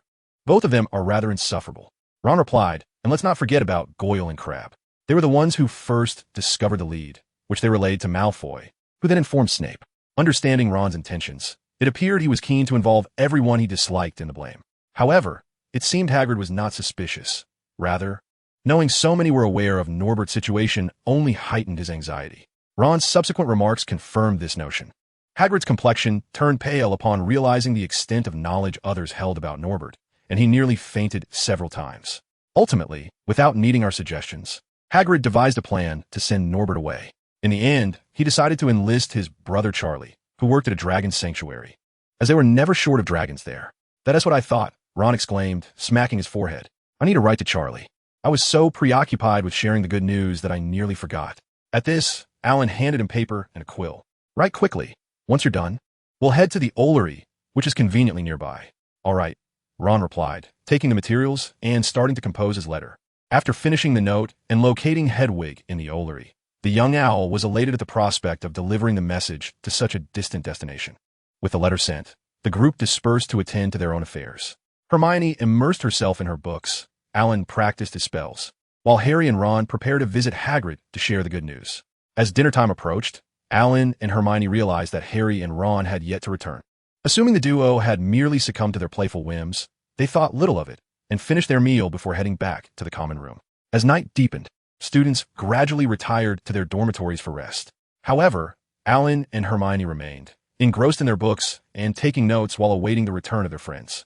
Time passed, and after what felt like an eternity, Harry and Ron finally made their entrance. The moment they stepped into the common room, Alan and Hermione instinctively took a step back. "Where on earth have you two been? You smell dreadful," Hermione exclaimed, brandishing her wand to cast a cleaning charm. Yet, despite her efforts, the unpleasant odor lingered heavily in the air, prompting Hermione to conjecture, "Is that dragon dung?"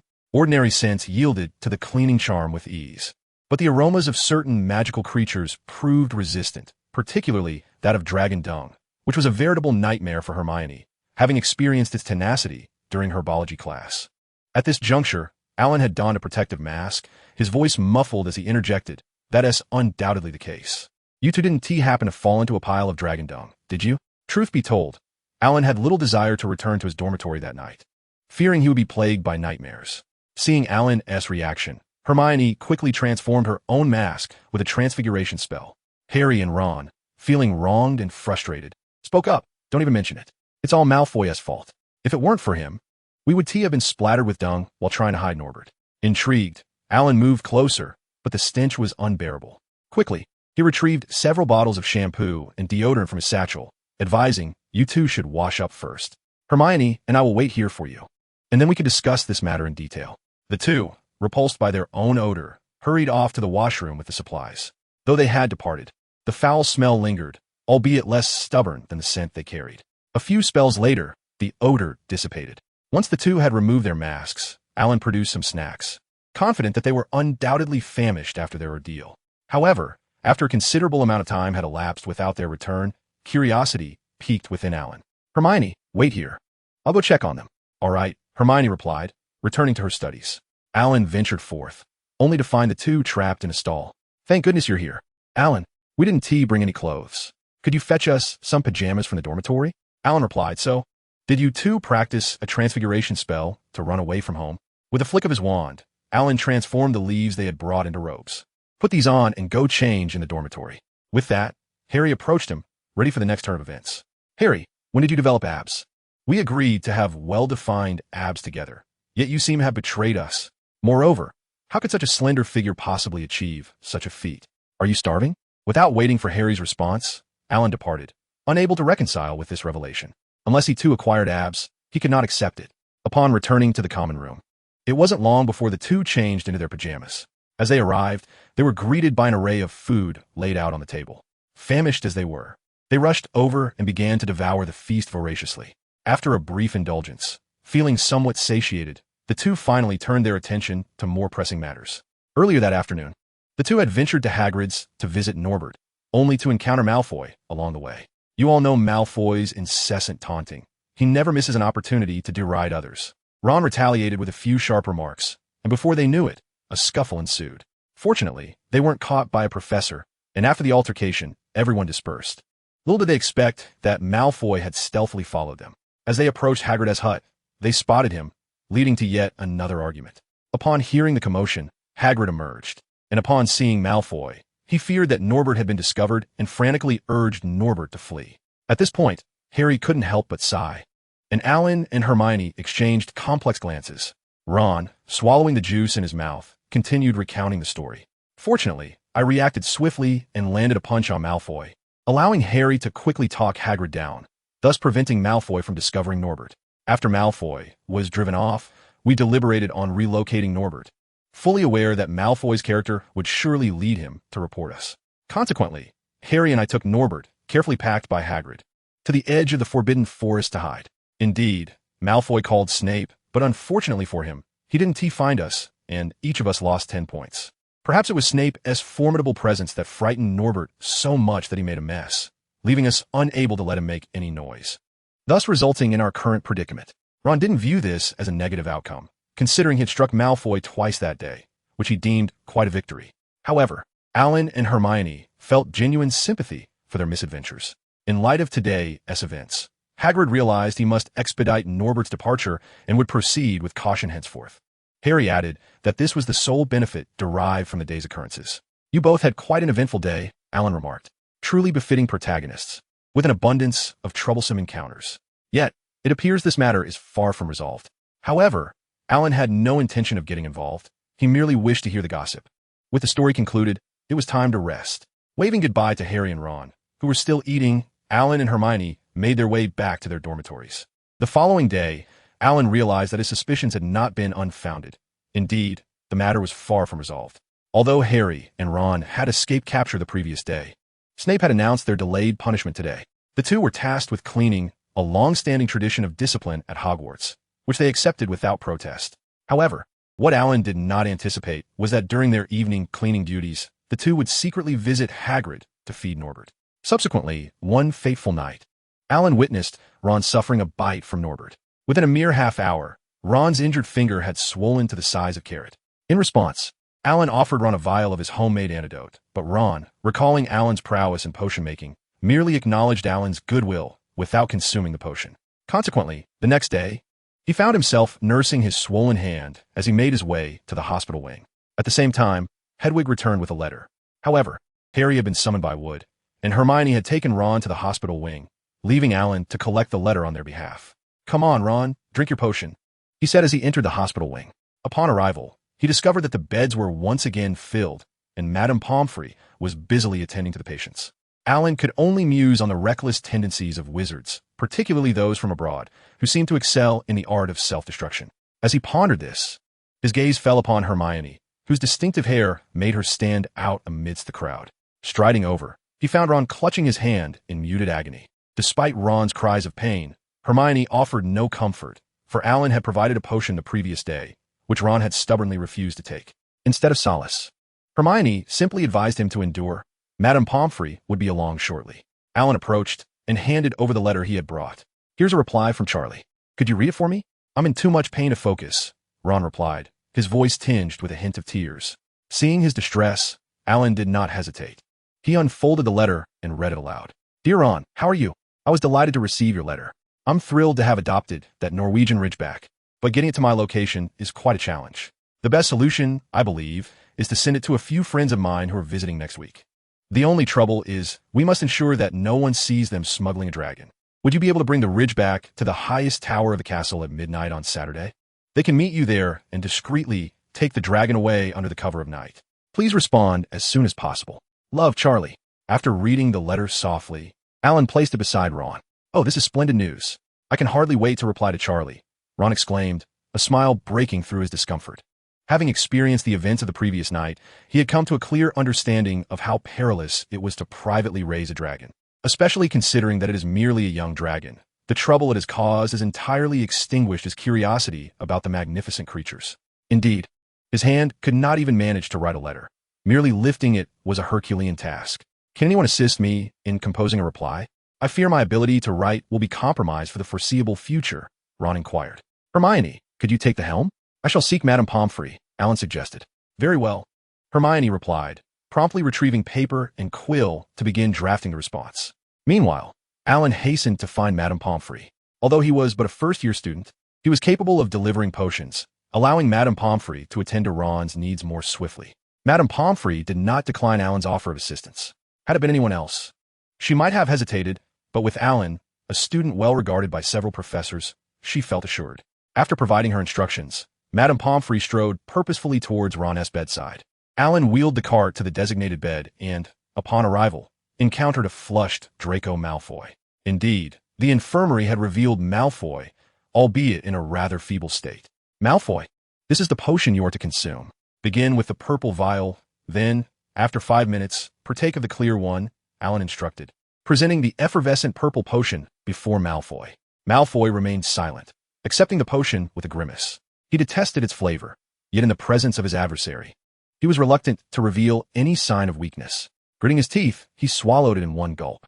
As the potion took effect, Alan observed with astonishment as Malfoy visibly began to turn a shade of purple. Following this transformation, Malfoy erupted into a series of burps, each expelling a bubble of purple smoke from his lips.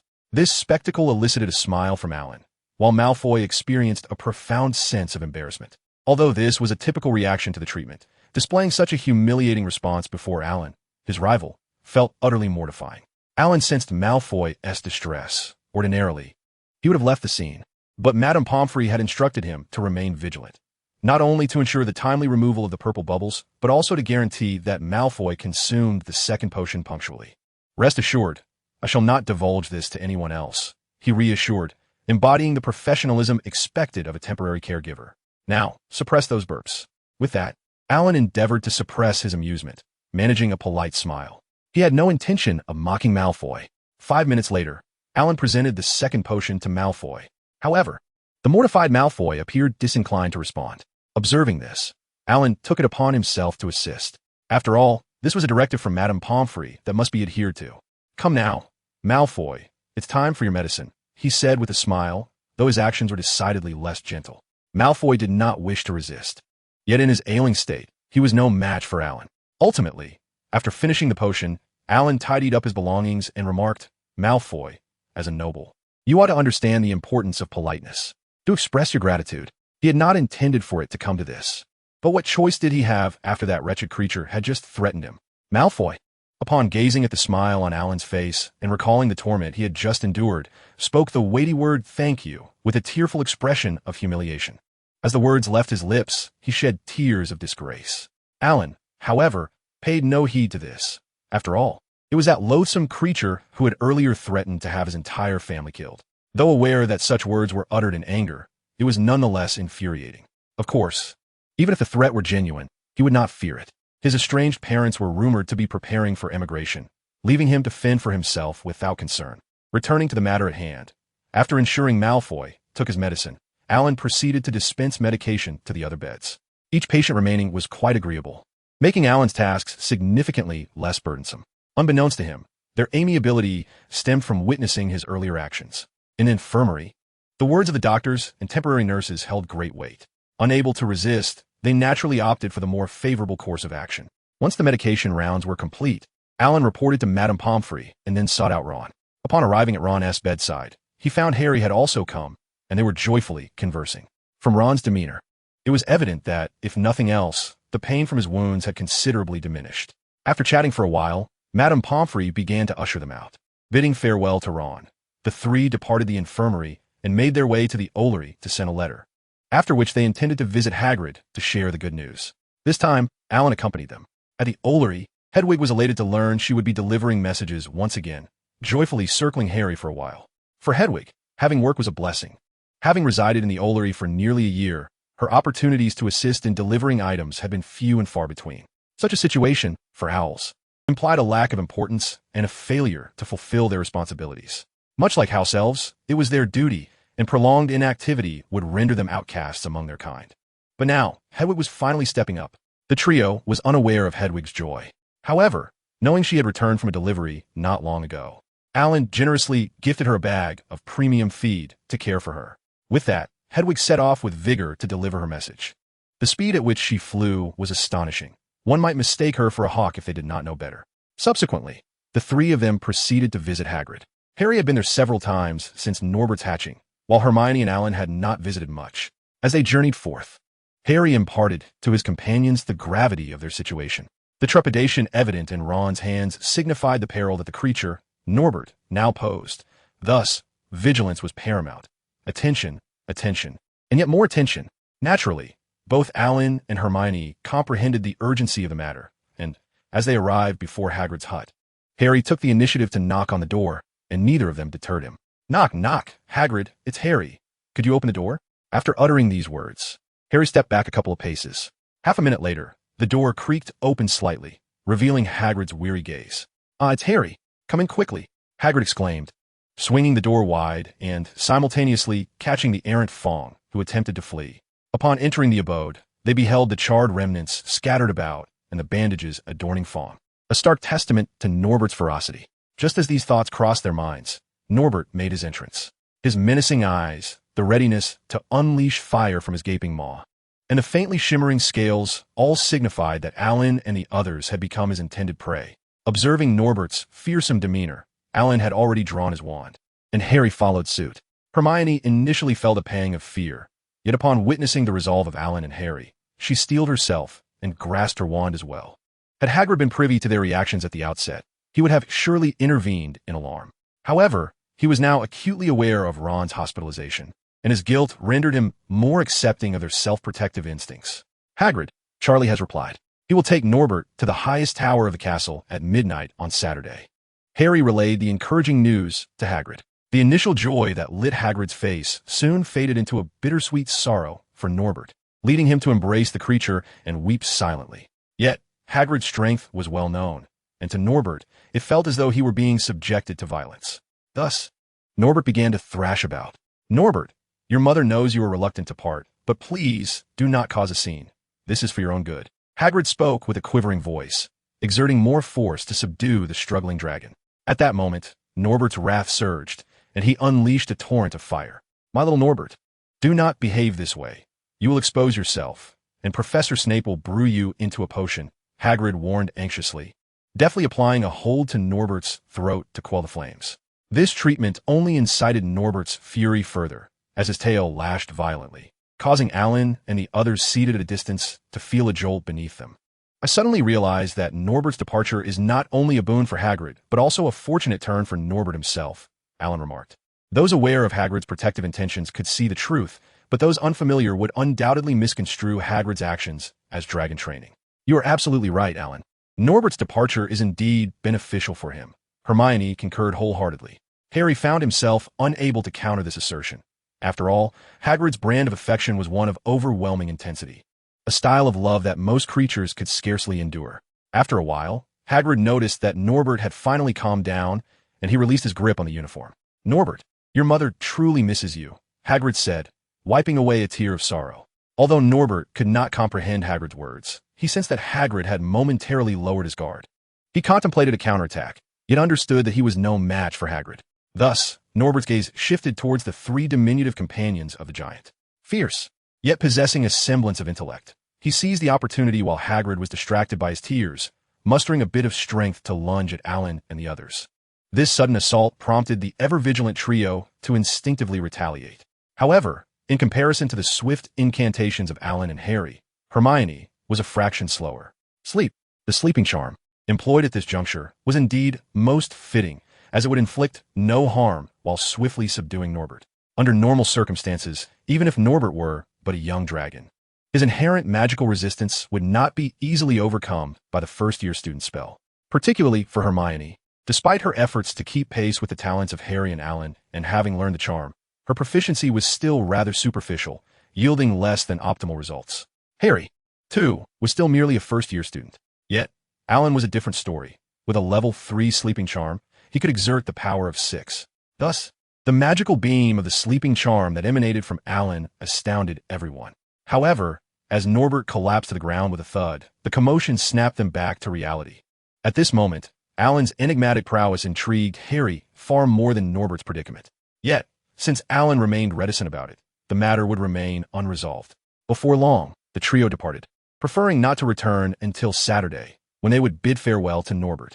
As time passed, on that fateful Saturday, Ron's hand had finally healed. "Ron, is your hand all right?" Harry inquired, puzzled, recalling that in his previous life, Ron had still been in the infirmary on this day. "Ah, yes, it's fine." Snape provided a batch of potions to the infirmary, and the taste was utterly dreadful. "I felt as if I were hallucinating Merlin beckoning me to play wizard chess," Ron recalled, his face paling at the memory of the potion's flavor, beads of sweat forming on his forehead. Harry chuckled at this, remarking, "Oh, despite the unpleasant taste, its effects were quite remarkable. Indeed, if it weren't for that potion, I wouldn't have been able to partake in today's events," Ron replied with a grin. He knew that missing out on such significant affairs would haunt him later. "What about the others? Where have Alan and Hermione gone?" Ron asked, his brow furrowed in confusion. Hermione mentioned she was familiarizing herself with the route, while Alan was called away by Cedric. Harry responded, his tone oddly indifferent. In the corridor's corner on the second floor, Alan and Cedric were huddled together, whispering furtively. A closer look would reveal Cedric's expression was quite sheepish. "Alan, are you certain this isn't meant for someone else?" Cedric had asked this question for the third time.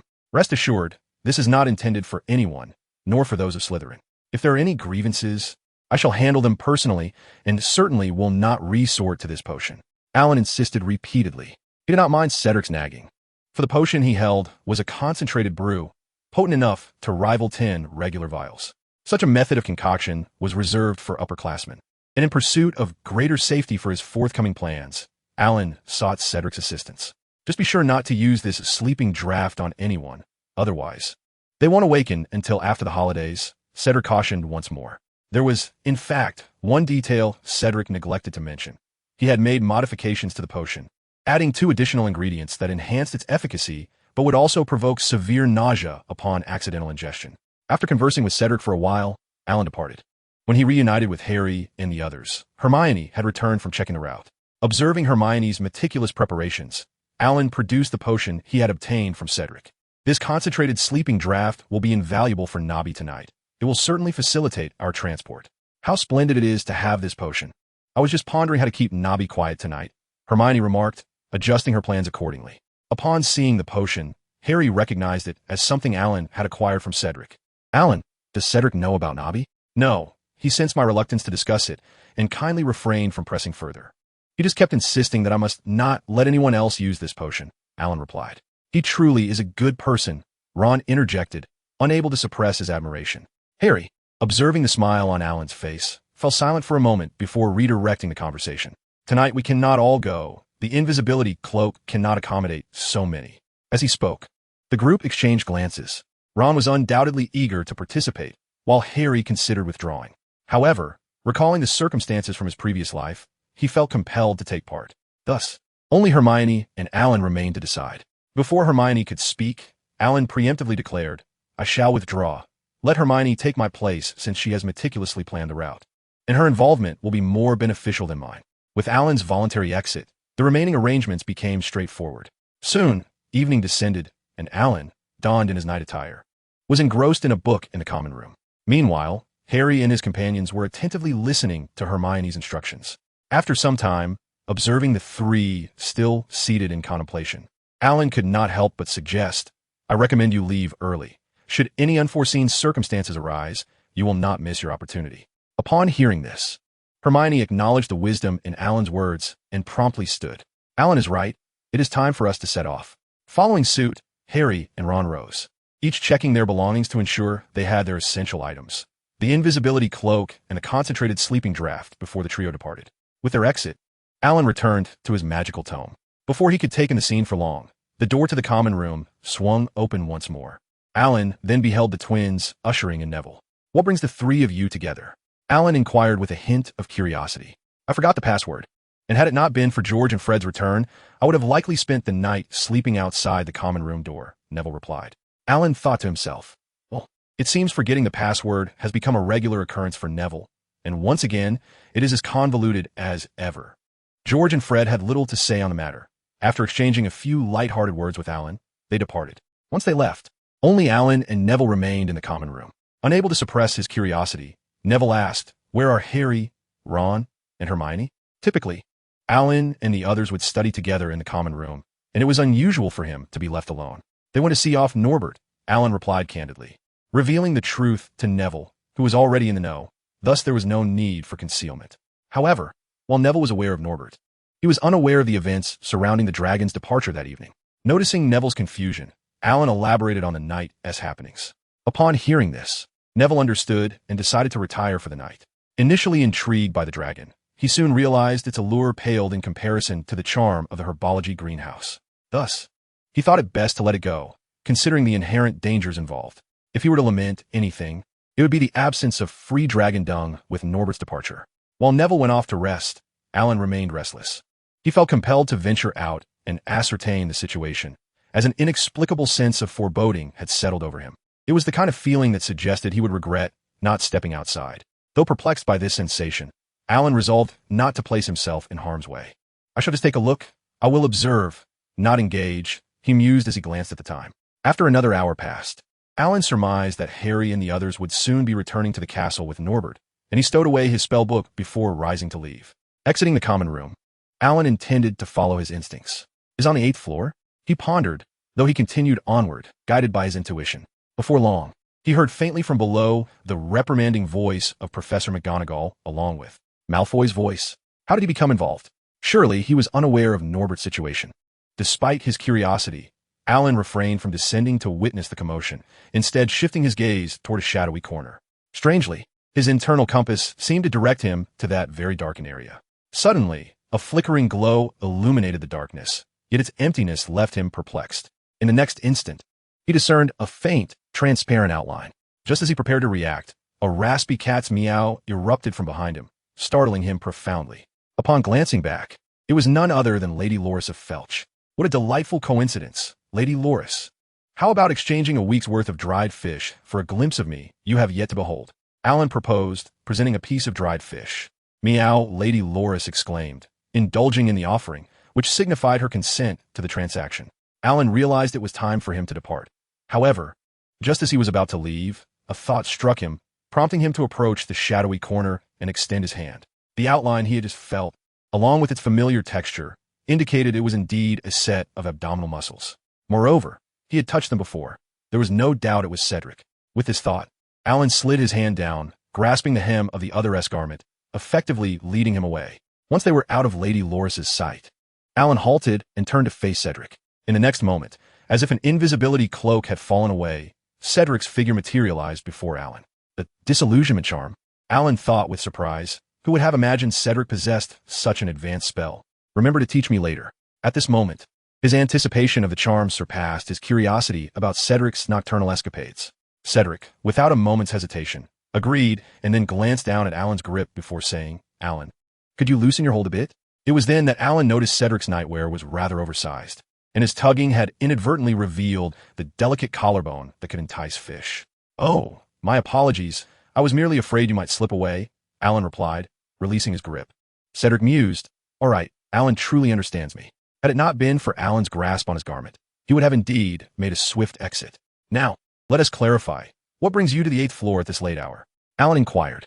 I heard from my house elf that there exists a mysterious room on the 8th floor capable of granting wishes to all who seek it, so I decided to investigate. Cedric answered, his eyes averting Alan's gaze. He was confident in his ability to deceive others with a lie, yet for some inexplicable reason, he felt that Alan could discern his dishonesty. Alan, in fact, could see through Cedric's pretense. Even without observing his evasive demeanor, it was apparent, primarily because Cedric lacked conviction when fabricating tales. However, if Cedric chose not to divulge, Alan would respect that, just as he had refrained from questioning him when he sought to brew a concentrated sleeping potion. As for this excuse, come along, follow me, Alan instructed, once again grasping Cedric's clothing and leading him forward. Alan, please hold my hand instead. Refrain from tugging my clothes, Cedric quickly requested. After all, he was still an innocent young man and should not be subjected to such conduct.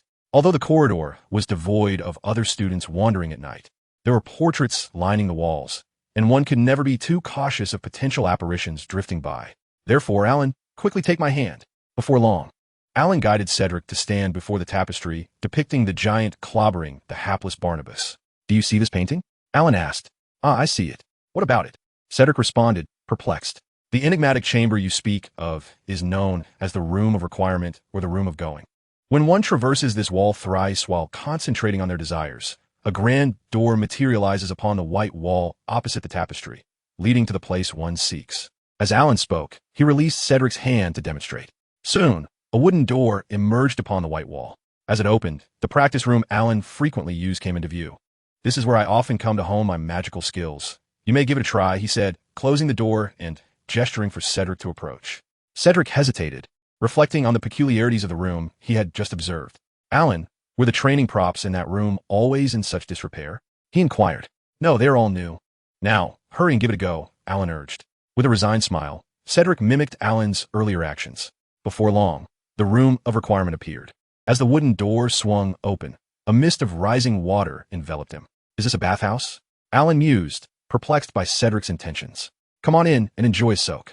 You were quite the spectacle in front of Madame Loris earlier, and nearly gave me a fright, Cedric explained, pushing Alan inside and closing the door behind them.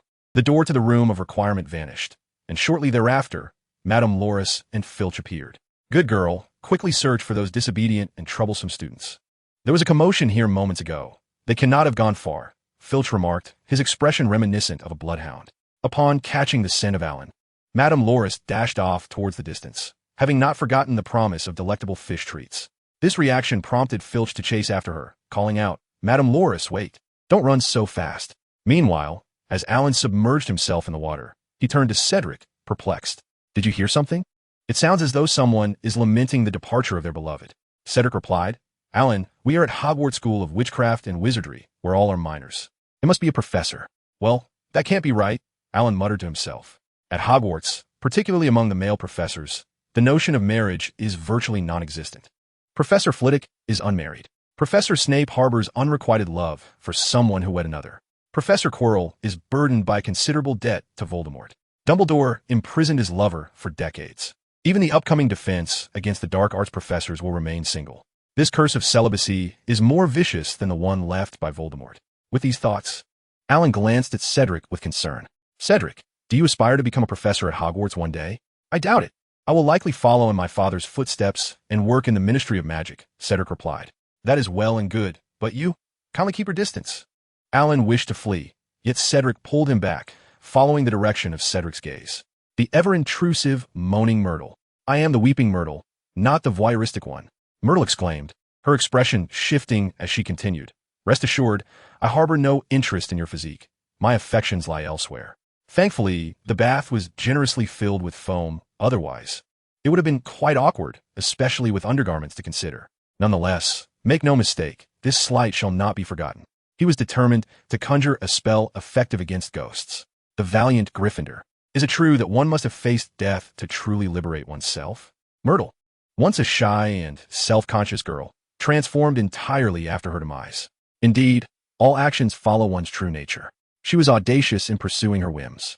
Fortunately, the school enforced rules prohibiting ghosts from intruding upon students' private lives, relegating Myrtle to a distant perch, her eyes sparkling with a mischievous energy as they fixated on Cedric. As for Alan, he desired to leave, yet he was unable to do so, as Cedric had made him shield.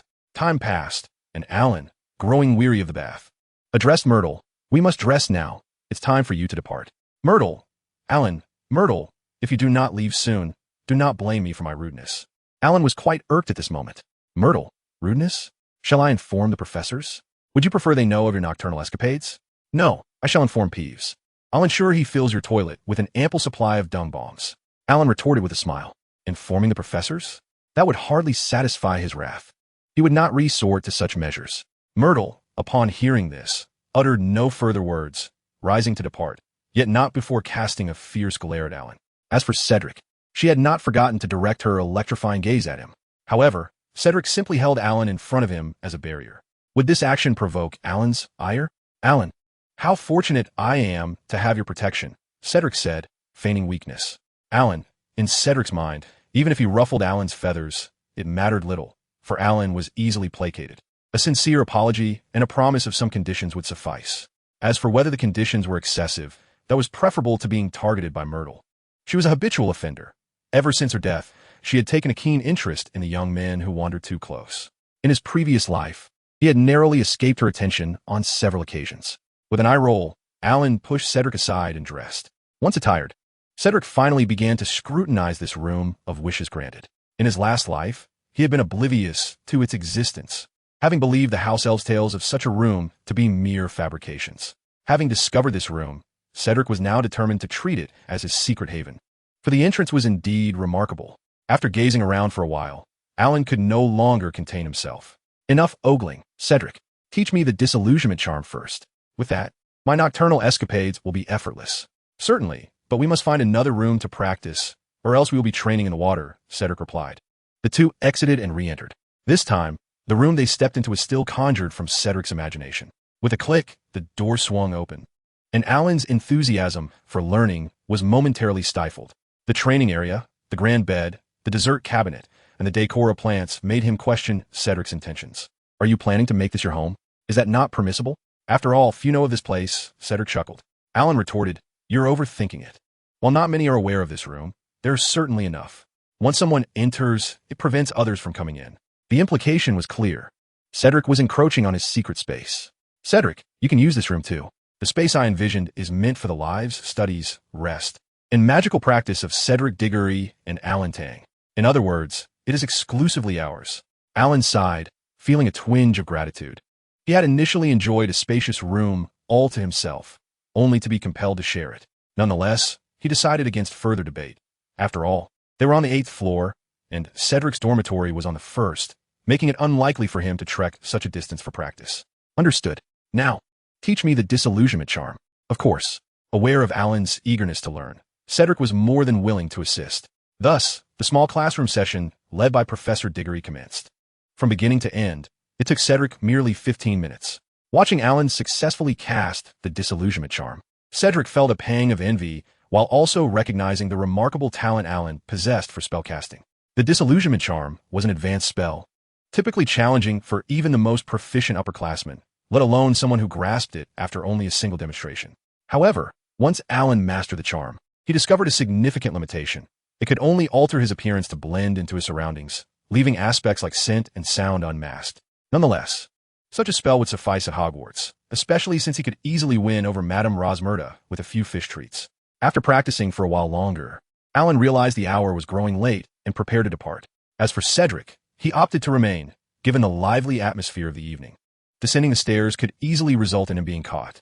After informing Cedric of his decision, Cedric gestured toward the spacious bed that could comfortably accommodate four, extending an invitation. "I must decline," Alan asserted. Yet, a minute later, he found himself compelled to acquiesce. At this moment outside the Hall of Requirement, he heard the voices of professors, multiple, no less. Professor McGonagall, Professor Snape, and even the duplicitous Quirrell were present. One could only say that the commotion of the night exceeded all expectations.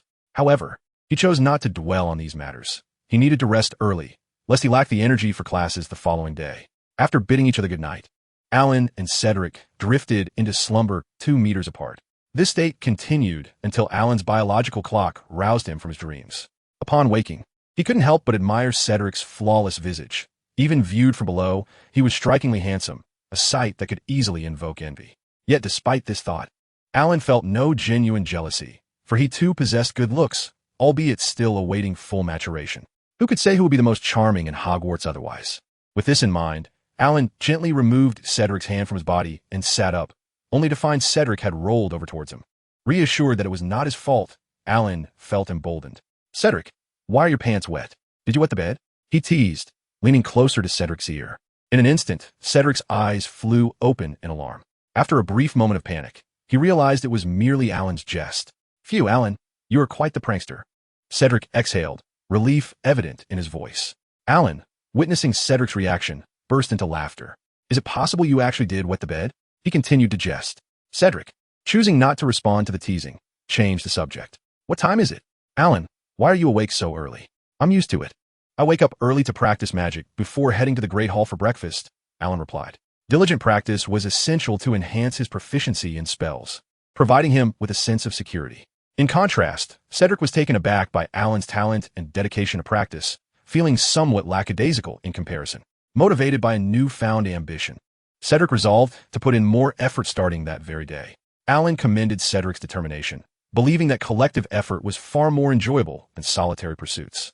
Moreover, he recalled Cedric's untimely demise. Should he acquire the necessary strength, he could turn the tables on Wormtail in the future. Thus, with Cedric's best interests in mind, Alan guided him to follow his training regimen.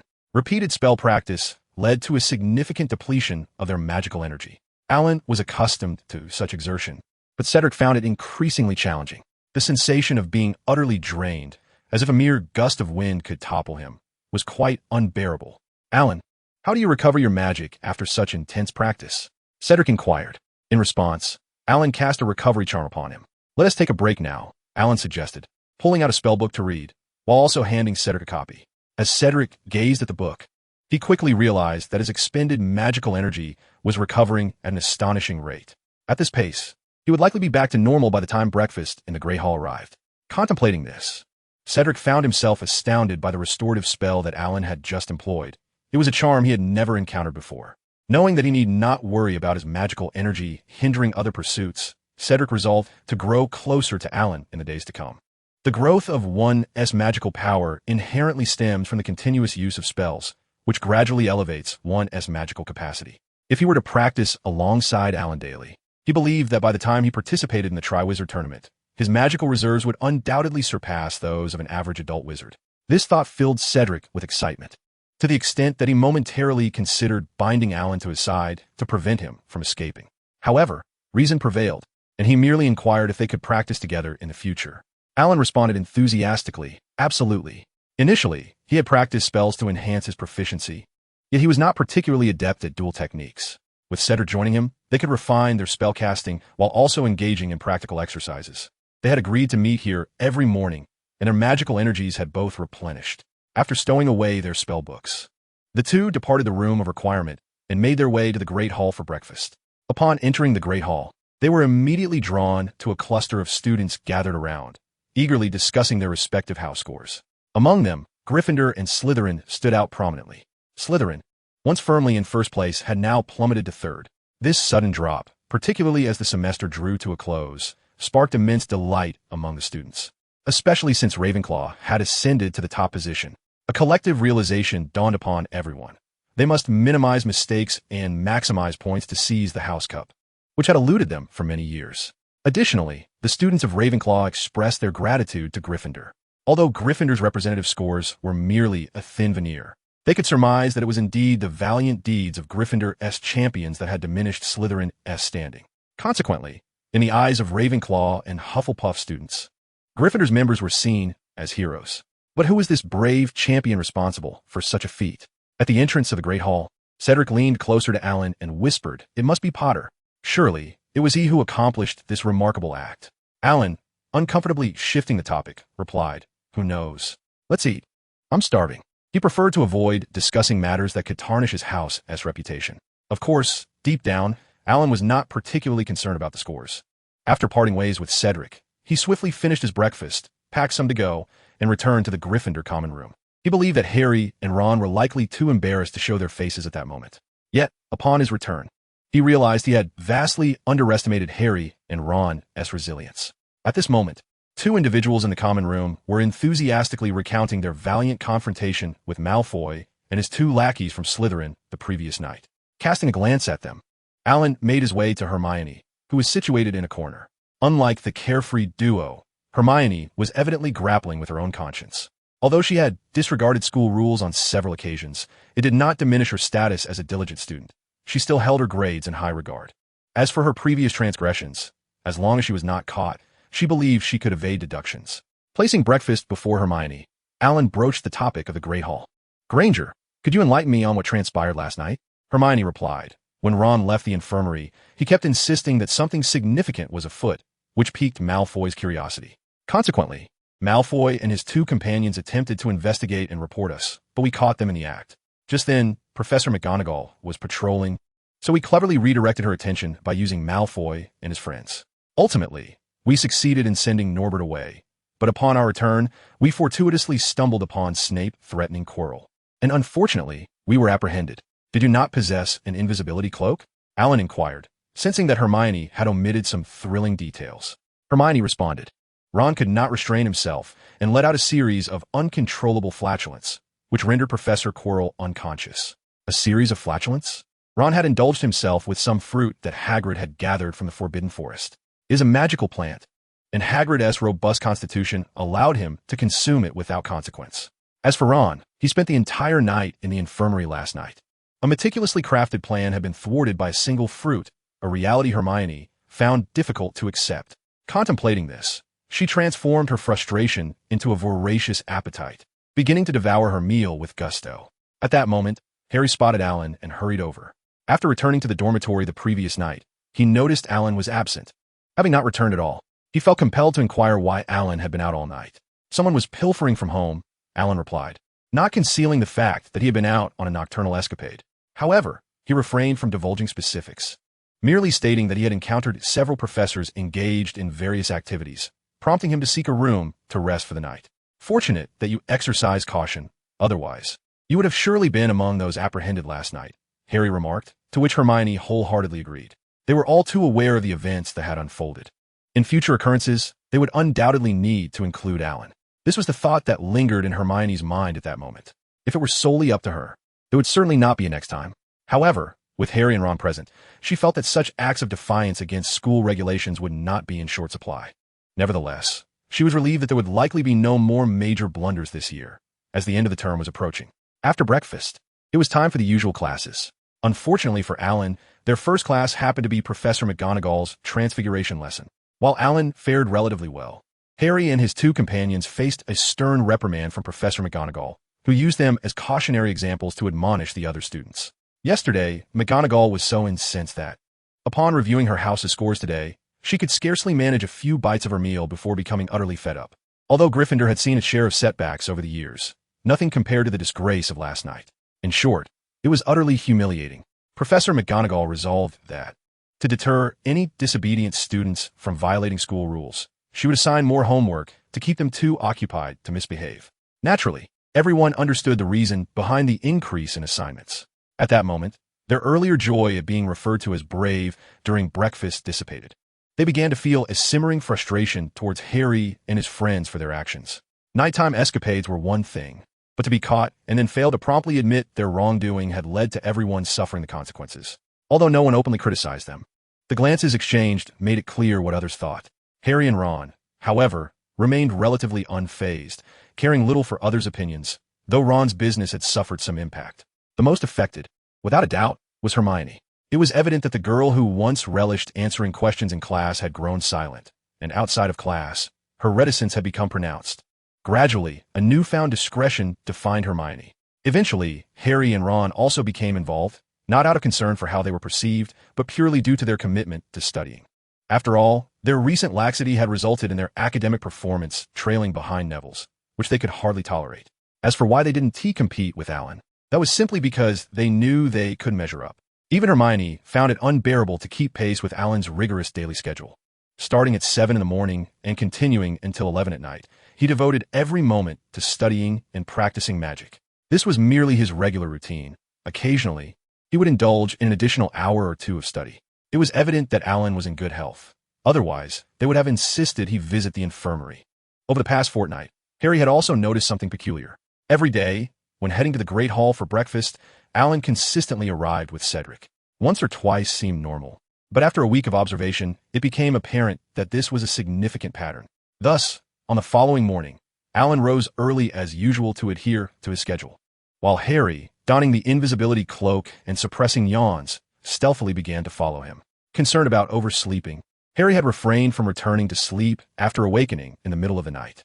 For 2.5 hours, he remained vigilant, closely monitoring Alan's movements. During this period, he nearly succumbed to sleep on multiple occasions, yet he persevered with remarkable determination. Upon exiting the common room, Harry discovered that Alan had not left the Gryffindor floor. Strangely enough, he remained on the 8th floor, while the Hufflepuff common room was situated on the ground floor.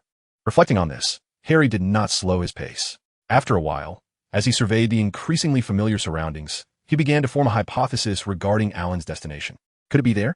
Soon, the recognizable scenery and the familiar manner of opening the door confirmed Harry's conjecture. However, how did Alan know about the room of requirement? Just as Harry pondered this, he heard footsteps approaching. Turning his gaze, he saw Cedric walking toward him with a cheerful smile. Moments later, Cedric entered the room of requirement as well. Harry realized that Alan practiced with Cedric every morning. His certainty stemmed from a recollection of a peculiarity of the room. Once someone entered, any subsequent entrant had to go to the same room as the previous occupant. If not, the room would not reveal itself, no matter the effort expended. With this thought in mind, Harry retraced his steps. On his way back, he couldn't help but ponder when the two had arranged to meet and whether he should join them. Unfortunately, Alan woke up too early, and Harry truly did not wish to rise at such an hour every day. Should he prioritize a good night's sleep or participate? This inner conflict persisted until Harry returned to the Gryffindor common room, where he made a decision. He must involve himself. Otherwise, he would enjoy restful sleep while Alan was whisked away by Cedric. Moreover, if Cedric could endure it, surely the illustrious savior Harry Potter could as well. Additionally, he could not afford to become complacent. Take Hermione, for instance.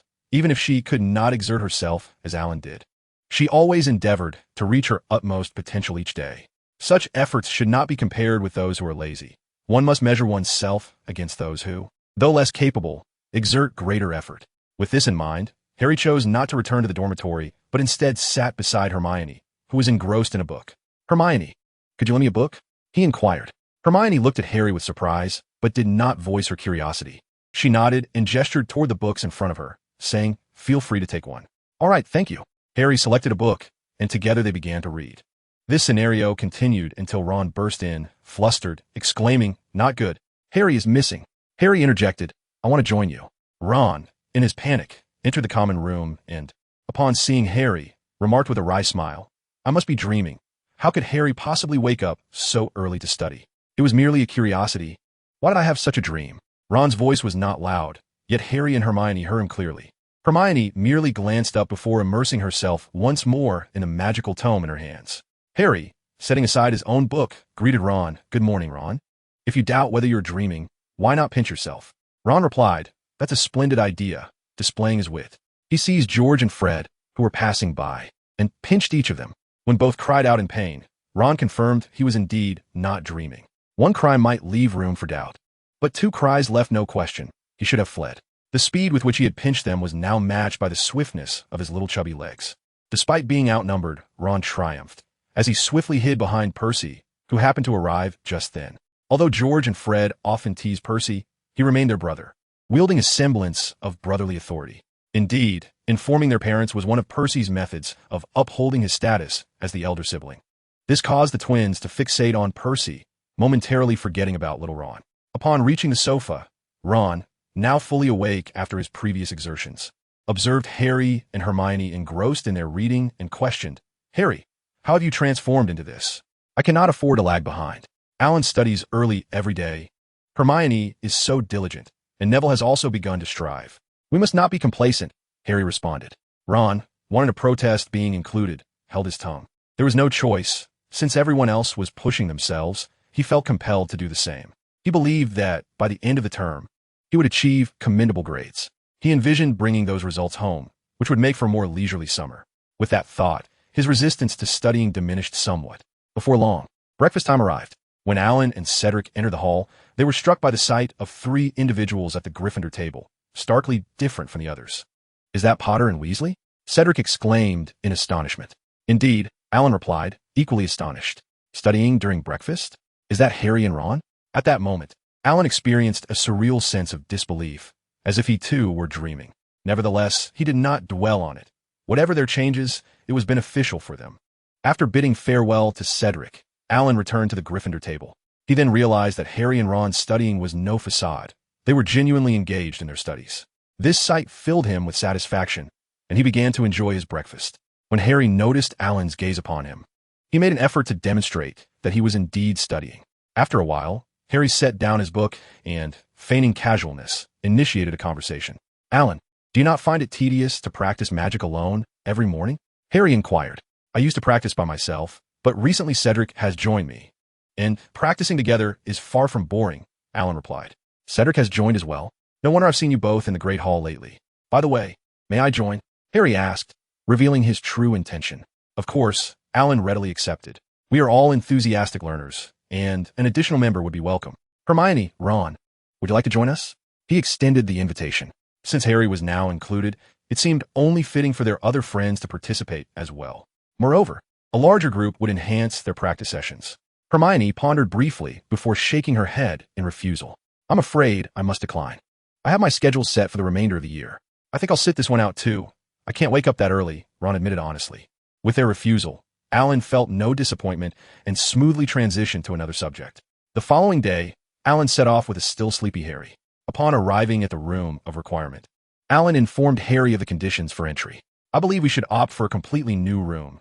Otherwise, every time I enter, it feels as though I'm intruding, Harry remarked, as this sentiment weighed heavily on him. Let us make do for now. Summer break is less than a fortnight away. If we wish to switch rooms, we can wait until the new school year when Hermione and the others can join, Alan declined.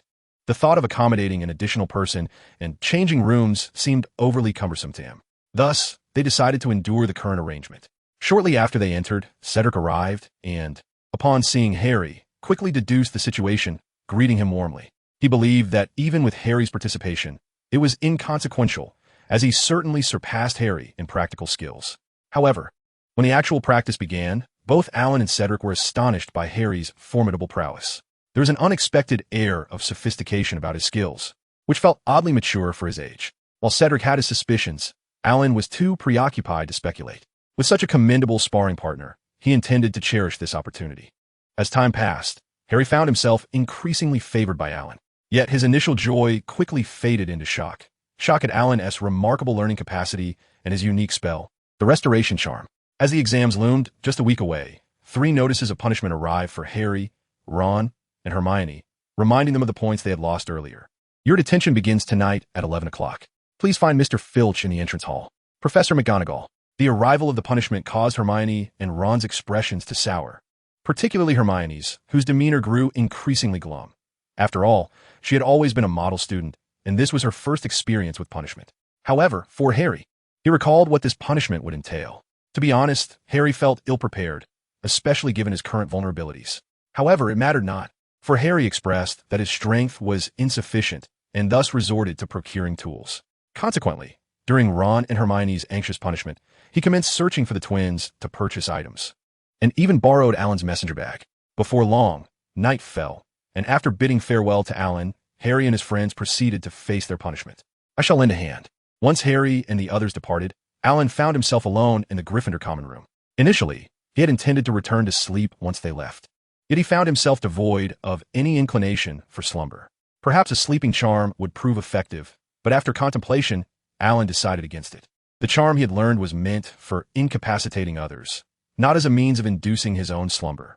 Instead, he resolved to read for a while, knowing that Harry and the others would not be long. Additionally, the next day promised a respite. With that thought, Alan retrieved a notebook from his storage ring and began to peruse it. This notebook was acquired from Quirrell during their last encounter, and its ideas and theories were quite beneficial to him. He had not delved into it much before, as the practical methods contained within were rather inhumane. After reviewing it once more, Alan tucked it away and took out paper and pen to attempt to deduce the unfinished potion formula he had encountered. The essence of potions is to replenish vitality, akin to a rudimentary version of an elixir of immortality. Alan was aware that Quirrell concocted this potion due to Voldemort's severe siphoning of his life force. Just as today, he had risked danger to hunt unicorns in the Forbidden Forest. Wait, unicorn hunting? Murmuring to himself, Alan suddenly had a revelation. Indeed, Quirrell was out hunting unicorns at this very moment. This meant that his office would be unoccupied, while it was likely that Quirrell had left numerous protective spells in place. One must investigate to ascertain such matters, was it not? Precisely, Alan decided to seek Quirrell's assistance in borrowing some materials. The potion formula he was attempting to deduce required several rare ingredients. A couple of these materials could only be acquired through personal endeavor or at a considerable cost. Clearly, neither option was suitable for Alan at present. Thus, he opted to approach Quirrell for assistance. With this determination, Alan set his plan into motion. Disillusionment. The charm enveloped him, rendering him as if cloaked in the skin of a chameleon. Quietly, he pushed open the door to the common room, ensuring not to rouse the fat lady, and swiftly made his way to Quirrell's office. Upon arriving at the office, Alan concealed his wand and retrieved his long-neglected iron wand. Switching wands for spell casting eliminated the worry of backfiring spells. Then, detection charm. This was a spell of his own invention, seldom used in ordinary circumstances, yet perfectly suited for the present. Under the influence of the detection charm, while he could not ascertain all specifics, it was relatively easy to discern whether Quirrell had set any magical defenses. As for the outcome, Alan found himself at a loss for words. He could say that he had cast a spell, but Chilo had merely left a locking charm, rendering the office door accessible only through physical means. For wizards who had always dwelled in the magical realm, this might pose some inconvenience. However, for a wizard from the Muggle world, dear, your door is rather feeble. A simple transfiguration spell could conjure a wire to pick the lock and gain entry, all accomplished in less than a minute. Indeed, the locks of this era are remarkably easy to breach, even for a novice. With the door now ajar, Alan continued to cast his detection spells. He was determined not to be careless. He feared the possibility of overlooking a single vulnerability. In the end, he discovered that Chilo was quite at ease. The office lacked not only any lingering protective magical measures, but even the enchanted portraits that typically serve as security. This was understandable, as he had Voldemort looming behind him. Chilo dared not employ the Hogwarts portraits, and he had no trust in any others, including himself. Such circumstances, however, facilitated Alan's endeavors. Over the ensuing half-hour, he meticulously cast detection spells to ensure all was well before taking action. Ultimately, he amassed a collection of 8 galleons, 5 rare spell books, 2 freshly penned notebooks, and a trunk filled with potion ingredients. Indeed, this was no meager haul, particularly as the trunk had been enchanted with the undetectable extension charm, containing a substantial quantity of potion materials. Beyond these treasures, he encountered a vial of potion, soul stabilizer, that he could not take, along with a large cauldron of incomplete soul stabilizer currently brewing. According to Chilo's notes, it was evident that he required a vial of this potion weekly, lest his soul fall prey to Voldemort's encroachment. Thus, Alan felt compelled to assist Professor Chilo, given the wealth of valuable items he had appropriated. He might as well lend a hand with the potions. After all, he was a direct disciple of the illustrious potion master, Severus Snape. Let me examine this cauldron. It presently required 3 days of brewing without stirring. However, to ensure the potion's stability, one ought to introduce a portion of Millennium Dragon Bone powder and 5 drops of Sunlight Absent Dew, stirring clockwise and then counterclockwise for 12 cycles each. Were Snape present, he would undoubtedly commend Alan's approach, for this combination was indeed sound. Yet, one crucial point remained. Alan must not be the one to execute the procedure, for anything he touched would be tainted, disrupting the harmonious fusion of the potion's ingredients. In essence, Alan's well-intentioned intervention had transformed the concoction into a lethal brew. Under the scrutiny of Alan's detection spell, the potion's designation shifted to Soul Corrosive Agent. Its color, aroma, and effects resemble those of the soul stabilizer. It is highly toxic. Ingestion results in a gradual erosion of the soul, with emotional fluctuations accelerating this decay. The special antidote can indeed neutralize poison. Alan remarked that the potion he had meddled with was not particularly lethal. However, This was of little concern, for only Snape possessed the expertise to brew such an antidote, and the necessary potion ingredients could only be supplied by Alan. Thus, it was inevitable that once Chilo consumed the potion, the outcome was predetermined. As for whether Chilo would refuse to drink it, Alan expressed indifference. Subsequently, he exchanged the completed soul stabilizer for a more potent soul corrosive that he had concocted. It becomes apparent that Alan's seamless addition of potion ingredients stemmed from his prior experience in brewing. Once his tasks were completed, Alan employed duplication and transformation spells to create a batch of counterfeit items, replaced them in their original positions, and then meticulously erased his traces before departing cautiously. Meanwhile, Harry and his companions had just entered the Forbidden Forest. Their delay was not intentional. Rather, it was due to Filch, who seemed to have lost his mind, incessantly rambling about reinstating past punishments. His fervor for this topic only slowed their progress further. Truth be told, if Filch could prolong their journey until dawn, Harry and his friends would have complied without hesitation. Yet, Filch lacked the audacity to do so. Thus, while Filch remained lost in his musings, Harry and his two companions strode purposefully toward Hagrid's location. As for Malfoy and his two henchmen, they continued to dawdle, but upon noticing Harry's swift departure, Filch cursed and hurried after them, scolding Malfoy and his cohorts not to waste time with their delays. This provoked a scowl from Malfoy, who nearly voiced his frustrations multiple times. Upon reaching the castle's exterior, they were taken over by Hagrid, at which point Malfoy's complexion turned even paler. To put it succinctly, under the moonlight, Malfoy resembled a vampire. Regardless of his trepidation, he had no choice but to accompany Hagrid into the Forbidden Forest. Fortunately for him, the presence of his two companions lent him a modicum of courage. Of course, if one disregarded the apprehensive expressions of Goyle and Crabbe, Malfoy's bravado would have remained intact. Once inside the Forbidden Forest, they began to split into groups without any disputes. Naturally, Malfoy and his two followers opted to join the seemingly fierce yet rather cowardly dog, Fong. Their choice was influenced by ulterior motives. Malfoy planned to lead Goyle and Crabbe to hide with Fong after they separated. When the time was right, he intended to regroup and claim he had discovered nothing. Feeling quite clever, Malfoy's expression suddenly shifted as he realized the gravity of the situation. Because Hagrid directly refused his arrangement and chose to lead the three little snakes on patrol, despite his good-natured demeanor, he was far from foolish. It was impossible for him to overlook the calculating glint in Malfoy's eyes. As for Harry and his friends, he trusted that they would not exhibit the same lack of integrity as Malfoy. Thus, under Hagrid's firm leadership, they commenced their patrol. 3 individuals and a dog combined possessed a total of but 2 units of courage. Harry counted as 1, Hermione as half, and Ron along with Fong as another half. However, despite their timidity, Ron and Hermione did not hinder Harry's resolve. Following Fong, the trio began to speculate on who might be targeting the unicorns. I suspect it must be poachers, much like those in the Muggle world, who prey on such beautiful and precious creatures, Hermione conjectured. Ron concurred, acknowledging the unicorn's immense value, but added, "Yet, unicorns are sacred. Hunting them would invoke a curse. This is common knowledge in the wizarding world. I cannot believe anyone would be ignorant of it. Perhaps they possess magical artifacts that can shield them from the curse." Hermione pondered. That is improbable. Such artifacts would far exceed the worth of a unicorn. Utilizing them to fend off a unicorn's curse would simply be unwise, Ron promptly dismissed. There exists a possibility that the individual is nearing death and requires the unicorn's blood to survive, Harry remarked quietly. Ron and Hermione exchanged bewildered glances, questioning when unicorns acquired such capabilities. It is not mentioned in our textbooks. I read elsewhere. The blood of a unicorn can prolong the life of one who senses death approaching. Just contemplate it when faced with the imminent arrival of death. Who would not desire to cling to life? Harry elucidated. Upon hearing this, Ron and Hermione fell silent. In the face of death, curses indeed seemed trivial. Before long, shimmering bloodstains reappeared. I believe we must exercise caution.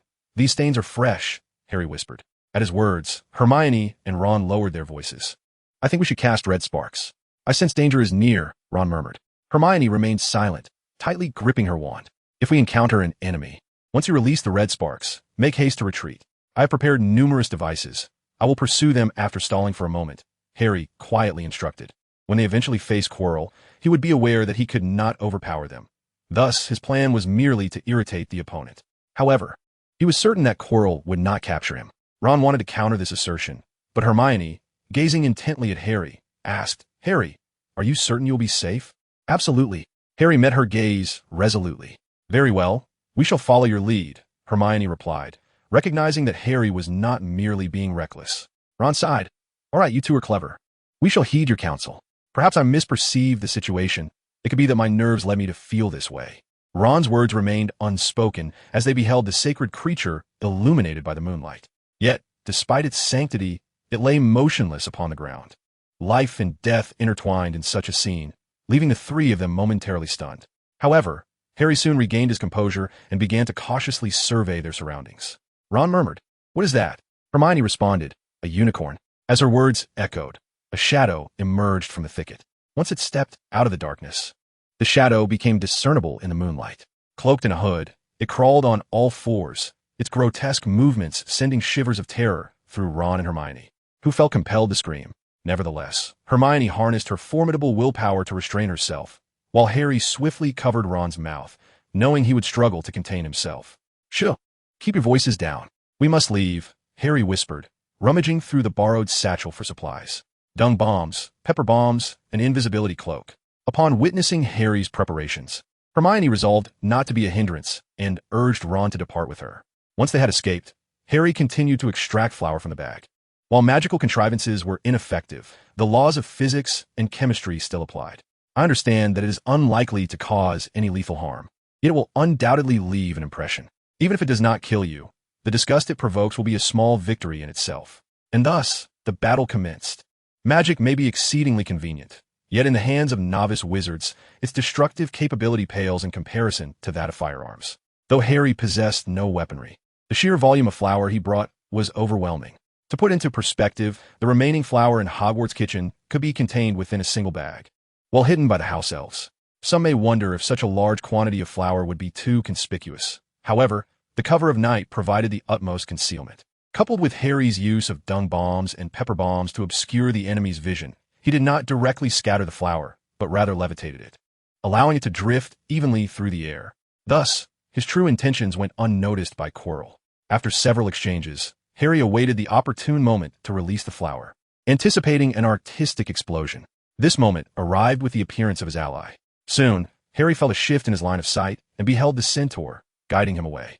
The centaur's presence granted Harry the perfect opportunity to initiate the final explosion. As he mounted the centaur, the rapidly retreating scenery did not fluster him. Instead, he seized the moment to cast a spell, declaring flames ablaze, with the flour cascading uniformly and a great conflagration igniting. A tremendous explosion ensued. The resounding blast not only captured Hagrid's attention, who was hastening towards the scene, but also roused the professors and students who had already settled into their slumbers within the castle. Yet, all of this transpired unbeknownst to Harry as he galloped upon the centaur's back. To speak frankly, it was fortunate that the centaur arrived. Otherwise, the explosion's radius would have ensnared him as well. Yet now, one could only wish for his immediate demise. With such thoughts, Harry was whisked away further and further, only halting upon encountering Hagrid. "Oh, Merlin be praised. Harry, it's such a relief to see you unharmed," Hagrid exclaimed, nearly in tears. He feared that if anything had befallen Harry, he would be consumed by guilt. After ensuring that Harry was indeed uninjured, Hagrid exhaled a genuine sigh of relief. "Harry, what transpired there? What could have caused such a tremendous explosion?" he inquired with urgency, although he hesitated to broach such a distressing topic at that moment. As the guardian of the Forbidden Forest, he had to ascertain the nature of the incident and whether such a peril threatening the castle might reoccur. Harry, tempted to conceal the truth, recognized that he was not alone. The centaur accompanying him was well aware of the events. Thus, he swiftly organized his thoughts and spoke, downplaying the gravity of the situation. In his account, he portrayed himself as a mere first-year student who encountered a malevolent wizard hunting unicorns. To protect his friends, he urged them to flee while he attempted to intervene. His method of obstruction involved tossing whatever he could seize. Coincidentally, the satchel he carried belonged to Alan, whose greatest passion was cooking, hence the flour he had discarded. Unbeknownst to him, when he cast a fire spell in his attempt to impede the wizard, an inexplicable explosion ensued, one that was terrifying in its ferocity. He feigned fright, striving to embody the demeanor of someone genuinely shaken. Hagrid, being a simple man, believed Harry's account upon witnessing his reaction, even reaching for his handkerchief to dab at his tears. As for the others, the centaur remained discreet, while Malfoy and his lackeys could only glimpse Harry's back. Hermione and Ron sensed something amiss but remained silent, trusting that Harry's actions were justified. Thus, the matter settled into a certain characterization. Given the gravity of the incident, Hagrid dared not allow Harry and the others to linger in the Forbidden Forest, promptly rallying everyone to exit. Along the way, Harry did not forget to reiterate the tale of the unicorn and, most critically, to disclose the mysterious figure drinking the unicorn's blood. His candidness did not escape the ears of Malfoy and his two companions. Unlike Goyle and Crabbe, who dismissed it as trivial, Malfoy furrowed his brow. While others may be ignorant of the implications of consuming unicorn blood, the ancient tomes of his pure blood family contained such knowledge. Coincidentally, his godfather was a master potioneer, which had afforded him considerable insights into this realm of magic, allowing Malfoy to grasp the sinister ramifications immediately. A sense of conspiracy gnawed at him, yet he dismissed it for the moment, as the professors they sought were already arriving on their flying broomsticks. Professor McGonagall and Professor Snape, though only two in number, instilled a profound sense of security. Particularly for Malfoy, upon seeing his godfather Snape, his previous bravado evaporated, and he suddenly assumed a posturing demeanor. However, it was unfortunate that such posturing proved futile, as the attention of everyone present was entirely diverted from him. After a while, having listened to Harry recount the events once more, Professor McGonagall promptly declared, "Children, your punishment is over. You may return to rest." With that, she instructed Hagrid to escort them back. Meanwhile, she and Professor Snape hurried to the scene, needing to assess the situation firsthand. Hagrid carefully escorted Harry and his friends back to the castle without delay. The two groups parted ways without exchanging pleasantries. To be precise, Malfoy considered confronting Harry with a veiled threat, but upon Hagrid's urging to hasten home, Harry and his companions acquiesced and departed swiftly, their legs moving so quickly that even Hagrid couldn't help but smile. Upon their rapid ascent, when they finally returned to the Gryffindor common room, they found Alan seated comfortably on the sofa, engrossed in a book. The sound of the common room door opening drew Alan's attention, and he looked up to see the weary trio. "Ah, you're back. What transpired?" "I could hear the explosions from the Forbidden Forest," Alan inquired with curiosity. Regarding the explosions, Alan had a hunch that they were likely connected to Harry. Upon hearing Alan's words, Ron and Hermione turned their gaze toward Harry, confirming Alan's suspicions. "Indeed, the protagonist draws chaos wherever he goes," Alan mused, gesturing for Harry to take a seat beside him, eager to hear the tale. Harry complied, recounting the events that had unfolded in the Forbidden Forest without omitting any details. When it came to the dust explosion, Harry merely mentioned it in passing, but Hermione and Alan immediately grasped the implications. Ron, while perplexed, chose not to delve deeper, as he was more intrigued by Harry's speculation regarding the mysterious figure. "It must be Quirrell. I can already smell the garlic on him," Harry asserted confidently, in an effort to prevent any misconceptions about Snape. Harry resolved to clarify matters beginning with his own experiences. Upon hearing this, Ron was the first to express disbelief. "That's impossible. Quirrell is so weak that even George and Fred can make him flee from a snowball." "One could argue that Quirrell's disguise is quite effective," Alan interjected. "After you all left, I took a stroll myself and discovered that Quirrell was absent from his office, and the patrolling professor was not him." Alan, having already offended Quirrell, was unbothered by the prospect of aggravating him further. "What, you ventured out at night again? Was Cedric with you?" Harry's emotions were markedly fluctuating. Alan remarked, "No, it's just me. Cedric has been preoccupied with exam preparations, so I didn't want to disturb him." Harry felt a fleeting joy at the first statement, yet the second left him inexplicably troubled. The mere mention of exams instantly agitated Hermione, her mood shifting dramatically. "Regardless of whether it's Quirrell or not, I believe we simply need to inform the professors. Our primary focus should be on the impending examinations. I certainly do not wish to perform poorly." As she spoke, Hermione reached for a spellbook. Ron immediately countered Hermione's assertion, "But without evidence, the professors won't believe us. This means the safety of the Philosopher's Stone rests solely in the hands of the four of us who are privy to it." At that moment, he chose to believe that the mysterious figure was indeed Quirrell. After all, the allure of safeguarding the Philosopher's Stone seemed far more enticing than the drudgery of studying for exams. Ron's thoughts were always laid bare. His words made it clear to Alan and the others that Ron's true desire was to evade studying. Hermione was incensed, and Harry was left speechless, while Alan simply smiled and said, "You can't rely on yourself for protecting the Philosopher's Stone. There are protective measures set by the heads of each house. I was involved in Professor Snape's protective challenge, and I am quite confident that no one will succeed unless they resort to brute force."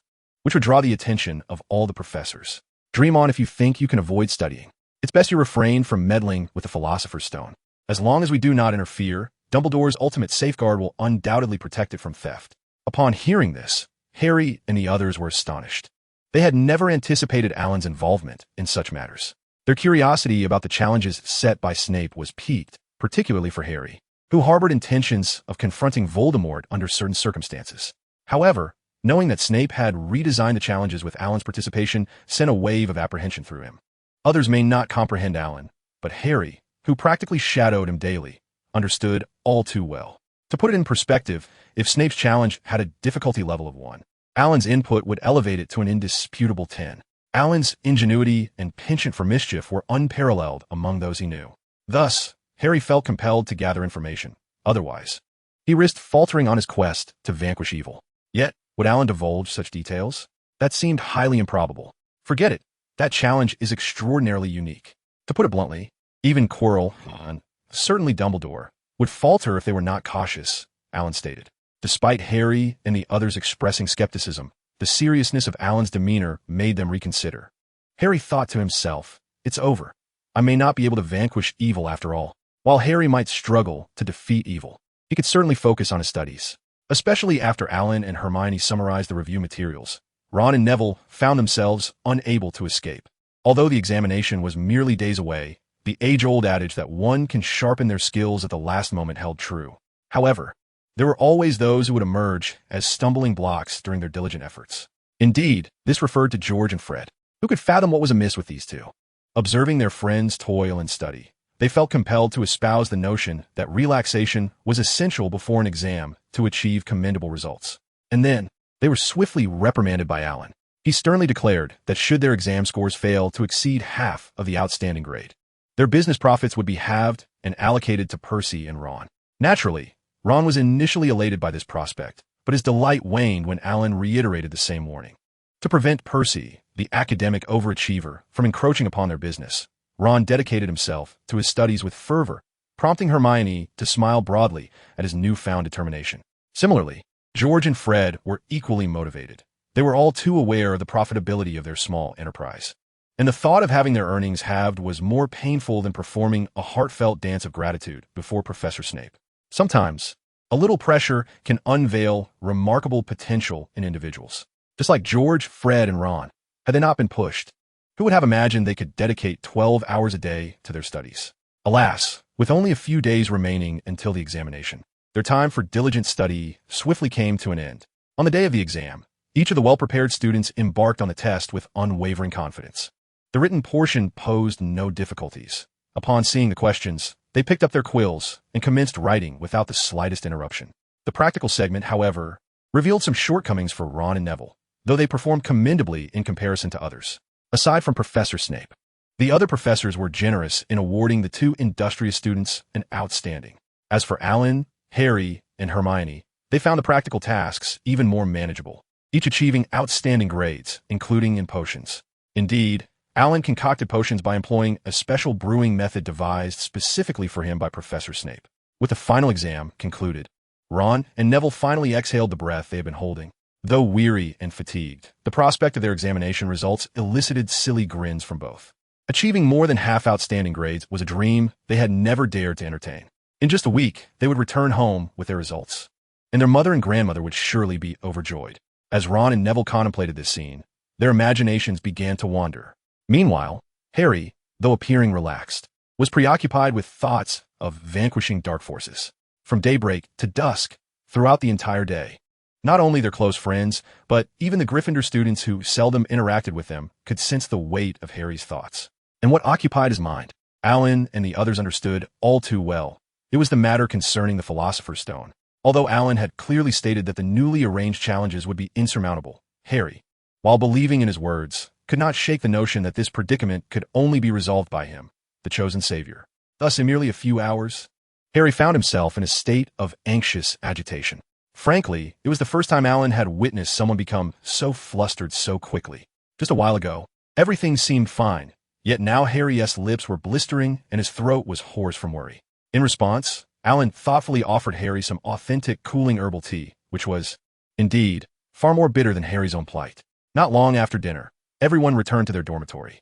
Observing Harry tossing and turning in bed, unable to find sleep, Alan contemplated casting a sleeping spell on him. It was still early, and he decided that if Harry remained awake by 11 o'clock, he would resort to the spell. As the hour approached, just 10 minutes shy of 11, Harry suddenly sat up. "I must take a look," he murmured softly. The dormitory was quiet, allowing his words to be clearly heard by the others. "Harry," Alan cautioned, "isn't it unsafe? It's late, and if we get caught, it could spell trouble." Ron urged. "We? No. Ron, this time I'm going alone. I have the invisibility cloak. The professor's 1T catch me." Harry insisted. He then turned to Alan and continued, "I apologize. Alan, it's not that I distrust you. The Philosopher's Stone is far too crucial. If I don't see it for myself, I won't be at ease." "Very well. Go and have a look. Those challenges can easily be overcome with a bit of force," Alan replied. He was confident in his arrangements, but lacked faith in Dumbledore, especially since the Philosopher's Stone was something Dumbledore had specifically set up, likely as a means to both fish and cultivate the savior, Harry Potter. With a teammate like Dumbledore, the task of safeguarding the Crystal Philosopher's Stone undoubtedly became significantly more challenging. Harry let out a sigh of relief, rose from his bed, and retrieved the invisibility cloak. Preparing to leave, Ron, noticing this, hastily followed suit. Such thrilling escapades were not to be missed. Initially, Harry intended to dissuade Ron, but recalling that one of the challenges involved wizard chess, he found himself compelled to allow Ron to accompany him. Thinking of the game, he also realized the necessity of bringing Alan along. Of course, to ensure his friend's safety, he would tackle the final challenge alone. Upon sensing Harry's gaze, Alan immediately grasped his intentions. "Harry, when you reach Professor Snape's challenge, if you find it has not been violently breached, then return." He had no desire to join in this heroic confrontation with Voldemort. "All right, I will," Harry promised. After Harry departed, Alan found himself unable to sleep. Just as Harry understood him, how could Alan not comprehend Harry's stubborn nature? On the surface, the words sound pleasant, yet in reality, this wretched creature will undoubtedly not relent by that time. Indeed, the challenges laid out by Professor Snape are genuinely perilous. Unable to quell his anxiety, he begrudgingly got out of bed with a string of curses. Noticing Alan's reaction, Neville smiled and remarked, "I knew you wouldn't rest easy with Harry and the others." "Well, who can blame me for caring?" Alan replied. "If those 3 stubborn ones venture forth heedlessly, I fear that this time next year may mark their demise." With a heavy sigh, Alan lamented. Had he known such a situation would arise, he would have refrained from persuading Professor Snape to alter his tasks. "I entrust them to you. I shall wait for your return in the dormitory," Neville said, handing Alan a small pot of plants. Being a diligent student, Alan recognized that the plant Neville gifted him was a magical herb capable of masking its own scent. "Thank you for the plant. I shall ensure I bring them back," he replied. As for how and when he would return with them, that was a matter for him alone to decide. Upon exiting the dormitory and entering the common room, he found that Harry and Ron were no longer present. A particular spellbook on the table caught his attention. As he approached, his brow furrowed in dismay. Hermione was indeed lying in wait, and she had successfully ensnared 2 unruly rabbits. With this thought in mind, Alan hastily set off. Of course, he did not forget to employ the disillusionment charm. Perhaps he was merely a minor character unworthy of notice, for his journey was as smooth as if he had glided through a few pounds of bat guano. Not a soul was encountered, not even a ghost, Peeves, or the fat lady. Everyone else seemed to be either visiting or sleeping. Thus, Alan effortlessly arrived at the 4th floor. When he reached the door to the room where the Philosopher's Stone was hidden, a sudden barking startled him. What bad luck! Why has Fluffy woken up at this moment? If I go in now, I will have to play music again. He could only hope that the harp prepared by Quirrell remained intact. With this concern in mind, Alan quietly entered. Fortunately, thanks to the magical plant from Neville, his disillusionment charm, while alerting Fluffy, did not reveal his presence. Casting his gaze around, Alan spotted the harp, which had been flattened into the shape of a longbow by Fluffy's paw. Oh no, Quirrell couldn't he have left a protective charm? And this harp looks utterly decrepit, clearly a second-hand item. He thought to himself, Quirrell, you are truly destitute. I merely took a few things, yet you have no reserves left. With this in mind, Alan resolved to transfigure another instrument. If Hagrid's flute could lull Fluffy to sleep, then he, with a few more musical inclinations than Hagrid, would surely succeed. Thus, he stealthily advanced and quietly employed the transfiguration spell. In an instant, a swona, an instrument he had studied for several months, materialized in his hands. In the past, when learning to play a musical instrument, it was the ridicule from others that spurred him to prove himself. At that time, his thoughts were rather simplistic. The smaller the instrument, the louder the sound. Ideally, the moment it resonated, all other instruments would bow before him. Thus, the suona became his instrument of choice. After a long hiatus from playing, he reflected with a hint of nostalgia. Ah, this instrument has indeed been neglected. Little does it know that I was once the musical prodigy who compelled the school to abolish music classes. With that thought, Alan adjusted his posture, placing the suona at his lips and taking a deep breath. Music commenced. The piercing sound of the suona erupted, and instantly, Alan reclaimed the exhilarating sensation of dominating the music class. With a fervent heart and spirited fingers, he felt like the undisputed monarch of the moment. After playing for 2.5 minutes, he observed the three-headed dog, Lu Wei, leaping about, a flicker of confusion crossing his mind. Surely, his music was far superior to Hagrid's flute, so why was this creature still awake? Moreover, why did it appear to be in such distress? Alan felt disheartened, believing that Lu Wei, much like Hagrid, failed to appreciate his musical talent. However, he dismissed the concern, deciding to play a little longer, confident that Lu Wei would be moved to tears like his former classmates and teachers. With his emotions rising, an enchanting magic seeped into his performance. At that moment, the sound transcended the physical realm, elevating to a spiritual level, directly touching the soul of the listener. Gently awakening the slumbering spirit, he urged, "Open your eyes." In the next instant, Lu Wei's body softened, its head tilted, and with wide-open eyes, it succumbed to sleep. Yet, unbeknownst to Lu Wei, its body twitched intermittently. Alas, the three-headed dog succumbed to the music, otherwise it might have allowed for a deeper resonance with Alan's soul. What? You claim Lu Wei has fainted, not merely sleeping? Alan was skeptical and extended a musical invitation. After moving Lu Wei aside, he contemplated tossing it a large bowl of braised bones. Observing the foolish dog twitching, he surmised it must not have been well fed lately and was perhaps lacking calcium. With that, Alan leapt down. He was aware of what awaited him in the next challenge. The devil-esque snare prepared by Professor Sprout. At first glance, this trap seemed designed to ensnare intruders, but possessed a unique characteristic. As long as one remained still, the vines would not bind them. Thus, rather than a mechanism to entrap enemies, it was more of a safeguard against falls. Once ensnared in the devil-esque snare, Alan did not struggle, soon sliding down to the ground. What a relief! Professor Sprout was indeed considerate. With that thought, Alan drew his wand and, taking advantage of the devil-esque snare's inattention, he shouted, "Shatter!" With a crack, he seized a small segment of the vine, hastily departing. The reason for capturing a fragment of the devil-esque snare was not to prepare a gift for Neville, nor did he wish to cultivate it. Rather, it was purely for the upcoming challenge presented by Professor Snape. Before long, Alan approached the next obstacle. Gazing at the closed door and the multitude of winged keys fluttering above, he felt a profound admiration for Professor Flitwick's enchanting magic. Indeed, Professor Flitwick lives up to his reputation.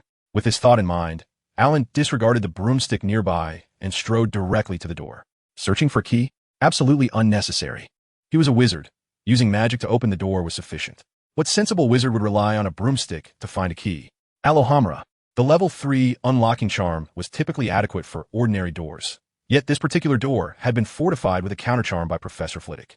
Perhaps employing the unlocking charm with full force would likely breach the professor's protective enchantment, but Alan chose not to. The door swung open. This was an ancient unlocking spell, essentially creating a large hole in the door to achieve the desired effect. The magical beam struck the door, only to be repelled the next moment.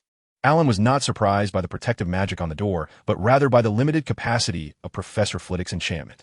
This spell merely safeguarded the door against other powerful charms. At that moment, the earliest recorded unlocking spell proved useful. Open Sesame. This charm was simpler, directly tearing the door from its frame. The outcome was evident. The door was yanked away and tossed aside like a piece of discarded tape. Immediately, Alan beheld the statue attacking Ron.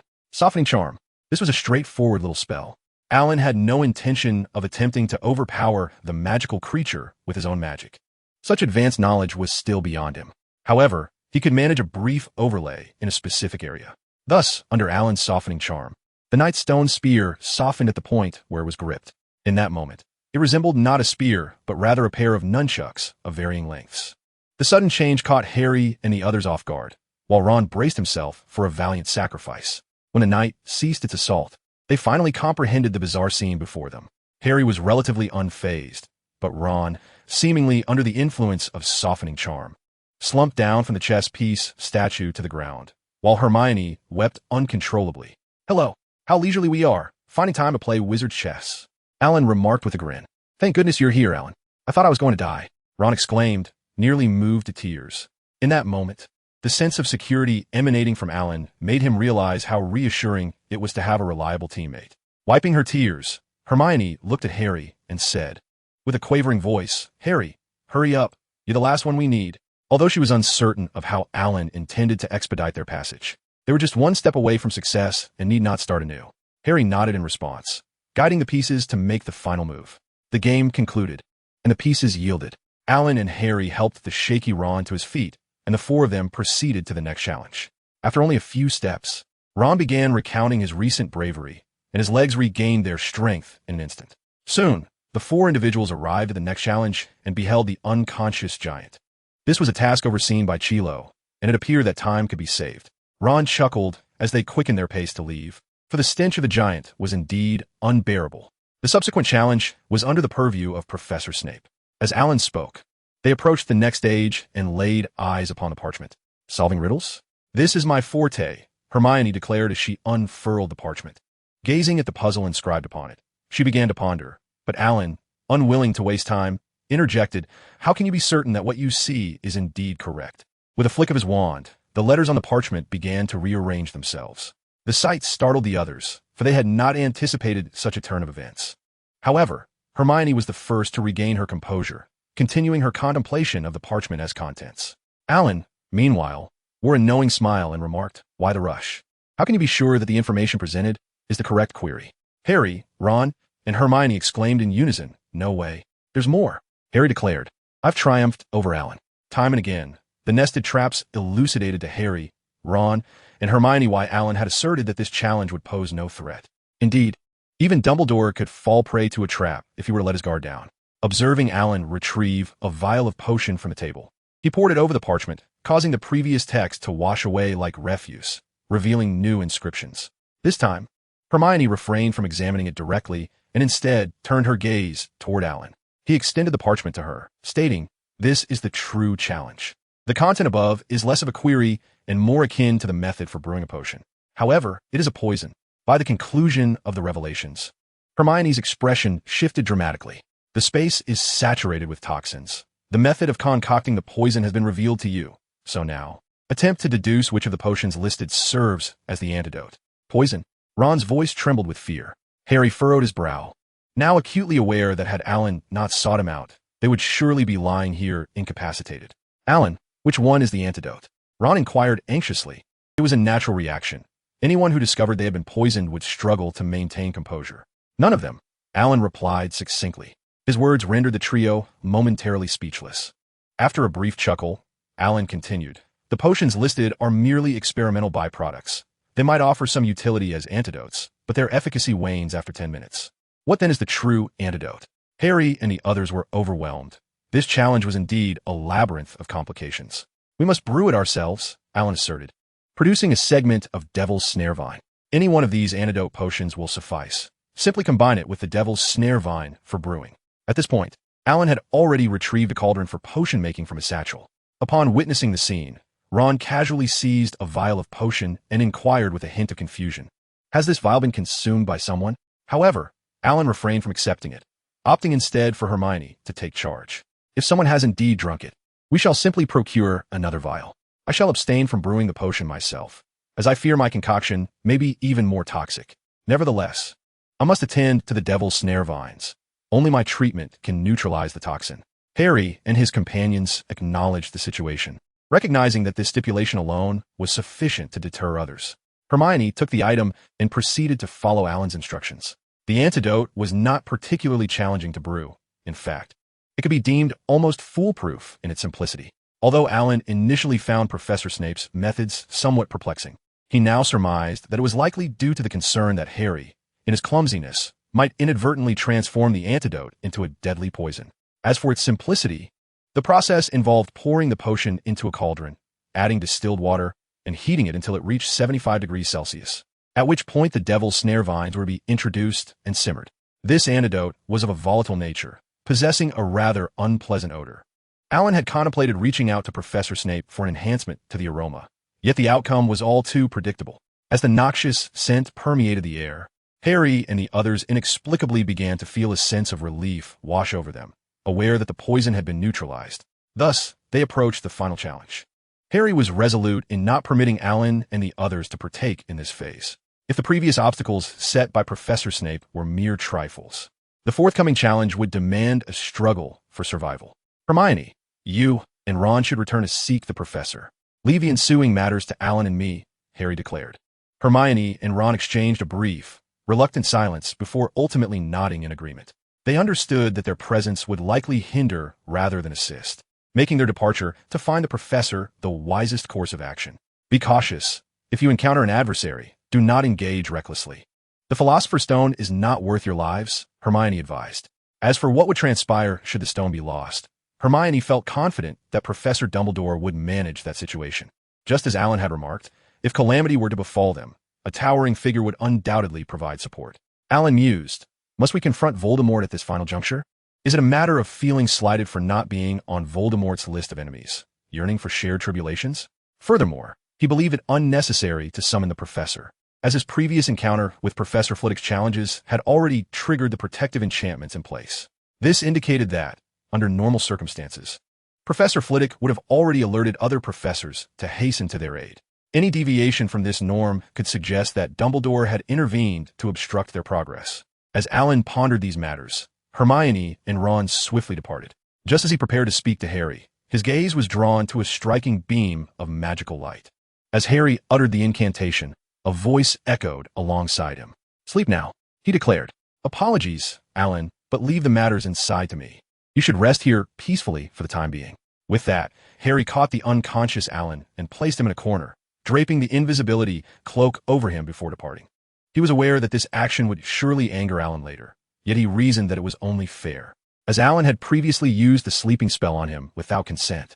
In his mind, Alan now owed him one, and he would simply claim it was settled when the time came. With this thought, Harry felt a flicker of joy. After all, he had managed to best Alan in some manner. Alan, however, was contemplating a challenge. If you have the skill, face me in a duel, sneaking up like a coward. You little chicken. Soon, Harry reached the final level. Meanwhile, Hermione and Ron, having exited, were hastily making their way back. They needed to find a professor without delay. Yet, as if scripted, they encountered the giant who had awakened from its stupor. This meant they had to defeat the creature to escape. During Halloween, Hermione and Ron would have found themselves at a complete loss, relying solely on luck and courage. However, the circumstances had changed. Alan had previously shared strategies for dealing with giants, and Hermione had researched them extensively. Coupled with their significantly enhanced magical abilities, they were now prepared for battle. Hermione, I will draw the giant's ire to shield you. You focus on the offensive, Ron declared, brandishing his wand and initiating the assault. Hermione nodded in agreement and began to coordinate her actions with Ron. The giant's vulnerability was glaringly evident, the swollen area from its earlier fall. A powerful strike that would send the giant into unconsciousness. Levitation charm. After a while, the giant once again collapsed, and without concern for anything else, the two of them pressed onward, their weary bodies determined to continue. In Alan's mind, he was effortlessly securing MVP status. In Hermione and Ron's perspective, they were the key to saving Harry and Alan. They understood that neither Harry nor Alan could contend with Quirrell, despite the latter's consistent portrayal as a coward. The challenges they had just faced were sufficient to reveal Quirrell's true capabilities. Thus, the sooner they could summon a professor, the sooner they could rescue their friends. In reality, the only one suffering was Harry. Alan was peacefully ensconced in slumber. Fortunately, Alan possessed a formidable will and soon recalled that he had been placed under the sleeping spell. Harry, you're in trouble, he thought, summoning his strength to break free from the enchantment. Under normal circumstances, waking from sleep would be effortless. But in the grip of a sleeping spell, one must overcome its magical influence to awaken. Fortunately, Harry was still a first-year student, and despite his impressive magical talent, his magical reserves were limited. Thus, after approximately 10 minutes, Alan managed to break free from the spell's grasp and awaken. As Alan rose to observe his surroundings, he noticed the invisibility cloak draped over him. Well, Harry's actions had somewhat dissipated the anger simmering within Alan. Without delay, Alan donned the cloak, wielded his wand, and cast a silencing charm upon himself, then stealthily made his way towards the final challenge. Upon arriving at this last obstacle, he beheld a disheveled Harry. In contrast, If another protagonist were to endure such a predicament, they would undoubtedly emerge as a striking figure of resilience and beauty. However, Harry, still maturing, had not yet reached his peak in appearance, and thus fell short of such accolades. He could only be described as pitiable. Nevertheless, like any protagonist with a cockroach's tenacity, Harry remained alive. While an ordinary person would be left half dead after such an ordeal, Harry merely bore superficial wounds. Seeing that Harry was unharmed, Alan shifted his gaze to Quirrell. At that moment, Quirrell had unraveled the scar from his head, revealing Voldemort's visage on the back of his skull. Alan's initial thought upon seeing Voldemort was that Tom had truly debased himself, transforming such handsome features into a ghastly visage. However, Alan soon discerned that something was amiss with both Quirrell and Voldemort. Professor Snape had intended for the poison he concocted to render magic inert and difficult to wield. Yet their condition appeared more akin to that of a damaged soul. Reflecting on the potion he had assisted Quirrell with recently, Alan realized that Quirrell must have mistakenly consumed a couple of extra vials, believing them harmless. Due to Voldemort's parasitic nature, he too had unwittingly succumbed to the effects of the soul-corrupting poison. How fortuitous! Alan had initially thought the potion would only affect Quirrell. With this in mind, Alan continued to move cautiously. After a few steps, he positioned himself behind the stone pillar where Quirrell stood. "Harry Potter, I command you, quickly retrieve the Philosopher's Stone for me." Quirrell's expression was twisted, akin to a dying wolf. Harry wiped the blood trickling from his nose and merely smirked at Quirrell's words. "Quirrell, you currently resemble a dog. And Voldemort, you can only bark impotently like a parasite." Harry did not believe he would perish at Quirrell's hands. He only needed to hold on a little longer until the professors arrived. Harry's taunts proved effective, and perhaps because it was Harry delivering them, they had an even greater impact. Whether Voldemort was enraged remained uncertain, but Quirrell, in a fit of anger, raised his trembling hand, preparing to cast a spell. "Harry Potter, you disarm." Seizing the opportunity while Quirrell's attention was fixed on Harry, Alan initiated a surprise attack. Thanks to Cedric, had it not been for him, Alan would not have learned the disarming charm. Although Alan's disarming spell was only at level 2, his unexpected approach still bore fruit.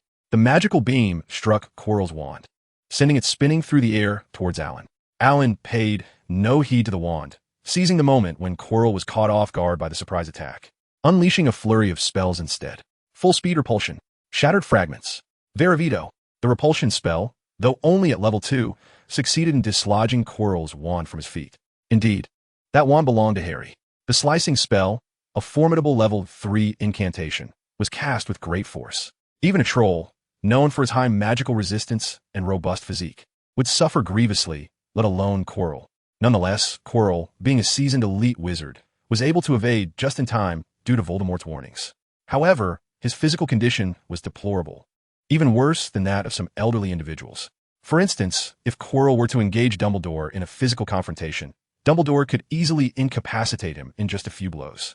Thus, with a momentary delay in his response, Quirrell could only watch helplessly as his right arm, much like his wand, drifted away from him. The excruciating pain of torn flesh and bone threatened to elicit a cry, but Voldemort, sensing the imminent danger, swiftly seized control of the body. Yet, it was ultimately too late.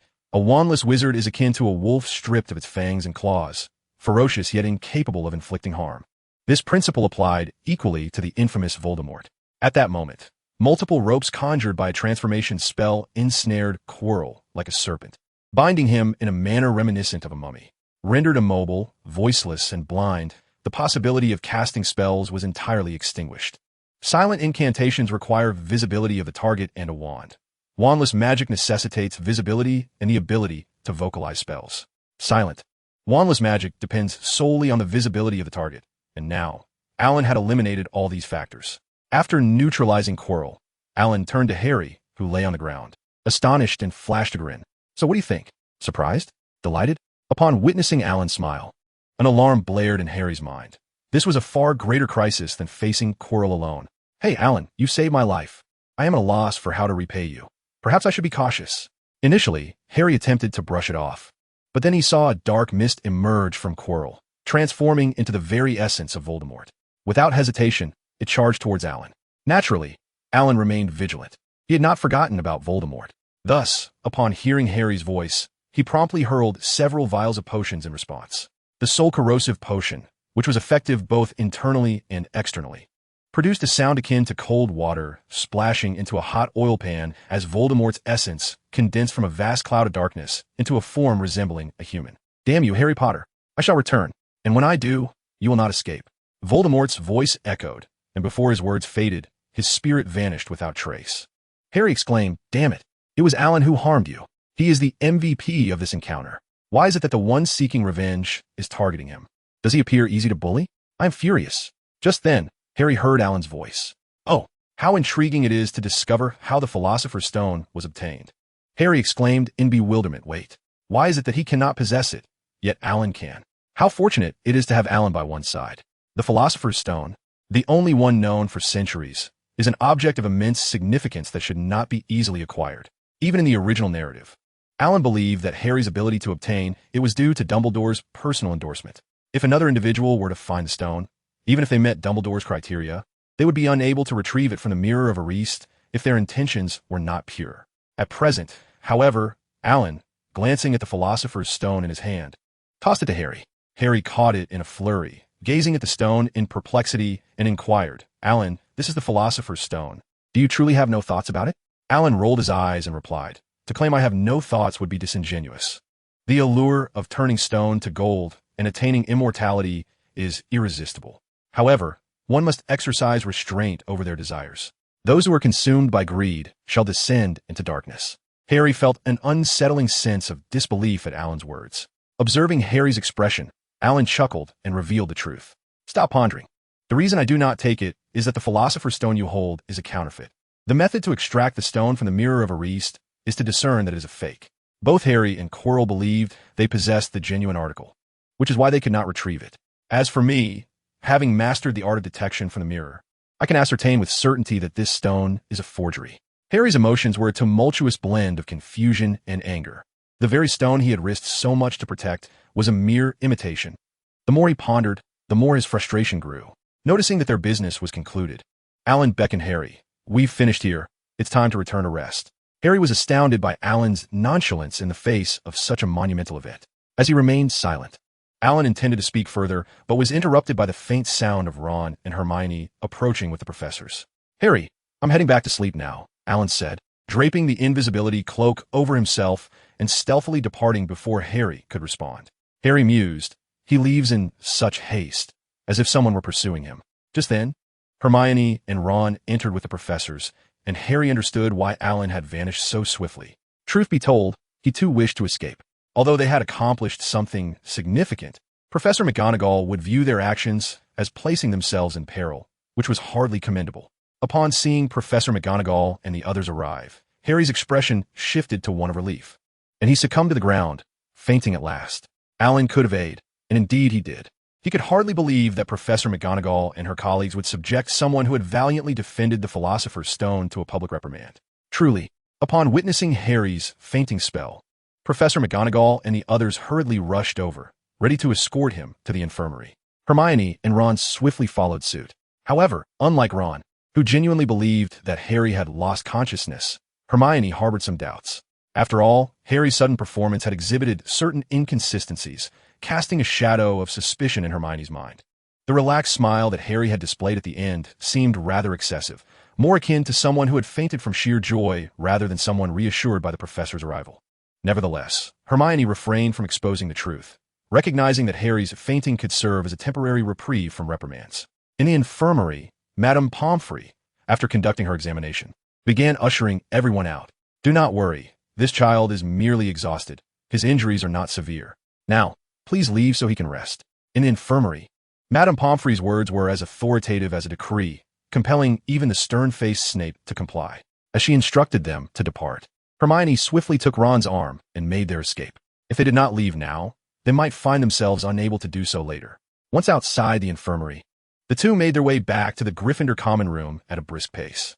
The earlier events had indeed been overwhelming, and both felt an overwhelming fatigue. Upon returning to the common room, they exchanged brief goodnights before heading to their respective dormitories. When Ron entered the dormitory, he found Alan resting on his bed. "Alan, when did you return?" Ron exclaimed in surprise.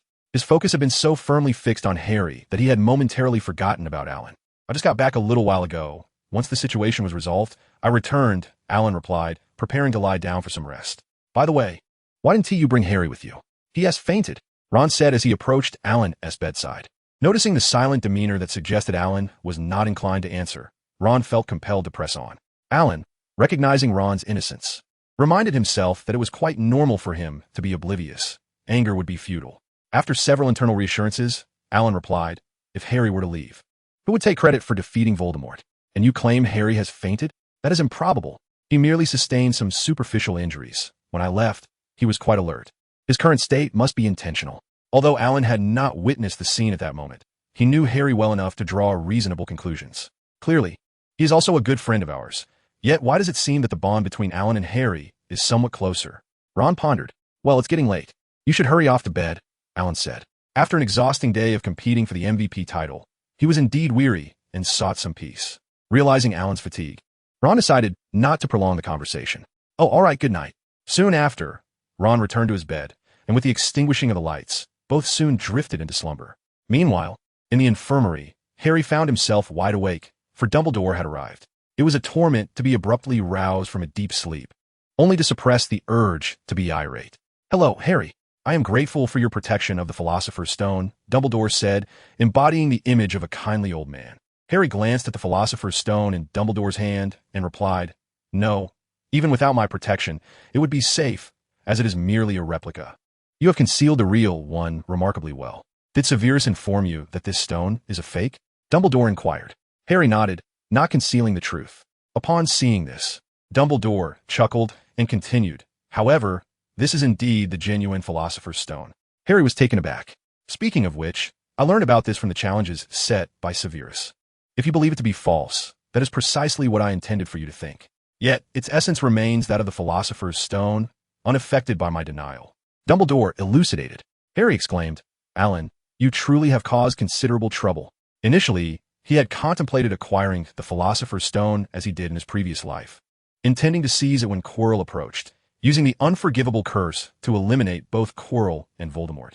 However, due to Alan's Russian nesting doll-like schemes, he was thwarted from obtaining the stone, leading to Quirrell getting the better of him. Nonetheless, Harry could not help but admire the intricacy of the situation. Had it not been for Snape's layered challenges, Quirrell would not have been poisoned, resulting in a lengthy confrontation, leaving him with only minor injuries. After reflecting, Harry listened as Dumbledore recounted the familiar tales from his past life, such as the protective magic his mother had bestowed upon him before her demise and the enmity between Snape and his father. Although he was already aware of these matters, hearing them again brought a sense of novelty. Yet, their conversation could not last long, as Madame Pomfrey detected the commotion and promptly expelled the unwelcome intruder, Dumbledore. After Dumbledore's departure, Harry gazed out at the starry sky and could not help but smile. How wonderful it was to have Alan by his side in this life. In his previous existence, he had been unconscious for several days after facing Voldemort, missing the Quidditch matches. This time, with Alan's companionship, life was filled with joy, and the unfortunate events had altered course. He had suffered no severe injuries and had not missed Quidditch. He mused that he should have secured the Quidditch Cup from his very first year. It was Wood's aspiration, Professor McGonagall's expectation, and a testament that certain misfortunes were destined to change profoundly. With these thoughts, Harry soon fell into a peaceful slumber. The next day dawned cloudy and breezy. A splendid day indeed. However, under such circumstances, Harry was unable to leave the infirmary. Yet it mattered little. He merely needed to remain for another half-day to observe his condition. This half-day passed pleasantly, as his friends came to visit him. Alan, Ron, Hermione, and Neville. However, given the setting of the infirmary, separated only by a curtain between the beds, they refrained from discussing the events of the previous night, instead turning their attention to the upcoming Quidditch match the following day. This was a matter of great anticipation for Ron and Neville, as a victory would mean the long-coveted Quidditch trophy would once again grace Gryffindor House after years of absence. After a brief conversation, Madame Pomfrey began to usher them out. Even Dumbledore, the esteemed headmaster, could not linger for long, let alone Alan and the others. Fortunately, Harry would be able to leave in the afternoon, so there was not much sorrow in parting. Once they exited the infirmary, the group dispersed to attend to their individual pursuits, some to study, others to indulge in leisure. Alan initially intended to follow Hermione to the library for some reading, but upon his arrival, he encountered Cedric. After borrowing a book, Cedric extended an invitation to Alan. "Alan, the weather is splendid today.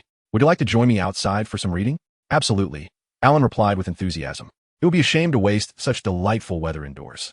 Soon, the two departed the castle side by side, making their way to the Black Lake in search of a suitable spot. The scenery by the lake was indeed enchanting. As they walked, Alan felt an inexplicable unease creeping along his back. "Alan, what is the matter?" Cedric noticed Alan's discomfort. "I have this strange sensation that someone is watching me," Alan confessed, turning to glance at the windows of the castle. That feeling seems to have vanished," Alan mused. "Could it be your imagination? Or perhaps the Weasleys are discussing your valiant exploits from last night?" Cedric suggested. "It's probably the Weasleys gossiping about me," Alan surmised. "There is no doubt it's Ron. After such an exhilarating event, he wouldn't be able to keep a secret. Given Ron's flair for storytelling, it's only natural that I would feel this way." Meanwhile, at one of the infirmary windows, Harry was observing the seemingly close camaraderie between Alan and Cedric, feeling a pang of concern. Just as they had left, Cedric seemed to be making advances, and Harry realized he should have exited the infirmary sooner. However, Madame Pomfrey would certainly not have agreed to that. On the other side, once Alan and Cedric reached the shores of the Black Lake and found a secluded spot, Cedric conjured up tables and chairs with a wave of his wand. Alan, in turn, produced an assortment of snacks and treats. Settling down to read did not hinder their conversation, which naturally gravitated back to the events of the previous night. Unlike Ron, who had a penchant for embellishing tales, Alan recounted the incident in a manner that made it seem less grandiose. After sharing their stories, the conversation swiftly shifted to the impending holiday. "Alan, do you have any plans for the break?" Cedric inquired with genuine interest. "Not really, just the usual homework, reading, and practicing magic," Alan replied. "Reuniting with family? That is not in the cards. Underage students are prohibited from practicing magic after school until they encounter danger. Before the holidays, first-year students are required to sign a contract." Cedric replied, "I'm aware of that. Therefore, when I wish to practice magic, I can simply stay for a couple of days at the Leaky Cauldron in Diagon Alley. After all, with adult wizards around, the Ministry of Magic will not detect us." Alan stated that he had long been prepared for this. As for finances, the profits he earned from his business at school were sufficient to cover his stay at the Leaky Cauldron for 2 months. "That would be an extravagant expenditure," Cedric remarked. "If you wish to practice magic, you are welcome to come to my home." Cedric's eyes sparkled with anticipation. Alan replied, "That is an excellent suggestion." He had initially contemplated practicing within his storage ring if Diagon Alley proved unfeasible. Although time flowed twice as fast within the ring, he could tolerate an additional 2 months. "Well then, thank you for your invitation. I shall trouble you then." "No problem. I eagerly await your visit," Cedric responded. At noon, as lunchtime arrived, all the students who had been frolicking outside rushed back to the Great Hall. However, Alan continued to leisurely sit by the Black Lake with Cedric. With a sunshade, lounge chairs, cold drinks, desserts, and delicious food, they had everything they needed, rendering a return to the Great Hall unnecessary.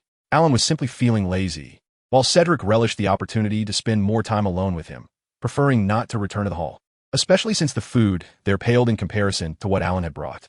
In the infirmary, Harry exited after receiving Madame Pomfrey's consent. Within mere moments of stepping out, he transitioned from a slow walk to a full sprint, heading towards the Black Lake. Indeed, he sought to find Alan. After observing Alan leave with Cedric earlier that morning, he had been fixated on the window, and to his dismay, it was already noon, yet Cedric had not released him. Since Cedric was not letting him go, Harry decided to take the initiative. With this resolve, Harry's speed increased further. Meanwhile, by the Black Lake, as Alan was fishing, he inexplicably felt a chill run down his spine, sensing that something was watching him. However, before he could ponder this feeling, his fishing rod indicated a catch. This time, Alan had meticulously prepared his bait, adding a touch of his homemade potion, which proved remarkably effective for fishing.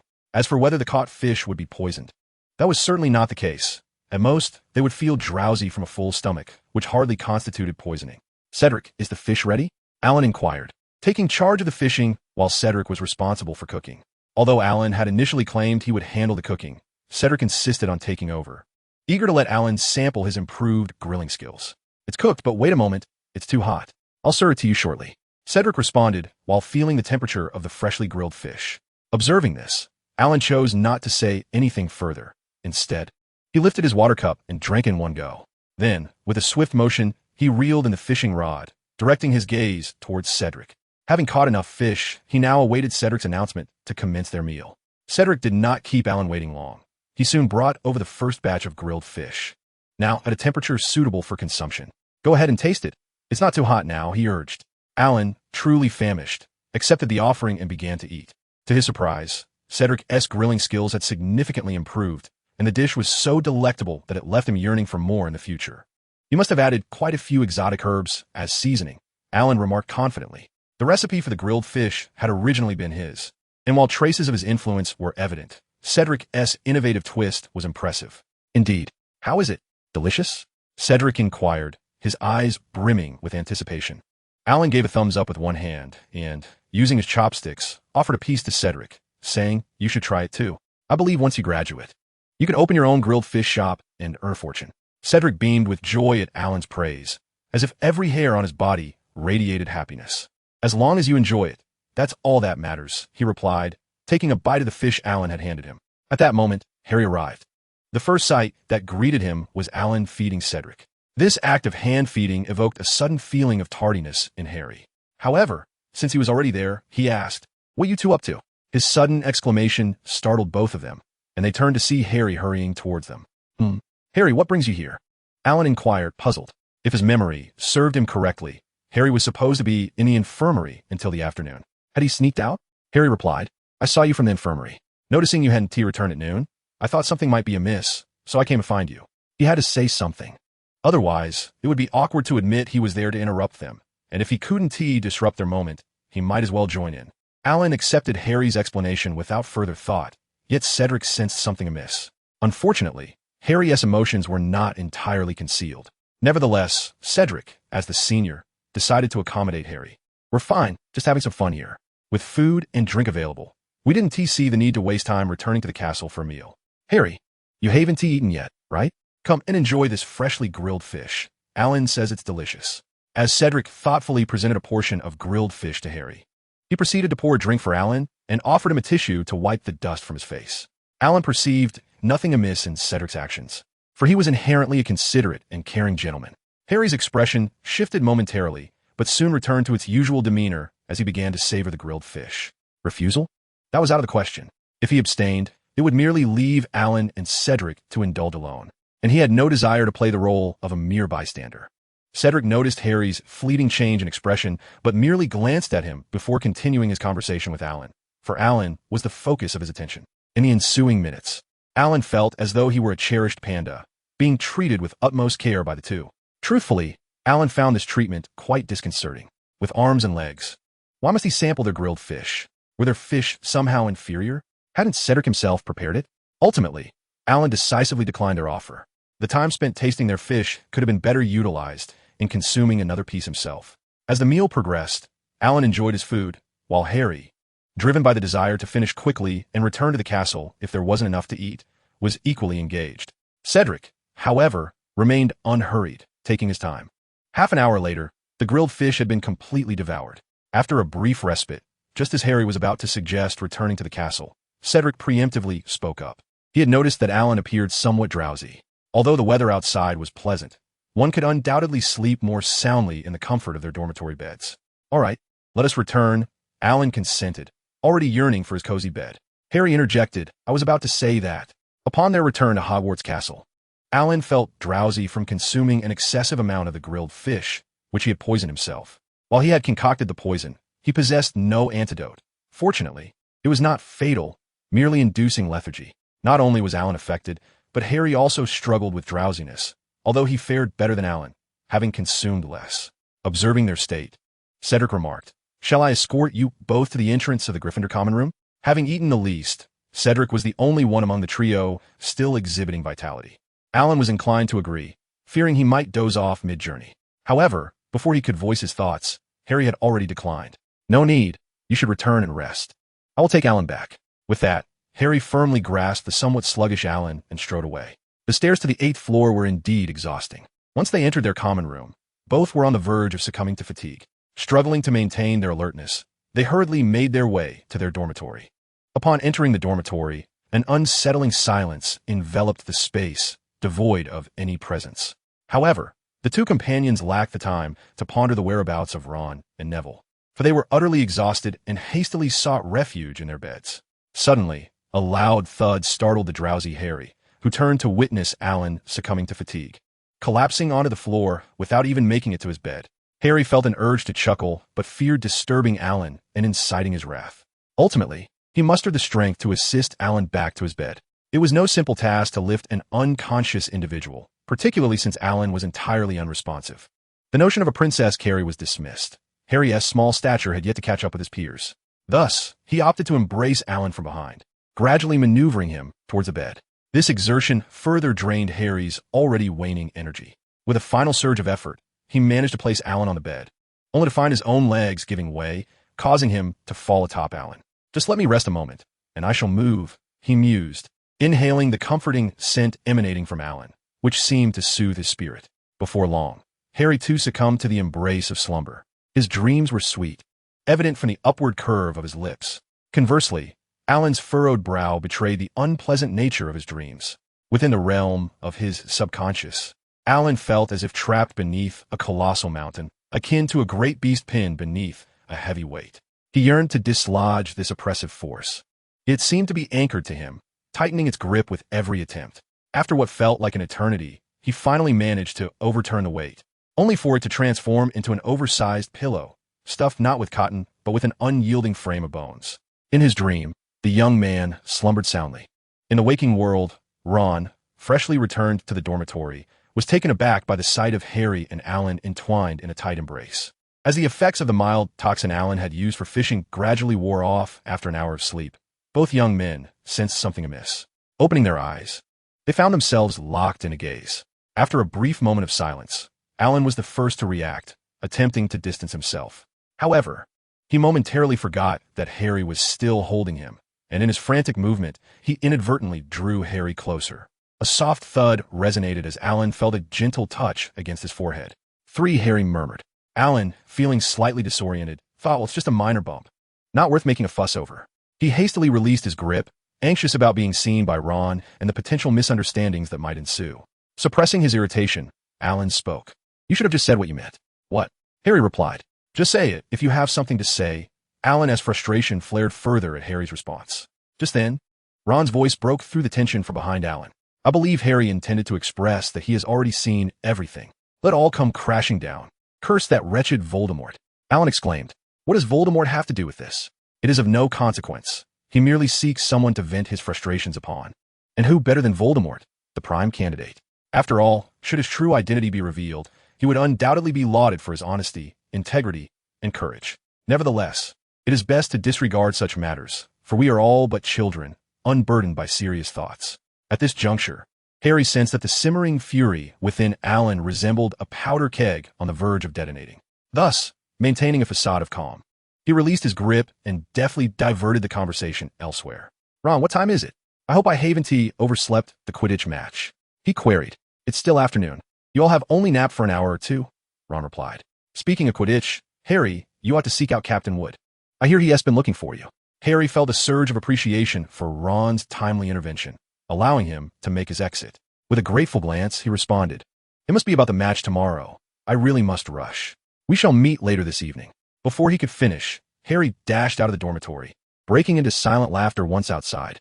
Thanks to Cedric, had he not summoned Alan to the Black Lake, Alan would not be in such a state of exhaustion, which ultimately benefits me. However, for the moment, he resolved to find a place to hide. Upon arriving in the common room, he encountered George and Fred, who promptly seized him from either side and whisked him away. After all, the Quidditch match the following day was of paramount importance, as it pertained to their hopes of reclaiming the Quidditch Cup after several years of absence. Despite the meticulous planning, the unpredictable nature of the match could alter their strategies. Fortunately, Harry's exceptional skills enabled him to seize the golden snitch 1 second ahead of Ravenclaw's Seeker, thus securing the Quidditch Cup for Gryffindor. In an exuberant display, Wood embraced Harry, showering him with several enthusiastic kisses, much to Harry's chagrin. With the Quidditch match concluded, the examination results were released. Those who performed poorly indulged in the fleeting joys of the remaining days, while those who excelled reveled in the anticipation of an entire summer of bliss. Clearly, Alan and his companions belonged to the latter group, owing to the Quidditch Cup victory and the commendable results of their fellow students. Professor McGonagall felt little ire over the loss of the House Cup. In this jubilant atmosphere, the time arrived for the year-end feast, the eve of the summer holiday. This event, a long-standing tradition at Hogwarts, would announce the House Cup as recipient and herald the onset of the vacation. Of course, for the majority of students, the year-end feast primarily symbolized an evening of sumptuous feasting, rivaled only by the banquet at the beginning of the school year. Hence, on this day, one would observe many students abstaining from meals during the day, reserving their appetites for the grand evening repast. Ron was undoubtedly among them, for although he had earned a substantial sum through business ventures with Alan, his frugal habits had yet to wane. Attempts to dissuade him from this practice were futile. He remained steadfast in his resolve. Though Alan is not extravagant in his consumption, his friends certainly indulge in an abundance of delectable treats. As for Ron, he implores Alan, "Please put away your snacks. I wish to conserve my appetite for dinner, where I intend to feast heartily." Yielding to Ron's insistence, Alan complies. However, it is not only Ron who exhibits a peculiar demeanor. Hermione's mood has also shifted. While others are eager to abandon the library as the holidays approach, Hermione dedicates her remaining days to her studies, relentlessly poring over her books. This rigorous schedule has resulted in pronounced dark circles beneath her eyes, yet she perseveres undeterred. Meanwhile, Alan has been somewhat elusive around Harry, opting for a routine of early departures and late returns. As the holidays draw near, Harry finds himself in low spirits, wishing to engage with Alan for a moment of solace, only to discover his absence each day. Nevertheless, during tonight's feast, all are present, as it is, after all, the last supper at Hogwarts before the break. In the Great Hall, during dinner time, the ambience remains distinctly Slytherin. Numerous students occasionally glance at the scoreboard, which reflects the points of their respective houses. Although Harry and his friends had caused Slytherin's score to drop to third place, their esteemed headmaster's influence cannot be underestimated. During this period, Hufflepuff and Ravenclaw have genuinely experienced the brunt of Snape's ire towards Gryffindor. To put succinctly, many students from Hufflepuff and Ravenclaw have found themselves in tears due to Snape's sharp tongue. Not everyone possesses the audacity of Gryffindor. Currently, Hufflepuff has regressed to third place due to the targeted deductions, while Slytherin leads, with Ravenclaw closely trailing in second place, separated by merely a single point. This slender margin has left Ravenclaw students with reddened eyes, glaring at their Slytherin counterparts, overwhelmed by frustration.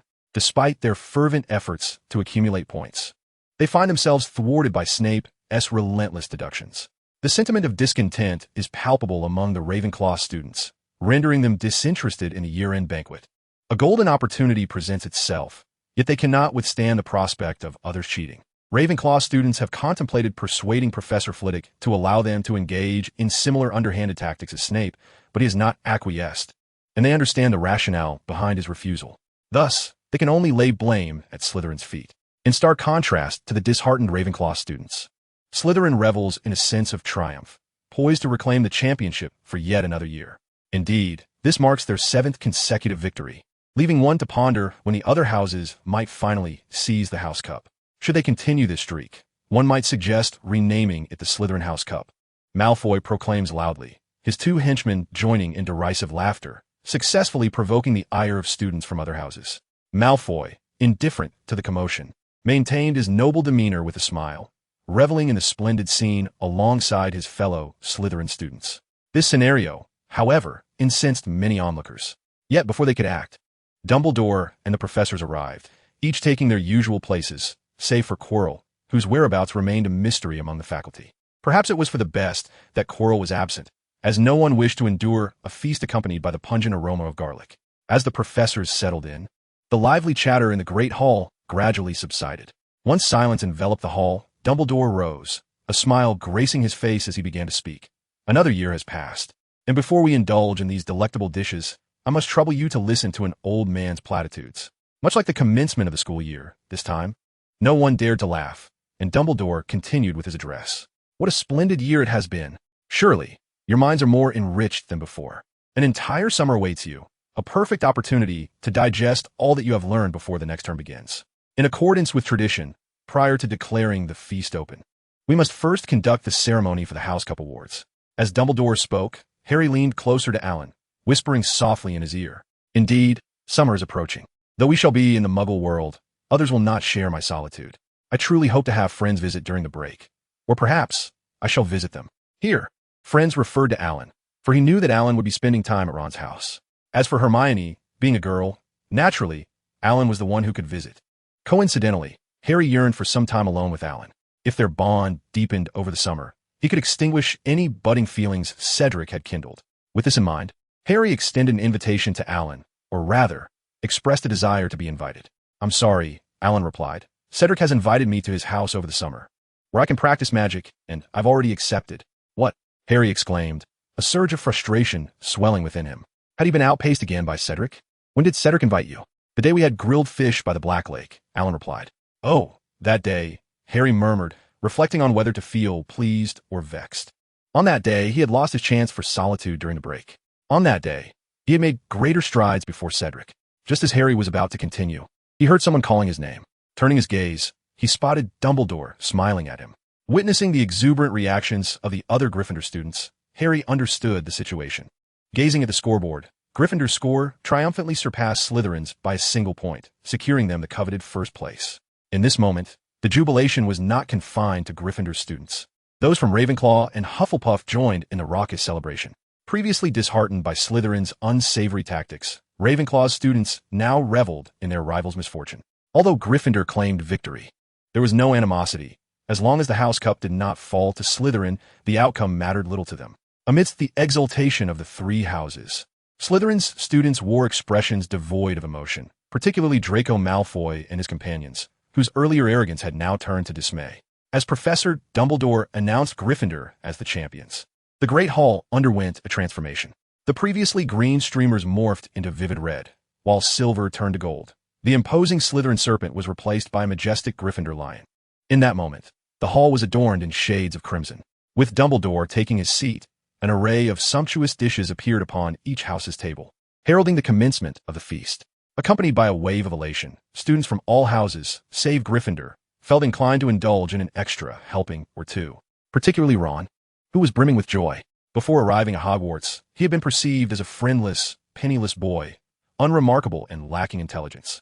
Now, however, he was surrounded by friends, with an abundance of pocket money, commendable grades, and newfound fame. Oh, how he adored Hogwarts. He was utterly enamored with school. Alas, summer break loomed ahead, and he longed to savor another chicken leg, fearing that once he departed Hogwarts, such delights would be out of reach. While Ron basked in his contentment, Harry found himself increasingly perturbed, particularly by Alan. Alan, for his part, chose to disregard the situation. He could hardly fathom Harry's insistence on accompanying him to Cedric's home during the summer. Was he to be presented as a gift to Cedric? Alan could not decipher Harry's eagerness, but he was acutely aware that if Harry joined him, his summer would be anything but peaceful, hindering his plans for practicing magic. He had meticulously arranged his summer schedule, determined to elevate one spell to level 4. As Alan heard Harry's voice, he deftly grabbed a chicken leg and offered it to him. It's delicious. Hurry and eat, or you'll miss out. Harry, fully aware of the chicken leg's delectable taste, found his plate already filled with 10 of them, surpassing even Ron's portion. Ultimately, he decided it was best not to dwell on earlier remarks about joking. It was time to eat. One bite of the chicken leg confirmed its deliciousness. The revelry of the night persisted until dawn, leaving smiles etched on the faces of all. Beyond the joy of winning the House Cup, there was the exhilaration of summer vacation's arrival. After breakfast, everyone busied themselves packing their belongings, ready to embark on their journey home. Among them, Alan found packing to be a rather effortless task, thanks to the use of a charm that expanded his suitcase without leaving a trace. Once their belongings were neatly arranged and breakfast was consumed, it was time to bid farewell to Hogwarts. Students from 2nd to 7th year boarded the carriages, while the first years, including Alan, took to the small boats to cross the Black Lake, mirroring their arrival under the cloak of night with a return in the light of day. What initially seemed a time-consuming method of travel became an opportunity for Alan to appreciate the scenery in a leisurely manner, though he realized he was the only one savoring the view, as the others were anxious to catch the train home. As they disembarked from the boats, there was no need for Hagrid's encouragement. Everyone hurried towards the train. It was not until they boarded that a collective sigh of relief was released. Settling into their seats in small groups, excitement erupted among them as they began to discuss their expectations for the summer holidays. Shortly thereafter, the train whistled and set off on its journey home. As the train passed through various Muggle towns, the students shed their wizarding robes in favor of jackets and short-sleeved shirts. With the change in attire, their appearances varied significantly. Previously clad in identical robes, their looks had relied solely on their natural features. However, the adage clothes make the man proved true. Alan and Hermione appeared even more striking in their new outfits, while Harry and Ron's appearances suffered somewhat due to their less flattering attire. What astonished Alan was Cedric. When they met earlier that day, while buying sweets, Alan was taken aback by Cedric's striking looks. Ordinary clothing on him transformed into something remarkable. Amidst laughter and chatter, a few of them settled in to read or work on assignments, for the journey was indeed lengthy. As evening approached, the train arrived at Platform 9 of King's Cross Station, the beginning of their adventure and now the conclusion. Yet, for now, they were merely returning home for the summer. In small groups, they disembarked from the platform and re-entered the Muggle world. It wasn't long before Alan spotted Ron's family, Mrs. Weasley, Harry's enthusiastic admirer Ginny, and the twins who had arrived early. "Mom, he's over there. Harry Potter, he's over there." Ginny's excited voice drew the attention of Alan and the others. However, in contrast to their reaction, Harry's gaze held a different depth. In a previous life, he had shared a relationship with Ginny that lacked genuine love. In this life, he resolved not to confuse familial affection with romantic love. As for Ginny, he believed she deserved someone far better than himself. Contemplating this, Harry allowed Alan to lead him away. "What are you talking about? No matter how attractive someone is, you must wait a few years before pursuing them," Alan remarked. Indeed, he perceived Harry's reaction as a moment of infatuation. Harry, in turn, clasped Alan's hand, not quite intertwining their fingers, but nonetheless holding on firmly. "No, what I saw was Mrs. Weasley. I believe if my mother were still alive, she would be waiting for me in the same manner," Harry explained. Alan replied, "I apologize. I misjudged the situation. I truly feel remorseful. It's quite all right.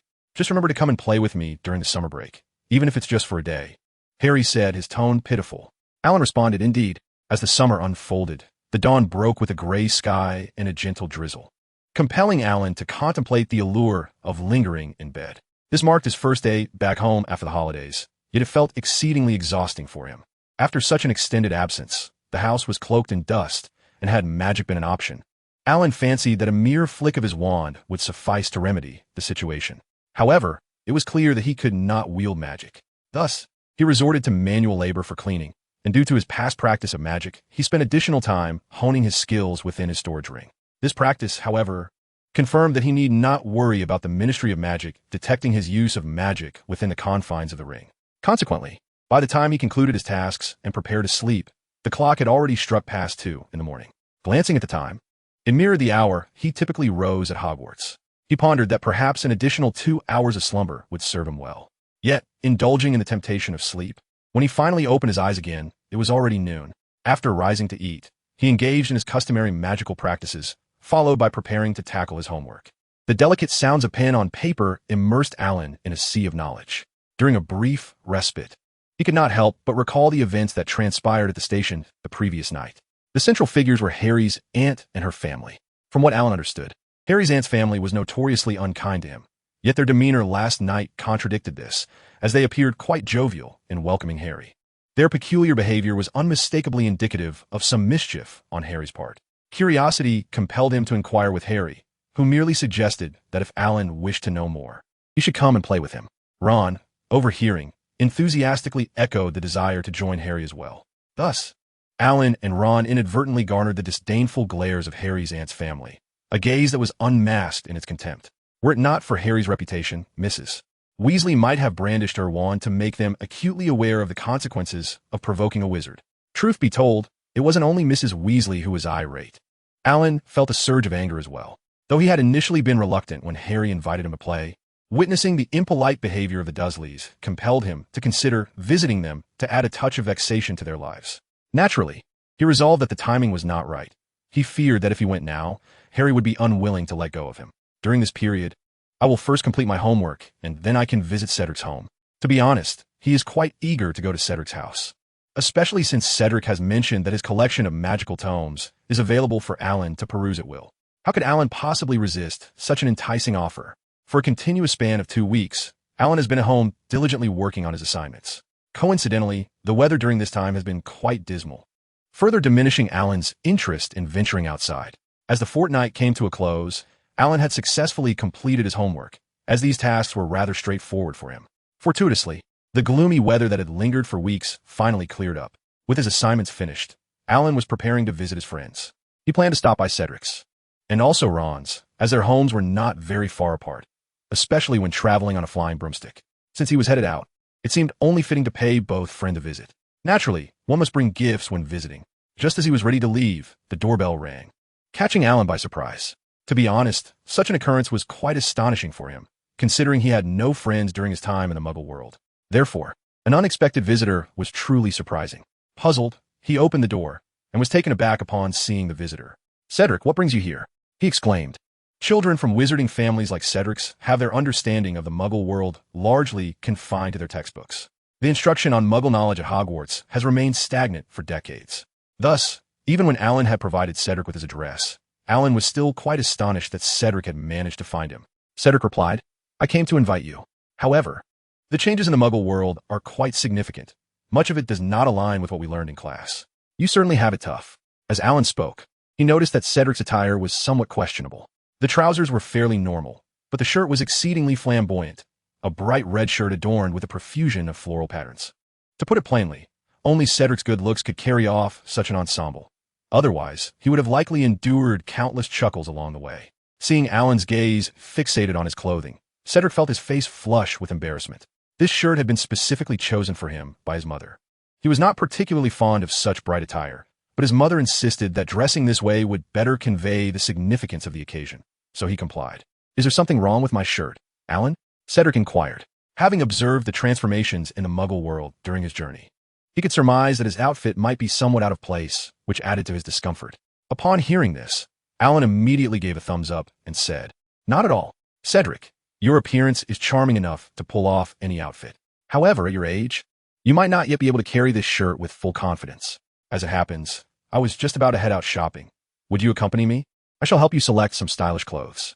As he spoke, Alan did not allow Cedric a chance to decline, taking his hand and leading him away. Cedric, happy. However, this joy was nearly extinguished after 3 hours of shopping with Alan. There was no denying that Alan was quite adept at shopping and buying.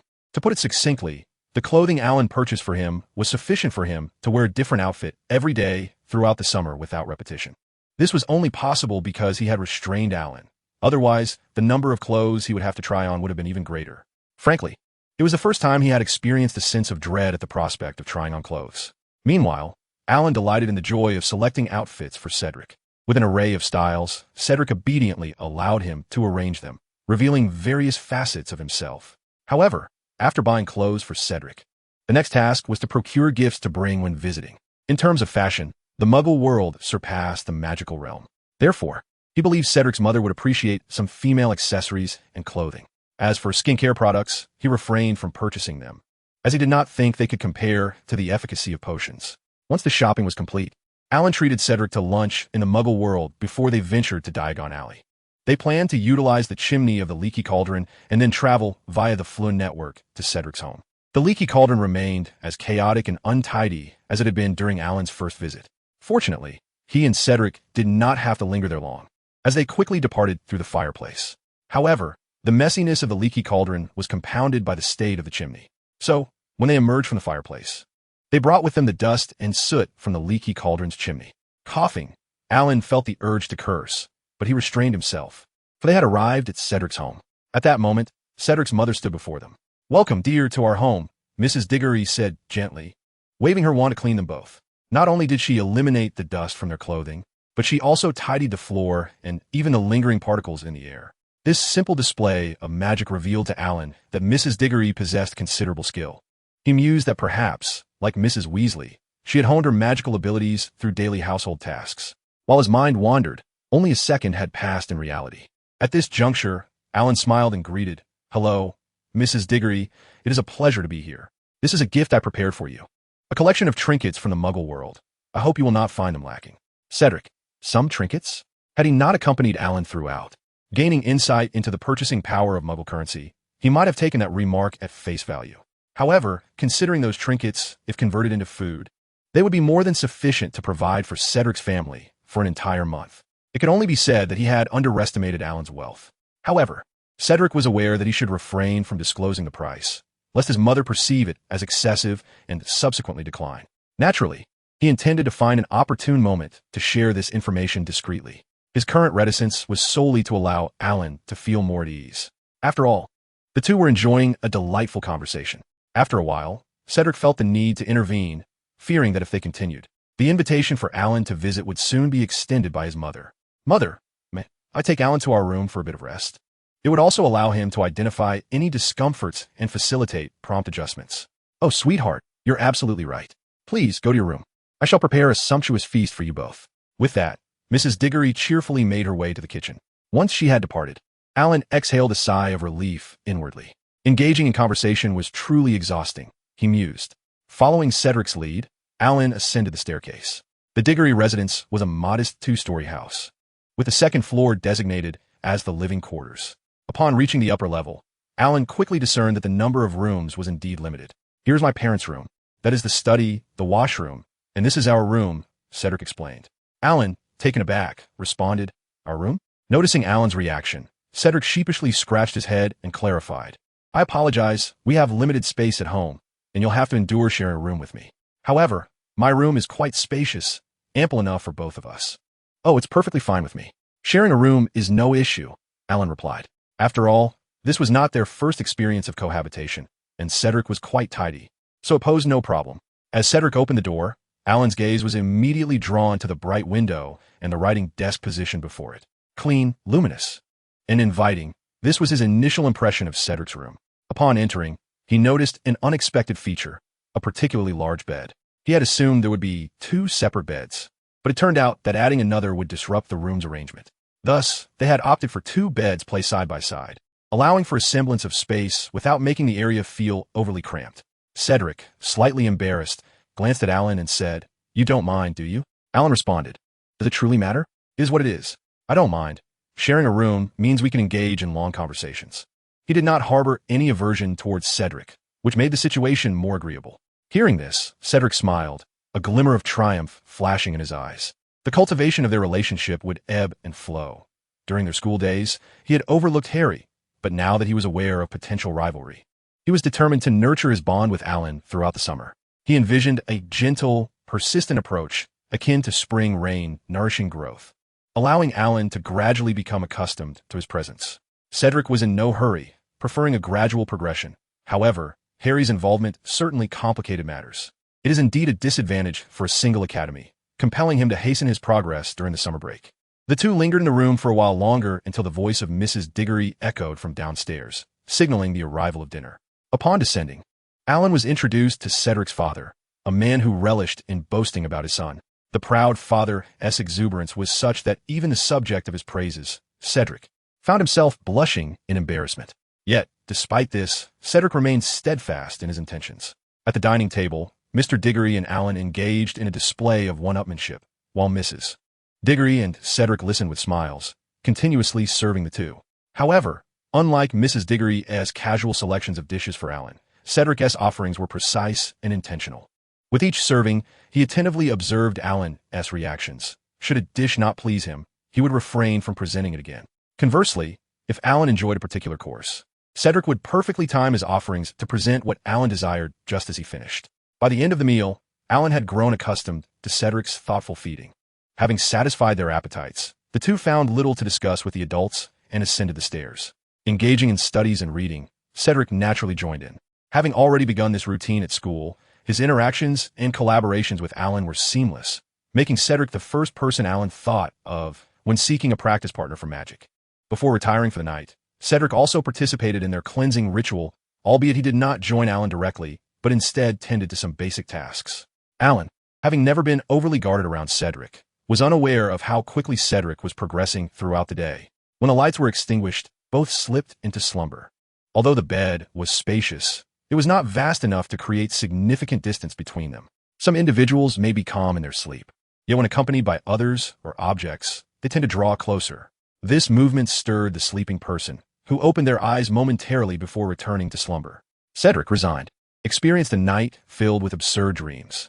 Upon awakening, he took advantage of Alan's deep sleep to quietly exit the room. Perhaps due to the laxity of vacation, Alan, who had not rested in his own bed, surprisingly awoke late. This outcome was indeed astonishing, given that Alan's biological clock had been punctual for an entire year, and yet today it faltered.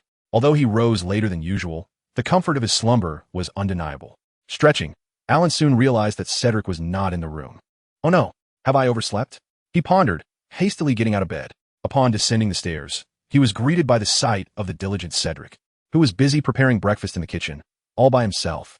The sound of Alan descending caught Cedric's attention, and he turned with a radiant smile to greet him. "Good morning, Alan. Perhaps you should freshen up first. Breakfast will be ready shortly." "Good morning, Cedric. I never anticipated that you would be the one preparing breakfast." As Alan spoke, he remained, his curiosity piqued by the situation. Cedric placed the freshly cooked eggs onto a plate, offering a shy smile before explaining. During the summer break, if I wake up early, I take it upon myself to prepare breakfast to alleviate my mother's burden. He continued, breakfast is rather simple, so I hope you don't mind. Alan. Alan waved his hand dismissively, responding, not at all. Just wait a moment. I'll join you. With that, he headed off to freshen up. The boys' morning routines transpired within mere minutes. Upon returning, Cedric had just finished cooking the eggs and bacon. Shall I prepare sandwiches? Leave the porridge to me, Alan declared, not waiting for Cedric's reply as he drew out his wand to begin his task. The sensation of wielding magic was truly exhilarating. Honestly, had Cedric not been present, Alan would have resorted to the conjuration of food. Yet, in this moment, he opted to create it himself. As for the dish, he decided to prepare a creamy oatmeal porridge. The richness and sweetness of the milk-infused oatmeal he crafted from scratch was delightful. Notably, the aroma of the porridge swiftly eclipsed that of the breakfast Cedric had prepared.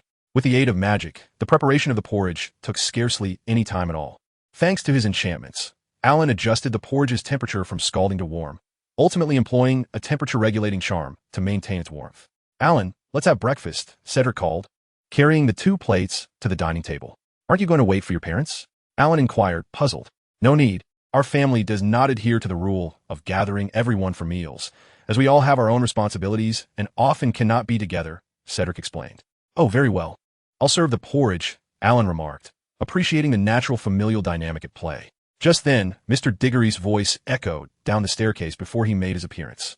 Good morning, you 2 handsome lads. Could you kindly prepare my breakfast as well? I'll join you once I'm done freshening up. With his words, he descended from the upper floor. Of course, Dad, Cedric replied, taking the porridge Alan had served and placing it on the table. In no time, breakfast for the 3 was set. The brevity of men's morning routines transcended age, so by the time Mr. Diggory finished, he was ready to join Alan and Cedric at the table. During breakfast, Cedric's family did not observe the custom of silence while eating, allowing Alan and Cedric to listen to Mr. Diggory's continuous chatter. The topics varied widely, yet one constant remained. No matter the subject, after taking a sip of porridge, Mr. Diggory would invariably exclaim, "This sweet porridge is truly delicious." However, for those with work obligations, meals could hardly be enjoyed at the leisurely pace of Alan and Cedric. Soon, Mr. Diggory finished his meal and took his belongings to work. However, before departing, he did not forget to add a final remark. Today, a sweet porridge was the finest I have ever tasted, bar none. Until this evening, Cedric dear. Alan. With those words, he had already taken his leave. Alan stifled a laugh behind his hand. Cedric dear. Hearing Alan's teasing, Cedric's face flushed even deeper. Aware of Cedric's shyness, Alan chose not to elaborate further and shifted the conversation elsewhere. As they dined and chatted, their meal lingered for an unexpectedly long time. After satiating their appetites, Alan urged Cedric to join him for some exercise. He felt uneasy if he did not practice magic for a day. Moreover, the results of solo practice could never compare to the benefits of sparring together. Naturally, Cedric complied with Alan's request. Thus, the morning unfolded under Alan's clear guidance. By noon, the 2 returned to the house for lunch. Upon entering, they discovered their meals awaiting them in the kitchen. Where's Mrs. Diggory? Alan inquired. Oh, I forgot to mention. My mother has taken on several tasks recently, so her schedule is rather tight. There's no need to wait for her to eat, Cedric explained as he ushered Alan to wash his hands before heading to the kitchen to serve the food. Upon seeing their lunch, Alan understood just how hurried Mrs. Diggory's schedule had been. A proper meal, regardless of its flavor, would usually be prepared with care. Yet, what lay before them was simply dry bread smeared with butter and a small plate of fruit, unquestionably minimalistic. Cedric. As Cedric prepared to eat, Alan quickly intervened. With me around, don't deprive yourself. I have something delicious. He then pretended to rummage through his messenger bag, producing a delightful array of dishes, cold and hot, meat and seafood, totaling 8 delectable items. Come on, don't be shy. Oh, remember to save some for your mother. As for that dry bread and butter, feel free to dispose of it. I would rather not see it again. After a satisfying meal, the 2 ascended to the study on the 2nd floor. For the remainder of the afternoon, Alan immersed himself in books while Cedric worked on his assignments. Although they were silent, a serene ambience enveloped them. However, after a couple of hours, Alan noticed Cedric's gaze occasionally drifting toward him. Finally, unable to contain himself, Alan looked up at Cedric and remarked, Cedric, no matter how much you stare at me, I will not do your homework for you. You might as well give up. Since Alan began his visit to Cedric's home, half a month had slipped by unnoticed. During this time, Alan had charmed Cedric's parents with his charisma and culinary skills. Similarly, Under Cedric's attentive and considerate care, Alan instinctively accepted his presence. On this day, following a night of tempestuous winds and rain, Alan awoke in Cedric's embrace, feeling less awkward than at the outset. Just as Cedric had said, their sleep was restless, and the intertwining of their bodies during the night had become quite natural. Cedric himself had awakened in Alan's arms on several occasions, which had made Alan gradually regard it as inconsequential. Rising from their slumber, the two descended the stairs in harmonious silence to wash up and prepare breakfast. It was not obligatory for Alan to cook. Cedric had learned to prepare Alan's favorite dishes and often insisted he rest while he took charge. However, Alan found it difficult to idly enjoy the fruits of another's labor, so he participated in the cooking as well.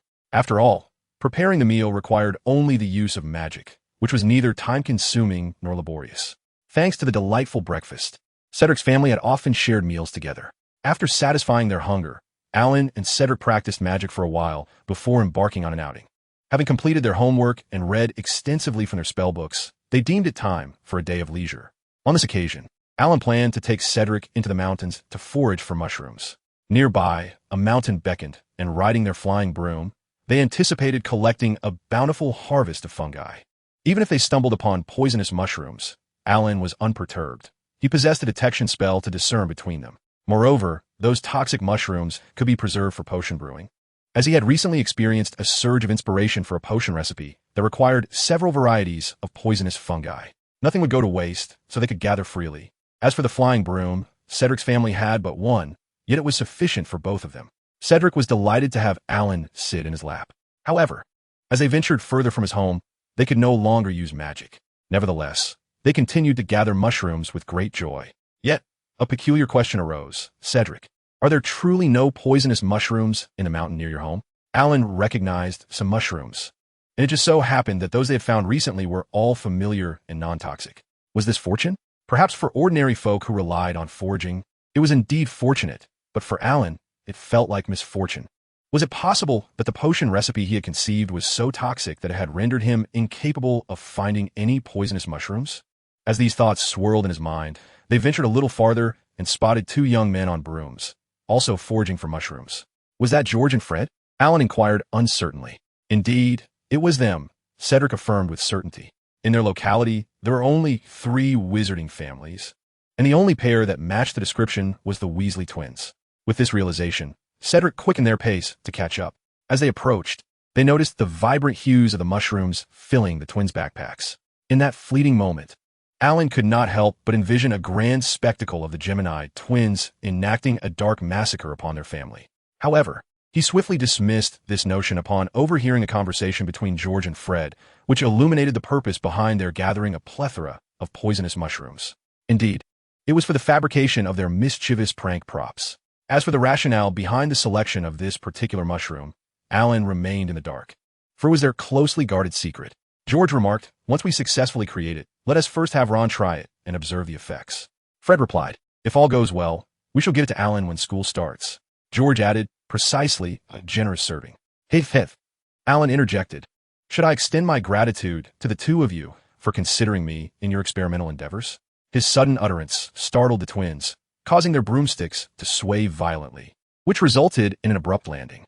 Upon touching down, they recognized Alan and Cedric, which relieved their anxious hearts. "Oh, it's you two. You nearly scared us to death." "Wait, Alan, how come you're with Cedric?" Cedric clarified, "I invited Alan to stay at my house for the summer. He has been residing there for a fortnight." George and Fred exclaimed in unison, "What? For half a month?" Fred added, "Does that mean you've been savoring Alan's culinary delights all this time?" George and Fred chimed, "Cedric, you sly fox." Cedric retorted, "Is he that desperate? He asks not merely after Alan's food. He values Alan himself." "Alan, come visit my house today," one twin urged. "Indeed, we're quite close now," the other chimed in. "Ron has missed you dearly. Now that you're here, you must pay him a visit." The twins bantered back and forth, eager to claim Alan. Their intentions were not solely driven by the allure of Alan's culinary skills. They genuinely wished to express their gratitude, as their collective pool of pocket money had increased significantly, thanks to each other as assistants. Upon hearing their invitation, Alan contemplated accepting, yet he first turned to Cedric. After all, they had arrived together, and he needed to seek his companion's opinion. Cedric, however, misinterpreted the situation, believing that Alan was deferring to his decision, which led him to feel that his subtle influence over the past weeks had been effective. Go on. Haven't you already prepared gifts? Cedric encouraged. You'll have to go eventually, so this is the perfect opportunity. Alan thought to inquire if Cedric wished to join, but the response he received was rather perplexing. Nevertheless, the answer became clear, and Alan ultimately acquiesced to the twins' invitation. Thus, the four of them, 3 broomsticks, set off. As the twins had mentioned, their home was indeed not far from there. Upon arrival, even before they had landed, Ron spotted Alan and waved enthusiastically. Once they had touched down, Ron rushed over and enveloped Alan in a bear hug. However, after the initial excitement subsided, Ron soon noticed something amiss. Alan, how did you return with George and the others? And how did Cedric come along as well?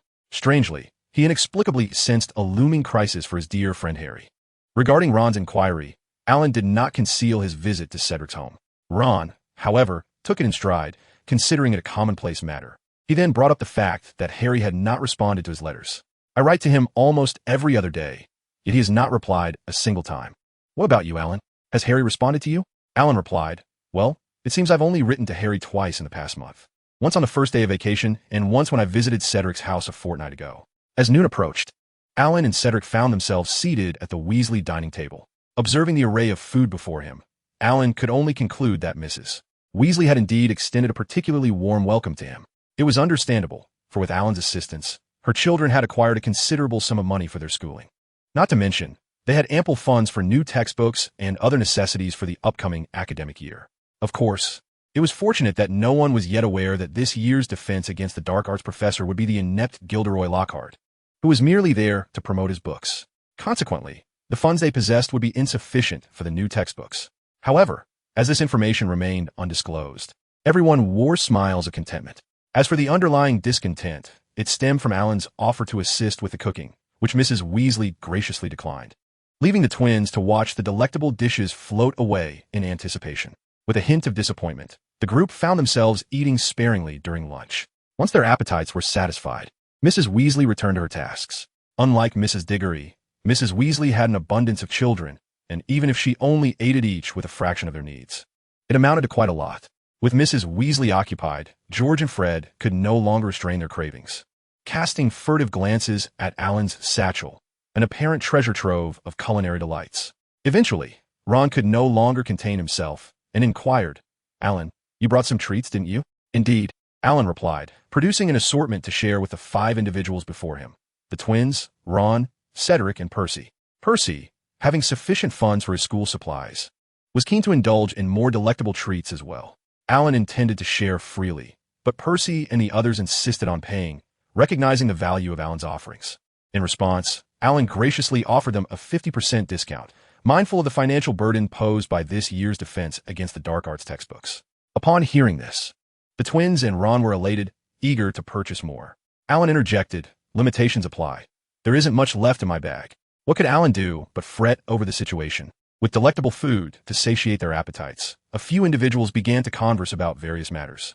As the academic achievers comprised half of the group, it was only natural that the topic of assignments arose. Percy, Cedric, and Alan had all completed their homework early and were now engrossed in other areas of study. In contrast, the Weasley twins and Ron clearly had not finished their assignments and were casting eager glances at Cedric and Alan.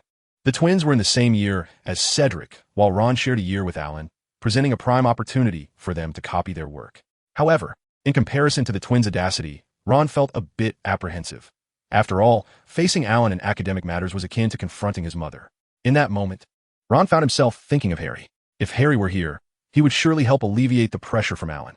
With that thought in mind, Ron naturally retrieved a piece of parchment and began to write a letter to Harry. Once he had finished, Ron suddenly recalled Alan and approached him. Interrupting his discussion about magic to inquire, Alan, I wrote to Harry. Would you like to write as well? Alan replied, go ahead.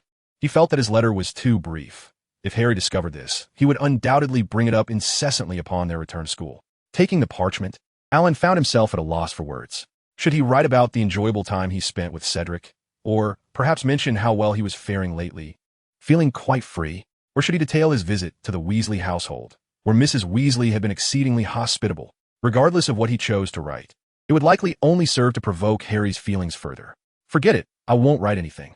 I'll visit him in a couple of days instead, Alan said. After all, if he went to see Harry in person, the brevity of his letter would hardly matter. Surely, the joy of his visit would make Harry as happy as a fool. Upon hearing Alan's words, Ron and the twins turned their gazes towards him. "Going to see Harry?" they exclaimed. They too were eager to join, or rather, they were keen to explore the Muggle world. Noticing their interest, Alan suddenly felt that taking everyone along to the Muggle world would indeed be suitable. With this thought, he turned to Cedric and Percy and asked, "Cedric, Percy, would you like to join us for a tour of the Muggle world?" "Absolutely," Cedric replied immediately. How could he miss an opportunity to see Harry? He would need to bring Alan home afterward. However, Percy hesitated, contemplating for a moment before declining. "No, I think I'll pass. My schedule is quite full at the moment." "Very well, then it will just be the four of us," they agreed. And the group began discussing when to set off. For the twins and Ron, the sooner the better, ideally even that very day. "Before we go, I think you should inform Mrs. Weasley about this," Cedric reminded them. The twins and Ron exchanged glances, and after a successful vote of 2-1, it was decided that Ron would be the one to break the news. "Fine," Ron muttered inwardly, cursing under his breath as he stood up to go. It is certain that such matters invite reprimand. However, it is fortunate that his examination results have slightly elevated his standing, thus enhancing the likelihood of persuading his mother. Not long after, the irate voice of Mrs. Weasley echoed from upstairs. Although it was not a relentless tirade, it made Ron acutely aware of the limits of his mother's affection for him. Nonetheless, following this admonition, Mrs. Weasley ultimately acquiesced. After all, their family prided itself on a democratic spirit. Naturally, the customary warnings were still issued. This time, the admonishers expanded from Ron alone to include everyone, with Cedric not escaping the scrutiny either. However, Mrs. Weasley possessed good intentions, and thus, everyone listened attentively. Of course, Alan, the Muggle wizard, was specifically cautioned that should the twins and Ron misbehave, he was at liberty to wield a switch and administer corporal punishment. As Mrs. Weasley uttered this sentiment, Alan noticed the twins and Ron instinctively shield their behinds, evidently a testament to a lasting impression from past experiences. Once Mrs. Weasley departed, Alan, brimming with curiosity, inquired about this incident. The twins exchanged glances, then, in unison, averted their eyes from Alan. As for Ron, under Alan's probing gaze, he soon succumbed and divulged the truth.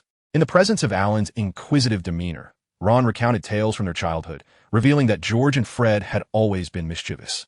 "When I was 5, George and Fred orchestrated a prank that nearly incinerated our home.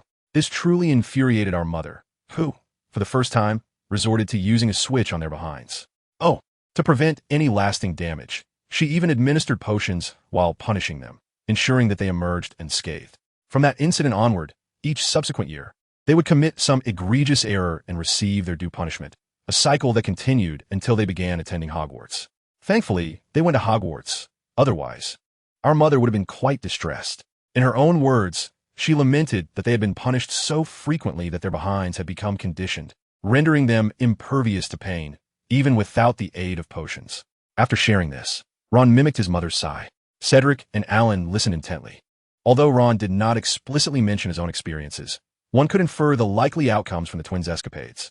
Indeed, Mrs. Weasley had devised an ingenious method, administering punishment while simultaneously providing potions, which hardly constituted punishment at all. Rather, it was akin to training George and Fred's resilience. At that moment, George and Fred felt a tinge of embarrassment, as such matters naturally evoked a sense of shame. However, they quickly regained their composure and began to gleefully recount Ron's misadventures.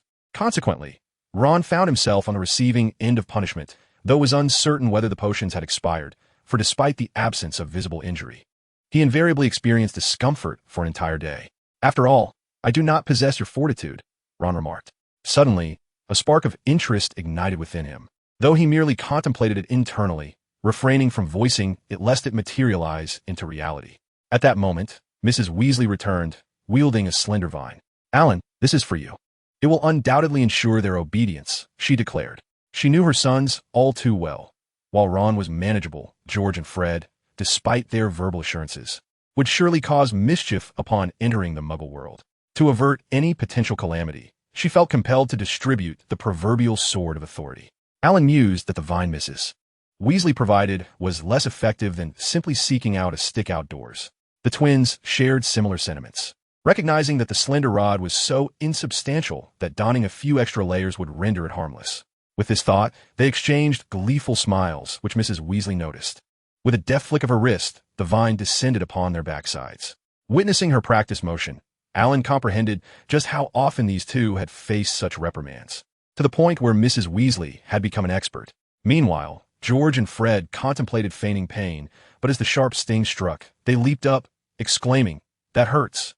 In their minds, they couldn't help but wonder if years without a thrashing had rendered their behinds less resilient. To Ron, however, their reactions seemed to be mere acts, reminiscent of their previous antics. "Mom, they're definitely pretending. If you hit them again, it won't hurt," he asserted. George and Fred exchanged glances, their expressions darkening in indignation at their brother's betrayal. Mrs. Weasley ignored their protests and handed the vine to Alan, explaining, "Knowing how resilient they are, I devised a little spell to ensure it always stings, yet the vine is thin enough to leave no lasting marks, thereby saving on potion expenses." Alan raised an admiring thumb in appreciation, while George and Fred's expression soured, fully aware that they were the targets of this new strategy. "Mom, rest assured, we will behave when we go out. So, perhaps you could take back the vine?" Mrs. Weasley remained unperturbed, continuing to impart her instructions to Alan, her words never straying far from George and Fred's mischief. Alan mused, "Ah, the weight of maternal love," as a smirk of schadenfreude crossed his face. Once her admonitions concluded, Mrs. Weasley departed. Alan and the others were set to venture into the Muggle world the following day, yet they would spend the night here. Cedric had considered bringing them back that evening, but George, Fred, and Ron were opposed. Not wishing to part ways with Alan, Cedric chose to remain as well. At dinner, Alan spotted Mr. Weasley, who worked diligently at the Ministry of Magic. Despite the demanding nature of his job, Mr. Weasley derived great enjoyment from his work. As for Alan, he held a rather favorable impression of Mr. Weasley. After all, how could one harbor ill feelings toward the person who, despite being presented with exquisite delicacies, remained steadfast in his affection for the culinary creations of his beloved wife? Yet, Alan couldn't shake the peculiar feeling that Cedric was discreetly observing Mr. Weasley, learning something from him. Once dinner concluded, the competition for who would share a bed with Alan commenced. Cedric, naturally, had no intention of separating, and as a guest, he was quite likely to stay with Alan. On the other hand, Ron, having not spent time with friends for quite some time, was determined not to miss out. As for George and Fred, their motives were straightforward. They intended to stealthily relocate that vine while Alan slumbered. Thus a contest ensued, leaving Alan bemused as to when he had become such a coveted companion. After a spirited tussle, it was ultimately Mr. Weasley who intervened. Since the children all wished to stay with Alan, they might as well all share the same space. As for the method, the undetectable extension charm would suffice. He had no qualms about being seen, for this matter danced along the fringes of a loophole in ministry regulations. The undetectable extension charm, as long as it wasn't employed for commercial transactions or to disturb others, was perfectly permissible for private use. Alan's eyes gleamed with fervor as he observed the application of this remarkable spell. This charm was among the essential incantations Alan was eager to master at Hogwarts. Such advanced magic was not easily acquired, so he was determined not to let this opportunity slip by.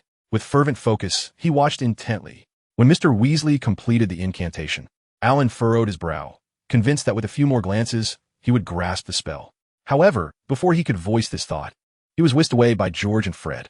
Alan had to sleep between them, ensuring they could surreptitiously pilfer the vine during the night. The twins' preemptive maneuver ultimately faltered, as Alan's preference for slumbering next to Cedric prevailed. Of course, they only conceded the side closest to Alan, leaving the other side to themselves. As for Ron, he was free to occupy whatever space remained. Thus, the night of restful slumber came to an end, and after breakfast, Alan prepared to embark on an adventure with a cheerful Cedric, a contemplative Ron, and a somewhat displeased George and Fred. Off they went to the Muggle world. A new day brought with it a fresh wave of exhaustion. From the moment the group utilized the Flynn network to exit the leaky cauldron, Alan truly grasped the essence of the phrase as quiet as a maiden, as swift as a hare. Quiet as a maiden was Ron, while swift as a hare were the twins. Despite Ron being among those who were most excited to visit the Muggle world, upon encountering the modern Muggle realm, he became apprehensive. In stark contrast, George and Fred were insatiably curious, eager to explore every fascinating detail. This led to their erratic wandering, as they dashed about indiscriminately in every direction. At this moment, Alan felt immensely grateful that Cedric had accompanied him. Otherwise, he would have been utterly incapable of managing the two exuberant twins alone. To be honest, Alan had no desire to resort to the switch given to him by Mrs. Weasley, yet he had grossly underestimated the twins' penchant for mischief. As the car sped along, the brothers leaned far out of the windows, exulting with abandon, which alarmed the driver immensely. Consequently, during a single subway journey, They managed to change vehicles 7 times, each time leaving the driver too frightened to continue. Finally, Alan could no longer contain his mounting frustration. As the twins' eyes darted mischievously, preparing to instigate further chaos, he extracted the switch from his messenger bag. Upon seeing it, the twins froze in shock. "Alan, didn't you say you didn't have the switch in your bag?" they exclaimed. "Indeed, we searched for it last night. How did you manage to produce it?" A hint of fear crept into their voices. Their previous audacity stemmed from their certainty that Alan had left the switch behind, but now they were filled with dread. Alan smirked at their dismay. He had indeed not placed the switch in his bag. He had been vigilant against their antics all along, so when Mrs. Weasley had entrusted him with it, he had discreetly stowed it in his storage ring instead. Now, he commanded, "Cedric, Ron, restrain them." At that moment, he felt no obligation to spare the twins any dignity, for they were wizards who rarely ventured into the Muggle world. What did it matter if they felt embarrassed? Upon hearing Alan's directive, Cedric and Ron immediately sprang into action. For Cedric, who was usually of a gentle disposition, the twins' reckless behavior had become intolerable. "Alan, act quickly," was the rallying cry they uttered in unison. Not only Cedric, but Ron, who already struggled with social anxiety in the Muggle world, found himself subjected to even more scrutiny due to the twins' antics, making him wish he could vanish with a disillusionment charm. Fortunately, he did not possess that spell, which spared him from further mistakes outside of school. As Alan watched the twins squirm, he expertly wielded the switch, having intuitively learned the method Mrs. Weasley used to discipline them. In the next moment, the twins clasped their backsides, howling in protest. They felt a mix of embarrassment and shame. After delivering that swift correction, Alan tucked the switch away, hoping that the twins would refrain from causing further trouble before he returned it. Indeed, this proved to be the case. Upon boarding the subway again, the twins, though still curious, only sought answers from Alan. Their endless inquiries were truly 100,000 whys. Halfway through the journey, Alan felt utterly drained by their antics. Noticing his weariness, Cedric reached out to pull Alan closer to him. Understanding Cedric's intent, Alan relaxed against him, though his gaze remained fixed on the twins, vigilant against any potential attempts at mischief, lest they perform an impromptu vanishing act. The journey was fraught with anxiety, yet the two managed to endure until the very end. Upon exiting the station, Alan promptly ushered them a transfer for a ride to Annie Harry's house. Initially, he had envisioned a leisurely lunch, perhaps purchasing a few items and allowing them to explore. However, to avoid any potential disturbances, he deemed it best to forego such plans, rather than expend energy on trivialities. It would be more entertaining for them to engage with Annie Harry's family. Sensing Alan's exhaustion, George and Fred remained unusually compliant, sitting quietly. It was crucial not to provoke Alan further, as his suppressed frustration might manifest in a rather unpleasant manner towards them. The twins understood this all too well. Consequently, this final leg of the journey allowed Alan to breathe easier. Once they disembarked, Alan retrieved the address Harry had provided before the break. 4 Holly Road, Little Whinging, Surrey.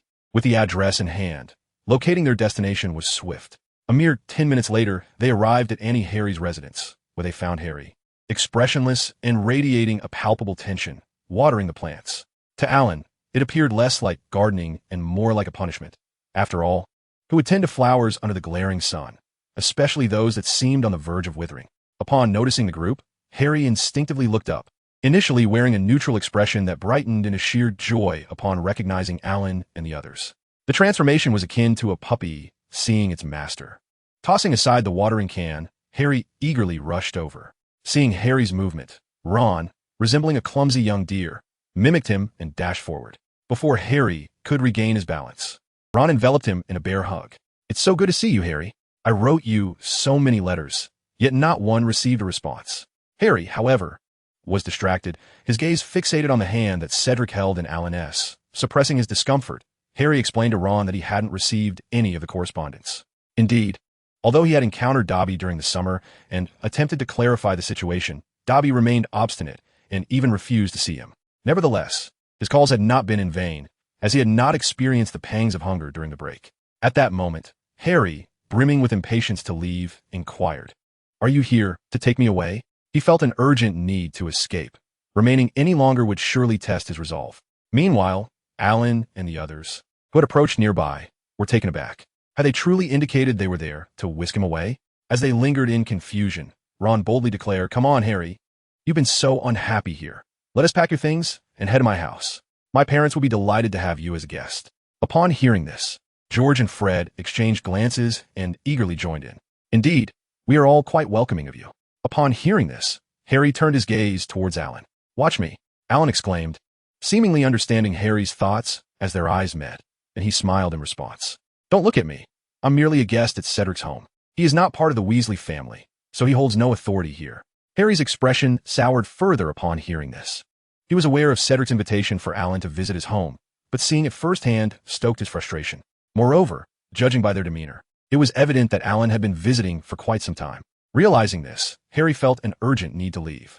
Here, he was unable to use magic, and with Dobby's presence, he couldn't contact anyone else. If this continued, by the end of the summer break, Alan might very well transform into Cedric's likeness. Before encountering Alan, the only name that lingered in his past memories was Dobby, from which he had attempted to deduce much. Yet now, after seeing Alan, his recollections had begun to resurface considerably. Not to mention, he had no intention of driving himself to school this year. With a myriad of thoughts swirling in his mind, only a second had passed, and then Harry cheerfully accepted Ron and the twins' invitation. Alan understood Ron's invitation to Harry, but when it came to the twins, he couldn't shake the feeling that they were up to some mischief. However, that was inconsequential. Once they returned, he would take Cedric back to his home.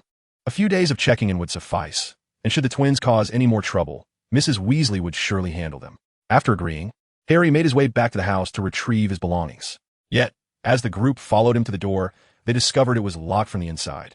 This situation caused Harry's smile to freeze in place.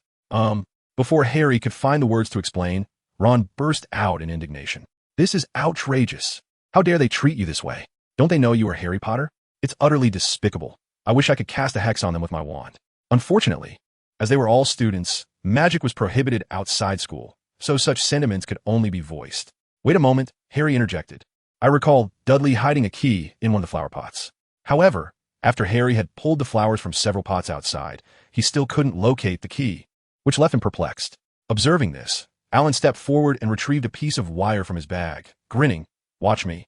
Harry, witnessing Alan's actions, responded with a smile. All right, I never expected you had that skill.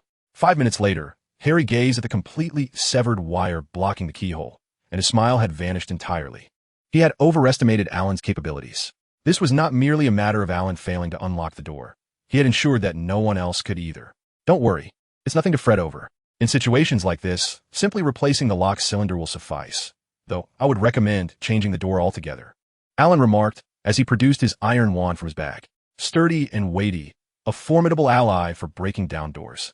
However, before Alan could make a move, the door to the room was opened, revealing a group of individuals who were met with the sight of the Dursleys, warily brandishing a frying pan and a kitchen knife. They intended to open the door, but upon seeing the other party's readiness to force their way in, they realized evasion was futile, and thus prepared to confront the situation head-on. Gazing at the Dursleys, Alan retracted his iron wand with grace and extended a courteous greeting, introducing his companions. Upon learning that several of them were wizards, Aunt Petunia nearly fainted. Observing her distress, Harry swiftly stepped forward to clarify, hoping to prevent a complete shock for his aunt and uncle. When he informed them of his intention to visit his wizarding friend, the Dursleys felt a momentary surge of joy, only to ultimately dismiss the idea, recalling Dumbledore's insistence on keeping Harry close. With Alan at his side, Harry recalled the necessity of persuasion. Yet, he overestimated his rhetorical prowess. After an exhaustive effort, his uncle merely replied with a curt no. Just as Harry grew despondent, he felt a sharp poke in his back. Turning around, he found Alan offering him a vial of potion. This is a failed potion of mine, designed to affect only those without magical abilities. Inhaling it will induce a 2-hour slumber, Alan stated softly, yet his words were loud enough for the Dursleys to hear. The trio recoiled, instinctively covering their mouths and noses. Harry wanted to explain, but Alan nudged him, urging, quickly gather your belongings. If they obstruct you, shatter the vial. It's a custom-made glass. It will break easily. Harry was taken aback by this approach, which was quintessentially Alan. Nevertheless, it proved remarkably effective. As he observed his furious yet wary Uncle Vernon, Harry grinned and hurried to pack his belongings. Meanwhile, Alan set his sights on Dudley. It wasn't that he had a penchant for mischief. Rather, he simply wished to share delectable treats with a fellow food enthusiast. The two adults eyed Alan's offerings with suspicion, while Dudley found it increasingly difficult to suppress his cravings. He yearned to partake, desperately. Soon, Dudley joined in. George and Fred contemplated scaring Dudley, but upon noticing the switch Alan held, They transformed into obedient children. As for Ron, while he had previously disapproved of bullying Harry, Dudley's evident passion for food slightly altered his perception of him. When Harry returned after packing, he encountered Dudley's forlorn expression. "Harry, when you're done playing, come back and remember to bring some food. I heard your friends say you feast on delightful dishes every day," Dudley remarked. Harry thought to himself, could someone please elucidate the bizarre happenings of the moment? Dudley's reaction sent a chill down his spine. With these thoughts in mind, Harry's gaze turned towards Alan and the others. At that moment, Alan was engaged in a hushed conversation with Cedric, while George and Fred were also whispering, their eyes fixated on the vine wand in Alan's hand. "As for Ron, I understand you. Allow me to assist you with your luggage. No need for formalities. We're all good mates, after all." Then, a group of people hurried in and out, and the Dursleys did not even come out to bid farewell. As for the mode of transportation back, Alan had no intention of continuing to use Muggle means. Otherwise, he feared the twins behinds would be in for a painful surprise. "Our return will be via the night bus," Cedric remarked. "You come, and I shall go." As evening approached, Mrs. Weasley looked at the group burdened with large bags. Her expression filled with astonishment. However, her attention was soon captivated by the arrival of Harry. Naturally, she welcomed Harry warmly. Yet, according to her understanding, Harry was supposed to be residing with his blood relatives as per Dumbledore's request, was he not? Contemplating this, Mrs. Weasley refrained from voicing her thoughts, deciding that the matter could be discussed privately with her husband later that evening. For now, she exclaimed, "Oh, Harry dear, welcome to our home." Mrs. Weasley was exceedingly warm, but Ginny was even more enthusiastic. Nonetheless, this version of Harry was determined not to provoke Ginny any further, so he instinctively chose to maintain his distance. Of course, the most pressing matter on his mind was to ensure that Alan did not overthink the situation, especially with Cedric present. Should Alan misinterpret things, it would undoubtedly benefit him. As Harry glanced over, he observed Alan and Cedric engaged in quiet conversation. Alan said, to which Cedric responded with a cheerful nod. After a while, Mrs.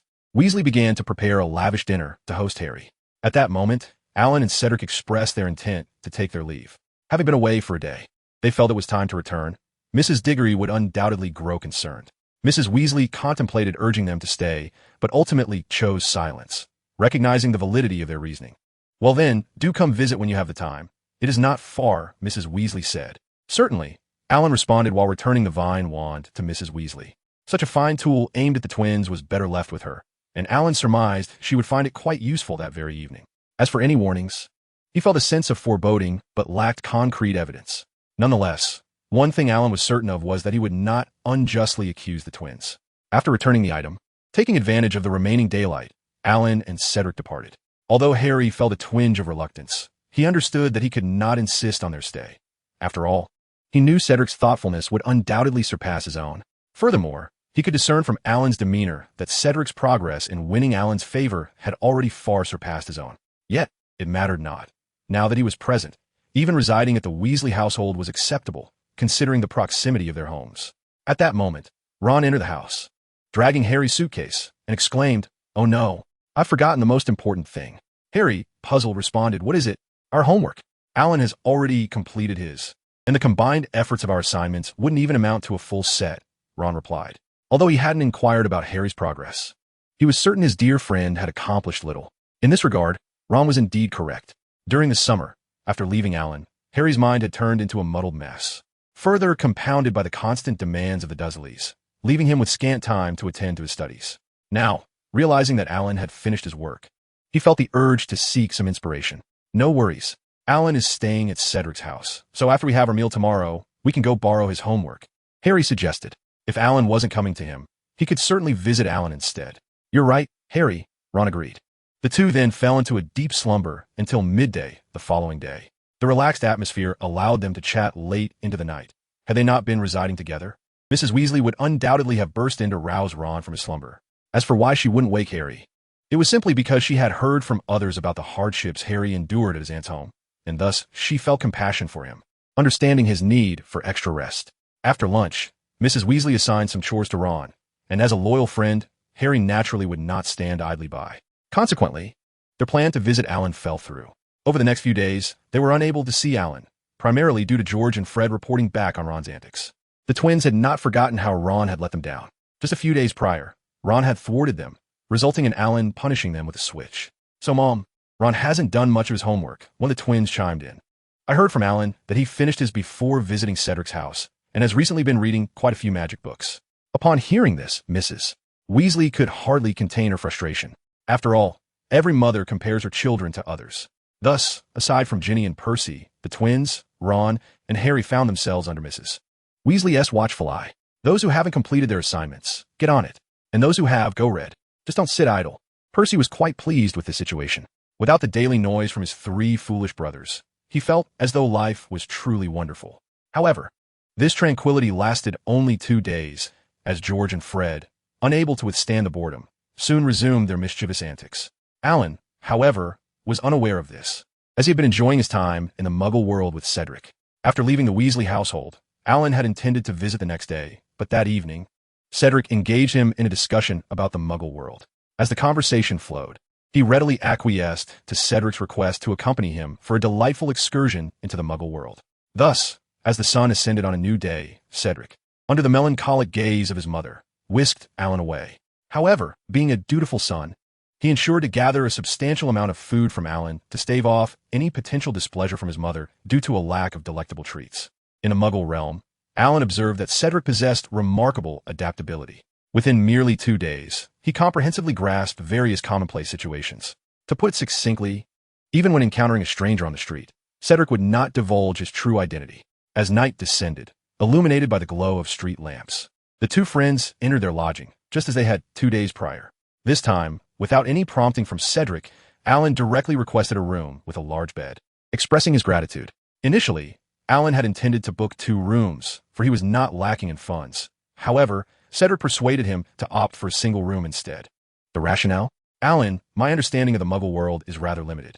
It's better to be cautious than to take unnecessary risks. Let us share a room.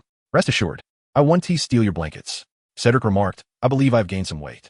Alan took him at his word, for even when cold, Cedric would not encroach upon his blankets. Thus, after several nights, Alan grew accustomed to this arrangement. They settled in, slept soundly, and welcomed each new day with their routine. Day by day, Alan and Cedric roamed the Muggle world, indulging in their adventures. This delightful escapade continued for over a week until the 2, weary from their exploits, decided it was time to return. Their return brought immense joy to Mrs. Diggory, who promptly prepared a lavish feast. I had purchased far too much food previously, and Amos wouldn't be home to enjoy it. Now that you 2 are back, nothing will go to waste. The sumptuous banquet was indeed opulent, yet the duo found themselves unable to consume as much as presented. After the meal, they returned to their room, their overindulged stomachs compelling them to lie down for some relief. With all the delicious food I've enjoyed with Alan, and now my mother has prepared so much, I reckon I'll gain several pounds this summer, Cedric chuckled. Upon hearing this, Alan cast a sidelong glance and pursed his lips. Gaining weight? He believed that notion was entirely incompatible with Cedric. Moreover, he felt that development would be a far more fitting term for Cedric. The most evident result of the summer's indulgence was Cedric's notable height increase and the more pronounced contours of his muscles. The areas where he should have gained weight were visibly fuller, while fat had not accumulated at all. As for Alan, he too had experienced a slight growth spurt, though his muscles were not as defined. Therefore, each time he witnessed Cedric's unintentional display of pride, Alan felt disinclined to engage with him. In response to Alan's demeanor, Cedric transitioned from initial apprehension to occasional playful banter, finding joy in their exchanges. What should one do if they have upset Alan? Not to worry. With a little coaxing and a touch of charm, one can easily remedy the situation. After some playful banter, Alan broached the subject of the reading list for the new academic year. When is the reading list typically dispatched? It should be arriving in the next few days. With nearly a month and a half having passed, if the list does not arrive soon, Diagon Alley will likely be a bustling hive of activity as people scramble to purchase their supplies. Cedric responded, expressing his fondness for school, yet the thought of returning, only to see others flock back to Harry, stirred a sense of discontent within him. He was confident in his subtle yet profound presence in Alan's life, believing that Harry could not easily tarnish his standing in Alan's eyes. However, time, ever relentless, would inevitably diminish these newly blossomed feelings. Distracted by his thoughts, Cedric soon noticed the rhythmic sound of steady breathing beside him. With Alan's situation weighing on his mind, he decided not to ponder further. Since he could not avoid the inevitable, he resolved to leave a more favorable impression on Alan during the remainder of the holiday. After a restful night, the following morning, Alan and Cedric awoke early, just as before, to prepare breakfast, eat, and practice magic, displaying no hint of fatigue from their diligent routine. Upon concluding their normal practice, as they were about to return indoors, they noticed two owls approaching, each clutching an envelope. "I believe that must be our reading list for this academic year," Alan remarked. "Indeed, Alan, you are absolutely right.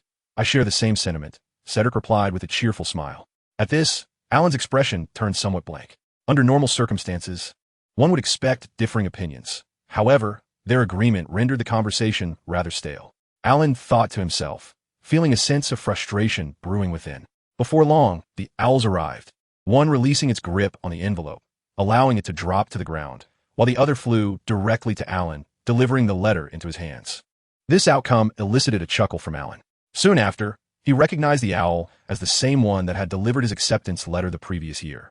"Ah, it's been a while," he mused, offering a generous assortment of treats to the owl. To his surprise, the owl did not partake, but instead turned to its companion, softly hooting a few times before both owls worked together to carry away the bounty. In that moment, Alan sensed a whiff of romance wafting from the two owls. "Come on, Alan, you were just eager for this reading list," Cedric teased before his expression shifted, brows furrowing as he added, "For some reason, looking at this letter gives me an inexplicable sense of impending financial ruin." With a sigh in his heart, Cedric contemplated the situation. After all, with Alan right beside him, how could he possibly be unaware of what this year's reading list contained? The Defense Against the Dark Arts textbook comprises a total of 7 volumes. Breaking ties with a female ghost, wandering with ghouls, vacationing with the banshee, traveling with trolls, voyaging with vampires, roaming with werewolves, and a year with the Yeti of Tibet. The content, for the most part, presents itself as a commendable read. However, the new professor is far from commendable. As Alan perused the contents of the letter, he realized that aside from needing to purchase a single tome for the charms class, the rest pertained to Gilderoy Lockhart's works. Alan thought, "I have no desire to buy it." At that moment, his inner sentiments were clearly etched upon his face. Alas, those books were an extravagant expenditure of galleons. Perhaps he ought to consider an alternative approach. "Cedric, do you think the copying charm could replicate Lockhart's books?" Cedric shook his head and replied, "No, those books are imbued with the countercharm before they are sold. Well, perhaps I should explore Muggle technology. A printing house, perhaps." Of course, he understood that printing just a few copies would undoubtedly incur substantial costs. However, he would rather spend money this way than allow Lockhart to profit from him. Regarding the moral implications of such piratical behavior, Alan was indifferent, considering that the narratives themselves were merely pilfered by Lockhart. With this in mind, Alan signaled to Cedric to split their efforts. "Cedric, you head to Diagon Alley to purchase a complete set of books, and then seek me out in the Muggle world. I will first investigate a printing house." "No need," Cedric quickly replied. "I have those books at home. My mother is an avid fan of Lockhart, and we possess several sets."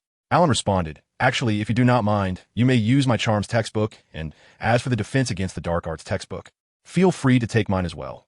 After all, my mother has read them, and they have been gathering dust at home for quite some time." "All right, I do not mind," Alan conceded. As long as the money did not directly enrich Lockhart, he could spare himself the trouble of seeking out more vexations. Subsequently, Alan attempted to offer payment, but Cedric insisted on accepting not a single canute. Both remained resolute in their stances until Cedric finally displayed an irritable expression, compelling Alan to relent. Following that, he resorted to soothing Cedric's feelings. As a result of Cedric's generosity, Alan procured this year's new textbooks without stepping outside. Simultaneously, he discerned just how fervently Mrs. Diggory admired the star author, Lockhart. He took one set, Cedric took another, leaving 3 remaining. To be honest, Alan would much rather believe Mrs. Diggory to be an editor than a fan of Lockhart. The truth was, having a fondness for Lockhart was simply too embarrassing. Although Lockhart's true nature had yet to be unveiled, once it was, the revelation would surely incite profound shame. However, it was best left to Cedric, the favored son, to persuade her on this matter. Cedric was indeed quite invested in the endeavor. The following day dawned anew, still graced with the rare sunshine. In the room, Alan was engrossed in reading alongside Cedric, both delving into their respective textbooks. Indeed, Cedric was poring over his third-grade materials, the very tomes he had once purchased, now serendipitously coming into use. Alan could only commend Cedric's genuine passion for learning. Upon realizing Alan's belief, Cedric felt a wave of relief wash over him. The truth, however, was far from what he had articulated. He had merely recalled memories associated with this year's textbooks while in Alan's company, prompting him to send an owl to procure them. As for Alan, his attention oscillated while reading a novel penned by Lockhart. His expressions ranged from rapt fascination, eyes sparkling with interest, to the grimace of one who had encountered something utterly repulsive. Lockhart's narrative prowess was undeniable, the plot intricately woven, yet the incessant self-aggrandizing remarks sprinkled throughout were utterly distasteful. Contemplating this, Alan hastily glanced up at Cedric. The frequency of Lockhart's nauseating self-praise necessitated a visual respite. Noticing Alan's gaze, Cedric lifted his head, a smile gracing his lips as he inquired, "Is something the matter?" "Nothing, just feeling a bit queasy from Lockhart's incessant self-promotion," Alan replied candidly. "Well then, do you need me to do anything?" Cedric offered, rising from his seat. Seeing this, Alan waved his hand dismissively, quickly assuring, No, just stay seated. I merely wish to borrow some of your charm to cleanse my mind of Lockhart's greasy visage." "Very well, look as you please," Cedric responded, returning to his reading. At that moment, as he lowered his gaze, Cedric could hardly contain his joy, a smile stretching from ear to ear. Yet, before he could indulge in his delight for long, the voice of Mrs. Diggory echoed from downstairs. "Cedric, Alan, your friend has come to see you." If one listened closely, they would detect the excitement lacing her words. Mrs. Diggory, having grown up in a wizarding family and having experienced the tumultuous era of Voldemort, was well aware of the existence of Harry Potter. Now, she was about to meet the famed Harry for the very first time. Harry, observing Mrs. Diggory's enthusiasm, felt his smile stiffen. 5 minutes. Within the span of merely 5 minutes, he found himself overwhelmed by the barrage of questions posed by Mrs. Diggory. Just as he pondered how to extricate himself from the situation, Alan's figure appeared like an angel, rescuing him from his predicament.